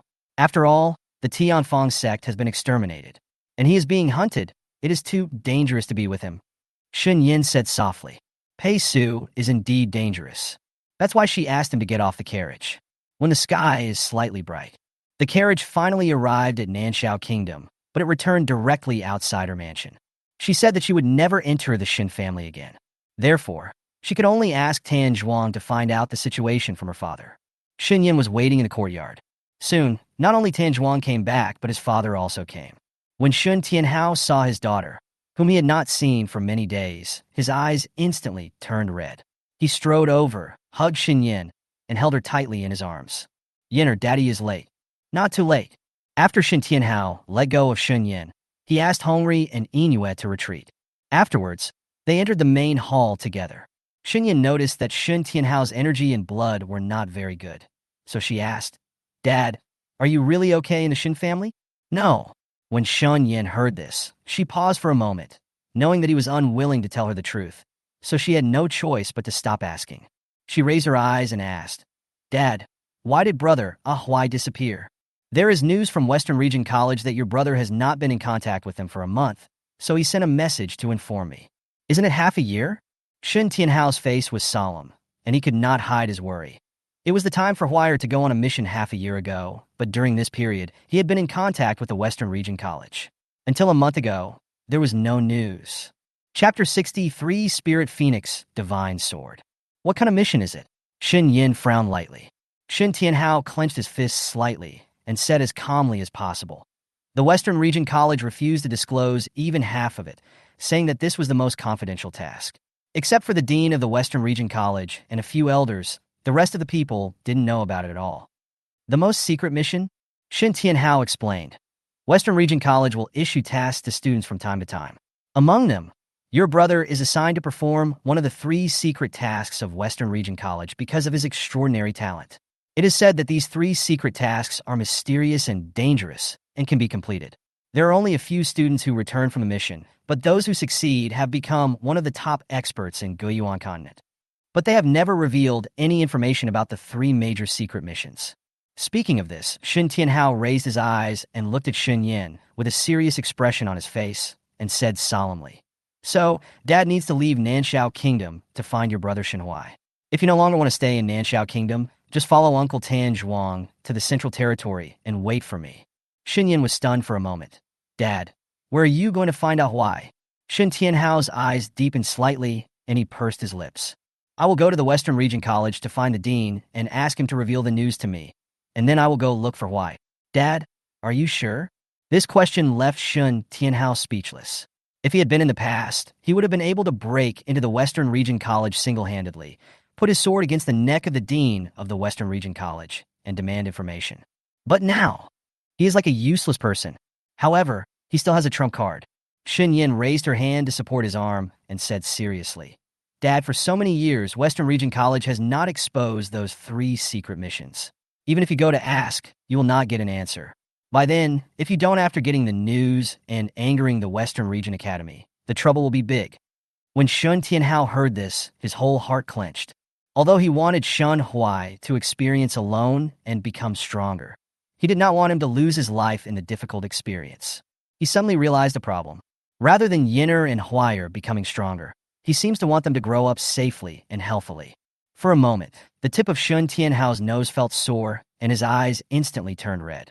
Shen Yan had made up her mind at this time. She said, Dad, do you believe me? I will try my best to enter the Western Region College and get the opportunity to perform confidential tasks, and then use this to find out the news about Huai's brother. Although the process may take a long time, but I also want to do my small part. He looked up at her in shock, his lips trembling slightly, and he shook his head and said, No, Yinner, Dad can't lose you anymore. Shen Yan said seriously, Dad, I have obtained the blood-devouring beads a long time ago, and then with the help of experts, I embarked on the path of cultivation. Today, I am not as weak as you imagined. Dad, let's work together to find out Huai.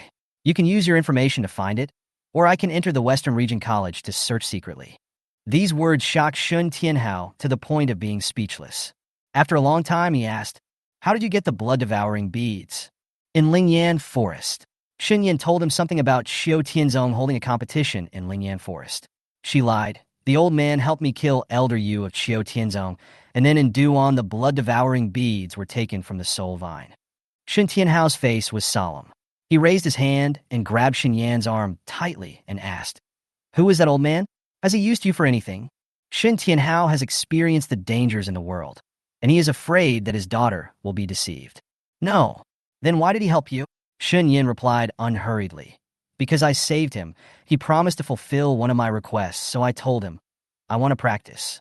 He took me to find the blood-devouring bead and unlocked the master for me. The sealed poison in the soul bone is why I can cultivate my spiritual power. Shen Tianhao asked in surprise, Has he told you who he is? Shen Yan, no.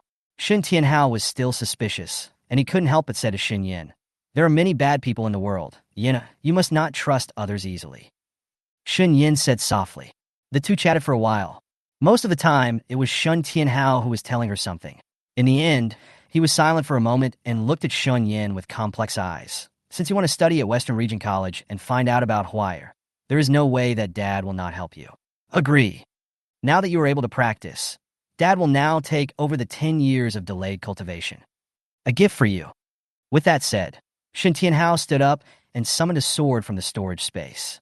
The scabbard was engraved with the pattern of a soaring phoenix. It was very delicate, and there was an unconcealable domineering aura coming towards him.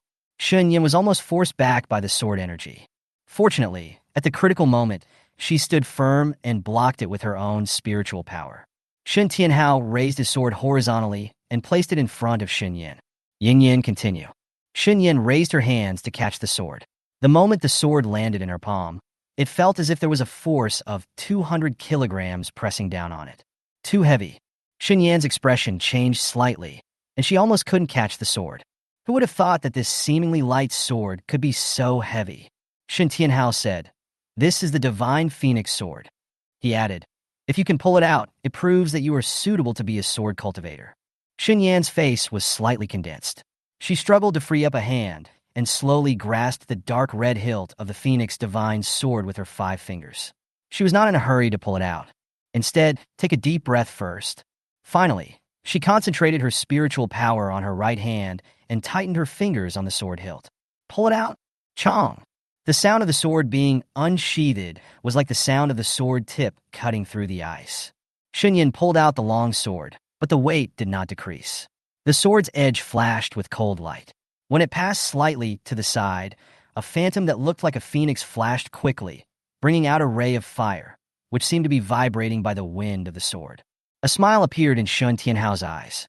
Yin Yin, this spirit phoenix divine sword really belongs to you.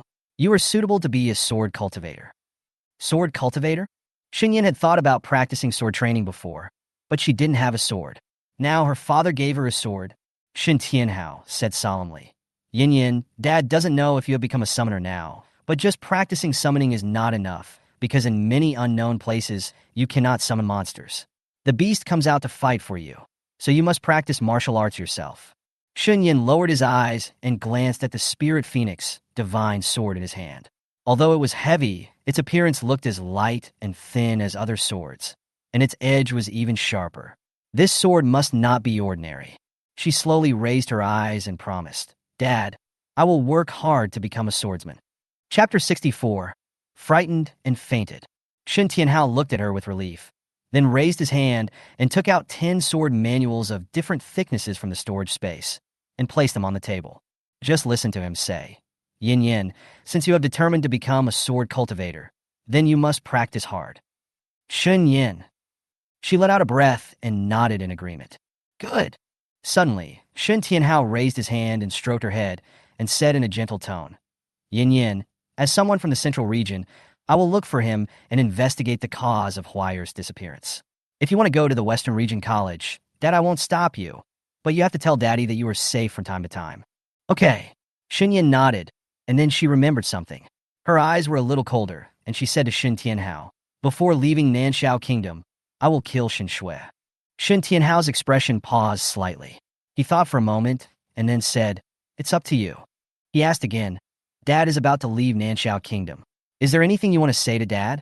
Or is it something you want Dad to do?" Shen Yan raised her eyes and looked at him. "Thank you." Shen Tianhao was stunned, and countless emotions rushed into his heart in an instant. He showed a gentle smile, his eyes were slightly red, and he said dotingly, "Silly girl, tell Daddy how to thank you. Before leaving Nanshao Kingdom, Daddy taught me just use the sword style." "Good." Near evening, Shen Tianhao left Nanshao Kingdom alone. Tan Zhuang still stayed in the mansion, and his mission was to protect Shen Yan. Shen Yan's clothes were soaked with sweat, and her right hand was sore and weak because today, under the guidance of Father Shen, she continued to practice sword moves. Once he enters the state of cultivation, Father Shen is very strict and has very strict requirements. Originally, Shen Yan was not suitable to carry such a heavy sword, but after Shen's father asked her again and again, she continued to use her brute strength to practice lifting and swinging the sword until she reached the state of using the sword flexibly. It only took an hour and a half for her to be able to wield the sword freely. Immediately afterwards, Father Shen showed her a sword move. This sword move is fast, ruthless, and accurate. The sword wind explodes 7 times in midair, each one more powerful than the last. This sword move is called Swift Wind Sword Move. After Shen's father demonstrated it once, She began to follow it. During this period, Shen's father would recite to her the mental formula of the swift wind sword style. What he didn't expect was that after watching the demonstration once, Shen Yan learned how to. After reaching 50%, he used the swift wind sword style, but the power of the 7 consecutive blasts was still not strong enough. Father Shen looked at Shen Yan with a little surprise, because Yenner's talent was stronger than Huayer's, and her patience and understanding were also very strong. But Shen's father did not praise Shen Yan. Instead, he asked her to continue practicing to the extreme and use the swift wind sword style to its maximum effect. Therefore, Shen Yan has been practicing swordsmanship during the day, occasionally stopping for a moment, and then continuing to practice swordsmanship. Tan Zhuang and the other 3 people watching on the side couldn't help but look at Shen Yan with distress. But Shen Yan's willpower was stronger than they imagined. She never shouted tired, and even took the initiative to ask Father Shen about the details of his sword moves, which made Tan Zhuang and the other 2 people unable to help but admire him. Before Shen Tianhao left, he gave Shen Yan a hug. There was a smile on his lips, and his tone was gentle. "Yenner, you performed very well, even better than Huayer. Daddy will not look down on you, because you should be a phoenix soaring in the sky, arrogant among the crowd." Shen Yan was a little surprised. Shen Tianhao left. The night is as cold as water. After Shen Yan finished taking a bath, Hongri and Inyu quickly came over to help her rub her shoulders and legs. Shen Yan declined politely. "It's late at night. You should go back and rest." Hongri and Inyu looked at each other, unwilling to leave. They felt that serving Shen Yan was what they should do. Shen Yan smiled slightly. "Let's go." Seeing Shen Yan's resolute attitude, they had no choice but to nod and retreat. "Miss, you should also go to bed early." After they left, Shen Yan had time to summon the strange beast, the dragon. It still looked like it was dying. Shen Yan opened its mouth and fed it a second-grade elixir. It almost choked, its small body trembled violently several times, and finally Shen Yan poured water into its mouth before it swallowed it. "It's a real loss to make a contract with you." This dragon had not even fought for her yet it cost her 10 bottles of potions and second-grade elixirs. After taking the elixir, it seemed to be getting better. It opened its eyelids with difficulty and looked in the direction of Shen Yan, somewhat blurry. Even though it was extremely weak, it still spoke in an arrogant tone. "You have earned it from me. Shen Yan, just you." The dragon was so angry after being ridiculed that it almost jumped up from the table, but unfortunately, it couldn't do it. "Human, watch the way you speak." Shen Yan sneered. "Now I am the master, and you are the servant. What attitude do you want?" Xiaolong's body trembled with anger. "I don't have the same experience as a human being like you. Shen Yan, if you want me to continue to provide you with healing elixirs, your attitude must be humble. Otherwise, you can just hang on half dead like this." Xiaolong gritted his teeth and stared at Shen Yan. One person and one dragon just stared at each other. As a result, Xiaolong fainted after a while. Shen Yan picked it up casually and threw it back into the supernatural space mercilessly. She almost entered the supernatural space, but remembering what Feng Xingyao said to her 2 days ago, her eyes flickered. In the end, she did not enter the supernatural space. The dragon who was thrown into the supernatural space woke up in a daze and saw an astonishing scene not far away and fainted again. The 9 Turns Demon Suppression Tower is now trembling and seems to be very scared. Shen Yan had a contractual relationship with Jiuzhuan, so she could sense its current emotions. She couldn't help but send a voice message to ask, "Jiuzhuan, are you okay now?" Jizuan's voice trembled with fear. Okay. When Shen Yan heard this, he knew that something must have happened in the supernatural space, and it had something to do with Feng Xingyao. "Are you safe?" "Safe," Jiuzhuan said with a cry. Shen Yan was a little worried about Jiuzhuan's situation, but she promised Feng Xingyao not to go in. Just when she was hesitating, Jiuzhuan heard a sharp explosion in her sea of consciousness.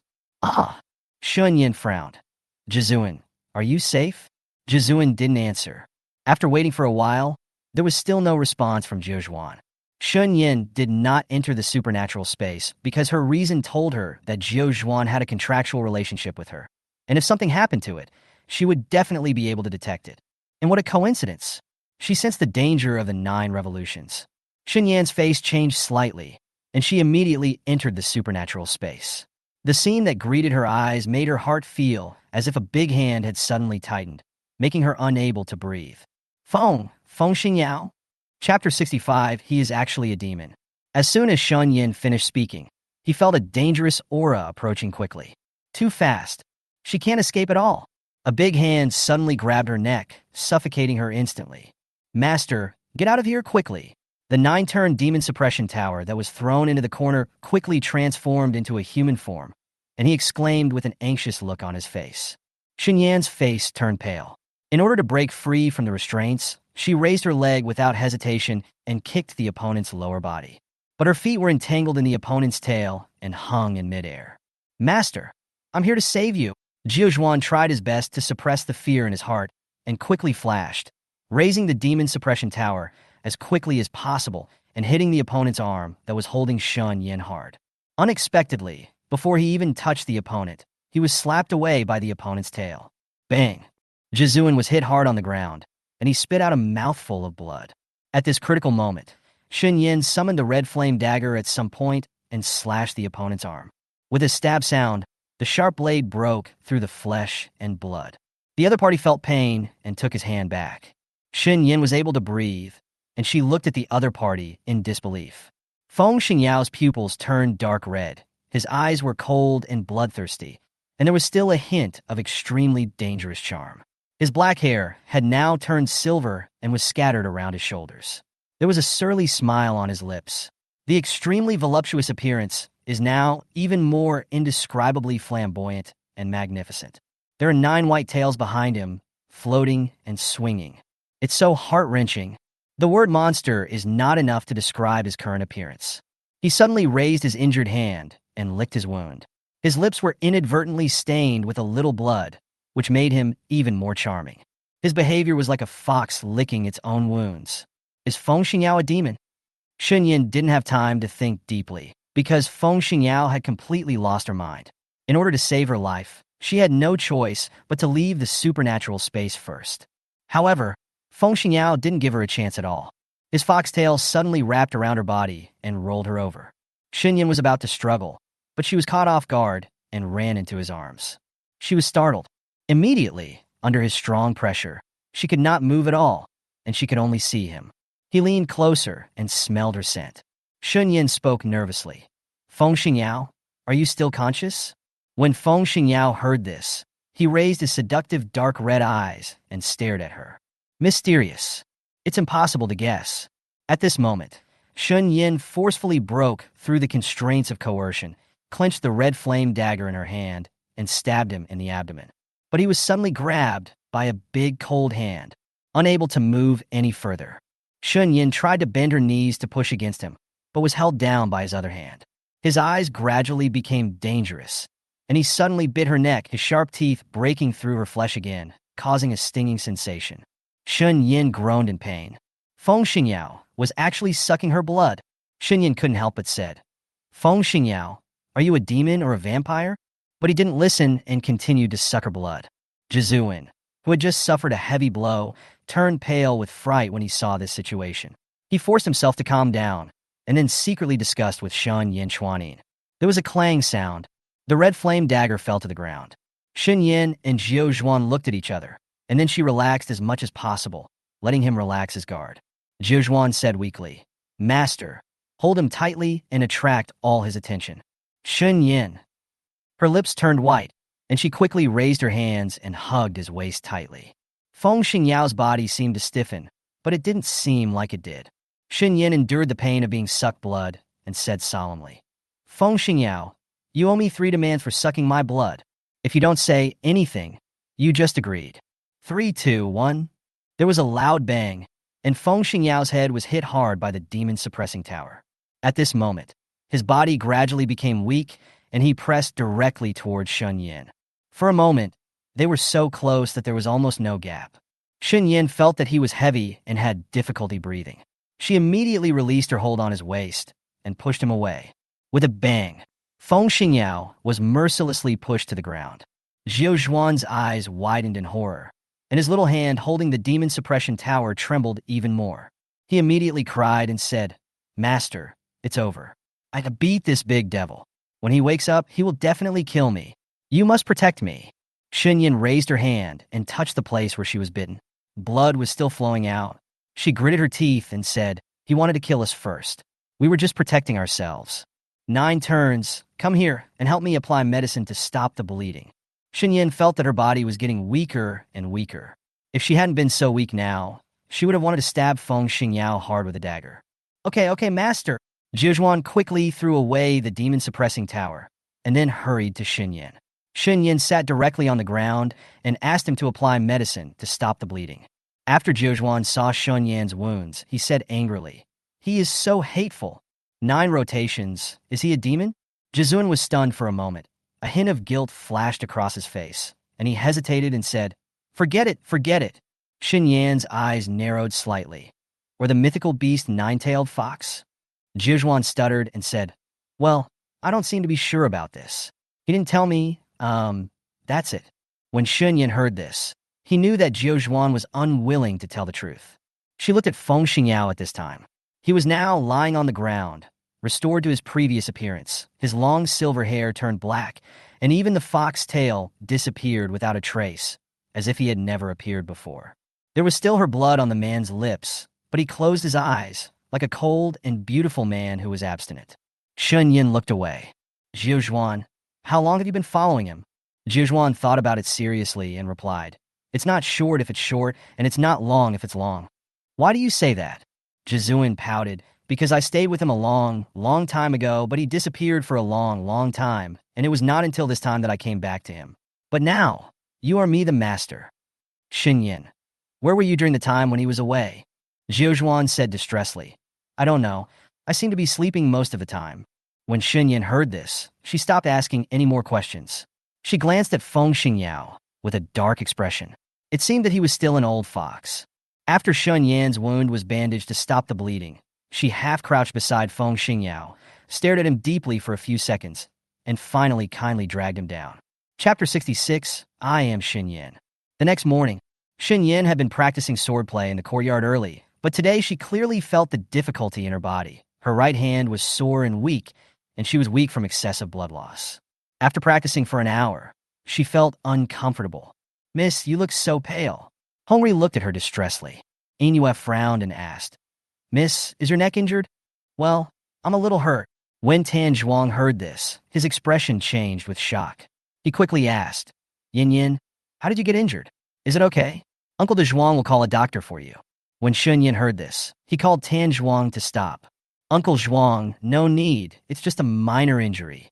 Tan Zhuang frowned when he heard this, obviously hesitant. However, Shen Yan had already continued practicing with his sword for several days. The news about Shen Yan's transformation from waste to genius spread to everyone in Nanxiao Kingdom. But there was no movement from the Shen family. Even Shen Yan never showed up. Just when someone couldn't help but come to ask for confirmation, they discovered that Shen Yan had gone out to practice, and only 2 maids stayed in the house. And this news was naturally known to the Shen family. Shen Yan and Tan Zhuang went to Lingan Forest to practice together. She needed to raise her cultivation level to above the 8th level of Huangpin Realm before she could sign up for the entry test of Western Region College. Therefore, she temporarily put aside the matter of alchemy and practiced with all her strength. She continued to practice combat and practice summoning. At first, she could only summon a few strange beasts from different spaces into reality, but later, she gradually began to summon more and more. She did not summon the ghosts in the sea of spiritual consciousness, because once they appeared, they would cause too much trouble. After all, no one has ever heard that a summoner can summon ghosts from the underworld. Whenever she casts the summoning spell, the most noisy one is the Chongming bird, because it is very unhappy in its heart, and it is not a contractual relationship, so why should it fight for her? The most stable one is Bai Zhe. Every time the female ghost in red was summoned, she would chat with Shen Yan. Since the transformation incident, Feng Xingyao fell into a deep sleep and could not wake up for a long time. The dragon woke up. When it saw Feng Xingyao, it was instinctively afraid and broke out of the supernatural space as if running away. It strongly asked Shen Yan not to put it in the same space as that man. Shen Yan asked suspiciously, "Why? Are you so afraid of him?" Xiaolong argued. "Who is afraid of him? Ben. I just feel that he is trying to defeat me." Shen Yan asked insinuatingly, "Do you know him?" Xiaolong's big mung bean eyes flickered, and he shook his head. "I don't know him." Shen Yan became more and more curious about Feng Xingyao's identity. but she still had to stop her curiosity because it might harm herself. Shen Yan asked in a cold tone, "Do you have a name?" "Jialong." "How can I tell you my name?" Shen Yan's eyelids twitched, and she said coldly, "In that case, then you are called Wankai." When Jialong heard this, he was furious. "What is wealth? It sounds so ugly." "My name is Wuing." Shen Yan looked down at him. "Prosperous wealth sounds better." Jialong was furious. "I said my name is Wuing." Shen Yan's tone was perfunctory. "A witch shadow is a witch shadow." Wuing gritted his teeth and wanted to bite her wrist, but she slapped her away mercilessly. Wuing shivered. It glared at Shen Yan, a hateful human being. It was a majestic and ancient supreme beast, but it was actually reduced to the situation of being slapped by a weak human being. It was really hateful. With its thoughts at this point, it remembered something, and a deep murderous intent flashed in its eyes. One day, it will go back for revenge. Now, it is just a tiger being bullied by a dog, but it endures. Just then, Shen Yan quickly sent it back to the pet space, and then looked at Tan Zhuang, who was striding towards him. Tan Zhuang glanced around in confusion and asked alertly, "Yin Yin, who are you talking to just now?" "Uncle Zhuang. I was just talking to myself," Shen Yan explained, and then continued, "I will continue to practice." Good. Shen Yan practiced in Lingan Forest for 2 consecutive months. During this period, she rose to 3 minor realms and broke through to the 9th level of Huangpin realm. She had a deeper understanding of cultivating spiritual power. If you only cultivate spiritual power and have no actual combat experience, you will definitely fail at the same level. In the past 2 months, her summoning skills and sword skills have improved, and she was repeatedly praised as a genius by Tan Zhuang. Tan Zhuang said to Shen Yan, "Yin Yin, there is only 1 month left until the day to register for the admission test at Western Region College. It's time to set off. We can't delay for too long, because the journey is far away."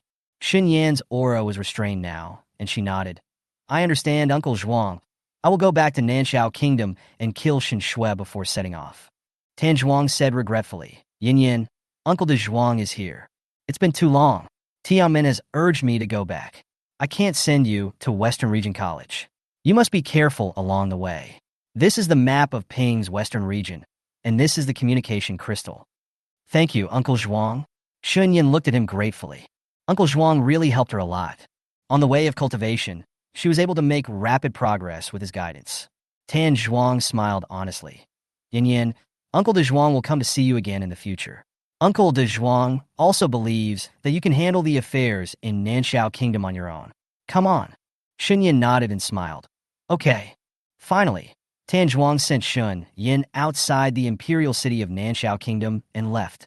When Shen Yan stepped into the imperial city of Nanxiao Kingdom again, his mentality also changed, but the only thing that remained unchanged was his desire to kill his enemies for the original owner. She did not go to Shen's house immediately, but returned to her own house first. However, as soon as she returned to the house, she discovered something was wrong, because the house was empty and the tables and chairs were covered with a layer of dust. Judging from this situation, she had not lived there for a long time. Shen Yan's heart sank. Red sun and silver moon. She immediately looked around the house and found some dried blood on the ground. Shen Yan's face turned cold for a moment. She immediately went out and asked the passersby on the street, "Do they know any traces of the red sun and the silver moon?" After asking more than a dozen people, they still didn't know. Finally, one person recalled, "Half a month ago, I saw a few Shen family disciples escorting 2 little maids back to the Shen family. Those 2 maids seem to be the ones you mentioned, the red sun and silver moon. The 2 maids were injured and their hair was cut off. They looked miserable. That's why I remember them so deeply." When Shen Yan heard this, she closed her eyes and tried her best to control her anger. The pedestrian stared at her face and asked, "By the way, are you Shen Yan?" The name Shen Yan immediately attracted the attention of many people. They all looked at Shen Yan. Some of them had seen Shen Yan before, so they recognized him at a glance. She is really Shen Yan, who has disappeared for 2 months. At this time, Shen Yan was extremely angry. She had underestimated the shamelessness of the Shen family and actually attacked 2 little maids. If Hong's Sun and Silver Moon's lives were in danger, then she would go on a killing spree. Seeing everyone looking over, Shen Yan calmed down as much as possible. After a few seconds, she spoke with a cold face. "Everyone, I am Shen Yan. Today, I will invite you to watch a big show. That is, I will have a life and death duel with Shen Shui. Chapter 67, Do You Dare to Challenge? When everyone heard this, they looked shocked. Shen Yan actually wants to challenge Shen Shui? Is she crazy? It had only been 3 or 4 months since Shen Yan regained her consciousness and started practicing cultivation. Even if she was extremely talented, she still couldn't defeat Shen Shui. Someone couldn't help but said, Shen Yan, are you not sick? In broad daylight, are you starting to get confused? That's right. Shen Shui is the most powerful woman of the younger generation in Nanxiao Kingdom. Not only did she break through to the 9th level of the Huangpin realm 2 days ago, she also became a summoner with the help of the Shun family ancestor. I can defeat you with one move. Why don't you just seek death? When Shen Yan heard this, he sneered in his heart. The Shen family is so shameless. Without her blood, how could Shen Shui, the adopted daughter, become a summoner? He also used the ancestor of the Shun family as a cover to deceive everyone. Everyone, please stop trying to persuade Shen Yan. Since she wants to have a life and death duel with Shen Shui, we will enjoy watching the show, right? Haha, that's right. I support Shen Shui. There are always some trash who have no self-awareness, haha. Even the crown prince Nangong Jin can't beat the eldest daughter of the Shen family. Why should you, Shen Yan? Based on your cultivation for several months, you are too confident. Being overconfident is stupid. Opinions vary. Shen Yan was not angry because she wanted many people to pay attention to this matter. Only in this way, a face-loving family like the Shun family would not kill her in full public view. Shen Yan said without changing her expression, Everyone, if you want to watch the show, go and get the best seat outside Shen's house. If you miss it, I'm afraid you will all feel sorry. Hearing this, many people looked at each other. At this time, Shen Yan walked towards the Shen family. Everyone saw this and quickly followed. Who doesn't like going to the theater? What's more, they want to see Shen Yan being tortured because Shen Yan is too arrogant now. Without strength, being arrogant becomes a kind of stupidity. Go, go, go. Most of the people on the street followed her. Someone asked while walking, Shen Yan, what kind of cultivation level are you now? Shen Yan, want to know? When Shen Shui and I fight, won't you know? After everyone heard this, they became even more curious. Soon, the team grew and there were at least 200 people. Shen Yan followed Shen Yan to the front door of the Shen family. When the Shen family gatekeepers saw this mighty team, their expressions changed with shock, and they immediately became alert. The Shen family guards immediately saw Shen Yan walking in the front and were stunned. Shen Yan, why is she here? Could it be that she wanted to return to the Shen family? Then, went out of her way to find so many people to intercede for her? The guards of the Shun family thought for themselves and looked at Shen Yan with mockery and disdain. Sure enough, without the protection of the Shun family, wouldn't Shen Yan beg to come back? But the next moment, Shen Yan used her spiritual power to increase her voice and said, The Shen family was shameless. When I was not in Nanxiao Kingdom, they injured and kidnapped my 2 little maids, Hong Ri and Yin.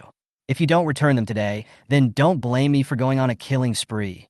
Besides, Shen Shui, get out of here. Her voice was cold and ringing. As soon as these words came out, it seemed to stir up 1,000 feet of waves, making everyone who followed were dumbfounded. They thought Shen Yan was crazy at first, but they didn't expect that she would be so crazy. After saying this over and over again, he went on a killing spree. Is Shen Yan stupid again? Everyone was just about to mock Shen Yan when they heard Shen Yan's voice. I will count to 3. If there is no response from your Shen family, then I will cut off your Shen family's plaque first. Everyone's pupils shrank suddenly. Is she crazy? Everyone was afraid that because of Shen Yan's rampage, they would be implicated, so they immediately backed away a distance, leaving her standing alone. Her voice was loud enough for the entire Shen family to hear. At this time, everyone in the Shen family was shocked and couldn't help laughing. Could it be that Shen Yan was kicked in the head by a donkey? Came her steady and powerful voice. 3, 2. Outside Shun's mansion, the girl in purple raised her bare hands lightly, and the Phoenix Divine sword gradually transformed into her hands. The sword light was sharp, and her dark eyes showed cold, murderous intent. When she opened her red lips and was about to say the last number, someone appeared at the front door. It was the head of the Shen family and several elders of the Shun family. Shen Shui, on the other hand, arrived a few steps later. She seemed to be looking at Shen Yan in surprise, and then shouted unconsciously, Sister Yenner. When the head of the Shen family saw so many people gathered outside the door of the Shen family, his face suddenly darkened. He stared blankly at the girl holding the sword and said in a deep voice, Shen Yan, what are you going to do? Shen Yan sneered. I should ask, what exactly do your Shen family want to do? And how do you, the Shen family, manage to be so shameless and despicable over and over again? Hand over Hong's sun and silver moon completely. Otherwise, don't blame me for pointing my sword at your Shen family. The head of the Shen family shouted angrily. Presumptuous! In an instant, the coercion belonging to the first level of the Earth realm suddenly attacked Shen Yan. But Shen Yan showed no fear and directly raised his sword and swung it. Chong! The sword wind swept up and directly penetrated the opponent's power pressure. When the Shen family leader saw this, her face changed slightly, and there was a look of disbelief in her cloudy old eyes. She actually broke through his coercive restraint with a sword. Impossible. There's no way she can do it. Even the elders of the Shen family were extremely shocked by this scene. Shen Yan said concisely. I came today, firstly, to take away the red sun and silvery moon, and secondly, to have a life-and-death duel with Shen Shui to end the grudge between us. After a pause, she glanced at the crowd and said calmly, Everyone present is invited by me to be the referee. Everyone was dumbfounded. They just came to watch the show. I'm not here to referee a duel.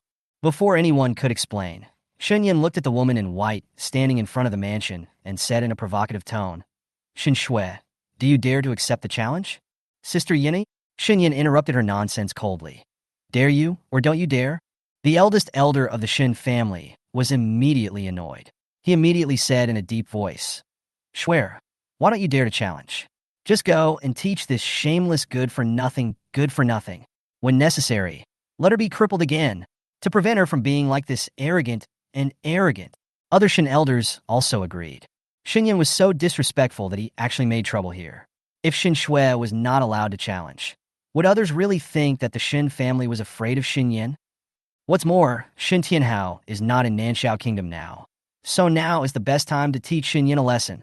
Shen Shui hesitated, then looked up at the head of the Shen family and asked, Grandpa, what do you think? The head of the Shen family believed in Shen Shui's strength, and he said in a deep and authentic tone, There is no need to show mercy.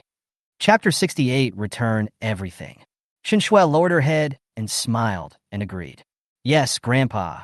Shui will definitely live up to the expectations of Grandpa and the elders. Then, she raised her eyes to look at Shen Yan, jumped down lightly, and after she stood still, she said, Shen Yan, since you want to challenge me, I can challenge you, but if you lose, you must kneel down and fight with the Shen family. Everyone apologizes. Do you agree? Good. Shen Yan agreed without hesitation. She glanced sharply in the direction of the Shen family head and others, and slowly said, After the duel is over, I want to see the figures of the red sun and the silver moon. If not, you guys, many people in the Shen family should die. The eldest elder of the Shen family immediately sneered. Oh, it's just you? Shen Yan, you have repeatedly challenged the dignity of the Shen family. Don't blame our Shen family for being merciless. Shui, give me a hard time, teach her a lesson. Destroy her body. Break her bones. Other elders also echoed. Shui, don't show mercy. Shen Shui heard the words and obeyed obediently. Shen Shui looked at Shen Yan and seemed to have made up her mind and said, Sister Yinner, you made a huge mistake this time. My sister can only teach you a lesson for the Shen family. Don't blame your sister for being cruel. Shen Yan sneered when he heard her hypocritical words. Really good at pretending. Shen Yan slowly clasped the Spirit Phoenix divine sword in his hand and said in a stern tone, Shen Shui, do you still remember what I said before? Today is the day it comes true. Hearing this, Shen Shui's face changed slightly. Just then, Shen Yan moved, and she quickly approached Shen Shui with a long sword in hand. Shen Shui was startled, turned sideways to avoid the sword, then summoned the long sword as quickly as possible and stabbed Shen Yan in the chest with the sword. Clang! The two swords intertwined in midair. The two sword winds collided, and Shen Shuo was at a disadvantage. Her cheek was scratched by the sword wind, and blood soon appeared. Shen Shui's eyes changed, and anger appeared in her eyes. Shen Yan's Spirit Phoenix sword itself had weight. When she swung it at Shen Shui again, it was like a weight of hundreds of kilograms crushing her. Shen Shui's mouth holding the sword's hilt was shaken to the point of numbness and pain. Even her figure was unsteady, and she staggered back a few steps. Everyone was shocked when they saw this scene. Shen Yan actually suppressed Shen Shui. and Shen Yan took advantage of the victory to pursue. The Phoenix Divine Sword in her hand seemed to be integrated with her. It was extremely flexible. Coupled with the weird movement skills, it made Xin Shui retreat repeatedly. Xin Shui realized that she was at a disadvantage. Immediately burst out the power pressure belonging to the 9th level of Huangpin realm, gathered the spiritual power on the sword, and burst out a powerful sword energy. Thunderbolt sword, Xin Shui swung her sword out, and in an instant, a sword energy wrapped in thunder and lightning struck through the air in the direction of Shen Yan, which was extremely powerful.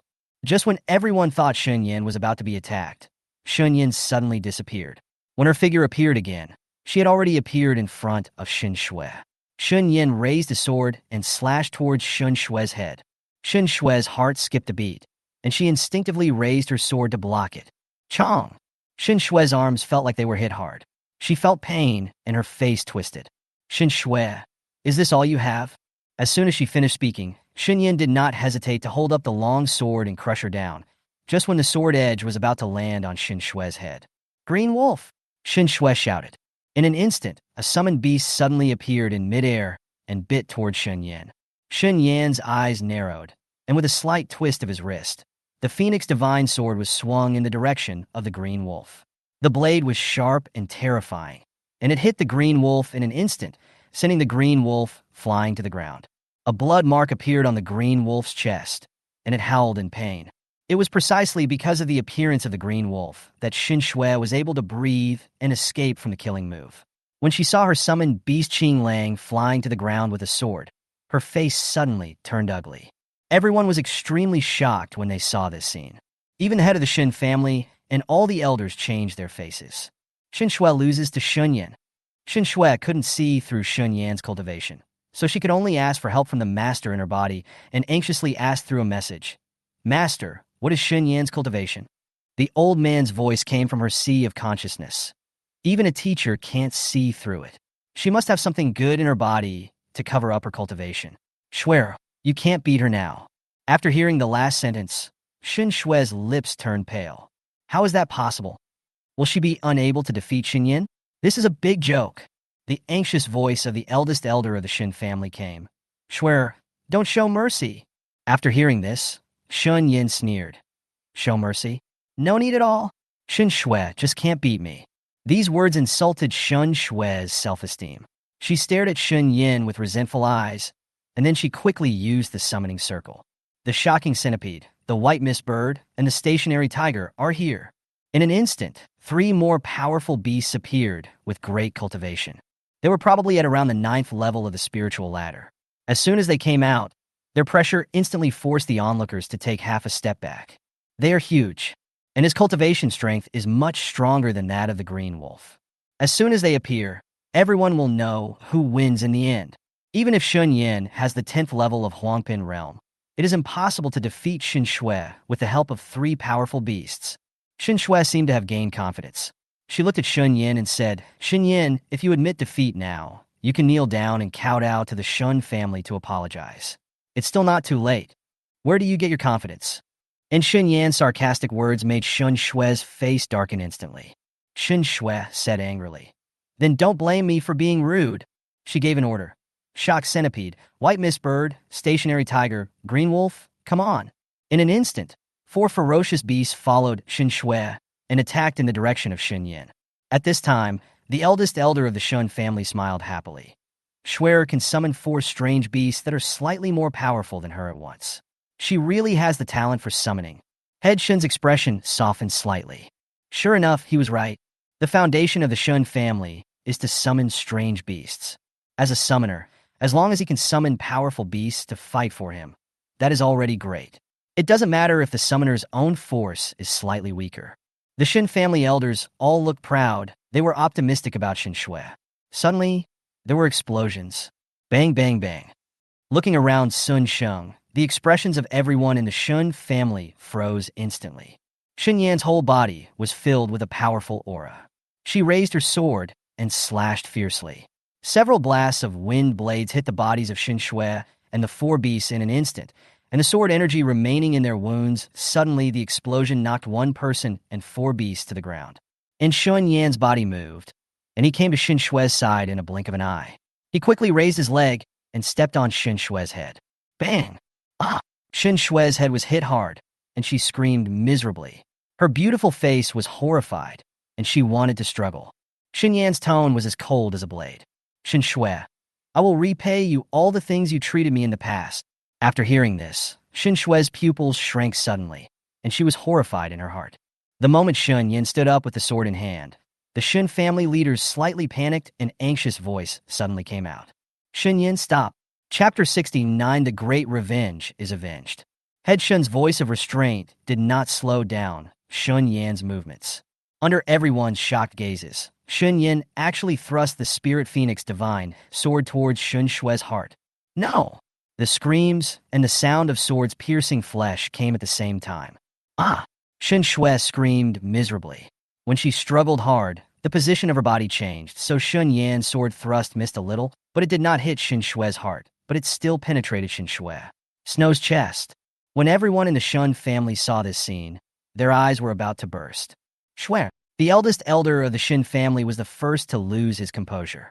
He quickly stepped forward and raised his palm to slap Shen Yan in the direction. Shen Yan, you deserve to die.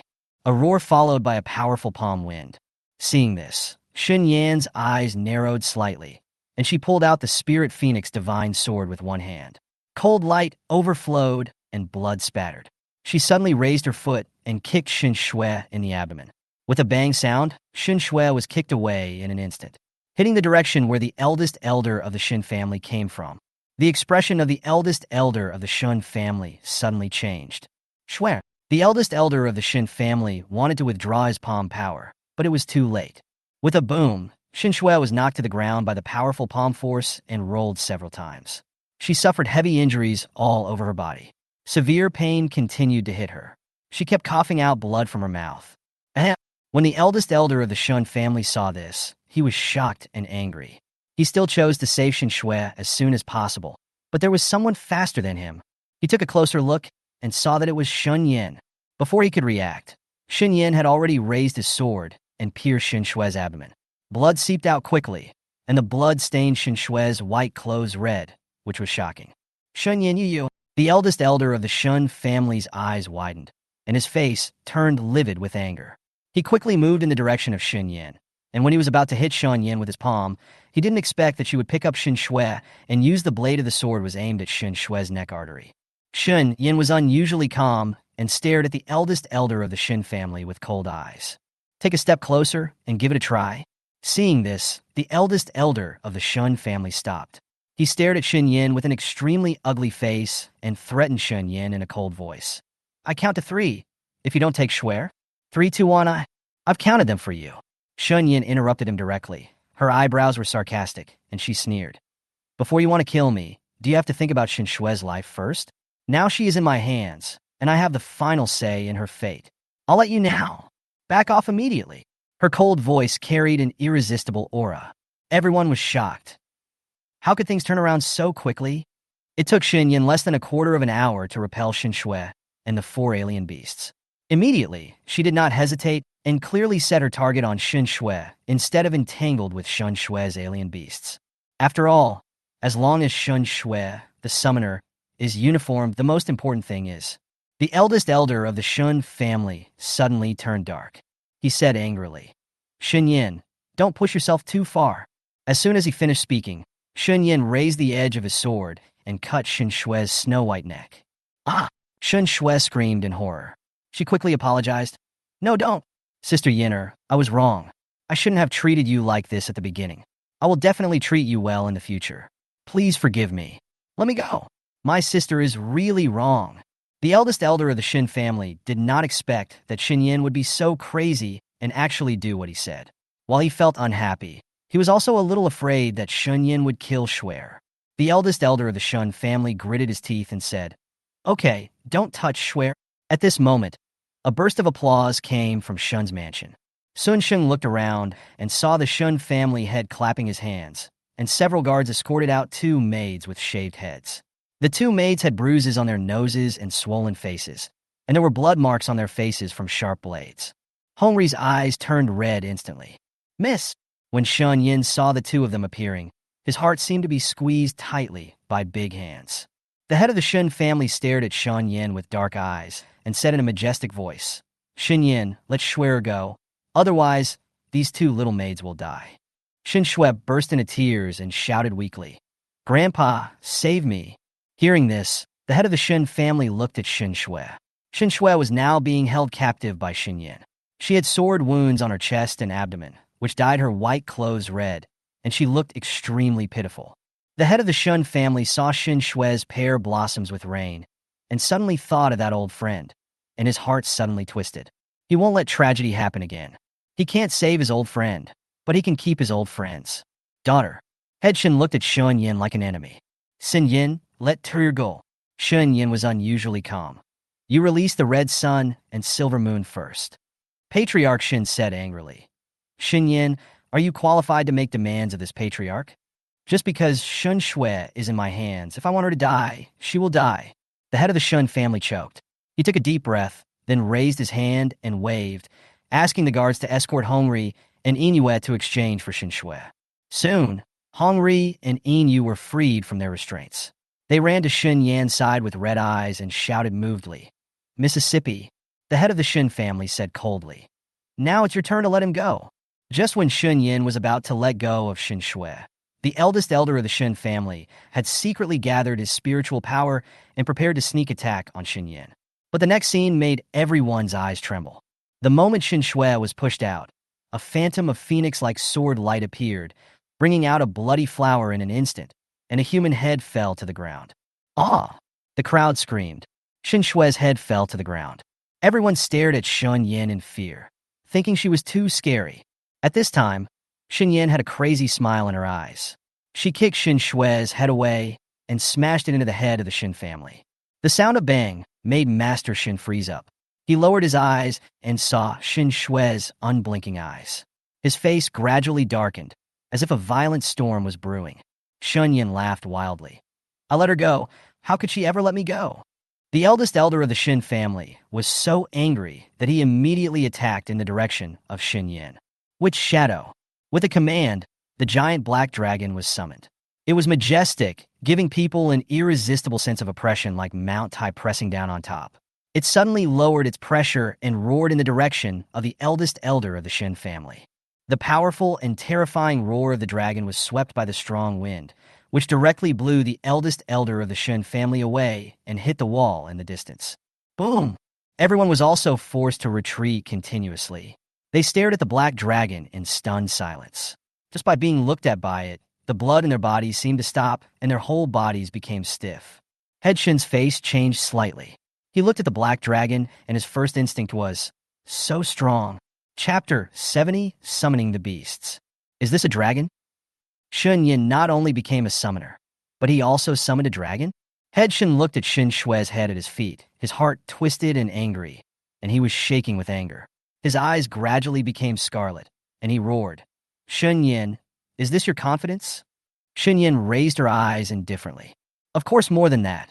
The next moment, she cast the summoning circle, and in an instant a huge black totem circle appeared under her feet.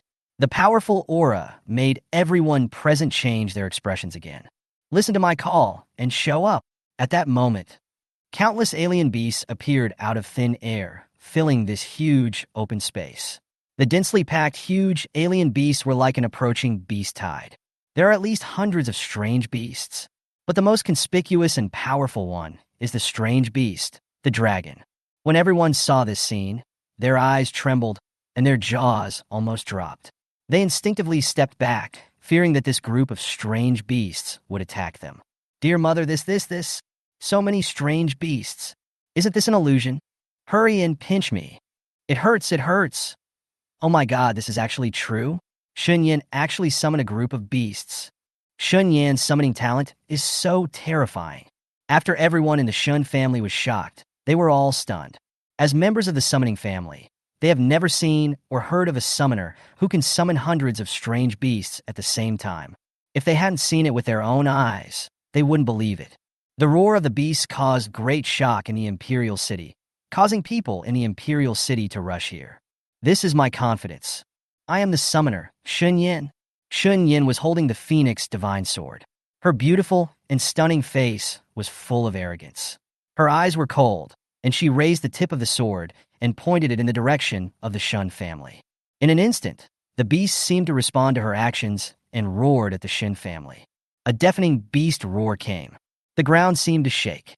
Everyone in the Shen family panicked instantly when they saw the densely packed strange beasts. Even the Shen family elders were a little panicked. At this moment, Shen Bai, the supreme elder of the Shen family, appeared at the door of the Shen family. The supreme elder! Everyone in the Shen family was surprised. Head Shen's face changed slightly, and he called out, "Father." Shen Bai's white hair looked at Shen Yan's direction with dark eyes. He sighed helplessly and slowly said, "Xiao Yin'er, can you give your great-grandfather some face and put this matter to rest?" Shen Yan took the Spirit Phoenix Divine Sword back to his side and said coldly, it's okay, but whoever injured Hong's Sun and Silver Moon, I want them to die." Xiao Yin'er this? Shen Yan was resolute. "If you can't do it, don't blame me for committing suicide in Shen's house." At this time, Hongri and Inyue had tears in their eyes. They never thought that their young ladies would target the Shen family in order to stand up for them. Inyu sobbed and said, "Miss, forget it. I and Hongri will be fine." Hongri was also afraid that Shen Yan would be implicated because of her own affairs, so she bit her lip and said, "Miss, let's go." Shen Yan protected them behind him, and then looked at Shen Bai with cold eyes. "Supreme Elder, what do you think?" Seeing the crowd growing more and more, including people from the royal family and major forces in the Nanxiao Kingdom, the Shen family leader was frightened and angry. He said in a deep voice, "Shen Yan, don't be ungrateful." Shen Yan ignored him and stared at Shen Bai. Shen Bai nodded as if tiredly, and then said, "Okay, if you believe my great-grandfather will help you deal with those people." Shen Yan knew that Shen Bai treated his father very well, so he said, "My father believes in you, so I believe in you too." The head of the Shen family was ignored by Shen Yan. He felt that he had lost face. Just when he was about to scold Shen Yan, he was slapped back by Shen Bai. Snap! There was a loud slap. "Enough!" Shen Bai frowned and became angry, and said in a deep voice, "Xiao Yin'er was forced to sever ties by you. Isn't it your partiality? If you don't want Tianhao and Xiao Huai'er to sever ties with the Shen family, then shut up." Master Shen's face was ashen, but he did not dare to speak anymore. At this time, Shen Yan summoned a black rock and then rode on it with Red Sun and Silver Moon. The other strange beasts disappeared in that moment. Seeing this, Shen Bai hurriedly asked, "Xiao Yin'er, where are you going?" "Go find Daddy." Shen Yan made a nonsense statement. Immediately, Shen Yan let the black rock spread its wings and fly high. In an instant, the flapping wings set off a hurricane, forcing many people to retreat. She reminded softly, "Red Sun, Silver Moon, hold on tight." Dapeng. As it spread its wings and flew high, there was a turbulence that made Shen Yan and the others uncomfortable. If they hadn't held on to its fur tightly, they might have fallen off. When Dapeng took off, many forces in Nanxiao Kingdom wanted to retain Shen Yan because Shen Yan's summoning talent was too powerful, and they wanted to take Shen Yan under their command. However, Shen Yan left too quickly, leaving all the major forces unprepared. Shen Bai looked at the retreating figure of the black Dapeng and sighed softly. "Xiao Yin'er, have a safe journey." While everyone was looking at the direction in which Shen Yan was leaving, the blood on Shen Shui's body suddenly decreased, as if it had been absorbed by something. Soon, a wisp of black mist floated out from Shen Shui's body. Someone happened to see this scene. When they wanted to see it clearly, they found that there was no black fog at all, so they subconsciously thought that they were dazzled. The people watching all commented, "I think Shen Yan's talent is even higher than Shen Huai's. I've never heard of a summoner in the western region of Pings who can summon a group of beasts. The Shen family has really picked up the sesame seeds and lost the watermelon." I heard that Shen Yan severed ties with the Shen family because the Shen family elders refused to let Shen Yan enter through the front door during Shen Shui's birthday. That's why Shen Yan severed ties with the Shen family in a rage. I wonder if the Shen family is trying to defeat Shen Yan? Not only has Shen Yan been able to practice since she left the Shen family, but she has also become so strong. If the Shen family hadn't looked down on Shen Yan back then, perhaps the Shen family would have a better reputation now. My younger brother Shen Huai is a top genius, and my older sister Shen Yan is even more so. When the Shen family elders heard these words, their faces became increasingly embarrassed and ashamed, so they returned to the Shen family in despair. The head of the Shun family pursed his lips and stared at Shun Shue's severed head. He couldn't help but feel cold in his heart. He was the one who felt sorry for his old friend. That was his old friend and the woman he loved deeply when he was young. If it hadn't been for an accident that separated them, the daughter Shen Shui gave birth to from the woman he loved deeply also looked exactly like her. That's why he prefers Shuer so much. Now Shuer is dead. If it weren't for Shen Yan, Shuer wouldn't have died at all. Resentment grew in the eyes of the head of the Shun family. He ordered his servants to put away Shen Shue's body, then waved his sleeves fiercely and entered the Shen family. Only the supreme elder of the Shen family, Shen Bai, was left to deal with the mess. About 2 hours later, a group of mysterious people came to Shen's house, claiming to be Shen Shue's relatives, and then asked to see Shen Shue by name. Chapter 71 Guiyuan Continent Family. Are you looking for the eldest lady? The guards of the Shen family had complicated expressions.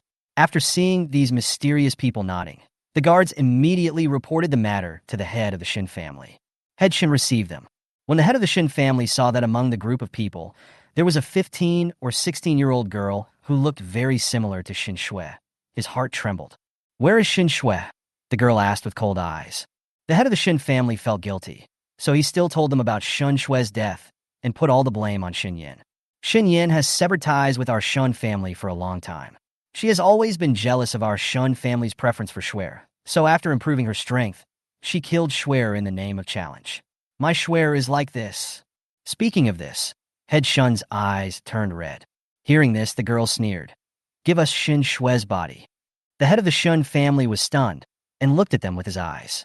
He was a little surprised to see that they didn't have any sad expressions. The head of the Shen family asked suspiciously, Who are you, Shen Shue? The girl said, Shen Shue is my concubine. Back then, her mother was divorced by my father because of her promiscuous behavior. She returned to this poor place, but my father sent us to pick her up because Shen Shue was his daughter. It's a pity that she won't be able to bear it when she goes back. When Master Shen heard this, his face darkened slightly. He was unhappy after all that the woman he loved was said to be a playboy. Hand over Shen Shue's body. As for that Shen Yan, our Hua family will naturally send people to hunt her down. The girl was determined. Hua family? Who are you? The girl snorted coldly and said in an arrogant tone, I'm the daughter of the Hua family of Guiyuan Country, Hua Baoer. In this rundown place like yours, have you never heard of Guiyuan Country? When the head of the Shen family heard this, his expression changed in shock. Guiyuan Country is a middle to upper class country in the western region of Pings. Nanshao Kingdom and Guiyuan Kingdom are not qualified to compare. Hua Baoer crossed his arms and said, I know your Shen family because didn't your Shen family produce a top genius, Shen Huai? It's a pity that he has disappeared or may be dead. These words made the unknowing head Shun's pupils shrink suddenly. What's missing? Hua Baoer only smiled and did not continue talking. She directly sent people into Shun's house to steal Shen Shue's body, and then walked away. The head of the Shen family looked shocked and thought to himself, something happened to Huaya? No, definitely not. Will the Shen family rely on Huaya to grow stronger? Huaya must still be alive. The head of the Shen family murmured, and then he anxiously sent someone to the Western Region College to inquire about the news. After the Hua family got Shen Shue's body, they got on the spirit boat and headed back to Guiyuan Kingdom. Bad luck. Hua Baoer looked at Shen Shue's wrapped body with disgust. If she delays my application for the Western Region College, I will not let her body go. Miss, you will definitely be able to enter Western Region College. Hua Baoer smiled confidently. My brother is still waiting for me at the Western Region College. I will definitely be able to get admitted to the Western Region College. Speaking of which, the disappearance of Shen Huai of the Shen family is a good thing for my brother. After all, the top the summoner should have fallen on my brother, not the poor Shen Huai. It's a good thing that the eldest young master is no longer a thorn in his side. Everyone in the Hua family agreed flatteringly. On the other side, the black Dupeng flew for a certain distance, and Shen Yan asked the Dupeng to find an open place to settle down. Ah! The Dupeng stopped steadily on a hilltop, and the red sun and silver moon were pale at this time. They got off the Dupeng's back and staggered a few times. When they almost fell, they were supported by Shen Yan. Miss, the red sun and silver moon looked at her gratefully. Shen Yan raised his hand to wipe away their fallen tears and said softly, Red sun, silver moon, I'm sorry. It was my lack of consideration that caused you to be hurt. Hongri sobbed and shook her head. Miss, don't say that. We are already very happy if you can come to save us. Shen Yan looked at their current appearance and couldn't help but feel a little sad. Her tone was gentle. Come, let me treat your wounds. Hong Sun and Silver Moon nodded. Shen Yan treated their wounds, applied medicine, and bandaged them, then took out 2 second-grade elixirs and gave one to each of them. Miss, this is too expensive. Their faces were shocked. A second-grade elixir is worth 3,000 taels of gold, which is really too valuable. Shen Yan said slowly, Eat. This. When they were still about to refuse, Shen Yan directly opened their mouths and put them in. After Hong Ri and Yin took the elixir, tears flowed down their faces. They had never taken elixirs, let alone second-grade elixirs. The lady treated them really well. Red Sun, Silver Moon, you will be free from now on. Hong Ri asked in panic. Miss, don't you want us anymore? I have my own things to do, and I have to leave here. From now on, you can go wherever you want and do whatever you want. Isn't that good? Shen Yan said, taking out the 2 of them's deeds of betrayal. Return it to them. But we can't bear to leave you, Shen Yan said softly. We will meet again in the future. Speaking of this, she distributed the money she had prepared long ago to them. Each person received 2,000 taels of gold. This is too much for Hong Sun and Silver Moon, and they simply cannot bear it. After pushing and pulling each other, each of them was only willing to accept 1,000 taels of gold. Miss, you must take care of yourself. Don't forget us. You have such a nice name in person. How could I forget you? I will always remember you. Hong Ri and Yin cried harder, and they threw themselves into Shen Yan's arms. Shen Yan patted their backs. She thinks these 2 little girls are really good, but unfortunately everyone has to go their own way. Unless the path is the same or the ambition is the same, they can keep going. Otherwise, they will be separated and reunited. Shen Yan sent them to a safe place and then prepared to leave for Western Region College. However, before setting off, she thought of Jiang Xianyue. Shen Yan couldn't help but think that Jiang Xianyue should have gone to Western Region College long ago. With her thoughts at this point, she summoned the black rock, sat on its back, and gave the rock a name, Xiaohe. Immediately, she took out the map of Ping's Western Region and began to study it. Western Region College is in Western Region City, and Western Region City is quite far from the border. I don't know how many days it will take to get there, Shen Yan said. Xiaohe, keep flying towards the west. The black rock was not very satisfied with the name and flew up with resentment. It blew out 2 streams of air from its nostrils. Unfortunately, it couldn't speak, otherwise it would have complained. Chapter 72, Meeting Zhuge again. On the way to Western Region College, Da Peng had to stop and rest from time to time. Just like that, we flew for 8 days. 8 days ago, everything was going smoothly. 8 days later, because it was getting closer and closer to those big countries and powerful forces, the rock could no longer fly so conspicuously. Shen Yan could only walk. She was thinking of going into town to buy a horse for transportation. The process of buying the horse went smoothly, and then she bought some food and clothing in the city and put them in the storage space. As she was riding her horse and about to leave the city, she suddenly noticed a few people watching her secretly. She did not panic, but left the city very calmly. Not long after leaving the city, those men with sly eyebrows suddenly appeared, surrounded her, and smiled very obscenely. Little girl, hand over your belongings and take good care of us. I will spare your life. Shen Yan held the reins with her left hand and asked the horse to stop. She looked at them with indifferent eyes. She could sense that their cultivation was around the 7th level of Huangpin realm. Shen Yan's right hand slowly transformed into the Phoenix Divine Sword and said calmly, Anyone who blocks my way will die. As soon as these words came out, those people laughed happily. Just when they were not paying attention, the purple-clothed girl on horseback suddenly came towards them with a sword. Their pupils suddenly shrank, and in an instant a sword blade like a gust of wind struck through the air. Chong! One sword slashed them to the ground. Ah! Just as they screamed, the girl in purple had disappeared from the horse.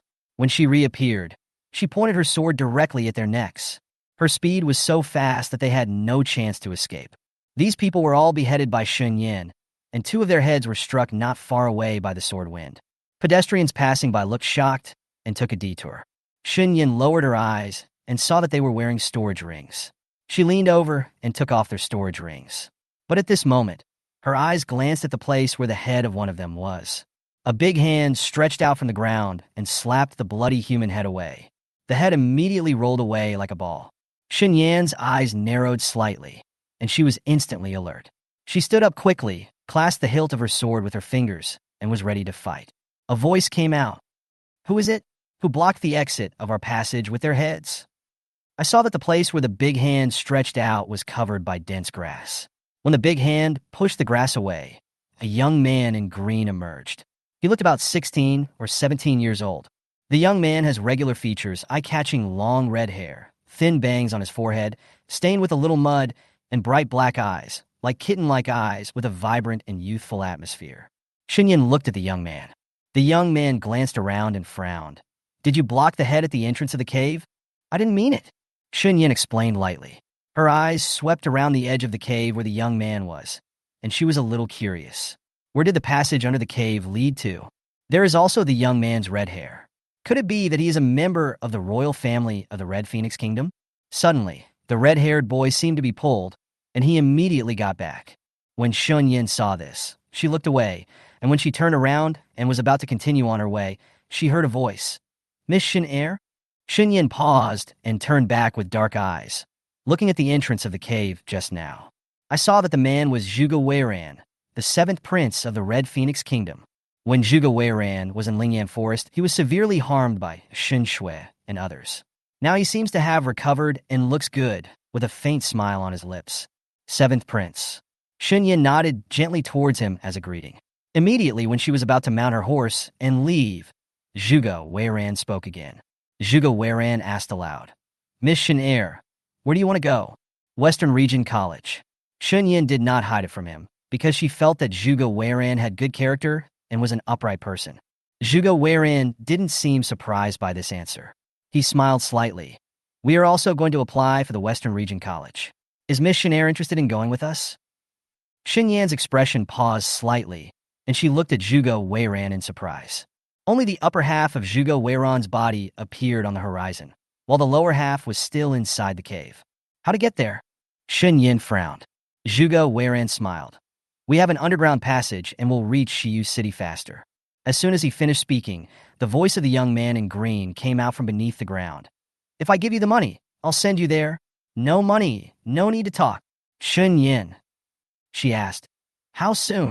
Zhuge Weiran replied, "Almost half the time." Shen Yan, "How much does it cost?" Before Zhuge Weiran could speak, the voice of the young man in green came. "Give as much as you have.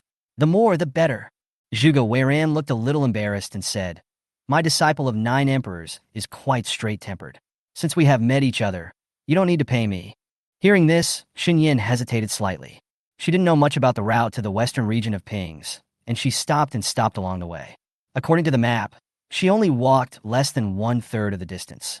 Shen Yan thought for a moment and finally nodded. "Trouble." Zhuge Weiran shook his head and smiled, not caring about Ma Bu's trouble. "I'll go in first, and then you'll come in." "Good." Shen Yan saw Zhuge Weiran's figure disappear. She walked to the entrance of the cave and looked down. There was a little light. Shen Yan put away her sword, but she was always vigilant. The hole was not very big, so she jumped in. With a bang sound, she landed on her feet. In the dim light, she saw only 2 people, Zhuge Weiran and the young man in green. However, there were also many bones piled up here, and it seemed that many people had died here, either hit by an arrow or poisoned. "There is an agency here. There seems to be an illusion." The young man in green raised his eyebrows, put his hands on his hips, tilted his head, and asked with a smile, "Are you Shen Yan, who was once a waste and is now a genius?" "Shen Yan." "Stop talking, forgive me." Zhuge Weiran frowned and gave the boy in green a warning look. At this time, an old woman's voice came from the deeper and darker passage. "Have you 2 finished breathing? It's time to hit the road." Zhuge Yulin immediately responded. "Here we come, Aunt." Zhuge Weiran pressed the mechanism from the protruding place on the side of the wall. In an instant, the hole was covered with a thick iron plate, covering up the only light source. Then, Zhuge Weiran took out a luminous pearl and illuminated the path of the passage. He turned his head and said to Shen Yan carefully, "Let's go in, but you have to follow my footsteps, otherwise the mechanism will be triggered." Chapter 73, On the Road Underground. "Okay." Shen Yan nodded in agreement. Zhuge Weiran held the night pearl and walked carefully step by step in front, looking back from time to time to see if Shen Yan was following. This passage is quite spacious and can accommodate 3 people. Shen Yan looked around. It was hard for her to believe that there was a passage under the ground. Is this artificially made? Shen Yan couldn't help but ask. Seventh Prince, can this tunnel really lead to the Western Region city? Can the major forces in Ping's Western region really tolerate a tunnel beneath their territory? Zhuge Weiran nodded. Yes, Missionaire, you can rest assured. Then he asked, are you a little curious as to why there is an underground passage leading to Western Region city? Shen Yan, yeah. Zhuge Weiran slowly explained. There is a mysterious force in the Western region of Pings called the Three Links Organization, which specializes in serving distinguished guests with shortcuts. The purpose is to save time, but the cost is extremely high. Among them, this authentic it was built by the Three Links Organization and has existed for hundreds of years. The Three Links Organization is extremely mysterious in the Western region of Pings. If no one leads you into this tunnel, you will not be able to get out. Three Links Organization? Is there such a thing in the Western region? Shen Yan still knew very little about this world. She raised her eyes and looked at Zhuge Weiran who was walking in front. How much toll do I need to pay? Zhuge Weiran was slightly stunned. He was about to say no, but the voice of the ninth Prince Zhuge Yulin who was walking in front came again. More than 1,000 taels of gold. Ignore him. You don't have to pay. Zhuge Weiran smiled at her awkwardly. Shen Yan smiled lightly, but didn't say anything else because she felt that Zhuge Weiran and Zhuge Yulin were familiar with this tunnel and seemed to have a close relationship with the Three Links Organization. Soon, after walking a certain distance, Shen Yan saw a scene that surprised her. I saw a wrinkled old turtle appearing in the tunnel. Sitting on the turtle's back was an old woman with white hair, wearing an embroidered black skirt. She looked energetic, with her legs crossed and her eyebrows slightly raised. There is a bit of indescribable lazy temperament. The old woman looked at Shen Yan with her eyes. After looking at it for a few seconds, she smiled and said to Zhuge Weiran, Lao Qi your friend? Yes. Auntie. Zhuge Weiran nodded. The white-haired old woman also said very cheerfully, Since I am your friend, come up. And the young man Zhuge Yulin walked directly onto the long deck that the old turtle was dragging behind him. The deck was made of black iron, and there were wheels below the deck. When he was dragged by the turtle, the deck will be easier to follow. Shen Yan, is the turtle very fast? Why does it feel like a bit of a joke? Zhuge Weiran invited. Come up. Shen Yan felt like he was on a pirate ship. Can he really reach the Western Region city in advance? She nodded with a complicated expression, and then walked onto the deck. When she first stepped on it, she was a little shaken. Immediately, she saw Zhuge Yulin sitting directly on the deck. She had no choice but to sit down. Zhuge Weiran first said hello to the white-haired old woman, then walked behind Shen Yan and sat down as well.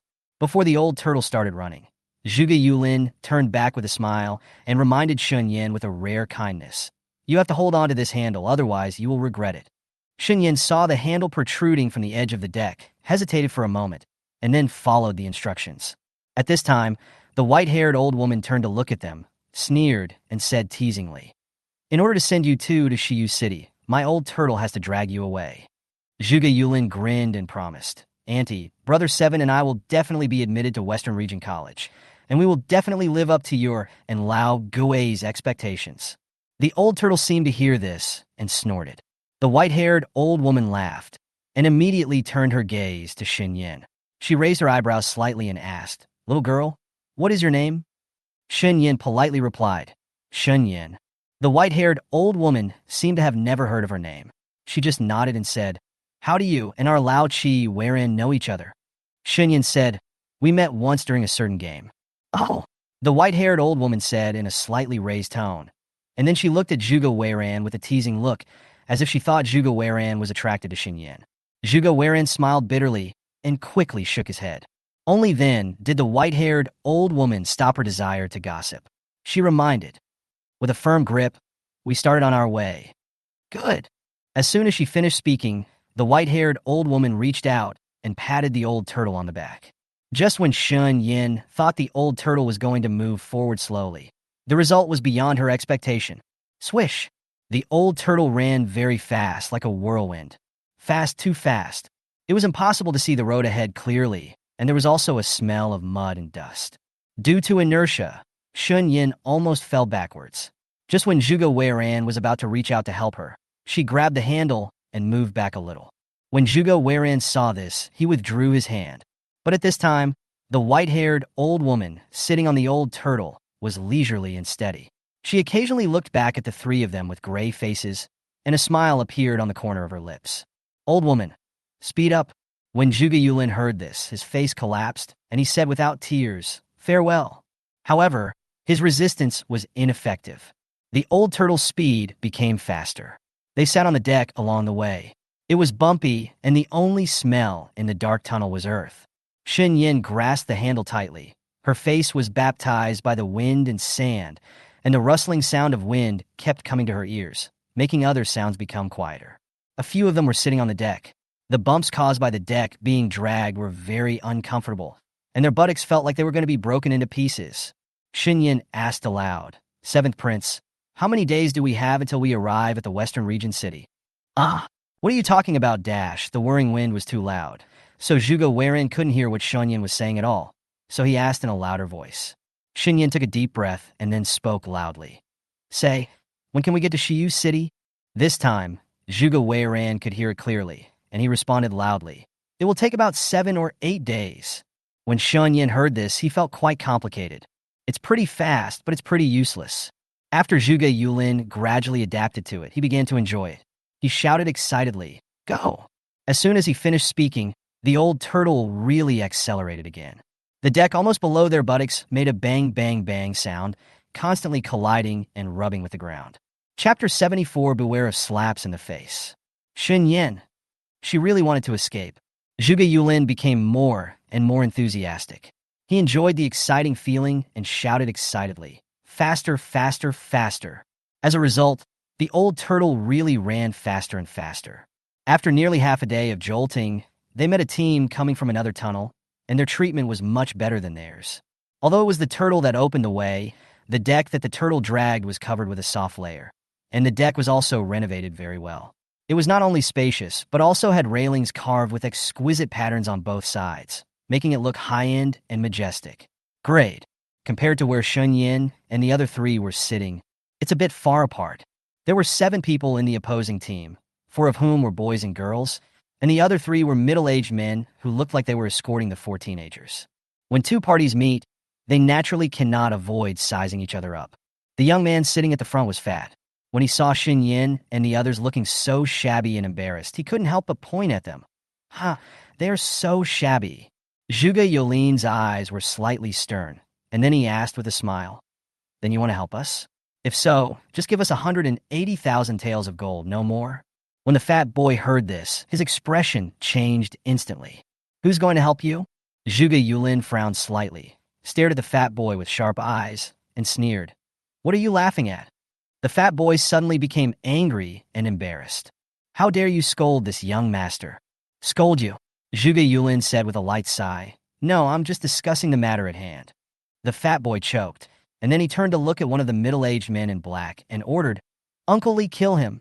Zhuge Yulin hooked his finger at them and said provocatively with a smile, Come on. Uncle Lee suddenly tightened his sword and was about to attack, but he heard the white-haired old woman sitting on the old turtle speak. Alas, peace is the most precious thing. As soon as these words came out, the fat boy was about to scold the white-haired old woman as an old woman who meddles in other people's business. But another middle-aged man covered his mouth, and he could not make a sound. Uncle Lee also saw the face of the white-haired old woman. His expression suddenly changed. He immediately raised his hand and bowed, then bowed his head and said, It is we who have offended you. The fat boy's eyes widened with disbelief and brewing anger. The other 3 young men were also confused. They vaguely felt that this white-haired old woman was not easy to mess with, so they quickly bowed their heads respectfully. The white-haired old woman glanced at Zhuge Yulin indifferently, and seeing that he was still winking at the fat man, she frowned and coughed. Zhuge Yulin immediately restrained himself. The white-haired old woman ignored Uncle Lee and the others, and then ordered, Old Turtle, let's go. As soon as he finished speaking, the old turtle broke into a run. The speed was so fast that Uncle Lee and the others were stunned. How could this old turtle run so fast? In the blink of an eye, it disappeared. Only rolling dust is left. Cough, cough, cough. The dust choked them, and they covered their faces and coughed. After the fat boy's mouth was not covered, he glared at the middle-aged man next to him with an angry face and slapped him with his hand. With a snap, You have made this young master lose all his face. The middle-aged man's cheek was swollen. He quickly explained, the one who just sat on the old turtle is a big shot of the Three Links organization. We can't afford to offend him. If you say something wrong, she will not let you go. Hearing this, the fat boy became even angrier. He felt that Zhuge Yulin was just relying on the power of that big shot. Otherwise, he wouldn't be so aggrieved.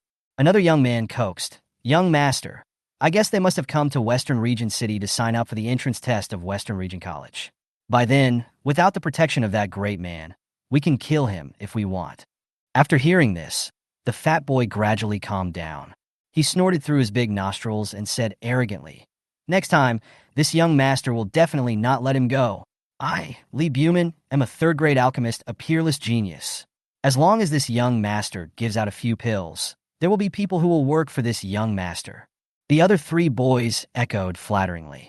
This was considered to have appeased the fat boy Li Buman. The other side, Shen Yan and the others once again experienced rapid progress. After 2 hours, the old turtle stopped, and they were finally able to take a rest. Shen Yan raised his hand and touched his face. There was dirt. Zhuge Weiran handed her a clean handkerchief. How are you? Are you okay? It's okay. Shen Yan took the handkerchief he handed over and used it to wipe away the mud on her cheeks. Zhuge Yulin suddenly came over, glanced at Shen Yan a few times, and said in an appreciative tone, You are quite beautiful. Why haven't I heard that you were beautiful before? Shen Yan glanced at him. Because everyone only focuses on my inability to practice. Oh. Zhuge Yulin nodded suddenly, as if he remembered something, and asked, Are you also going to apply for Western Region College? Then are your cultivation levels enough for the 8th level of the Huangpin realm? Shen Yan, yeah. Zhuge Weiran looked at her with some surprise. He didn't expect that her cultivation level had really broken through to the 8th level of Huangpin realm. She could reach such a level in just a few months. Her talent was really astonishing and terrifying. Even more terrifying than that Shen Huai.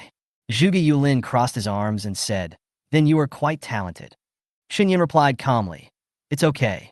Even now, Shen Yan couldn't see through the cultivation realm of these two brothers.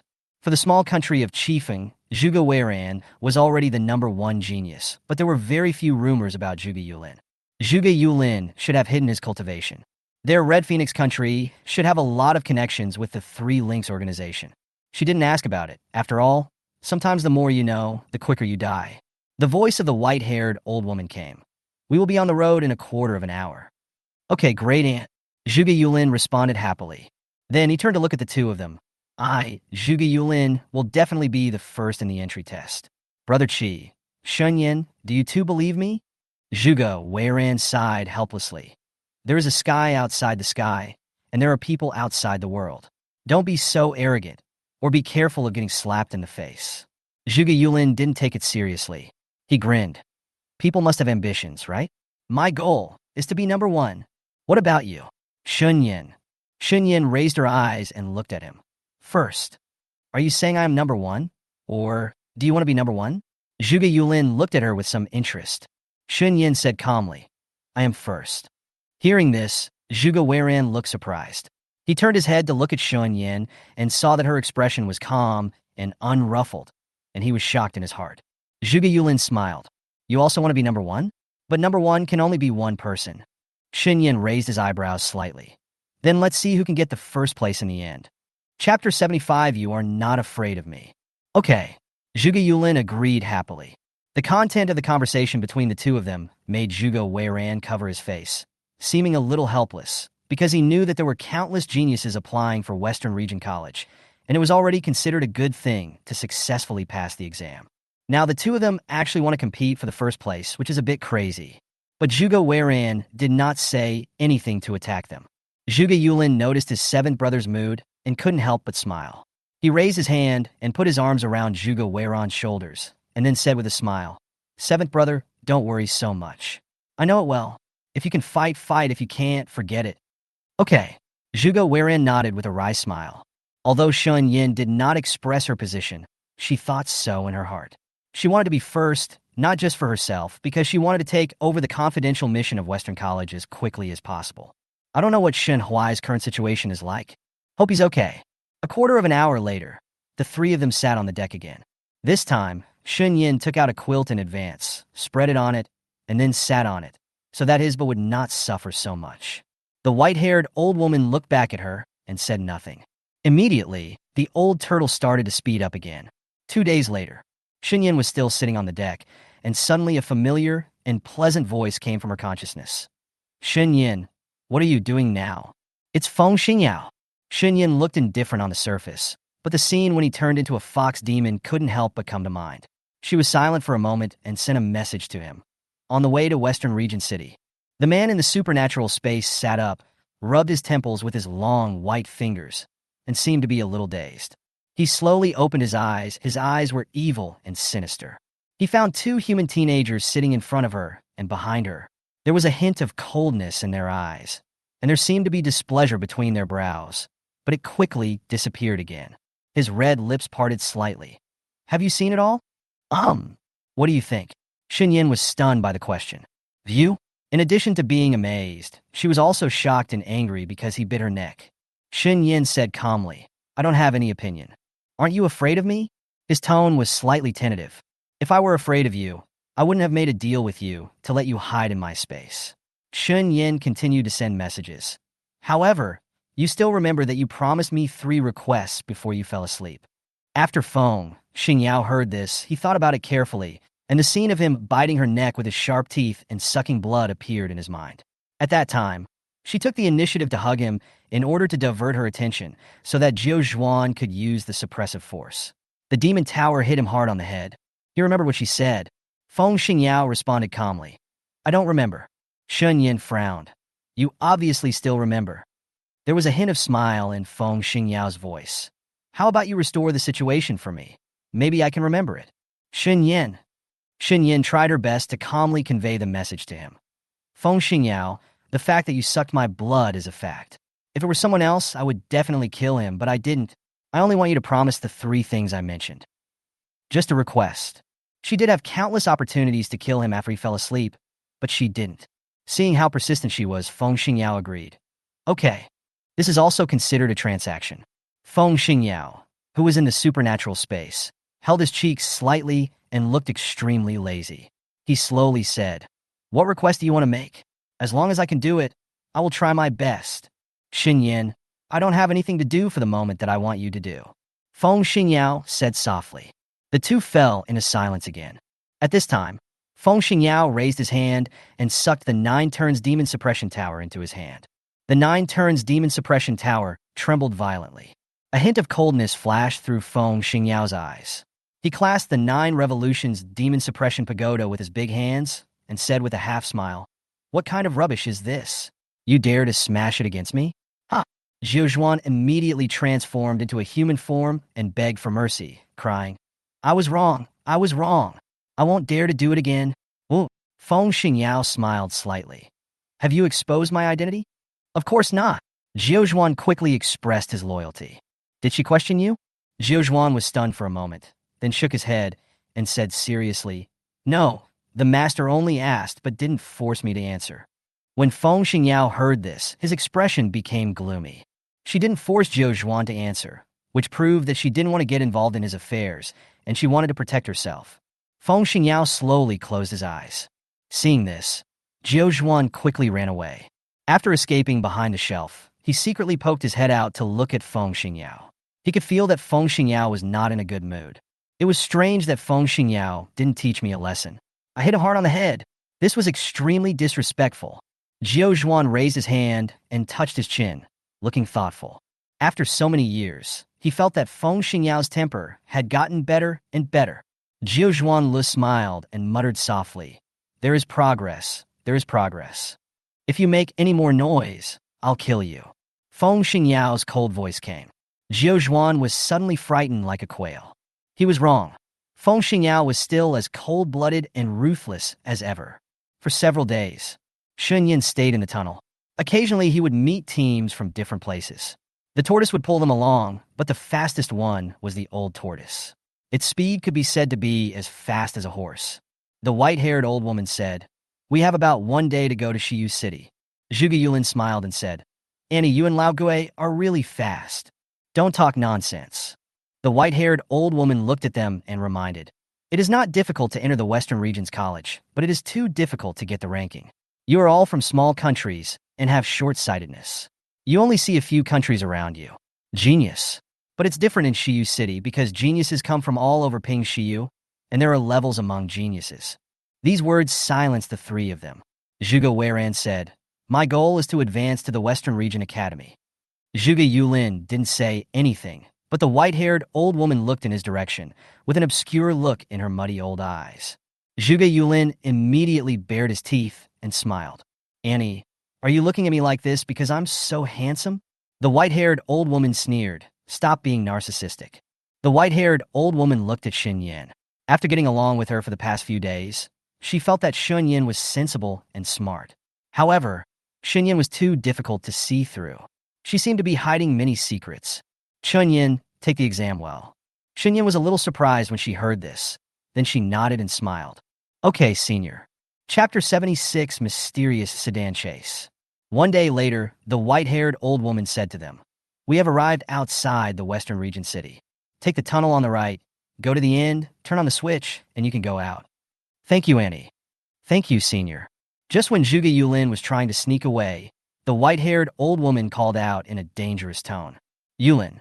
Zhuge Yulin did not stop, but quickened his pace to escape. The next moment, his body suddenly froze. The mental power of the white-haired old woman locked him, making him unable to move at all. The white-haired old woman swung her feet leisurely and said calmly, "Give me the money and leave." "Okay."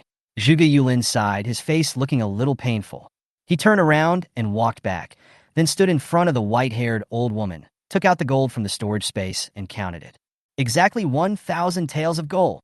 When the white-haired old woman saw Zhuge Yulin's reluctant look, a smile appeared on her lips. She raised her hand and put the gold into her storage space, then looked at Zhuge Weiran. Zhuge Weiran consciously handed over 2,000 taels of gold. But at this time, Shen Yan raised her hand to block Zhuge Weiran's hand and said slowly, "I have 1,000 taels of gold. You don't have to give it to me." "But..." Zhuge Weiran's face paused slightly. Shen Yan interrupted him. "No need to but." And Zhuge Yulin suddenly came over. His bright black eyes were particularly seductive. He looked at Shen Yan with a smile. "Shen Yan, why don't you give it to me? My seventh brother is rich, and my seventh brother can help me. You give it, isn't this the best of both worlds?" Shen Yan stared at Zhuge Yulin. "Are you daydreaming?" Zhuge Yulin was rebuked, but he was not angry. Instead, he replied in a cool and unrestrained manner. "Then I won't dream anymore." In the end, everyone paid their own money. Zhuge Yulin waved at the white-haired old woman who was about to turn back, grinned, and said, "Goodbye, Auntie." The white-haired old woman glanced at them indifferently. "Do you need me to wait for you?" Zhuge Yulin waved his hand confidently. "No need. The three of us will definitely be admitted to Western Region College." The white-haired old woman. "Then I'll wait for your good news. Old turtle, go home." The old turtle started running again, this time at a speed that could be called teleportation. It disappeared in the blink of an eye, leaving only a cloud of dust. Dust! Shen Yan raised his hands to cover his face. Zhuge Weiran choked and coughed several times. Zhuge Yulin took the night pearl from Zhuge Weiran's hand and walked at the front. His voice was a little excited. "Let's go to the Western Region City and have a look." Shen Yan nodded in agreement. After 7 or 8 days of close contact, the three of them are somewhat familiar with each other, and they can probably understand each other's personality. Zhuge Yulin left very quickly. But when Zhuge Weiran wanted Zhuge Yulin to leave slowly, he saw Shen Yan following closely. Wherever she landed, there were Zhuge Yulin's footprints. Zhuge Weiran smiled bitterly. He was thinking too much. Shen Yan doesn't need preferential treatment from others at all, because she has done a good job herself. Zhuge Weiran followed Shen Yan. Soon, they reached the end. Zhuge Yulin quickly found the mechanism and skillfully pulled the rope 3 times. In an instant, there was movement not far from them. The entrance to the cave was opened. An array of natural light shone in. "I'll go out and take a look at the situation first," Zhuge Yulin said. "Good." Zhuge Yulin used his spiritual sense to sense the sky above, and when he realized there was nothing unusual, he quickly crawled out of the cave. After Zhuge Yulin came out, he found that there was a mountain range around him, and the entrance of the cave was just hidden behind a small hill. He glanced around and saw someone in the distance, but he hadn't come over yet. Zhuge Yulin retracted his gaze, then half knelt down beside the cave entrance, stretched out his hand, and urged, Come up quickly. A fair and beautiful hand rested on Zhuge Yulin's palm. The next moment, Shen Yan quickly exited the cave entrance. Before Zhuge Yulin could feel the warmth of Shen Yan's hand, Shen Yan had already let go of his hand. Zhuge Yulin was startled for a moment and thought to himself, "Why are this woman's hands softer than men's?" He didn't think much about it and continued to stretch out his hand, letting his seventh brother Zhuge Weiran continue to hold his hand. After the three people came out, the hole closed by itself. Shen Yan immediately took out his map and found their current location on the map, which was in the Chang'e Mountains not far from Shiyu City. Shen Yan put away the map, then looked at the two brothers and said calmly, "We have to continue going west to reach the western region city." Zhuge Yulin crossed his arms and said, "Don't worry, there's still 10 days. Shen Yan raised her eyes and glanced at him. "Got to arrive early." "Miss Shen is right." Zhuge Weiran agreed, and then said to Zhuge Yulin, "Yulin, you must not cause trouble in Shiyu City. You must keep a low profile. Don't forget you." At this point, Zhuge Weiran realized something, stopped talking, and said no more. Zhuge Yulin suddenly showed a look of despair and sighed and compromised. "Okay, I will listen to you, seventh brother." Shen Yan suddenly said, "When we arrive at Shiyu City, we will divide into 2 groups." Zhuge Weiran looked at her in surprise. "Why?" Zhuge Yulin smiled and joked, "Because there is a competitive relationship between us." "Yeah." Shen Yan did not deny it. Zhuge Weiran didn't say anything after hearing this. He respected her choice. His initial thought was that they were all from the small country in the western region of Pings, so if they could get together, they could take care of each other. Shen Yan suddenly remembered something, turned to Zhuge Weiran, and said, "Xin Shui was killed by me." Zhuge Weiran was stunned, a little shocked, but his expression gradually became complicated, because he remembered the previous cheating and betrayal by Shen Shui and others in Lingan Forest, and he smiled helplessly.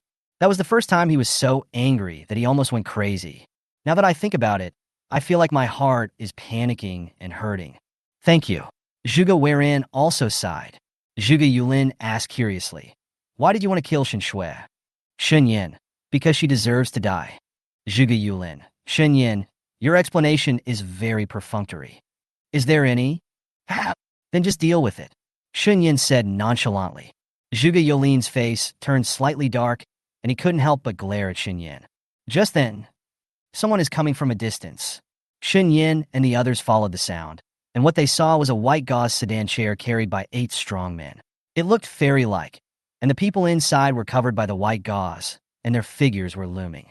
There were rows of guards in front, back, and left of the sedan chair. It is vast, and the formations are huge. Zhuge Yulin frowned. Who is this? So high profile. Chapter 77, Ling Ziqi Family. Shen Yan saw a word on the sedan chair. Pool. Pool? Shen Yan had read many classics about the Ping's western region before. Among the major forces in the western region, there was only one family named Qi. That was the Qi family, known as the #1 spiritual plant family in the western region of Pings. People from the Qi family were basically spiritual plant masters. If you look carefully, the clothes of the guards and the strong men are all embroidered with flowers and spiritual plants, and there is a pool-shaped badge on the right chest. Zhuge Weiran also recognized them and said slowly, "They're the Ling Ziqi family." Ling Ziqi's family? Zhuge Yulin raised his eyebrows and said with interest, "Could it be that their young master Qi Yu has applied for the Western Region Academy? I heard that Qi Yu is very talented as a spiritual plant master." Gao. But except for the people of the Qi family, no one else has seen his true face. The Qi family team not far away was so mysterious that the person sitting on the sedan chair was almost Qi Yu, the young leader of the Qi family. The Qi family's team also noticed them. Seeing that the 3 of them were dirty, everyone in the Qi family frowned in disgust. He ignored the 3 of them. Shen Yan noticed their looks and then looked at his clothes, but they were covered in a lot of mud and looked very dirty. She raised her eyes again and looked at the 2 Zhuge brothers. They were not much better. The originally shiny and beautiful red hair was now stained with mud and a little messy, but their faces were still pretty. Zhuge Yulin, "Even if I'm covered in mud, I can't hide my grace." Shen Yan and Zhuge Weiran. Shen Yan felt that he was a bit of a dramatist, and his thinking was sometimes very out of the box. Shen Yan suggested, "Let's take a rest and head to Western Region City." Zhuge Yulin responded first, "That's okay. My butt is almost split from sitting for so many days. I have to lie down on the ground to rest for a while." While he was talking, he really laid down on the grass without any image. Zhuge Weran kicked his calf with his toe. "Get up, change into clean clothes, and wash your face." Zhuge Yulin closed his eyes and said weakly, "Brother Qi, wait for me to lie down for a while." Zhuge Weran heard this and had no choice but to let him go. Afterwards, he and Shen Yan separated and each found a place to change to a clean place. Shen Yan did not go far. She returned directly to the supernatural space. When he returned to the supernatural space, he found that Feng Xingyao was still lying on the couch, his eyes lightly closed, as if he had never woken up. And Jiuzhuan also returned to the demon suppression tower. Seeing this, Shen Yan first washed her face with the water that had been placed in the supernatural space and tidied the dirt on her hair. Then she took a set of clean clothes and walked to the back of the shelf to change clothes. She took off her coat and also her inner garment. Just when she was about to put on the new inner garment, Feng Xingyao slowly opened his eyes. He glanced behind the shelf inadvertently, then looked away and closed his eyes. He saw her white back. However, there are still many scars that cannot be removed. After Shen Yan changed her clothes and was about to go out, she was called by Feng Xingyao. His voice was a bit hoarse and unfocused. "Chen Yan." Shen Yan paused slightly and turned to look at him.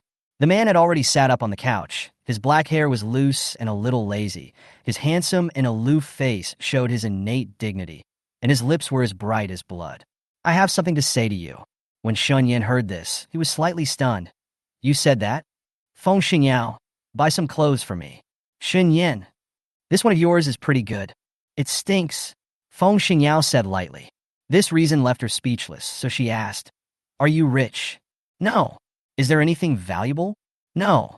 Shen Yan said seriously, "You are a misophobic person. It is impossible for your clothes to smell bad. It's fine if you keep wearing them. And don't you know the advanced dust purifying spell? Just use it a few times." After saying that, Shen Yan was about to turn around and leave, when suddenly her hand was held by a cold hand, and her heart trembled suddenly. When she was about to let go of his hand, he held her tightly, and his fingers continued to rub the back of her hand. He kept getting closer, his lips slightly parted. "Smell it. Does it stink?" "Feng Xingyao." Shen Yan frowned and called him a warning. Seeing that he was about to move her in front of her, she sighed. "I'll buy it for you. Let me go." "Okay." Feng Xingyao was satisfied and let go of her hand. He took a few steps back. Just now, Shen Yan could smell the smell on his body. It didn't stink at all, but had a faint scent of sandalwood. Moreover, his clothes were clean, and there probably wasn't even a trace of dust on them. Shen Yan didn't know why he suddenly wanted new clothes. It's probably his quirk. Shen Yan left a message. "I will buy it for you when I enter the Western Region city." "Okay."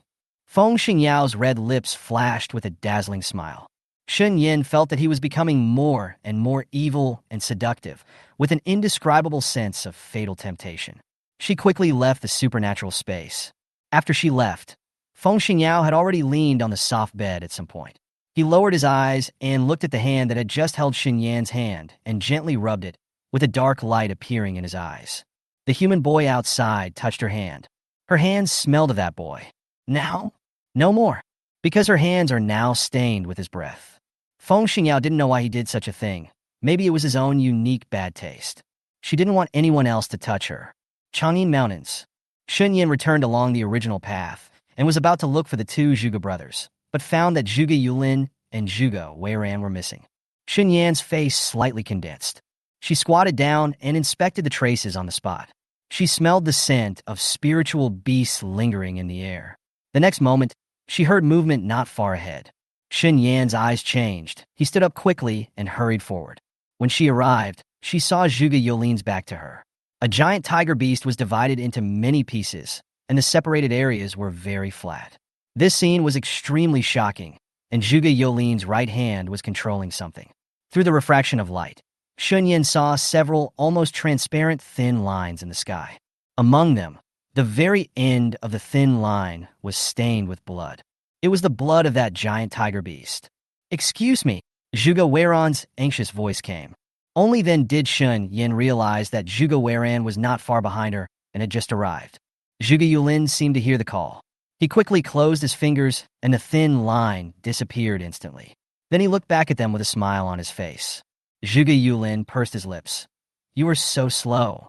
I changed into a new set of clothes and also killed a spiritual beast. Chapter 78, The Mysterious Thin Line. Zhuge Weiran walked quickly. When he passed by Shen Yan, he couldn't help but glance at her nervously.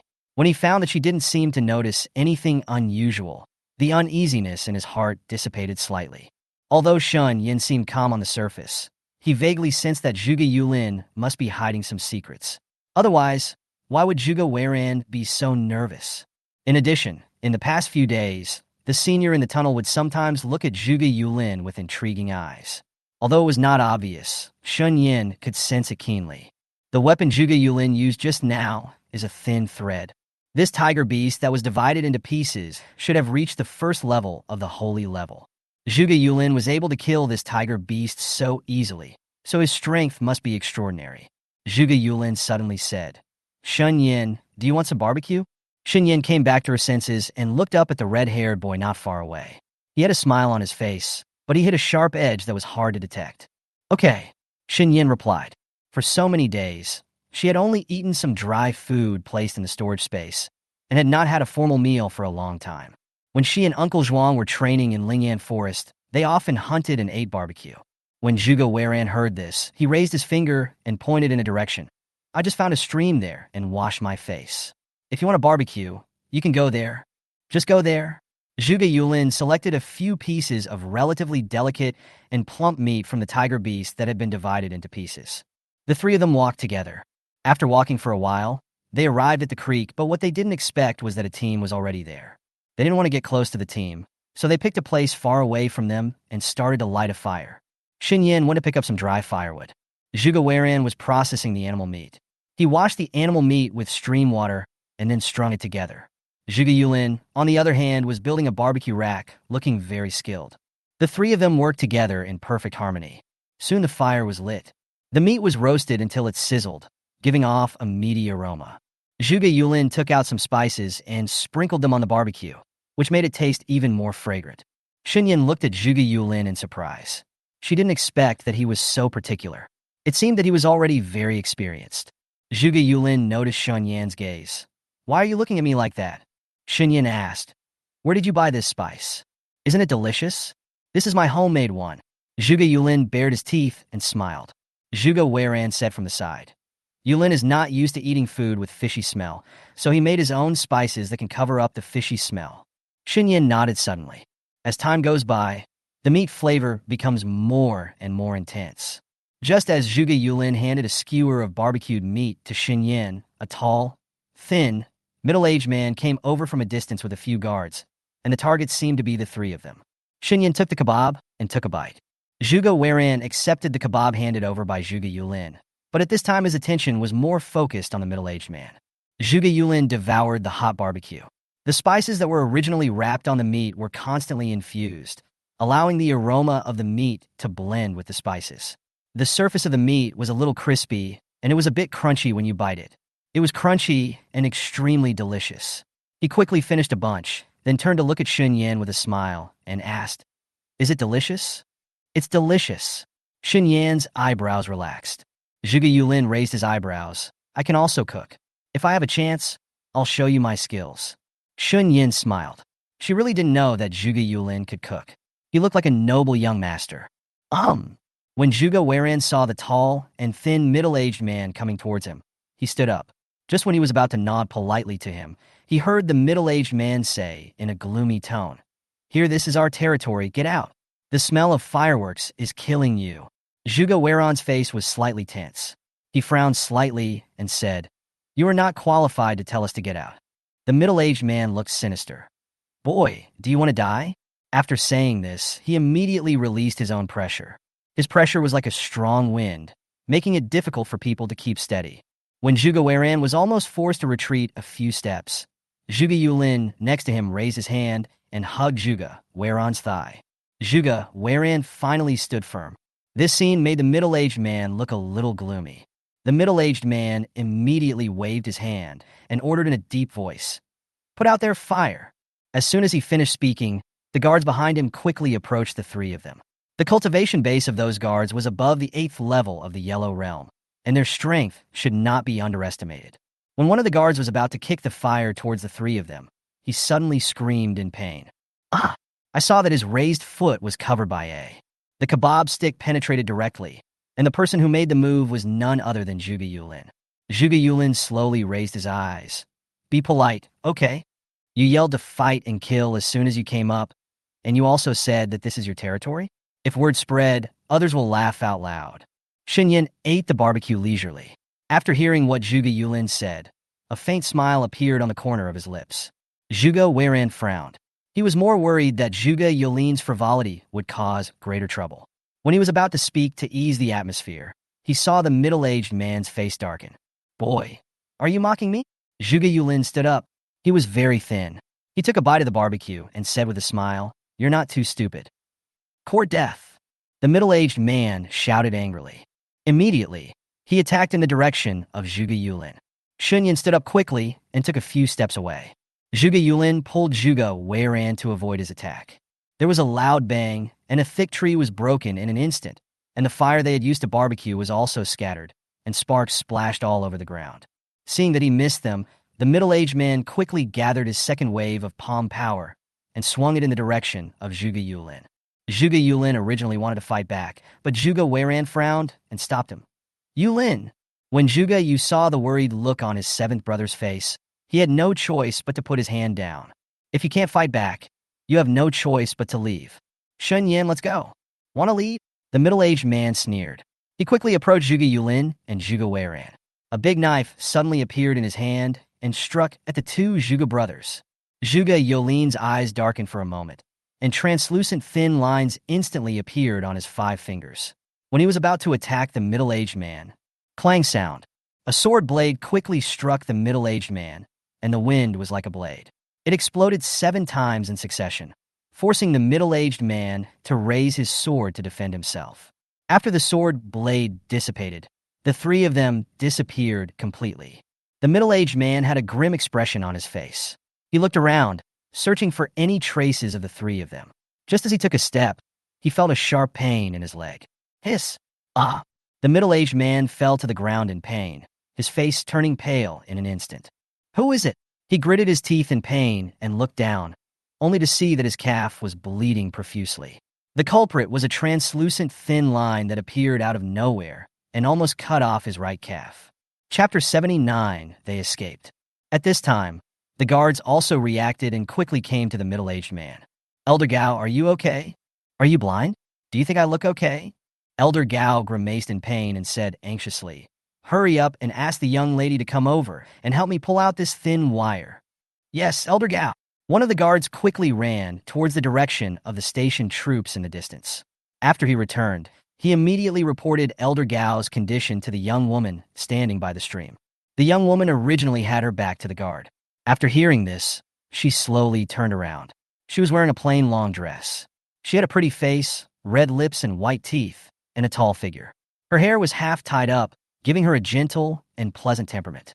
They escaped? The young woman did not pay attention to Elder Gao's situation at the first time, but focused her attention on Shen Yan and the other 2. The guard froze when he heard this. Yes. Waste, the young woman said coldly. The guards lowered their heads in fear, and the young woman walked towards where Elder Gao was. As soon as she moved, several strong men followed her in a protective posture. The young woman came to Elder Gao's side, half squatted down, and saw the translucent thin line remaining on Elder Gao's calf. Line! The young woman frowned, as if she remembered something. The man from the 3 Links organization is here too. I wonder if one of the 3 people just now is him? Santong organization? Elder Gao was stunned for a moment. Then his face tensed, and he looked at the young woman. Miss, if they are really members of the Santong organization, then don't we have a grudge against the Santong organization? The young woman said, This is just a small fight. It doesn't matter. Afterwards, the young woman personally took out the translucent thread for Elder Gao and performed healing light therapy on his wound. The young woman took out a 4th-grade pill and handed it to Elder Gao. Eat it. Elder Gao's eyes lit up slightly, and he immediately swallowed the 4th-grade pill. Elder Gao looked at the young woman with respect because she was not only Qi Lingxian, the daughter of the leader of the Huanglong sect in the western region of Pings, but also a talented alchemist. Now at the age of 20, she was already a 4th-grade alchemist. Among the younger generation in Ping's western region, there is no alchemist with a higher talent for alchemy than her. Huanglongzong is here. It ranks fourth among the sects in the western region of Pings. Qi Lingshuan's status and position are self-evident. Elder Gao is just an outer sect elder of the Huanglong sect. The few strong men following Qi Lingshian now are all inner sect elders of the Huanglong sect. They are here to escort Qi Lingshian to apply for the Western Region College. In the Western region of Paiyang Take, Western Region College is a place of study that the younger generation aspires to study. Of course, there is more than just one college in Paiyang Take Western Region, but Western Region College is undoubtedly the top institution in Ping Take Western Region. Those who can enter the academy are geniuses from all over the world. After Qi Lingshian finished treating him, she stood up and covered her nose with her fingers in disgust. She hated the smell of barbecue. To be precise, she didn't like the smell of fireworks. One of the strong men said, "Miss, it seems that there are so many people who want to be admitted to the Western Region College today. Even Qi Yu, the young master of the Qi family, who is always invisible, is here. So what if there are too many?" Qi Lingshuan's eyebrows were cold. Those who should be eliminated must still be eliminated, and the winner can be compared with me. Other side. The two brothers Shen Yan and Zhuge escaped very quickly. In a short time, they were already more than 2,000 meters away from their original location. Zhuge Yulin smiled and gave Shen Yan a thumbs up. "Shen Yan, you did a great job just now." "Shen Yan, I'm afraid that you will implicate me." Zhuge Yulin choked up. "You are too honest." The three of them officially set off for Shiyu City. After half a day, they finally arrived at Shiyu City before dark. The plaque of the Western Region City is magnificent, and the city walls are made of obsidian, which is simple and elegant. Just looking at the size of the city gate is already shocking, because the gate of the Western Region City is more than 10 meters larger than the imperial city of Nanshao Kingdom. Times. Shen Yan was secretly shocked. Shen Yan entered the Western Region City with them. At the end of the night, when the lanterns are on, the streets are full of lights. The city of Western Region is prosperous, with shops and shops on both sides of the streets and a steady flow of people. Zhuge Yulin smiled and said, "The night in Shiyu City is so lively." Yes. Zhuge Weiron's mood improved inexplicably when he saw this scene. Shen Yan originally wanted to part ways with them, but when he saw this scene, for some reason, he couldn't say goodbye. Perhaps, in such a lively atmosphere, it would be better to have someone walking beside you. Zhuge Weiran suggested, "Let's find an inn to stay in first." Shen Yan, "Okay." The three of them looked for an inn together, but most of the inns were full because the entrance test of Western Region College was about to come, and countless forces or geniuses came one after another and occupied many guest rooms. Finally, they found a relatively remote inn and stayed. While paying the house deposit to the innkeeper, several young people in the lobby on the first floor were discussing. "I heard that Western Region College will only recruit 100 students this year, so the deans of other colleges in Ping's Western Region also rushed to Western Region. Chen wants to take the remaining geniuses back to his academy." "Oh, it's so difficult. If you can't get into Western Region College, I hope you can get into a better college." The conversation of those young people reached the ears of Shen Yan and the others. Zhuge Yulin smiled. "There are a total of 78 colleges in the Western regions of Pings. These colleges come here every time when the Western Regions College recruits students. I have to say that they are really smart. They don't have to waste resources this way. You can see who the real genius is." Zhuge Weiran wondered. The last enrollment of Western Region College was 200 people, but this time it has been reduced to 100 people. Why did the number of people suddenly decrease so much? Zhuge Yulin speculated. Western Region Academy recruits top geniuses. They may not want to accept ordinary geniuses. At this time, Zhuge Yulin looked at Shen Yan with a teasing tone. "Shen Yan, why didn't you say anything? Are you afraid that you won't be able to get into Western Region College?" "There is such a worry." Shen Yan did not hide his true thoughts. Zhuge Yulin was stunned. "Shen Yan, you are definitely not weak." Hearing this, Shen Yan looked up at him and nodded. "Let's sign up together tomorrow." The three of them went back to the guest room. After Shen Yan finished washing and bathing in the guest room, she found that the communication crystal in the storage space was lit, which was left for her by Shen's father. She quickly took it out and probed into her spiritual sense. Father Shen's voice came. "Yinner, Daddy will not be able to contact you for a long time. You have to protect yourself by yourself. Daddy knows that you have left the Shun family and gone to the Western Region City. Yinner, it doesn't matter whether you can enter the Western Region Academy or not, because Daddy wants you to be safe the most. Daddy will keep investigating Huayer's matter. If you want to come to the Central Region, Just tell your Uncle Zhuang, and he'll come to pick you up. Chapter 80, the ninth level of Shinpin. After hearing what Father Shen said, Shen Yan thought for a few seconds, then entered the spiritual message and replied, Dad, everything is fine with me. I'll take care of myself. You should pay attention to safety. Shen Tianhao quickly responded to the message. Shen Yan sat on the bed. She did not intend to rest, but was preparing to refine spiritual energy and achieve a breakthrough. She meditated all night long. She still couldn't break through because she still lacked the last bit of spiritual power, and she could never reach the critical point. Shen Yan could only stop temporarily. After washing up, she left the guest room and prepared to go to the registration location of Western Region College with the Zhuge brothers to register. The two Zhuge brothers also got up very early. After the three met, they went directly to the registration location. As they walked, they found that the front was getting more and more crowded and noisy. Taking a closer look, I found that young people who wanted to apply for Western Region College were already queuing up on this prosperous street. Zhuge Weiran was surprised. There are so many people. Zhuge Yulin stretched his head and took a look and found that the registration line was very long, at least 500 or 600 people. When will this be scheduled? Zhuge Yulin asked in a confused tone. Zhuge Weiran suggested, Let's take a seat first. Just when Shen Yan nodded in agreement, a fat old man came over next to her. He looked at Shen Yan and the others with a smile and said seriously, Hello, I am the Dean of Fengyue College. The Dean sincerely invites you to join our Fengyue College, and the Dean will definitely provide you with excellent resources. Shen Yan was stunned, and she immediately remembered what Zhuge Yulin had said to her yesterday.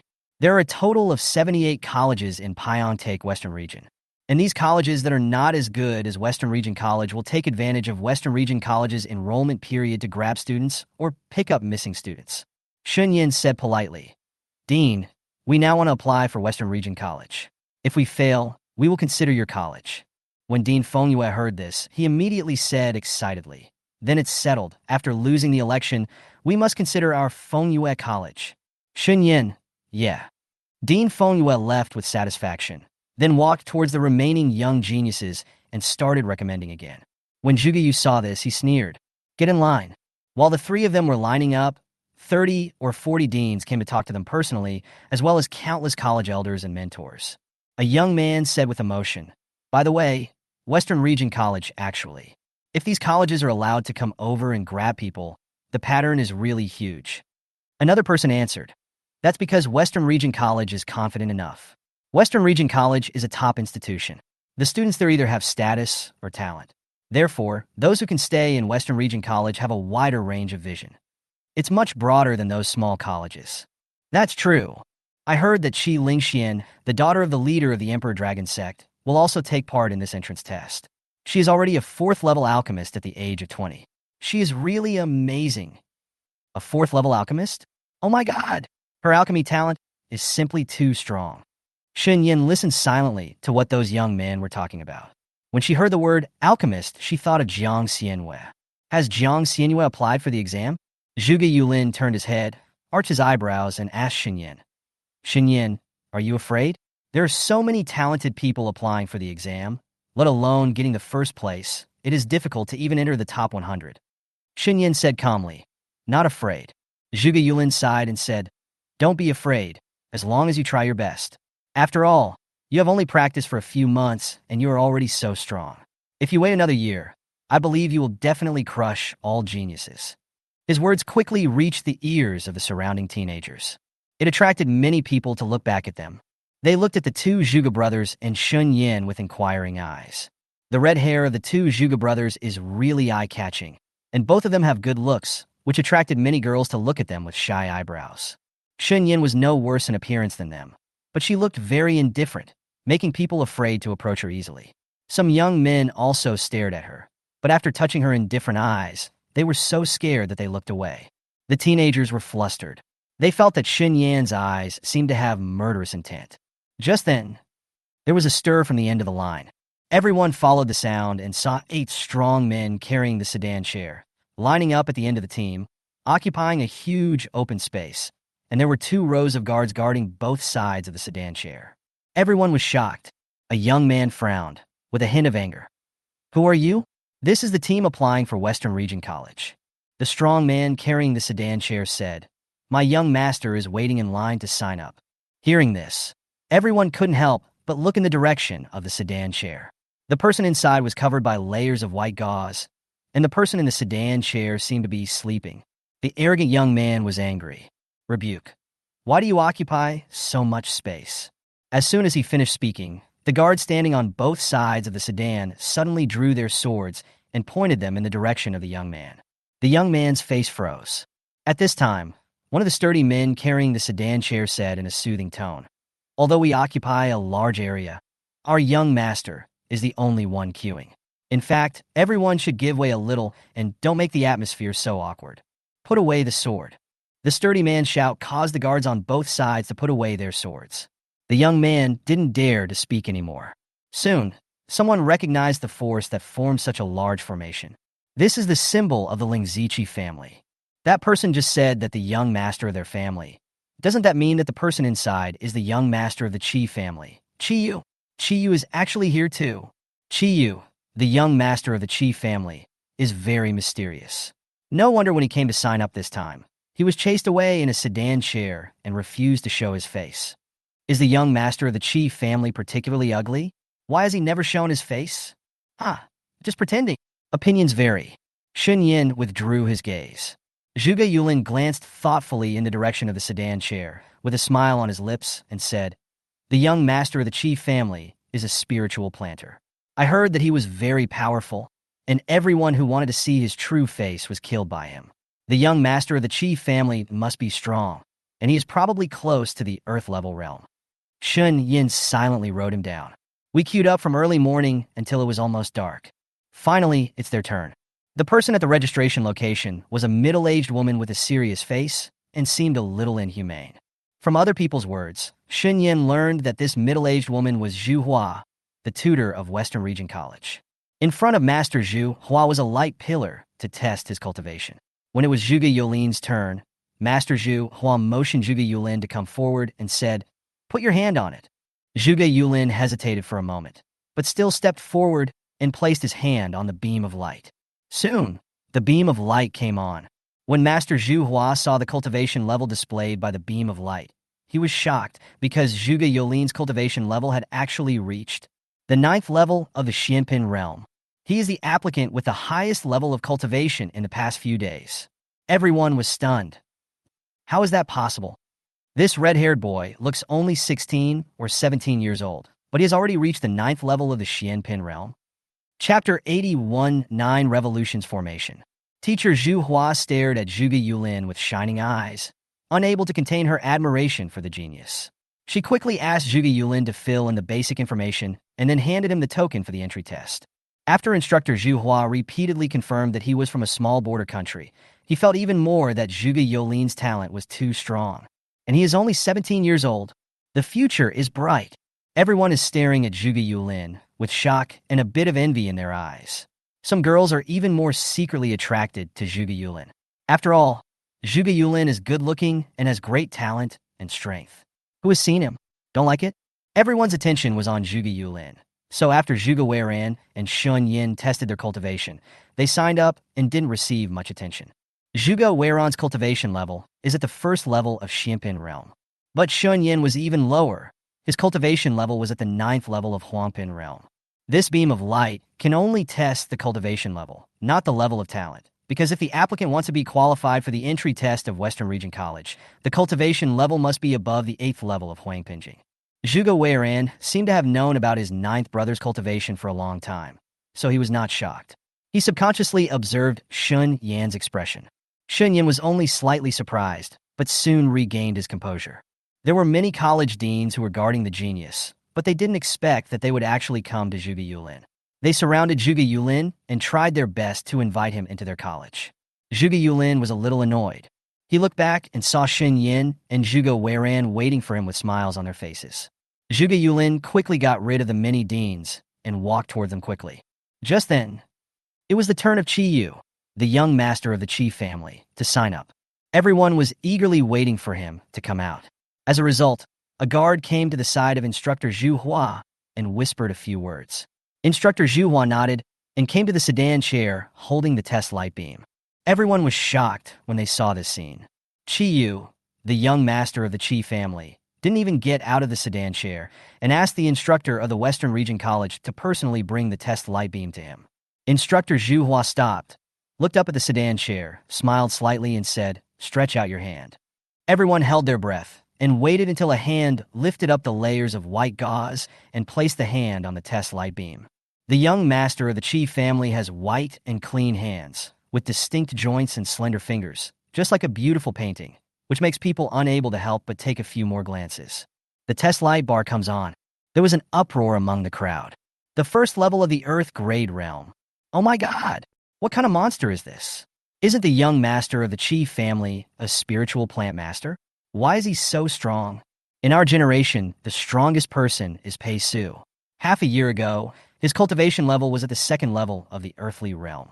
Now he is missing, and no one knows whether he is dead or alive. The strongest person now should be the young master of the Qi family, right?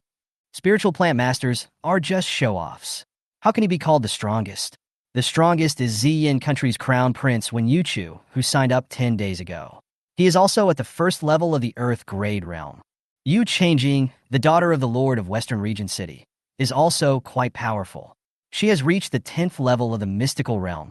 Everyone was talking about it. The young master of the Qi family had already withdrawn his hand. He seemed to not care about the slanderous words. He did not sit down, but continued to lie down. Teacher Zhu Hua showed a happy smile. Because another top talent has arrived today. One is Zhuge Yulin, and the other is Qi Yu. There are still more than 10 days until registration ends. We'll sign up later. She looked forward to it more and more. At this time, a guard came over, filled in the basic registration information for Qi Yu, and then got the token for the entry test. Shen Yan glanced at the sedan chair. Zhuge Yulin crossed his arms and said, "Tiske, this Qi Yu is actually better than the young master." Zhuge Weiran hugged Zhuge Yulin and said in a coaxing tone, "If you practice hard in the future, you'll be able to catch up with him. It's getting dark. Let's go back to the inn to eat first." "Good." Zhuge Yulin smiled immediately. Shen Yan looked at the two brothers and felt that their relationship was really good. Zhuge Yulin noticed Shen Yan's gaze. When he was about to raise his hand to hug Shen Yan blocked it with his hand. "So, Shen Yan said calmly, "There are differences between men and women. Besides, I don't like others touching me." "Okay, I respect you." Zhuge Yulin nodded after hearing this. "Let's go back to the inn to have a meal first."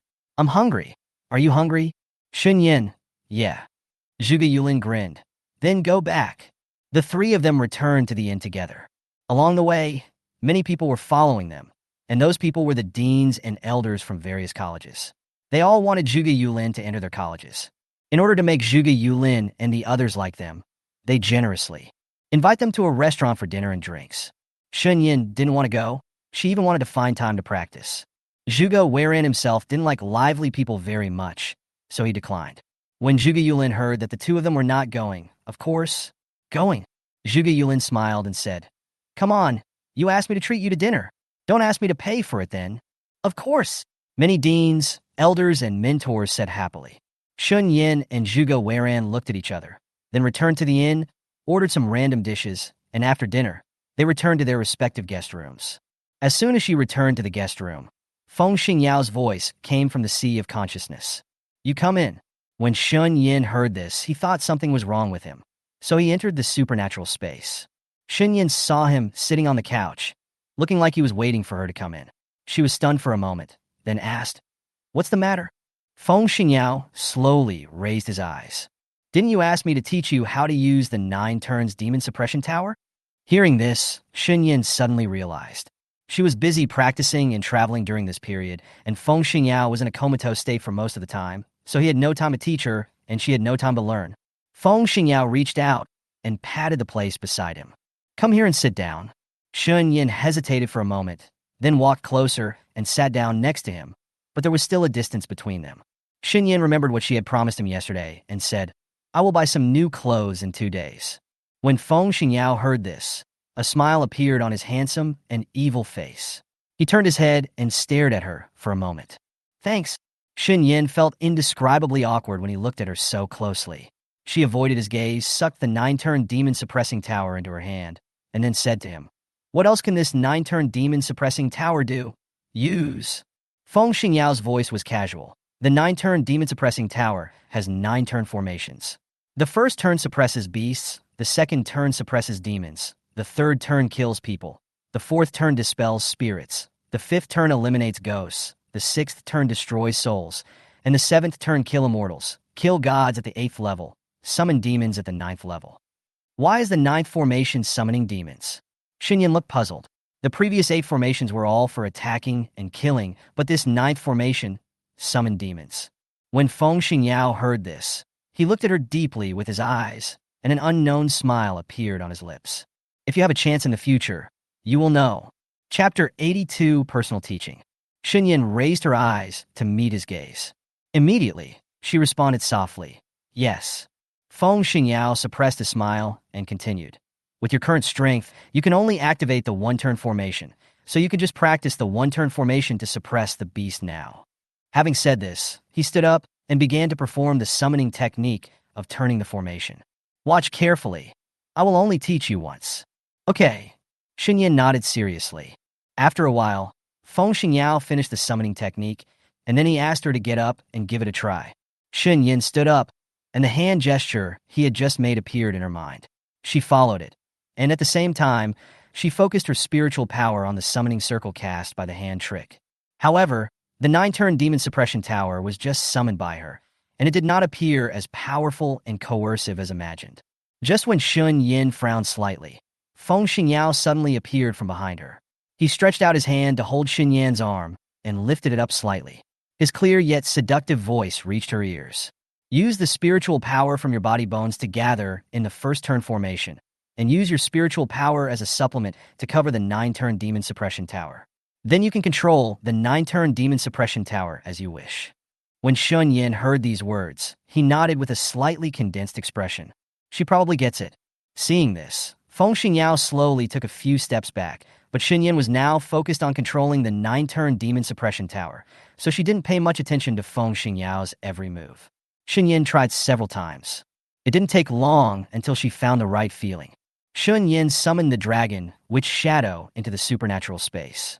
As soon as the dragon Witch Shadow appeared in the supernatural space, it stared at Feng Xingyao nervously, seeming to have some uncontrollable fear.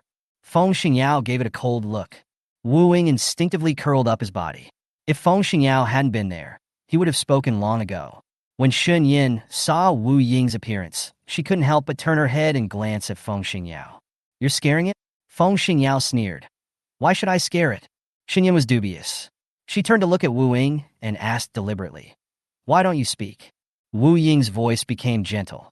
I don't want to talk today. Shen Yan didn't want to go into details because she knew that Wu Ying had become. This must be because of Feng Xingyao. Feng Xingyao has too many secrets that she doesn't want to explore. Shen Yan said to Wu Ying, I summoned you here because I want you to help me try the effect of the one-turn formation. Just come. Wu Ying was not afraid because it felt that Shen Yan's strength was too rubbish. Hearing this, Shen Yan no longer hesitated and immediately used the 9-turn demon-suppressing towers, one-turn formation on Wu Ying. In an instant, the 9-turn demon suppression tower suddenly grew larger with the support of the formation's power and blasted away in the direction of Wu Ying. Due to the coercive wind of the one-turn formation, the shelves in the supernatural space were almost blown down.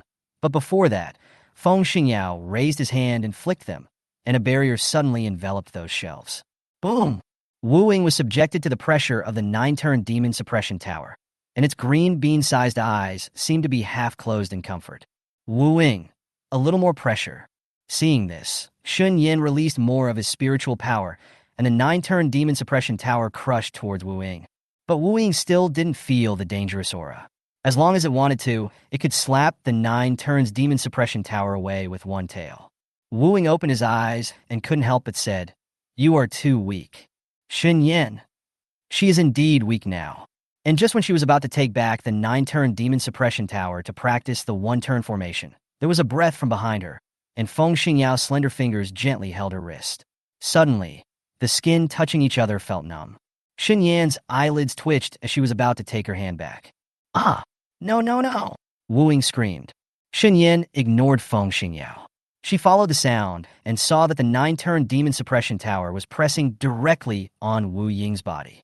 This is Feng Xingyao's power. Save me quickly. Wu Ying howled in pain. Shen Yan turned to look at him. That's it. Okay. Feng Xingyao glanced down at her and pulled his hand away. After the 9-turn demon suppression tower was taken back, Wu Ying glanced at Feng Xingyao with hatred and fear. It had almost been crippled by him just now. This dragon is stronger than you. It's understandable that you can't take it down for a while.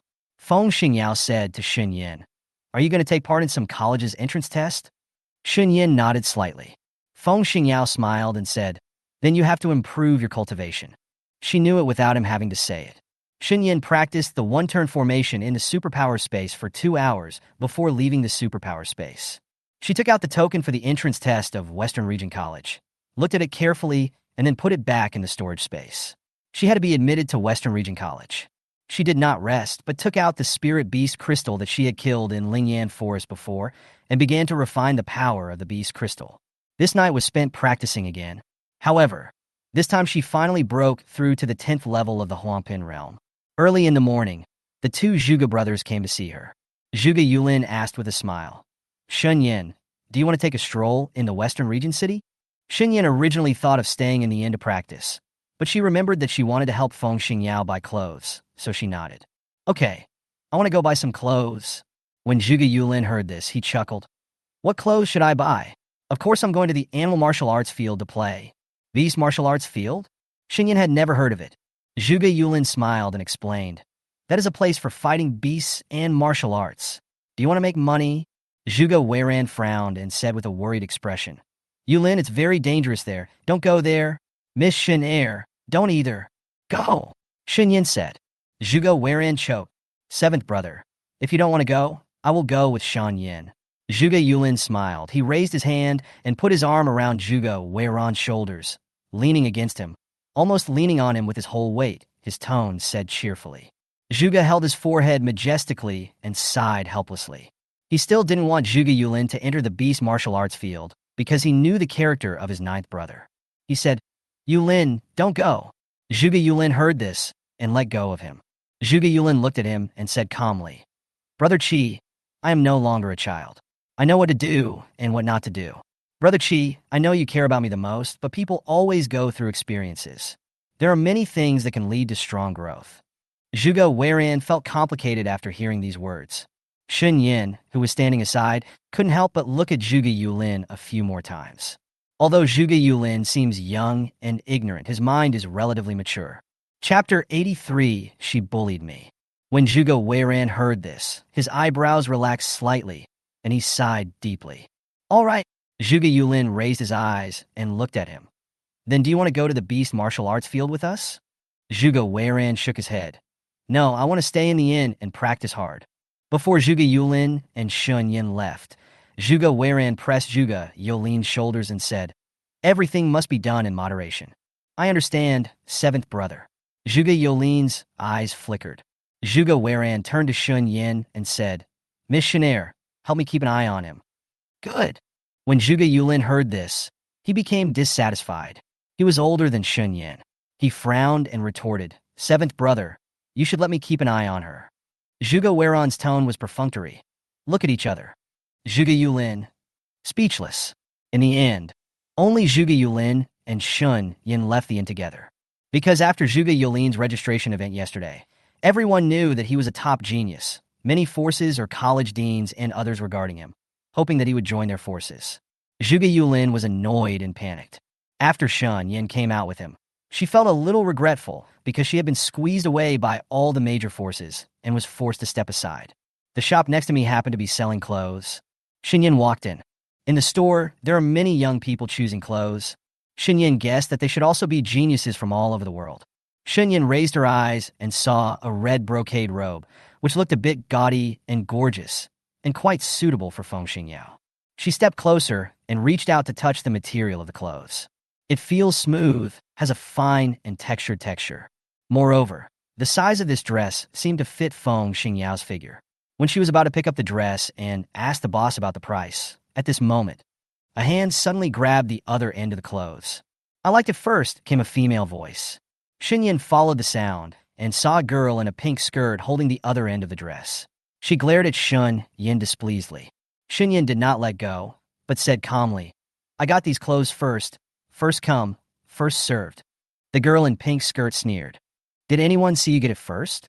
You are dressed so shabbily. Do you know the price of this dress? 50 taels of gold. Can you afford it? Let me go quickly. Shen Yan's face turned cold. Tear this dress to pieces if you can, otherwise I won't let go. Hearing this, the face of the girl in pink skirt changed, and she immediately turned around and called someone. Boss, someone doesn't want you to do business. When the shop owner heard this, he hurried over. The people who were choosing clothes in the store couldn't help but look over when they heard the commotion, with a faint look of watching a show in their eyes. The shop owner looked at Shen Yan and the girl in pink skirt. What's going on? Shen Yan spoke faster. I got the clothes first, but she grabbed me forcefully. The girl in pink skirt argued. Boss, she is lying. I want to buy this dress. She won't let me. The shop owner felt a little headache looking at the clothes the two of them were holding on to. Just when he wanted to speak, Shen Yan spoke. How much does this dress cost? When the shop owner heard this, he said, This is the finest fabric, made by the best weaver. It costs 50 taels of gold. Shen Yan cut through the mess quickly and said, I want it. The face of the girl in the pink skirt changed with surprise. Facing so many people looking at her, she couldn't lose her face and said, Boss, I'll pay 80 taels of gold. The one with the highest price should get it. The shop owner looked hesitant. Shen Yan looked at the girl in pink skirt provocatively and smiled. 200 taels of gold. 200 taels of gold. This is a sky-high price for this dress. The girl in pink skirt was irritated by Shen Yan's provocative smile. She said with a livid face, I'll pay you 300 taels of gold. If you have the ability, can you raise the price? When Shen Yan heard this, she decisively loosened her clothes. No more, I'm not stupid. The girl in pink skirt came to her senses and said angrily, Are you kidding me? Shen Yan denied. No. Then, Shen Yan turned her head and said to the shop owner, Since she has already bid 300 taels of gold, I naturally can't compete with her, so let's give it to this lady. The girl in the pink skirt turned dark. She wanted to say that she didn't want to buy this dress, but the shop owner was smart enough to rush before she could say anything, and said with a smile, Miss, 300 taels of gold, when will you? What about waiting payment? The girl in pink skirt had an ugly look on her face, and she glared at Shen Yan fiercely. You dare to plot against me. Do you know who I am? I am Zhu Miaoqing, the granddaughter of the palace master of Wenxin Palace. Please tell me your name, and let me see who you are. The expressions of everyone in the shop changed instantly when they heard the word questioning Heart Palace. They looked at the girl in a pink skirt, who looked about 16 or 17 years old. She was well-dressed, and her accessories were all luxurious and expensive. Wenxin Palace can be ranked as the 5th largest force in the western region of Pings. Therefore, the status of Zhu Miaoqing, the girl in pink skirt, is self-evident. And I heard that Zhu Miaoqing and her brother Zhu Hezhou were both among the top geniuses. When the two siblings signed up some time ago, Zhu Hezhou's cultivation was at the 8th level of the Xianpin realm, while Zhu Miaoqing's cultivation was at the 4th level of the Xianpin realm. Zhu Miaoqing stared at her haughtily. Say it. She wanted to use her identity to suppress Shen Yan because she couldn't detect Shen Yan's current cultivation strength, so it would obviously be irrational to start a fight.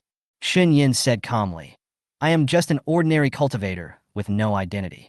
Zhu Miaoqing laughed angrily when she heard this.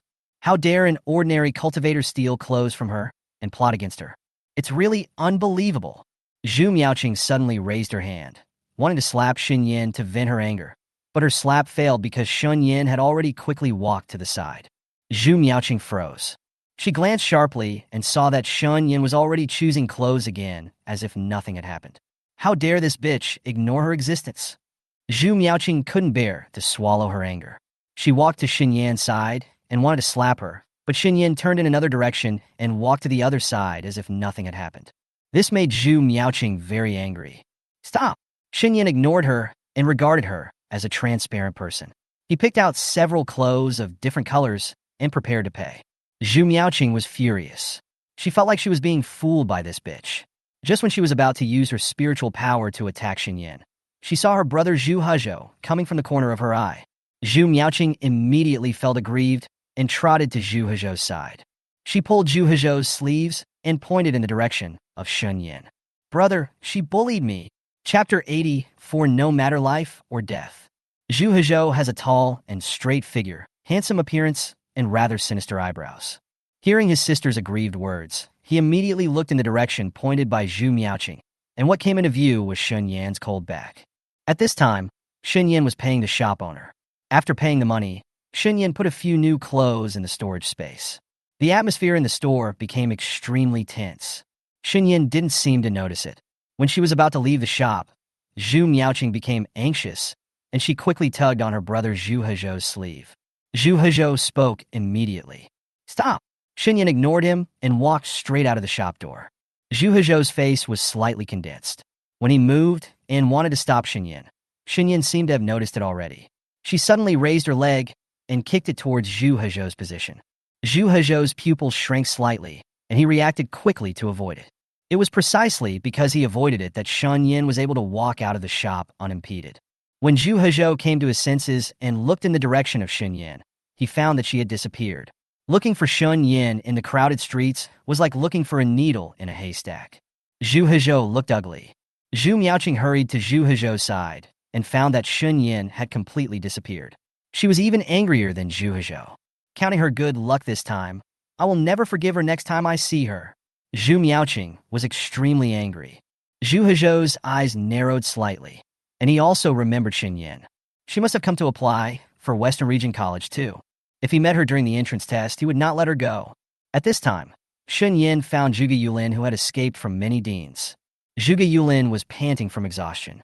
"These old men and women are so fierce. Where did you go just now?" Zhuge Yulin said, realizing something. He quickly said, "Let's not talk about it for now. Let's leave quickly. They will catch up later." "Okay." Shen Yan laughed.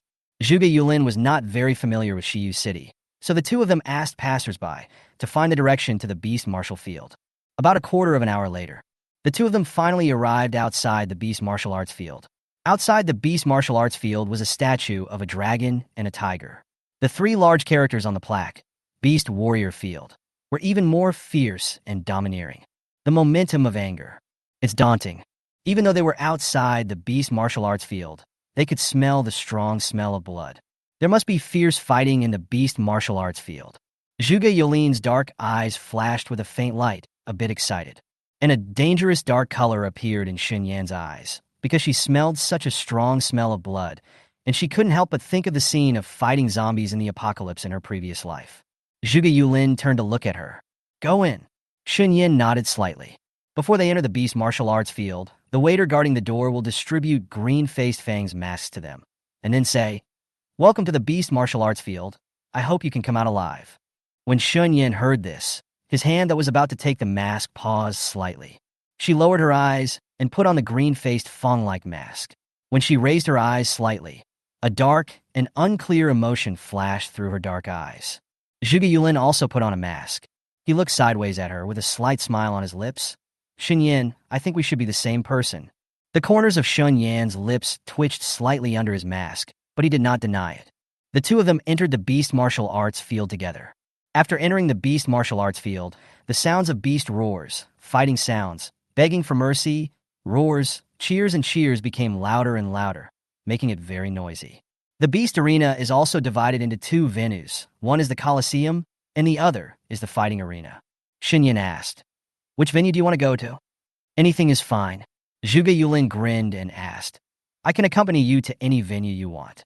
"Then go," Shen Yan said slowly, "the fighting field." Zhuge Yulin was a little surprised when he heard this, because he knew that Shen Yan came from a summoning family, so her advantage should be in fighting beasts. He chuckled.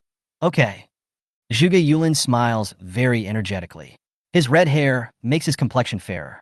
He has pink and phoenix eyes, and the tips of his eyes are slightly raised, and he is a bit unspeakably coquettish. In addition, he has a tall and straight figure, and now that he is dressed in black, he looks even more majestic. He likes to have his arms crossed, and seems to have formed a habit. When he does so, he inadvertently shows off his thin waist, adding a bit of youthfulness. Shen Yan withdrew her gaze and walked in with him to the fighting arena. The fighting arena was much larger than they imagined. At a glance, there were 10 arenas in total. The two sides in the arena were fighting fiercely. Countless people with green faces and fangs gathered around the edge of the arena, cheering and booing and shouting constantly. "Get up quickly and kill him." Gambling seems to be a common occurrence in fighting arenas. A lot of people are betting. The rules of the arena fighting are, if you want to fight, you can fight, no matter life or death. The winner will get 100 taels of gold as a reward from the fighting arena. The loser will pay 200 taels of gold to the fighting arena. The rules are simple and crude. The 10 arenas are also divided into different levels, the purpose of which is to make the difference in the cultivation levels of both opponents close, so that the fights can be more exciting. The difference in cultivation levels isn't that big, which proves that anyone can have a chance to win. In fighting here, not only life and death are not considered, but if there is no one to collect your body after you die, your corpse will be sent directly to the arena and become food for the spirit beasts. The beast fighting field is cruel. Therefore, most of the people who enter this beast fighting field are not good people. Shen Yan suddenly stopped because she seemed to see an acquaintance. On the 7th arena, there was a fierce battle between a girl with a green face and fangs and a strong man. The girl had double braids and a light-colored outfit. She had a flexible figure. Compared with the strong man, she looks very petite and exquisite. The girl in light-colored clothing holds a black gold trident in her hand. When she swings the trident to attack her opponent, she strikes quickly and accurately. The trident was like a swimming dragon in her hand, retracting and retracting freely. At the same time, the girl with double braids seemed to have particularly strong leg strength. She supported her body on the trident, then jumped up, quickly hooked the strong man's head with her feet, and slammed it down hard. Bang! There was a loud bang. Ah! The strong man screamed. The girl held the trident in one hand and thrust it towards the strong man's face. Blood splattered. The screams echoed endlessly. The crowd onlookers were in an uproar, even a little in disbelief that such a petite girl could attack so harshly. Blood splattered on the girl's clothes. She didn't take it seriously, stood up slowly, and took out the trident in her hand. The girl put away the trident, and the corners of her lips under the mask were slightly curved. She hooked her braid with her fingers and played with it a few times. Chapter 85 Fighting. The girl with double braids walked down from the ring and received the 100 taels of gold she deserved. The 200 taels of gold she originally pledged before the fight was also returned. At this time, Shen Yan's eyes still stayed on her. Who are you looking at? Are you looking so fascinated? Zhuge Yulin noticed something strange about her and came over to ask. Shen Yan looked away and said slowly, I seem to have seen a friend. Friend? Zhuge Yulin was a little surprised, and then he asked, Would you like to say hello to your friend? No.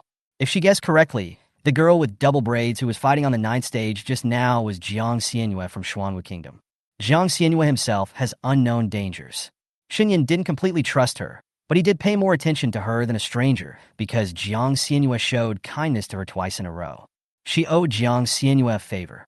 Zhuge Yulin heard this and stopped asking.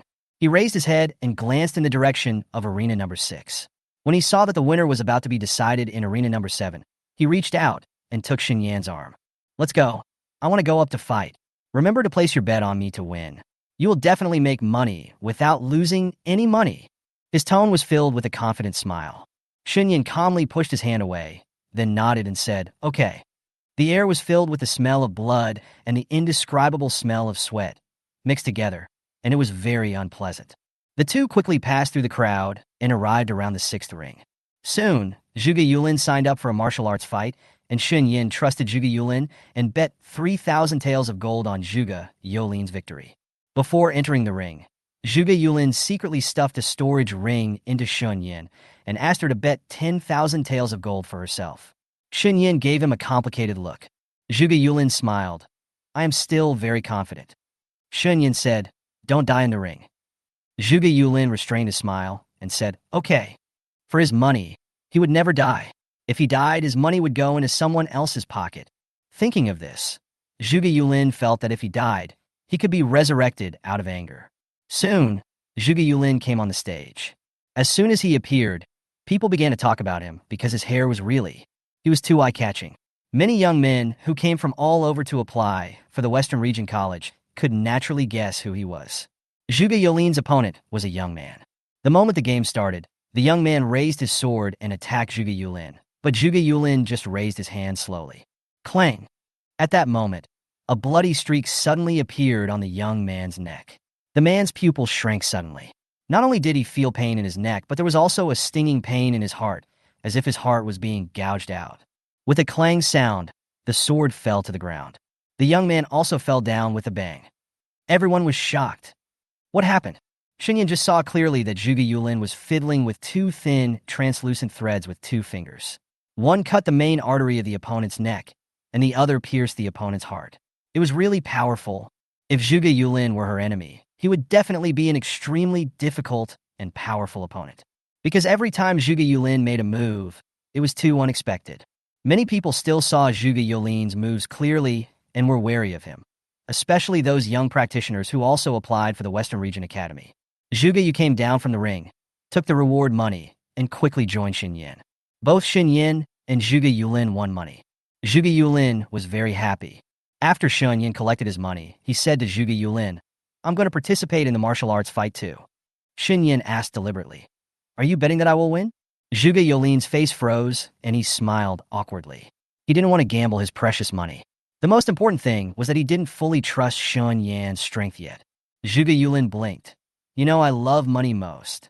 Shen Yan, "Okay." Naturally, the two of them would not be angry because of this trivial matter. After all, they were just more familiar than strangers. Shen Yan and Zhuge Yulin came to arena number 9, and this time Shen Yan came on stage. Her opponent is a young woman whose cultivation should be at the first level of Xianpin realm. The young woman is very confident. Neither of them had any unnecessary nonsense. After the referee said go, both Shen Yan and the young woman launched attacks on each other. Shen Yan summoned the Phoenix Divine Sword, but she didn't want to fight with a quick win because she knows she needs a sparring partner. The young woman was also a swordsman, and the two swords collided in midair. The young woman's arm shook, and she suffered a violent collision. Her eyes changed, and she couldn't help but focus on the Spirit Phoenix Divine Sword in Shen Yan's hand. This is a good sword. The young woman stared at the Phoenix Divine Sword with covetous eyes. She wanted to kill people and seize the treasure. The young woman was excited, and her sword moves became fierce and rapid. Shen Yan took her time and used her sword to make moves. She also saw what the young woman was trying to do. "Shen Yan, if you want to get my sword, then show some real skills." As soon as these words came out, the young woman narrowed her eyes. The long sword in her hand was instantly covered by a layer of spiritual power, exuding a sharp and dangerous aura. When she raised the tip of the sword lights suddenly lit up around the ring. Most of them are confusing. Only a small part of the sword light is real. When Shen Yan saw this, she became vigilant. She used her mental power to search, and at the critical moment, she quickly swiped her sword. The sword wind swept up in an instant and exploded. The opponent's sword light was also blown away at that moment, and the young woman had already approached Shen Yan. She raised her sword with both hands and struck down on Shen Yan's head. Chong! Shen Yan quickly raised his sword to block it. When the young woman saw this, her whole body erupted with the pressure of power belonging to the Xianpin realm, trying to crush Shen Yan, but what shocked her was that Shen Yan was not affected. Shen Yan wore a green-faced Fong mask, and the sword light reflected her murderous black eyes, making people shudder. Shen Yan clasped the Spirit Phoenix Divine Sword fiercely, took a step back quickly, and then quickly counterattacked, stabbing the young woman's heart with the sword. The young woman raised her sword to block, but it was still a moment late, and the Spirit Phoenix Divine Sword pierced her heart, but it did not go deep because the young woman blocked it at the last moment. The two exchanged blows for dozens of rounds. Young women suffer more sword wounds. The onlookers sighed with emotion. I didn't expect that the cultivation level of the 10th level of the Huangpin realm could actually suppress the first level of the Xianpin realm. Anyone who can fight beyond a certain level is a monster. The boy who came 2 days ago can fight beyond a certain level, but he is still at the Earth level.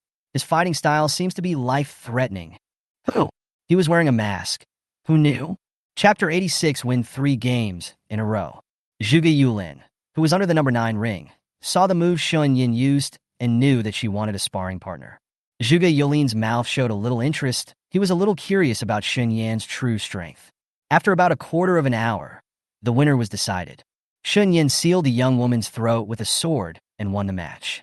Everyone couldn't help but look at her with admiration and thought to herself, sure enough, this is another monster who can fight beyond the level. Shen Yan was slightly injured, so she got off the ring and wanted to continue participating in the martial arts fight. Seeing this, Zhuge Yulin separated from Shen Yan. They each went to the ring to fight. Zhuge Yulin wanted to win money, while Shen Yan wanted to gain practical experience because she felt that her swordsmanship was not superb enough. The second person Shen Yan fought was a man at the second level of the Xianpin realm. The man was much more ruthless than the young woman just now. He was holding a long knife and had a fierce, evil aura on his body. He looked like an executioner at first glance. Shen Yan summoned the Phoenix Divine Sword. The two people's eyes met, and no one dared to look down upon the other, because they both saw the familiar murderous look in the other's eyes. Shen Yan clasped the Spirit Phoenix Divine Sword and swung the sword out. 7 blasts of wind. The 7 sword blades came out in an instant and hit the man. The man quickly raised his sword to resist. The explosion sound of bang, bang, bang came, forcing the man to take several steps back. Finally, he stood firm on his heels and turned his wrist. The wind of the knife was like a blade and was heading toward Shen Yan. Very fast. The sword wind is coming. Shen Yan quickly raised her sword and swung it. In a flash, she had already arrived in front of the man. She raised the Spirit Phoenix Divine Sword with both hands and slashed at the man. With a clang sound, the swords clashed. The two were in a stalemate. Suddenly, the man burst out with mental power and tried to attack Shen Yan's Sea of Consciousness. However, the man did not expect that Shen Yan's mental power was much stronger than his. His Sea of Consciousness was backfired by the mental power. He groaned in pain, and at this moment, Shen Yan quickly raised her foot and kicked his knee hard, forcing him to retreat a certain distance. The Spirit Phoenix Divine Sword in her hand was instantly swept by a fire dragon, and a terrifying breath of flames erupted. She immediately pursued the victory and slashed at the man with a sword. Boom! The man was shocked and raised his long sword to resist, but was severely knocked to the ground by the fire dragon sword. The man fell to the ground. Blood spilled from the corner of his mouth. He instinctively sensed the approaching danger. He quickly rolled to avoid Shen Yan's blow. He immediately stood up and faced Shen Yan again. His cultivation is stronger than Shen Yan, but his speed and acuity are not as good as Shen Yan. The two fought for more than 100 rounds. Finally, it ended with Shen Yan stabbing the man's heart with a sword. Seeing this scene, everyone onlookers cheered for Shen Yan because Shen Yan counterattacked with his low cultivation level. In the eyes of everyone, this was an extremely exciting fight. Shen Yan fought twice in a row, and his physical and spiritual energy was somewhat depleted. Just when she was about to leave the ring to rest for a while, a man jumped onto the ring and stopped her. "I want to challenge you." Shen Yan looked back at the person coming. I saw that the man was tall, holding a sword that had not been sheathed, and the back of his bare hands was covered with crisscross scars. Shen Yan's expression moved slightly. "What is your cultivation level?" The man said slowly, "3rd level of Xianpin realm." When Shen Yan heard this, she narrowed her eyes and looked deeply at the person in front of her. The other party is also a swordsman. He should still be a swordsman with excellent swordsmanship, and his cultivation level is 3 small realms higher than hers. If they really fight, she may lose to him using only swordsmanship. The man seemed to notice Shen Yan's hesitation and said, "We can just exchange sword skills and hit the point without hurting the other party's life." Hearing this, everyone around the ring couldn't help laughing. Who would believe this? I've seen too many people who play dirty tricks in the ring. What this actually means is that when I can kill you, I will kill you, but when I can't kill you, you can't kill me. Believe it or not, I'm looking forward to them fighting now. I want to know if this little girl is really that capable and can defeat the opponent across 3 small realms. If they really fight, it will be a difficult bet to make. Under everyone's gaze, Shen Yan nodded. Good. She agreed. Naturally, she didn't trust the other party's words, but she was sure of surviving. When you meet someone who is stronger than yourself, you need to challenge yourself. Hearing this, the young man slowly raised the sword in his right hand, placed it horizontally, and then unsheathed the sword. The sword flashed with golden light, and cold sword intent burst out. The young man looked up at her with deep eyes. "Please draw your sword." Shen Yan's face condensed slightly, and she summoned the Phoenix Divine Sword again, standing opposite him. The fight between the two was about to begin, but the onlookers were in trouble. They didn't know whether to vote for a young man with a relatively high level of cultivation or to vote for Shen Yan, who had leapfrogged and won 2 battles in a row. That man is 3 realms higher than that little girl, so the little girl must lose. What if that little girl makes a comeback? On the ring, the 2 men moved. The young man came toward Shen Yan very fast, and his sword actually turned transparent in an instant, making Shen Yan's face change slightly. The young man's coercion suddenly came over him. The transparent long sword broke away from him. His hands seemed to be dancing in the air. Shen Yan's eyes sharpened. While she was wary of the young man's attack, she was distracted and searching for the exact location of the transparent sword. The young man gave a clear drink. Moonblade high. At that moment, a long sword suddenly appeared in the air and stabbed Shen Yan from the back. Shen Yan sensed it and quickly turned around and blocked it with his sword. Chong! The two swords collided, causing a sharp and harsh sound. At this moment, Shen Yan seemed to have noticed something. Her face changed in shock. She quickly deflected the opponent's sword and hid aside.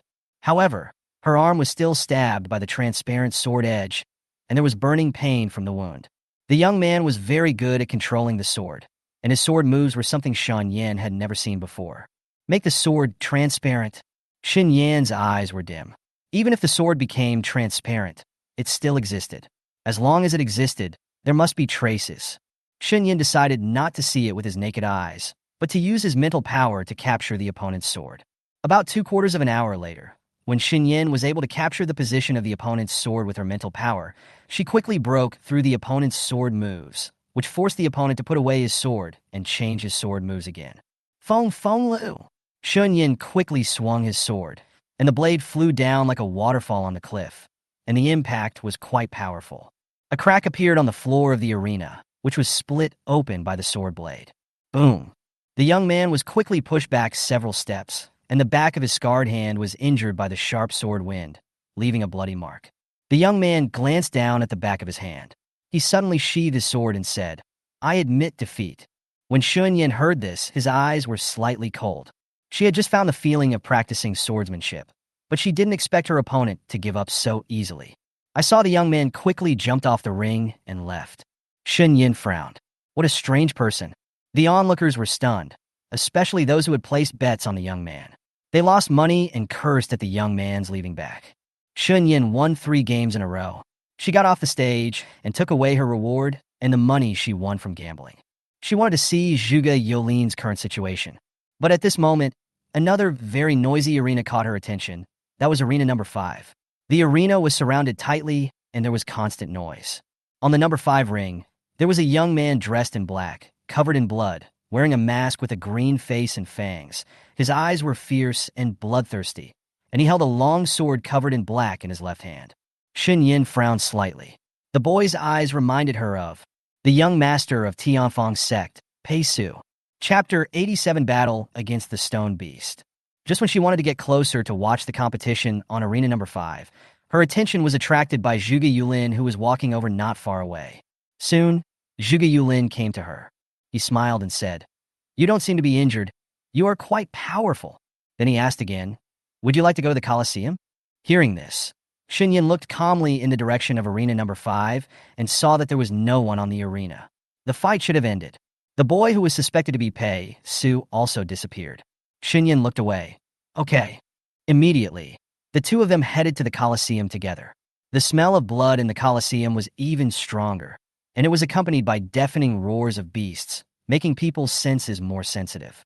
The Colosseum only has a huge arena, which is built below and surrounded by audience seats. If you want to participate in beast fighting, the rules are almost the same as those in the martial arts arena. Most of the people who come to the Colosseum are beast masters and summoners. A beast tamer is different from a summoner. A beast tamer makes a contract with spirit beasts in reality, while a summoner summons spirit beasts from a mysterious space. The beasts that a beast tamer tames are spiritual beasts, while the beasts that a summoner summons are exotic beasts. The types of beasts are different. This beast fight does not involve summoning one's own contracted beast to fight, but rather it is a fight between humans and the beasts provided by the Colosseum. The beasts in the Colosseum also have different levels of cultivation. If a beast fighter wants to get more rewards, he can challenge a beast with a higher level of cultivation than himself. The greater the difference in cultivation between the two, the more rewards he will get. If the cultivation level of the two is not much different, even if they win, they will only get 100 taels of gold. Zhuge Yulin looked at the fighting beasts in the field below, eager to try. Zhuge Yulin immediately went to sign up. Shen Yan, on the other hand, silently watched the competition in the Colosseum. Not long after, he arrived at Zhuge Yulin. The spiritual beast he challenged had a higher level of cultivation than him. What a coincidence! This is a stone beast with a hard shell. Even if Zhuge Yulin wanted to get rid of the stone beast immediately, he couldn't. After all, the stone beast's cultivation level was much higher than his. Zhuge Yulin's competition with the stone beast allowed Shen Yan, to see Zhuge Youlin's weaknesses clearly. Zhuge Yulin is good at long-range combat, but weak at close combat, because he has trouble casting thin lines up close. The thin lineman in his hands. Although powerful, his strength is still somewhat insufficient. Against spiritual beasts with strong defenses like stone beasts, he must prepare for a protracted battle. The result was just as Shen Yan imagined. As time passed bit by bit, Zhuge Yulin suffered a lot of injuries. The shell of the stone beast was not much better, and its ears were cut off by thin wires, dripping with blood, and the pain made the stone beast furious. The stone beast is so powerful that it can break Zhuge Youlin's defensive spirit shield with one punch. Bang! Zhuge Yulin was knocked to the ground, and he almost couldn't crawl out. He seemed to spit out a mouthful of blood, which soaked the green-faced Fong mask. Zhuge Yulin staggered. When the stone beast attacked again, his eyes turned cold. Just now he only used 4 fingers of thin threads, but now all 5 fingers were drawn out. In an instant, the 5 translucent thin threads attacked to the stone beast. Swish! Zhuge Yulin successfully tripped the stone beast with a thin string. He swept towards the stone beast very quickly, and quickly penetrated the heart of the stone beast with an extremely sharp, thin line. There was a loud bang, and the stone beast fell to the ground. Zhuge Yulin won. The whole audience cheered and applauded. A moment later, when Zhuge Yulin returned to the auditorium, Shen Yan looked at him. Zhuge Youlin's eyes were dark. He held on, but his unsteady steps betrayed that he was seriously injured. Zhuge Youlin's throat was filled with fishy sweetness, and he vomited another mouthful of blood. Shen Yan just looked at him lightly. Shen Yan, Zhuge Youlin's voice was hoarse, and he stopped talking. Shen Yan, you want to go back? Zhuge Yulin raised his hand to cover his painful chest, frowned and nodded. Shen Yan said calmly, well, you can go back. Zhuge Yulin. He pursed his bloody lips and said, I'm hurt. Shen Yan, I know. These words choked Zhuge Yulin. He couldn't leave now because he knew that he had won so much money. As soon as he went out, someone would be following him, trying to kill him, and then take away his money. Thinking of this, Zhuge Yulin felt uncomfortable instantly. Zhuge Yulin frowned, send me back. Shen Yan, but I haven't participated in the beast fight yet. Zhuge Yulin thought for a while and suggested, send me back and then come back. Not as good as you. Stay here, and after I finish participating in the beast fight, I will go back with you. Shen Yan said calmly. Zhuge Yulin was stunned. He suddenly felt aggrieved. Why are you so heartless? Shen Yan. If she hadn't known Zhuge Yulin and had this friendship, she would probably have answered, go back. Before Zhuge Yulin could wait for her answer, he couldn't hold on anymore. He almost fell to the ground. Fortunately, he moved to the seat next to Shen Yan as quickly as possible. Ahem. He's coughing up blood. Seeing this, Shen Yan asked, don't you have any pills? How could I have such an expensive thing? Zhuge Youlin's voice was hoarse.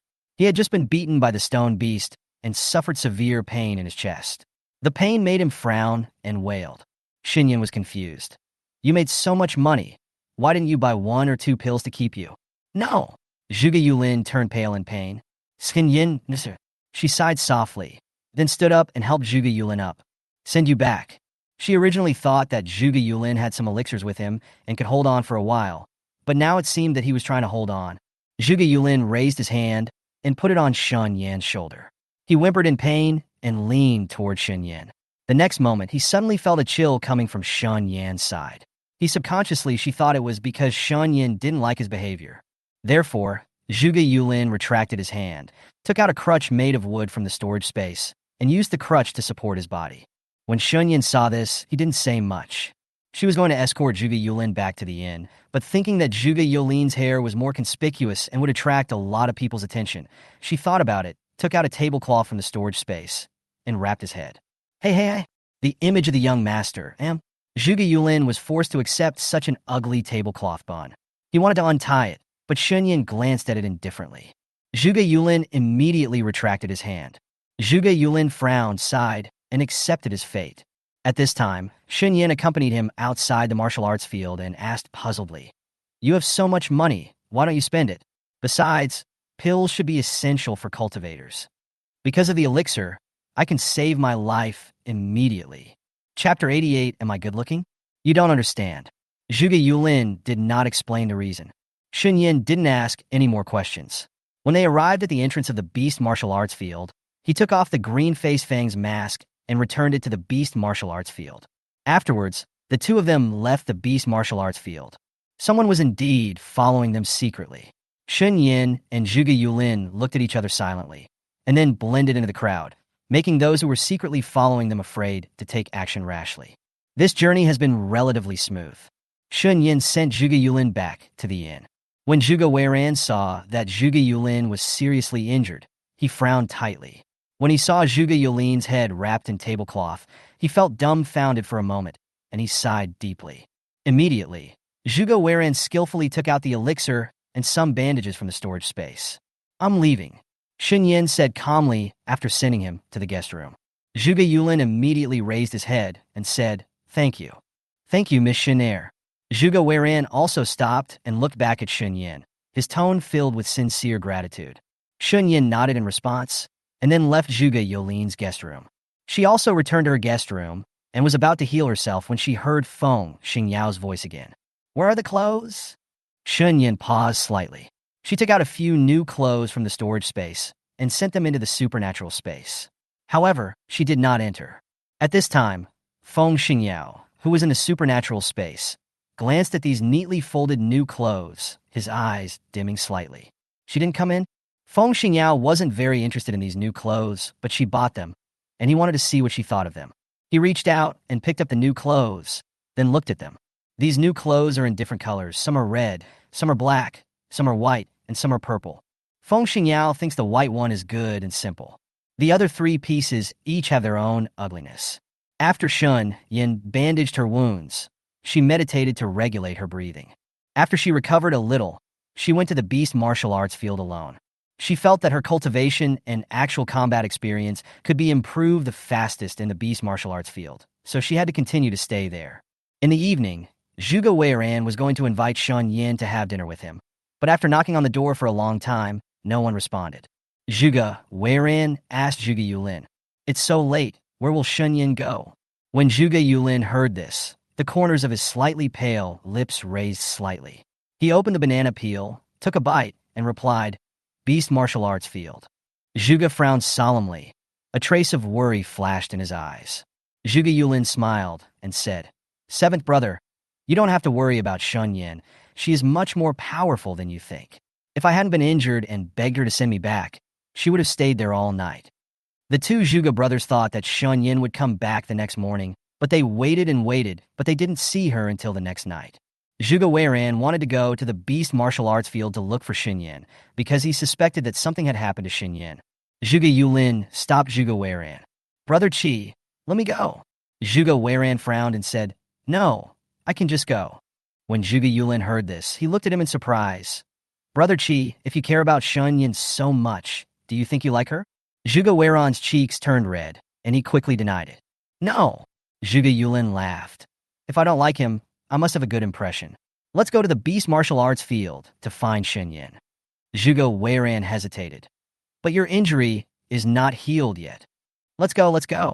Zhuge Yulin stretched out his hand and pulled Zhuge Weiran out. When they went to the beast martial arts arena, they quickly found Shen Yan because at this time, Shen Yan was fighting beasts in the arena. Shen Yan's purple dress was stained red with blood, both her own and the spirit beasts. She kills decisively, strikes quickly and accurately, and hits the opponent's vital point directly, winning one beast fighting match after another. Zhuge Weiran was shocked to see this. This was the first time he had seen Shen Yan fight, clean and neat, without any sloppiness. He felt ashamed. After Zhuge Yulin saw Shen Yan's beast fighting situation, he pursed his lips and smiled. So strong. If he had the same cultivation level as her, he might not be able to beat Shen Yan. Zhuge Yulin decided to bet that Shen Yan would win. "Brother Qi, help me place a bet.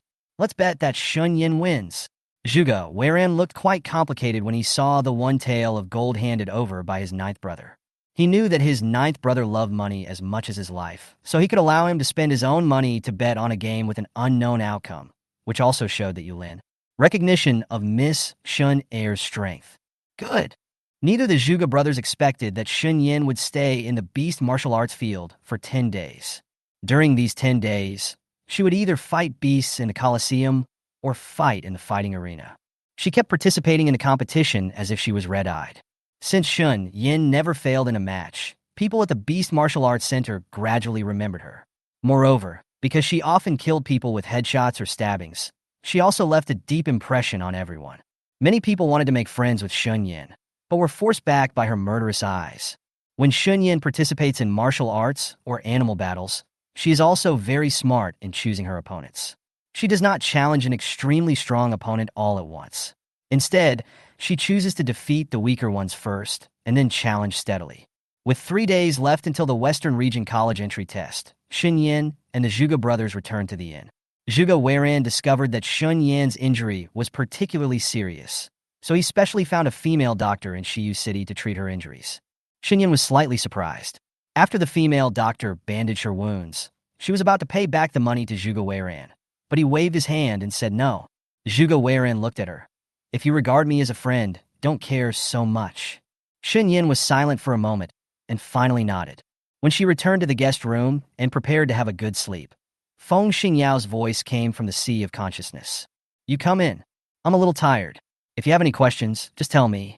Shen Yan said as he got on the bed. Feng Xingyao didn't reply. Shen Yan ignored him and lay directly on the bed. When she was about to take a nap, she suddenly felt something. She instinctively summoned the red flame dagger and stabbed her side. But on the way, he was caught by a hand. Shen Yan opened his eyes and was a little surprised when he saw the person coming. Why did you come out? This was the first time he officially came out after entering her supernatural space. The man was wearing a white coat embroidered with begonia patterns. He was half leaning beside her. He had an evil look. After putting on the white clothes, he somehow gained a cool aura. He stared at her with deep and seductive eyes and a smile on his lips, unable to hide his unruly temperament. The man chuckled. Am I good-looking? Shen Yan, you are sick. Chapter 89 Kiss Between the Eyebrows. He suddenly came out of the supernatural space just to ask her such nonsense? Shen Yan put away the red flame dagger. When Feng Xingyao heard this, his face froze slightly. Shen Yan said, I'm very tired. If you have something to say, go back if you have nothing to do. This can be regarded as an expulsion order for Feng Xingyao. When Feng Xingyao heard this, a smile appeared on his handsome face and he said, You have suffered so many injuries. Can you recover before the entry test? Shen Yan's eyes narrowed slightly. What do you want to say? Feng Xingyao slowly came closer, and his handsome face magnified in front of Shen Yan's eyes. His skin was so good, without a single flaw. His eyes seemed affectionate, with a little smile, which made people fall in love accidentally. Into his whirlpool. I owe you 3 conditions, one of which can be fulfilled now. His sudden approach made Shen Yan frown. Only then did Shen Yan realize that she and Feng Xingyao were sleeping in the same bed, and there was only a distance of nearly 6 inches between their bodies. Shen Yan's brows furrowed even further. What exactly do you want to say? His black hair was messy and scattered, falling on his shoulders. His eyebrows were far-reaching, looking like a devil. The ends of his eyes were slightly downward, looking at her with a half-smile. There was a faint smile on his lips. I can make your injuries disappear. When Shen Yan heard this, his eyes narrowed slightly. She actually guessed that his blood could heal other people's injuries, but she didn't expect that today he would actually tear his secrets apart in front of her. Feng Xingyao's move made Shen Yan feel complicated. She was indeed seriously injured. However, she didn't want Feng Xingyao to help her. Just when she was about to refuse, Feng Xingyao's pleasant voice came slowly. How can you stand out in that college entrance test if you are not in good physical condition? Shen Yan, I know you want to find your brother. Hearing this, Shen Yan suddenly raised her eyes to look at Feng Xingyao, and their eyes met. Feng Xingyao's eyes were cold, and he seemed to have no emotion when looking at her. His red lips parted slightly. I just want to complete your 3 requests as soon as possible and then leave. After hearing this, Shen Yan sat up and sat face to face with him. Shen Yan was silent for a moment. Okay. Feng Xingyao cut his fingertips, and blood seeped out. Come on, he immediately brought his finger to her mouth and signaled with his eyes. Shen Yan looked down at his fingers and hesitated for a few seconds. She opened her mouth slightly and was about to take it in her mouth, but she suddenly stopped. The next moment, she closed her mouth. Feng Xingyao looked at her confused, as if he didn't understand why she stopped. Shen Yan turned around and saw the teacup on the table not far away. Then she gathered her spiritual power to suck it over. Then she directly held his finger and squeezed the blood towards the teacup. Feng Xingyao was startled for a moment. His fingers were held by soft and warm hands, and the sting from the wound on his fingertips was negligible. He looked down at the girl in front of him. She lowered her head. Her eyebrows were serious. Her slightly messy hair was hanging down, and she felt a little indescribable. Feng Xingyao looked a little lost in thought, with a hint of tenderness in his eyes. After Shen Yan finished squeezing out the blood, she raised her head. Just when she was about to say yes to Feng Xingyao, his figure disappeared instantly. There was a feeling of running away. He returned to the supernatural space. Shen Yan frowned slightly, and she sent a message to Feng Xingyao. "Why did you go back so quickly?" Feng Xingyao smiled slightly. "You don't want to let me go?" Shen Yan ignored him and looked at the teacup in her hand. The blood squeezed out was not very much, but she felt it was enough. She hesitated for a few seconds and silently said to herself, "Don't treat Feng Xingyao as a human being or as a fox. What she wants to drink now is the fox's blood." She drank it all in one gulp. Soon, her body's injuries healed at an extremely fast speed, but then her body began to feel hot. She felt a little uncomfortable and felt dizzy. Shen Yan immediately informed Feng Xingyao of his situation and then asked in confusion, "Why do I feel this way?" Feng Xingyao, who was in the supernatural space, frowned and his eyes darkened a bit. He thought that Shen Yan could withstand the side effects of his blood, but he missed one thing. Shen Yan's power was so weak.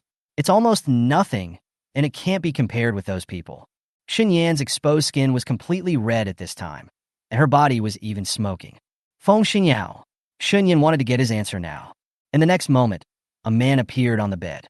He reached out and hugged Shen Yan into his arms. Shen Yan subconsciously wanted to resist and escape, but the man held her down on the bed. "Superior, don't move," came the man's low and hoarse voice. Shen Yan felt dizzy. She tried her best to open her eyes and stared at him. She seemed to have a cold look that said, "Even if she dies, she will drag him to hell." "Your blood!" "Don't worry, it's not poisoned." As soon as he finished speaking, Feng Xingyao leaned over. Shen Yan's pupils shrank, a large shadow hit her, and when a touch of softness fell on her eyebrows, she froze and felt a little unbelievable for a moment. Is he kissing her? Just when Shen Yan was about to summon the red flame dagger and teach this scoundrel a lesson, his clear and pleasant voice rang in her ears. "Don't move. I'll help you suck away the excess blood." Shen Yan's mind was a little confused now. She was still in a dazed state because she drank his blood, but she could clearly feel his body temperature and breath. Feng Xingyao's red lips were still a little away from her eyebrows, and the faint blood between Shen Yan's eyebrows was sucked into Feng Xingyao's mouth. Shen Yan looked at him with her eyes open. Although her vision was a little blurry, his slightly tight neckline could be vaguely seen. His black hair fell on the crook of her neck, causing a tingling sensation. Her heartbeat seemed a little fast. Shen Yan's eyes gradually focused, and her mind was no longer so groggy. Somehow she asked, "Feng Xingyao, are you really a fox? You don't like foxes?" "That's not the question I'm asking. If you are a fox, I will treat you as a fox. If you are not, I will." "What do you mean?"